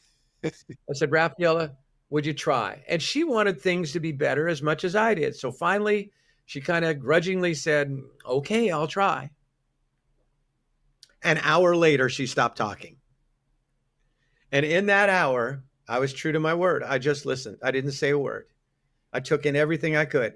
And in that hour, without me saying a word, just being present, she completely transformed our team. First thing happened, she realized that she had not really been fair to me and not give me a chance. Then she realized how much we could do and should be doing, but weren't doing because of our stuff if we put our energies together. Most of all, she remembered how much she loved this work that we could be doing. When we left that room, Larry, you'll remember after that 1 hour, We got more done over the next 6 months than had been done in the previous 3 years. People were having a blast. We were so fun. We were a family, more than just friends. We were a family of friends. We were, we had created a family, all right, and we got incredible things done. All right. To this day, 35 years later, Raphael is one of my dearest friends in the world, even though she still owes me 10 minutes. I never got my 10 minutes. But in that hour, I was able to communicate in another way. Yeah. I was able to communicate to her what I had failed miserably to communicate before. And it was only by being present. It was that you are important, that you matter, that you count. And it never left her. So at the core is that key. It's so important to me because my family's number one, that I explain why I call this the gift. And, your greatest friendship is in your family because you're there all the time. But there's also the greatest challenge, because it's where we take each other for granted. So we'll talk a little bit about that. I call this the gift because the greatest gift I've ever been given was given to me by my two daughters, Kelsey and Jenna, when they were 8 and 3 years old. And when they were 8 and 3, we had moved from the big city of Seattle to a little town in western Montana called Hamilton, Montana. And the reason we moved was so that I would be a more fully present father. That is why we moved. You see, at that time, as you well know, my speaking business had taken off. We had taken on a contract with a direct sales team that was growing really fast. I was on the road often 20 days a month or more. So we decided to move out of the big city and the rush and gush of traffic and lines, to move to a small town, move my office into my home. So at least on the few days I was home, I'd be fully present. I'd be there to wake the girls up and get them ready for school. I'd be there in the afternoons after school to help them with their homework, to take them to dance practice. I'd be there with my wife and my daughters to have family dinners, all 4 of us together. And I'd be there at night to tuck them in and read them a story and cuddle with them and let them know how important they are. That's why we moved. But have you ever known what to do, but you don't do what you know? And at that time, doing business was very different than it is today. If it was remote, and all my business was remote, nobody lived in Hamilton, Montana. We had no Zoom, we had no StreamYard, we had no Teams, we had no cell phones, we had no text, we had hardly that much email. So work was done on a telephone that plugged into a wall. I know it's crazy. And every morning I would go into my office at 4:40 a.m. because I was dealing with all kinds of time zones. Plus I was dealing with Larry and he was up at the same time. All right. Well, the next thing you know, I had missed that window of opportunity to get the girls ready for school, all right, to wake them up, to be there, to be present. Carol had done it. Same thing would happen after school. I'd be on a conference call I couldn't get off of. Those family dinners, 75%ers. Carol, Kelsey, and Jenna, I'd still be up on the phone working on problems, but I was going to be present. And maybe the most special of those windows of opportunity, what I call woos, when your children are young, is to tuck them in at night, read them a story, cuddle with them, make sure the last thing they hold in their hearts is that they are absolutely loved. And I was on my way to doing that each night when I made the same massive mistake. And I walked by my office door on the way to their room, which was 2 doors down. And you know what I saw on my desk? I saw that darn telephone, and it wasn't this kind. And I knew that in the short time I had run downstairs to get a bite to eat by myself and come back up, I would have at least 5 new voicemails because I heard the phone ringing. And I got this thought. It's what I call an as soon as thought. As soon as, the antithesis to friendship and to presence. And I thought to myself, hey, while the girls are brushing their teeth, putting on their jammies, washing up, laying out their stuff for tomorrow, I'll just pop in my office and knock off a few of these voicemails. Then as soon as they're ready, I'll be there. I'll be the dad I meant to be. I'll be present. Well, I bet most of you on this summit have already figured out what happened. An hour later, I finally put the phone down. I had totally missed that window of opportunity. Carol had tucked them in, loved them, been their best friend. And I remember so many nights walking into their room in the dark, going to their bunk beds, giving them each a kiss on the cheek they didn't even know they got. And as I walked out that door, it felt like somebody slugged me in the stomach. And I feel this intense remorse. And I'd say to myself things like, well, tomorrow I'll do better. Tomorrow I'll get this right. As soon as I get a little bit ahead, I'll be the dad I want to be. But the next night, the phone was still there. And this went on for days. It rolled into weeks that turned into months. Until one night, when I was reaching for the phone, when I could have been tucking my girls in, being their friend, being their dad. And the only way I can describe what happened, Larry, was I felt my daughter's vibration behind me. I felt their energy. I didn't see them. I didn't hear them, but I knew they were right behind me. And I turned my head and looked, and sure enough, there they were. And I grinned at them. I couldn't help myself. And they ran to me. And little Jenna was only 3. And she dove into my lap and nosed my arm out of the way like a golden retriever. And I looked at these girls I love so much. And I go, girls, what are you doing? This is so cool. And they said, Daddy, can we just ask you something before we go to sleep? I said, girls, you could ask me anything. And they grabbed my heart and they shook it. And they changed absolutely everything in my life. And they gave me a compelling why that has been my focus, and I think the core of friendship ever since that breakthrough moment. Because they looked at me innocently and they just said, Daddy, we just want to know, do you love your phone more than you love us? Oh. I felt the blade go in very deep. Emerson said, what you do screams so loudly, I can't hear a word you're saying. I was living my life as if my phone was a higher priority than my children. Well, I tucked them in that night. And I never missed another night after that when I was home. The next morning, it was me who woke him up, got him breakfast, brought him to school. And Carol was the happiest person on the planet. She is not a morning girl. And I never missed another morning after that. When I came home that day, I made a decision, a breakthrough decision that's really at the core of friendship, all right, and the core of balance.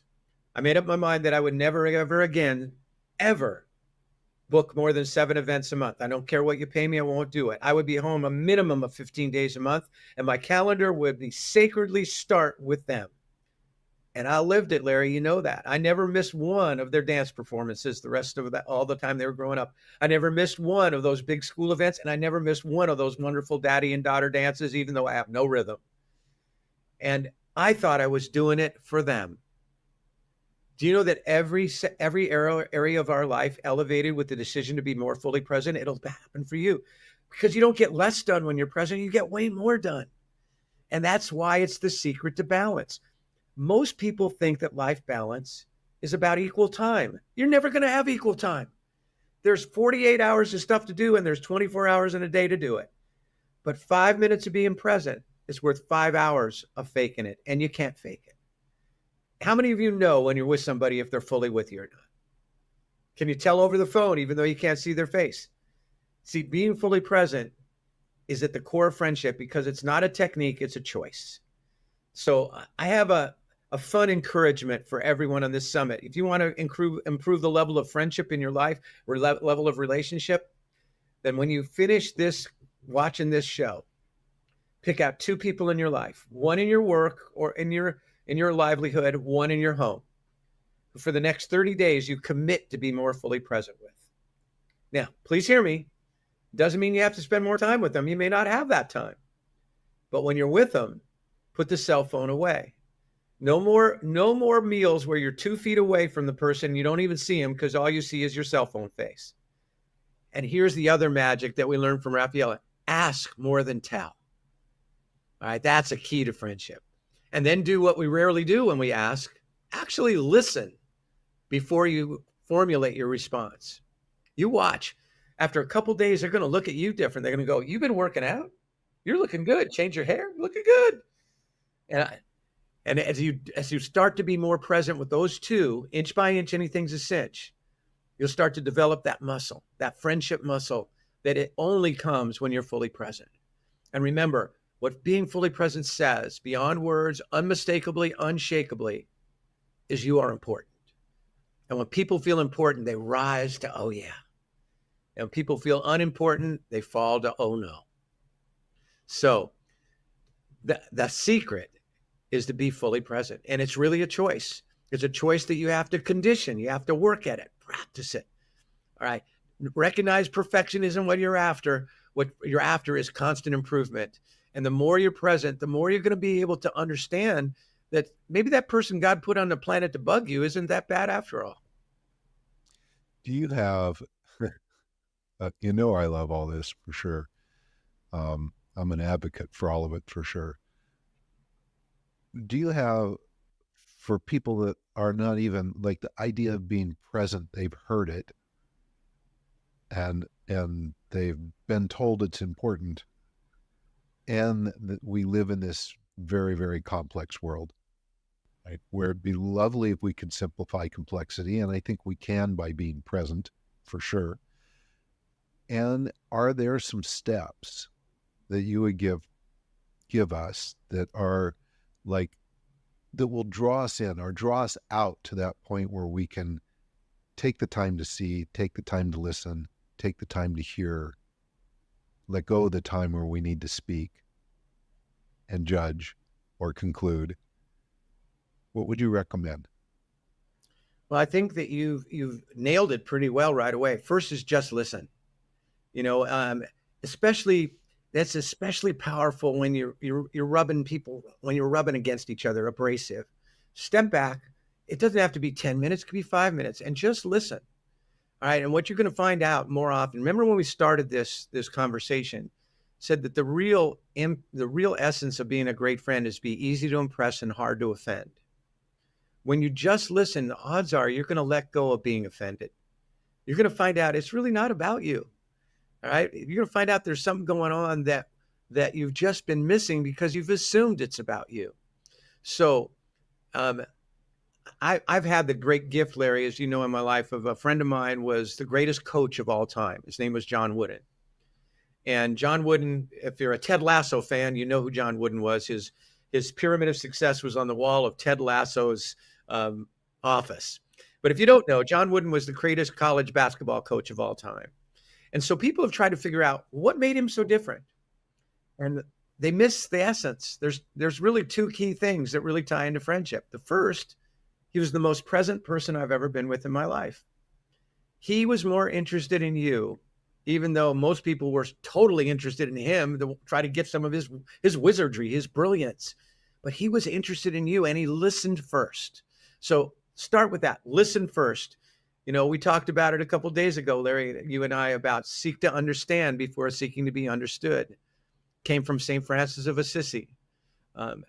When you seek to understand, you listen first. And some people are afraid of a little bit of silence. When you listen and let the silence come in, you'll know what to say. It will come. All right. You're outstanding at this, Larry. If I've seen one thing in you over our lifetime of friendship together, it's that you become more and more and more of a great listener. And then because you do that, you become even more powerful in what you say. And so I look at you as a brilliant example that we can improve in that area through focus and concentration, through working at it and developing a new conditioning. So That's number one. I have a rule around that makes that possible. What is it? For myself? Is it, for me, it's not just listening. It's about being deeply curious. Because I can hear people say all kinds of things, and I could also find myself listening for what I want to hear, right? And when I listen for what I want to hear, I call that listening for proof, right? I discover that the proof never shows up. In fact, it's always wrong eventually. So curiosity, going back to what we are when we started in this world as seekers, right, is listening for something without an agenda, without trying to prove anything, just being curious. And out of that curiosity, there's always a surprise. To me, that's serendipity that shows up. And the surprise, I love it, is the big piece. And when I got that, listening changed, right? That's beautiful. And what you just said is when you listen with an agenda, you're not present. You're present with your agenda. Yeah, you want when you listen out of curiosity, you're just open. You're open to letting it come in. And that's when we get surprise. Right. That's when we get delight. That's when we get joy. So the first, I love that addition to the power of presence is just be curious. And that way you will listen without that agenda. That way you will be surprised and delighted. Second thing is to recognize that we don't control what happens. We control what we do with what happens. And so I want to encourage people to have some fun and become what I call a world-class buddy thinker.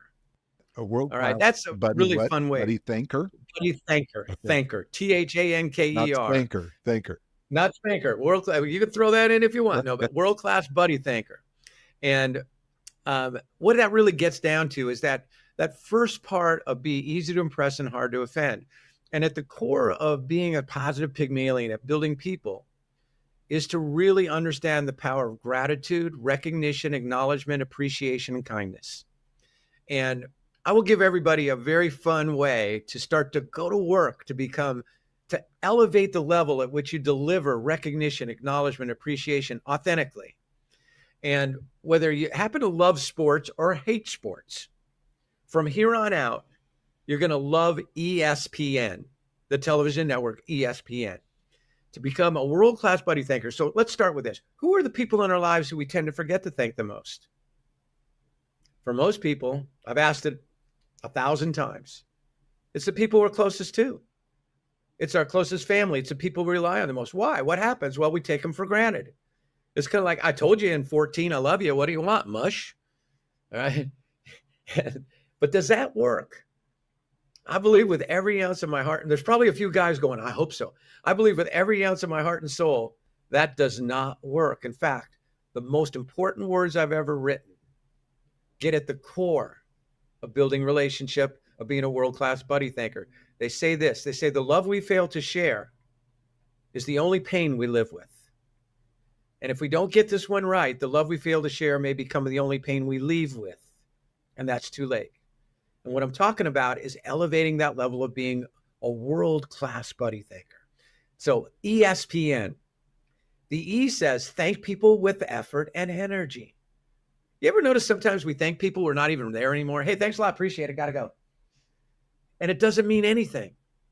But if you look at energy on a 10-point scale, with 1 being comatose and 10 a child on Christmas morning, all right, 10 the way you feel when you just nailed something you love to do great. Raise your level of the way you deliver appreciation, thanks, kindness on that 10-point scale. Look them in the eye, smile, get a grin on your face, really feel that energy. Put both hands around them when you shake their hand. Put some focus and energy into what you say. So the E says, thank people with effort and energy. But the E has more to it. And this is the one that most people leave out and why they can become so much better at friendship. The E does not only mean thank people with effort and energy, but more importantly, thank people for their effort and energy and not just their results. We have been conditioned in our lives to only give praise when the job's done, when the goal's been hit, when the book is finished, when the score has been achieved. Now, keep doing that. You always want to acknowledge wonderful performance, but if you want to be a world-class buddy thinker, a world-class builder of people, teams, and relationships and friendship, then be more alert for the opportunity to acknowledge people for their effort, their energy, their attitude. Why? Because you're focusing them on what they control. And that's how they produce more results. So John Wooden, who we just spoke about, the second thing besides him being incredibly present that was so unique that people don't see, he was the best I've ever seen at acknowledging people for their effort, their energy, their attitude more than their results. And he did it with everybody, not just the superstars, but the people who never even made it into a UCLA game. Their entire career was played on the practice floor. And as a result, by that focusing on really acknowledge people for their effort and energy, everyone felt important, felt they had an important role. So the E says, thank people with and for effort and energy. The S is what I call the super glue. It's called surprise.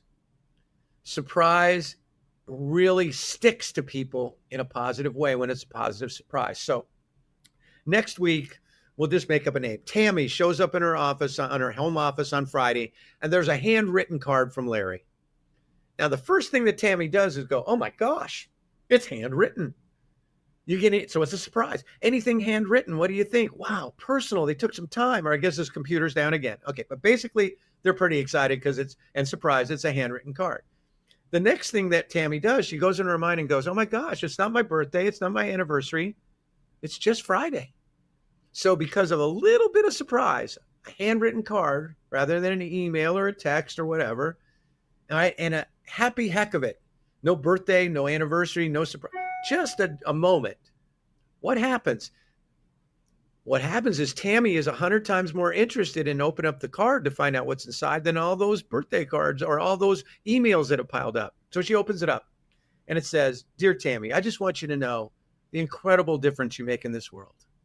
You have such incredible energy. You lift people around you because you care as much for others as you do for yourself. You are kind when others are not kind. You are joyous when other people need to be lifted. And you do this authentically from your soul. I just want you to know what a fan I am of all that you are and all that you do, and that I appreciate you more than you know." Nice letter, Larry. Tammy will keep that more than any birthday card she ever got. Why? Because it came with surprise. Please do this with your children.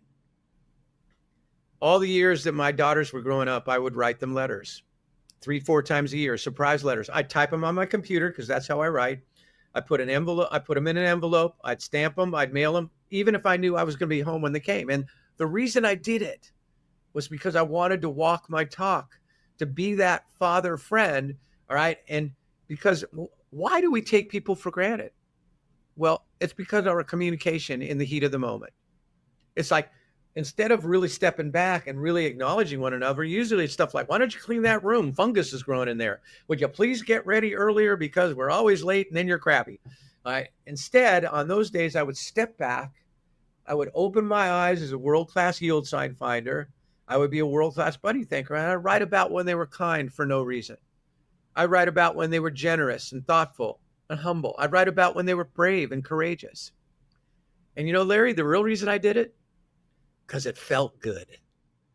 In fact, that is the greatest plus of being a friend or a world-class buddy thinker. You don't need anything back, because whatever you seek to enrich another's experience, you can't help but enrich your own. But I really didn't think my daughters gave a hoot. In fact, I was pretty sure my daughters thought I got the weirdest dad there is. Well, that might He be writes me true these also, letters. Brian, but that's And that's also true. Think about it. He writes me these letters. He mails them to me. Then he goes to the mailbox, gets the letter, walks in my room, and hands it to me. I got a weird dad. All right. But the last day that Jenna, my youngest, was with us before she started college at the University of Georgia, we're in her room. We're packing up. We're cleaning up. It is mass hysteria. I open up her desk drawer. There's every one of my letters. The only thing in her life that's really organized, those letters. And I realized that Jenna could not look at her desk without feeling that reinforcement of how much I believe in her, how good she is, how strong she is. When my Jenna was 23 and graduated from college, she experienced a terrible tragedy.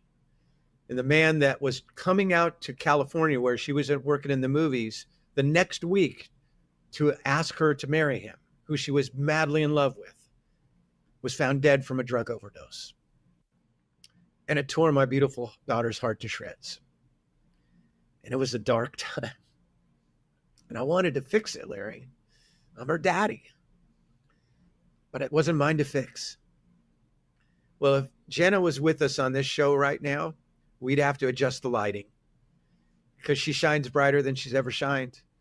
She is more loving, more joyous, a better friend. And I know that in some small way, those letters, those surprises stuck to her and helped her through what was the most difficult time. So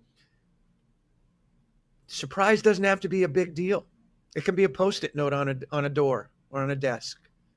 It can be acknowledging somebody for their effort and energy and attitude rather than the results. It can be a third-party compliment. Right? It can be a phone call out of the blue for somebody you haven't talked to in a long time, to acknowledge what they mean to you every day, even though you don't see them. But know that when you use the S in ESPN, it sticks with people. It helps them see themselves with new eyes. Change the way you look at yourself. The self you see will change. The P in ESPN we've covered. It's being fully present. The N in ESPN stands for now. And I believe we're given this incredible gift called today. And every day on that road in front of us, kind of that the metaphor for our life in front of us, we're going to get to the same Y in the road. One side goes this way, says as soon as. The other goes this way, says now. Tell you the truth, as soon as looks easier. It's well lit. It's been repaved. There are no potholes. Now is twisty and turny and got lights out and ice patches. All right. But if you choose the road called as soon as, it's a direct road to never. It will only bring you to perpetual procrastination. Seize the window of opportunity, carpal woo, choose the now. So if there's people in your life that you haven't been present with, you can change it now. If there's people in your life who you've been not listening to, you can change it now. If there's people in your life who you want to thank more and appreciate more, you know how to be a world-class buddy thanker now. All you got to do is remember ESPN. I love that. That is so good. Which one of your books is that in? That one is in, I believe it is in two of them. I think it's in There Are No Overachievers. And it's also, I believe it is in The ROI of Kindness. Oh, well, you just teed that up perfectly for me because that was my next question for you. And thank you. I can't overstate how valuable some of the books you have are, because you're a grand storyteller for sure. But you get to the heart of the matter. And the ROI of Kindness, I remember when you sent me that book, it's a tiny book with magnificently huge message. And so I'd love it if you'd share with us that, because you've basically been able to take kindness not just into the idea of being kind to your friends, but being kind everywhere. And, please share that with us a little bit, because I can't think of a better way to kind of spend the last few minutes with you here. But take your time. Thanks, Larry. Yeah, I wrote that book. It's the ROI of Kindness. It means return on investment. For some people don't know what ROI means. They think it's a French king. Okay, ROI of Kindness. I wrote the book because I believe that we've talked a lot on this call about this difficult time, right? This difficult world that we live in right now, this world where we seem to be more separate than we've ever been. And to me, there's a cure, and the cure is to understand the power of kindness. And I believe that so many people have gotten the wrong impression that kindness, sure, we all want to be kind and we want kindness to us. Some people have created a falsehood about kindness to think that it's somehow weak or soft, and that really doesn't work. So the first reason why I wrote this book was to prove beyond a doubt that not only is kindness wonderful, but it works. It works in business. It works in relationship. It works in yourself when you become that, what I call CKO, Chief Kindness Officer. Now, you can make that decision right now. That's one, you can be the C-suite through the decision to be a Chief Kindness Officer. So in the beginning of the book, I write about how organizations, whether they're companies, whether they're nonprofits, whether they're whatever they are, organizations that put a focus, because remember, what we focus on is what we create, that put a very powerful focus on kindness are the most successful in their industry every single time. All right. And yet so many companies don't think about that. They think more about numbers than kindness. And they forget that every business is in the people business. So the first part of the book is really bringing out that essence and brings up some real hardcore, concrete truths that demonstrate not only is kindness cool, kindness works. But then it really gets into what I had the most fun with was developing the last part of the book, because how do you really deliver kindness in the most powerful ways? All right. It's, most of us have kind of an essence. Oh, you say nice things, you do. So I talk about the 7 habits of a highly effective CKO. Okay. I borrowed from Stephen Covey. All right.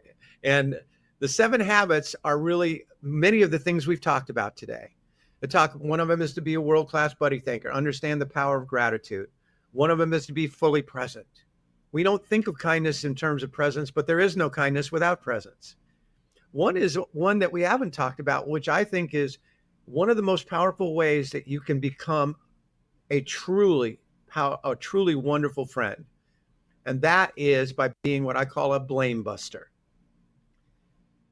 The single most destructive word in the language of teams, families, and relationships is BLAME, blame.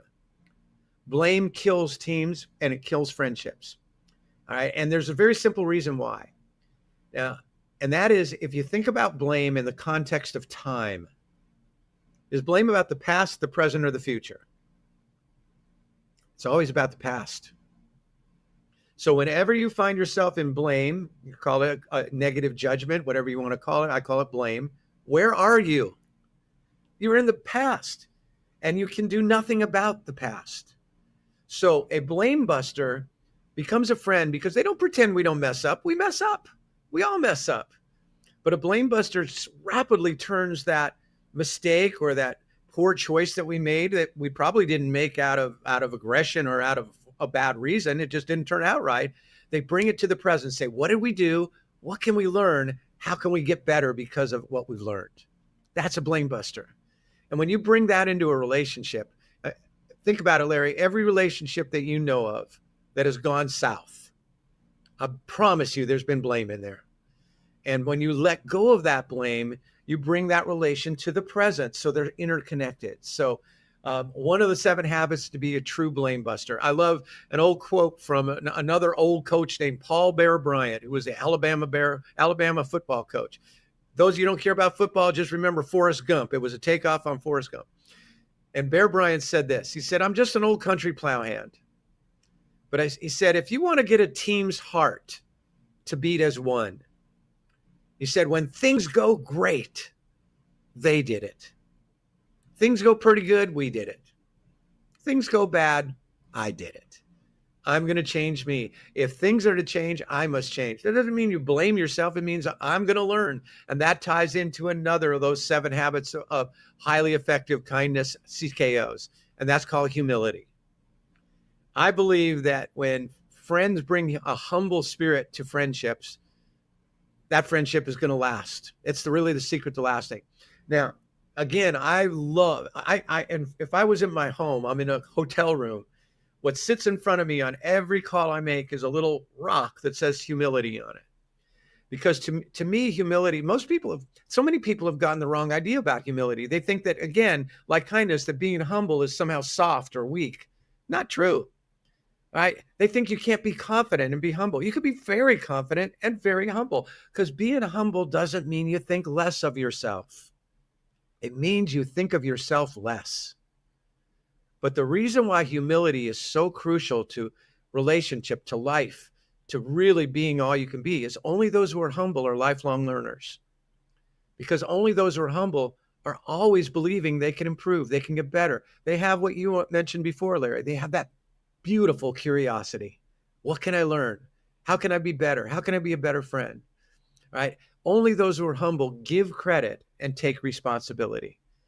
But you also are willing to receive. In fact, you enjoy to receive. And I think that's really a fun other key, a surprising key to building great friendships, is you must learn to receive. You know, how many of us love to give? Love the feeling of giving. It's like the greatest feeling in the world. So what's receiving? Receiving is allowing other people to feel the joy of giving. And when we receive poorly, we snatch that joy away from them. In my own life, when I was a coach, I had my swimmers put together this incredible birthday for me. But at that time, I'm not proud of this, I would not receive. And so before they could throw this wonderful surprise, I stomped them into the ground. I had this good Clint Eastwood thing. I could go put my teeth together and say, what do you think you're doing? As they were ready to jump out of the pool and give me a cake. And they gave me all these handwritten cards. I said, this is just an excuse to get out of practice. Well, 5 seconds before, these kids were on top of the world. They could touch the sky. As soon as I just rammed into them, they didn't know what to do. They didn't know whether to run in the locker room and hide or dive in the pool and start swimming again. Luckily, I looked at the devastation I wrought because I wouldn't receive. And as I looked at them, I love these kids. And it finally hit me because I had one young lady, her name was Dana. She was on my team. I coached her for many years. She had these crocodile tears going down her cheeks, and she's trying everything in her human capacity. If you've had a daughter or been a daughter, you'll know what I'm talking about. Trying not to make noise while she's sobbing. So she's going, and the tears are coming down. And it hit me what I was taking away from people I love because I wouldn't receive. So we had the party. I will admit it wasn't all that much fun at that point. I pretty well killed the atmosphere that day. But I made up my mind that I would never receive with anything less than thank you. Thank you, Larry, for having me as a part of this incredible summit. Thank you, Brian, our producer, who makes the magic happen. And if any of you have gifts for me, baby, I'm there. Now, why do I say that? Because some of the best people I know lose friendship because they won't receive. Or they receive poorly. And when you receive poorly, it hurts. It hurts that person. And they learn that it's easier not to give. So remember that one of the most powerful ways to give is to receive. All right, Brian Biro, you have given us 4 of the 7 habits of chief kindness officers, and I'm guessing that you want us to reserve the other 3 for your book. I think that's sneaky, but I'm going to let you get away with it because I have one last question for you. First of all, I just, like all those people that listen to you and speak, I adore you.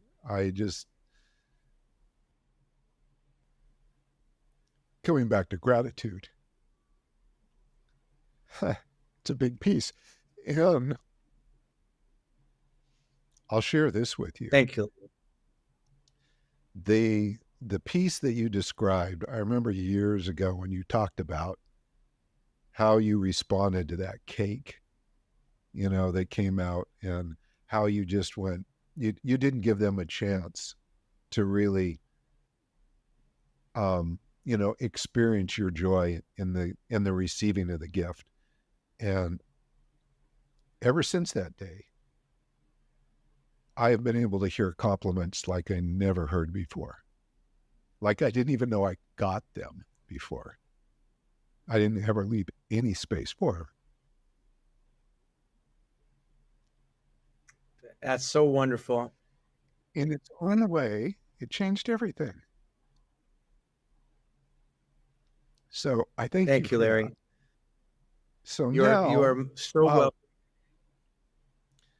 There's so much wisdom that you've just shared. I don't even know how to recap all of this. I mean, we have 5 minutes of being present is worth 5 hours of joy and kindness. We have pick out 2 people in your life to be fully present with. Anybody listening to this, those are your marching orders. That's not an option. Just do it. Just, 2 people in your life to be fully present with. Do that for what I don't remember how many days you said. I'm just going to say 2 weeks. For 2 weeks, every day, 2 people, pick it out. Do it in if you want to make it a habit, go 30 days. Be a world-class buddy thinker.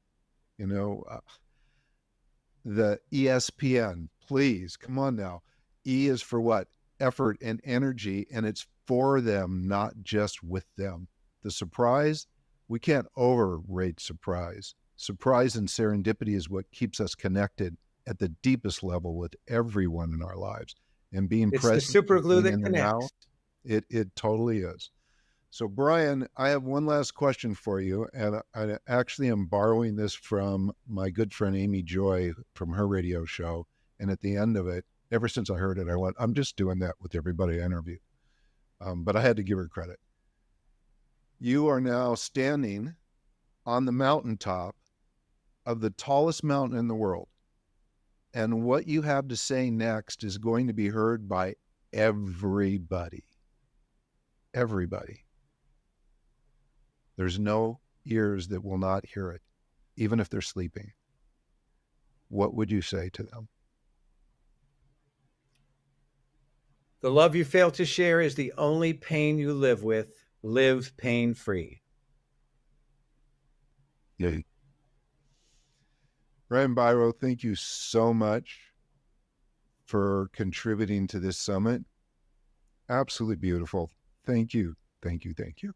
Thank you, Larry. You're, I love doing a friendship, a talk about friendship with one of my greatest friends in my life. We can not see each other for, you live on opposite side of the country. We see each other and we're immediately deeply into meaningful conversation, laughter, joy. Also, if I had one other thing to say, well, after I say the love we felt to share is the only pain we live with, lighten up instead of tighten up, and life is very wonderful. All right. You got it, folks. Lighten up instead of tighten up. Wow. Okay. Well, everyone, what an amazing show. Brian, again, thank you. And for those listening, thank you for joining this summit. Remember to go to the Relationship Fitness Summit Facebook page to share your thoughts and questions and connect with the RF community. Create friends there. Stop in and let's connect.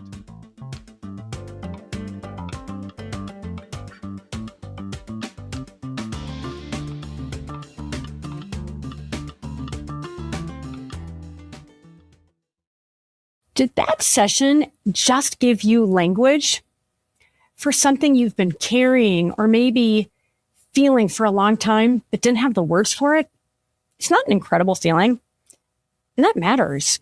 Here's what I know from producing these events for years. The moment you just had that aha, that recognition, it's tough to make it stick and really put it into practice unless you return to it, whether it's watching this video or reading the transcript. To really internalize it, it takes some effort. And so this session appears tomorrow morning. That's how the summit works. It runs for 24 hours and then it rotates out. But the VIP pass, it changes that for you. Every session, lifetime access, yours to return to whenever the right moment hits. And with this summit, it will. You'll also get 4 exclusive bonuses from some of our foremost experts, hand-selected to go deeper on what you just heard and what you really need. One conversation, whether it's with your partner, your kid, or yourself, where you finally have the right words at the right moment. That's the return on this teeny tiny investment. And it's available right now at the lowest price you'll see during this event. The link is below. Take 60 seconds, make the investment in yourself, in your life, in your relationships.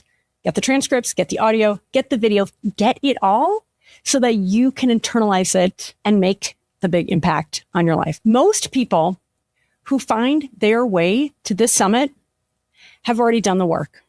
Therapy, books, coaches, workshops, previous summits. You're not here because you haven't tried. You're here because you have, and it still hasn't closed the gap between knowing what to do and actually mastering it. How long have you been trying to close that gap? For most people I work with, it's years, often many years. They can explain their attachment style better than most therapists. They know exactly what they're doing and when they're doing it, and they still repeat the same patterns. They still lose themselves. They still end up in the same frustrating place. And here's why. That gap isn't willpower. It's not a discipline problem, and it's not a knowledge problem. It's a nervous system problem. Your body never got the memo that it's safe to upgrade to the kind of change that's transformative.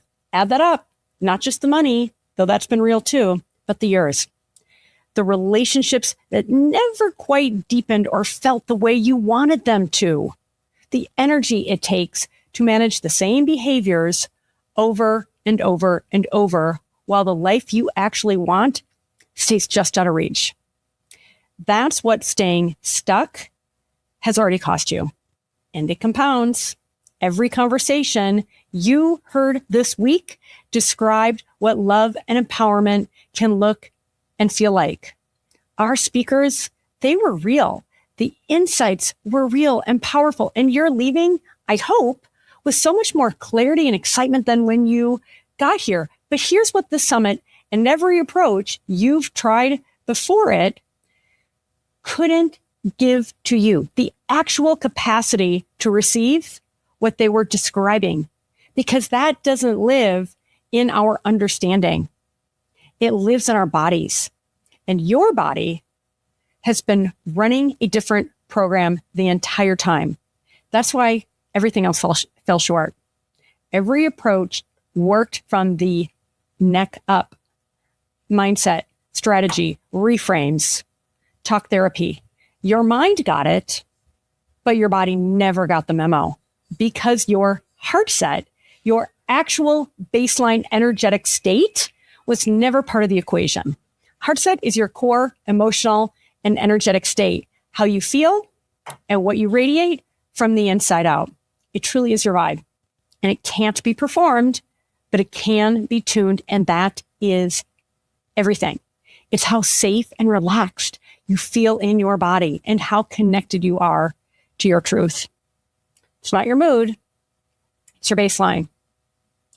Now, if you caught our live session today on Heartset, you felt the difference.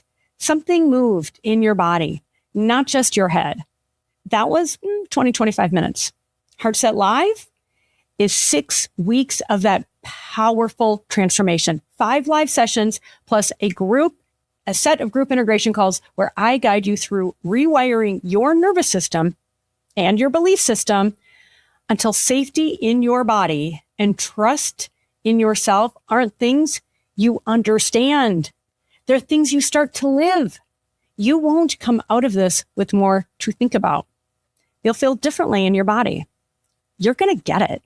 And you're going to start showing up differently in your life and in your relationships, not because you decided to intellectually, but because your system finally reorganized around safety instead of survival. And that's what this summit is pointing toward. Heartset Live is how you actually get there. This week only, we are offering a founding member offering with founding member prices that will be the lowest it will ever be. It's going to go up when the summit closes. So scroll down. The link is right there. Say yes to Heartset, and I'll see you June 3rd.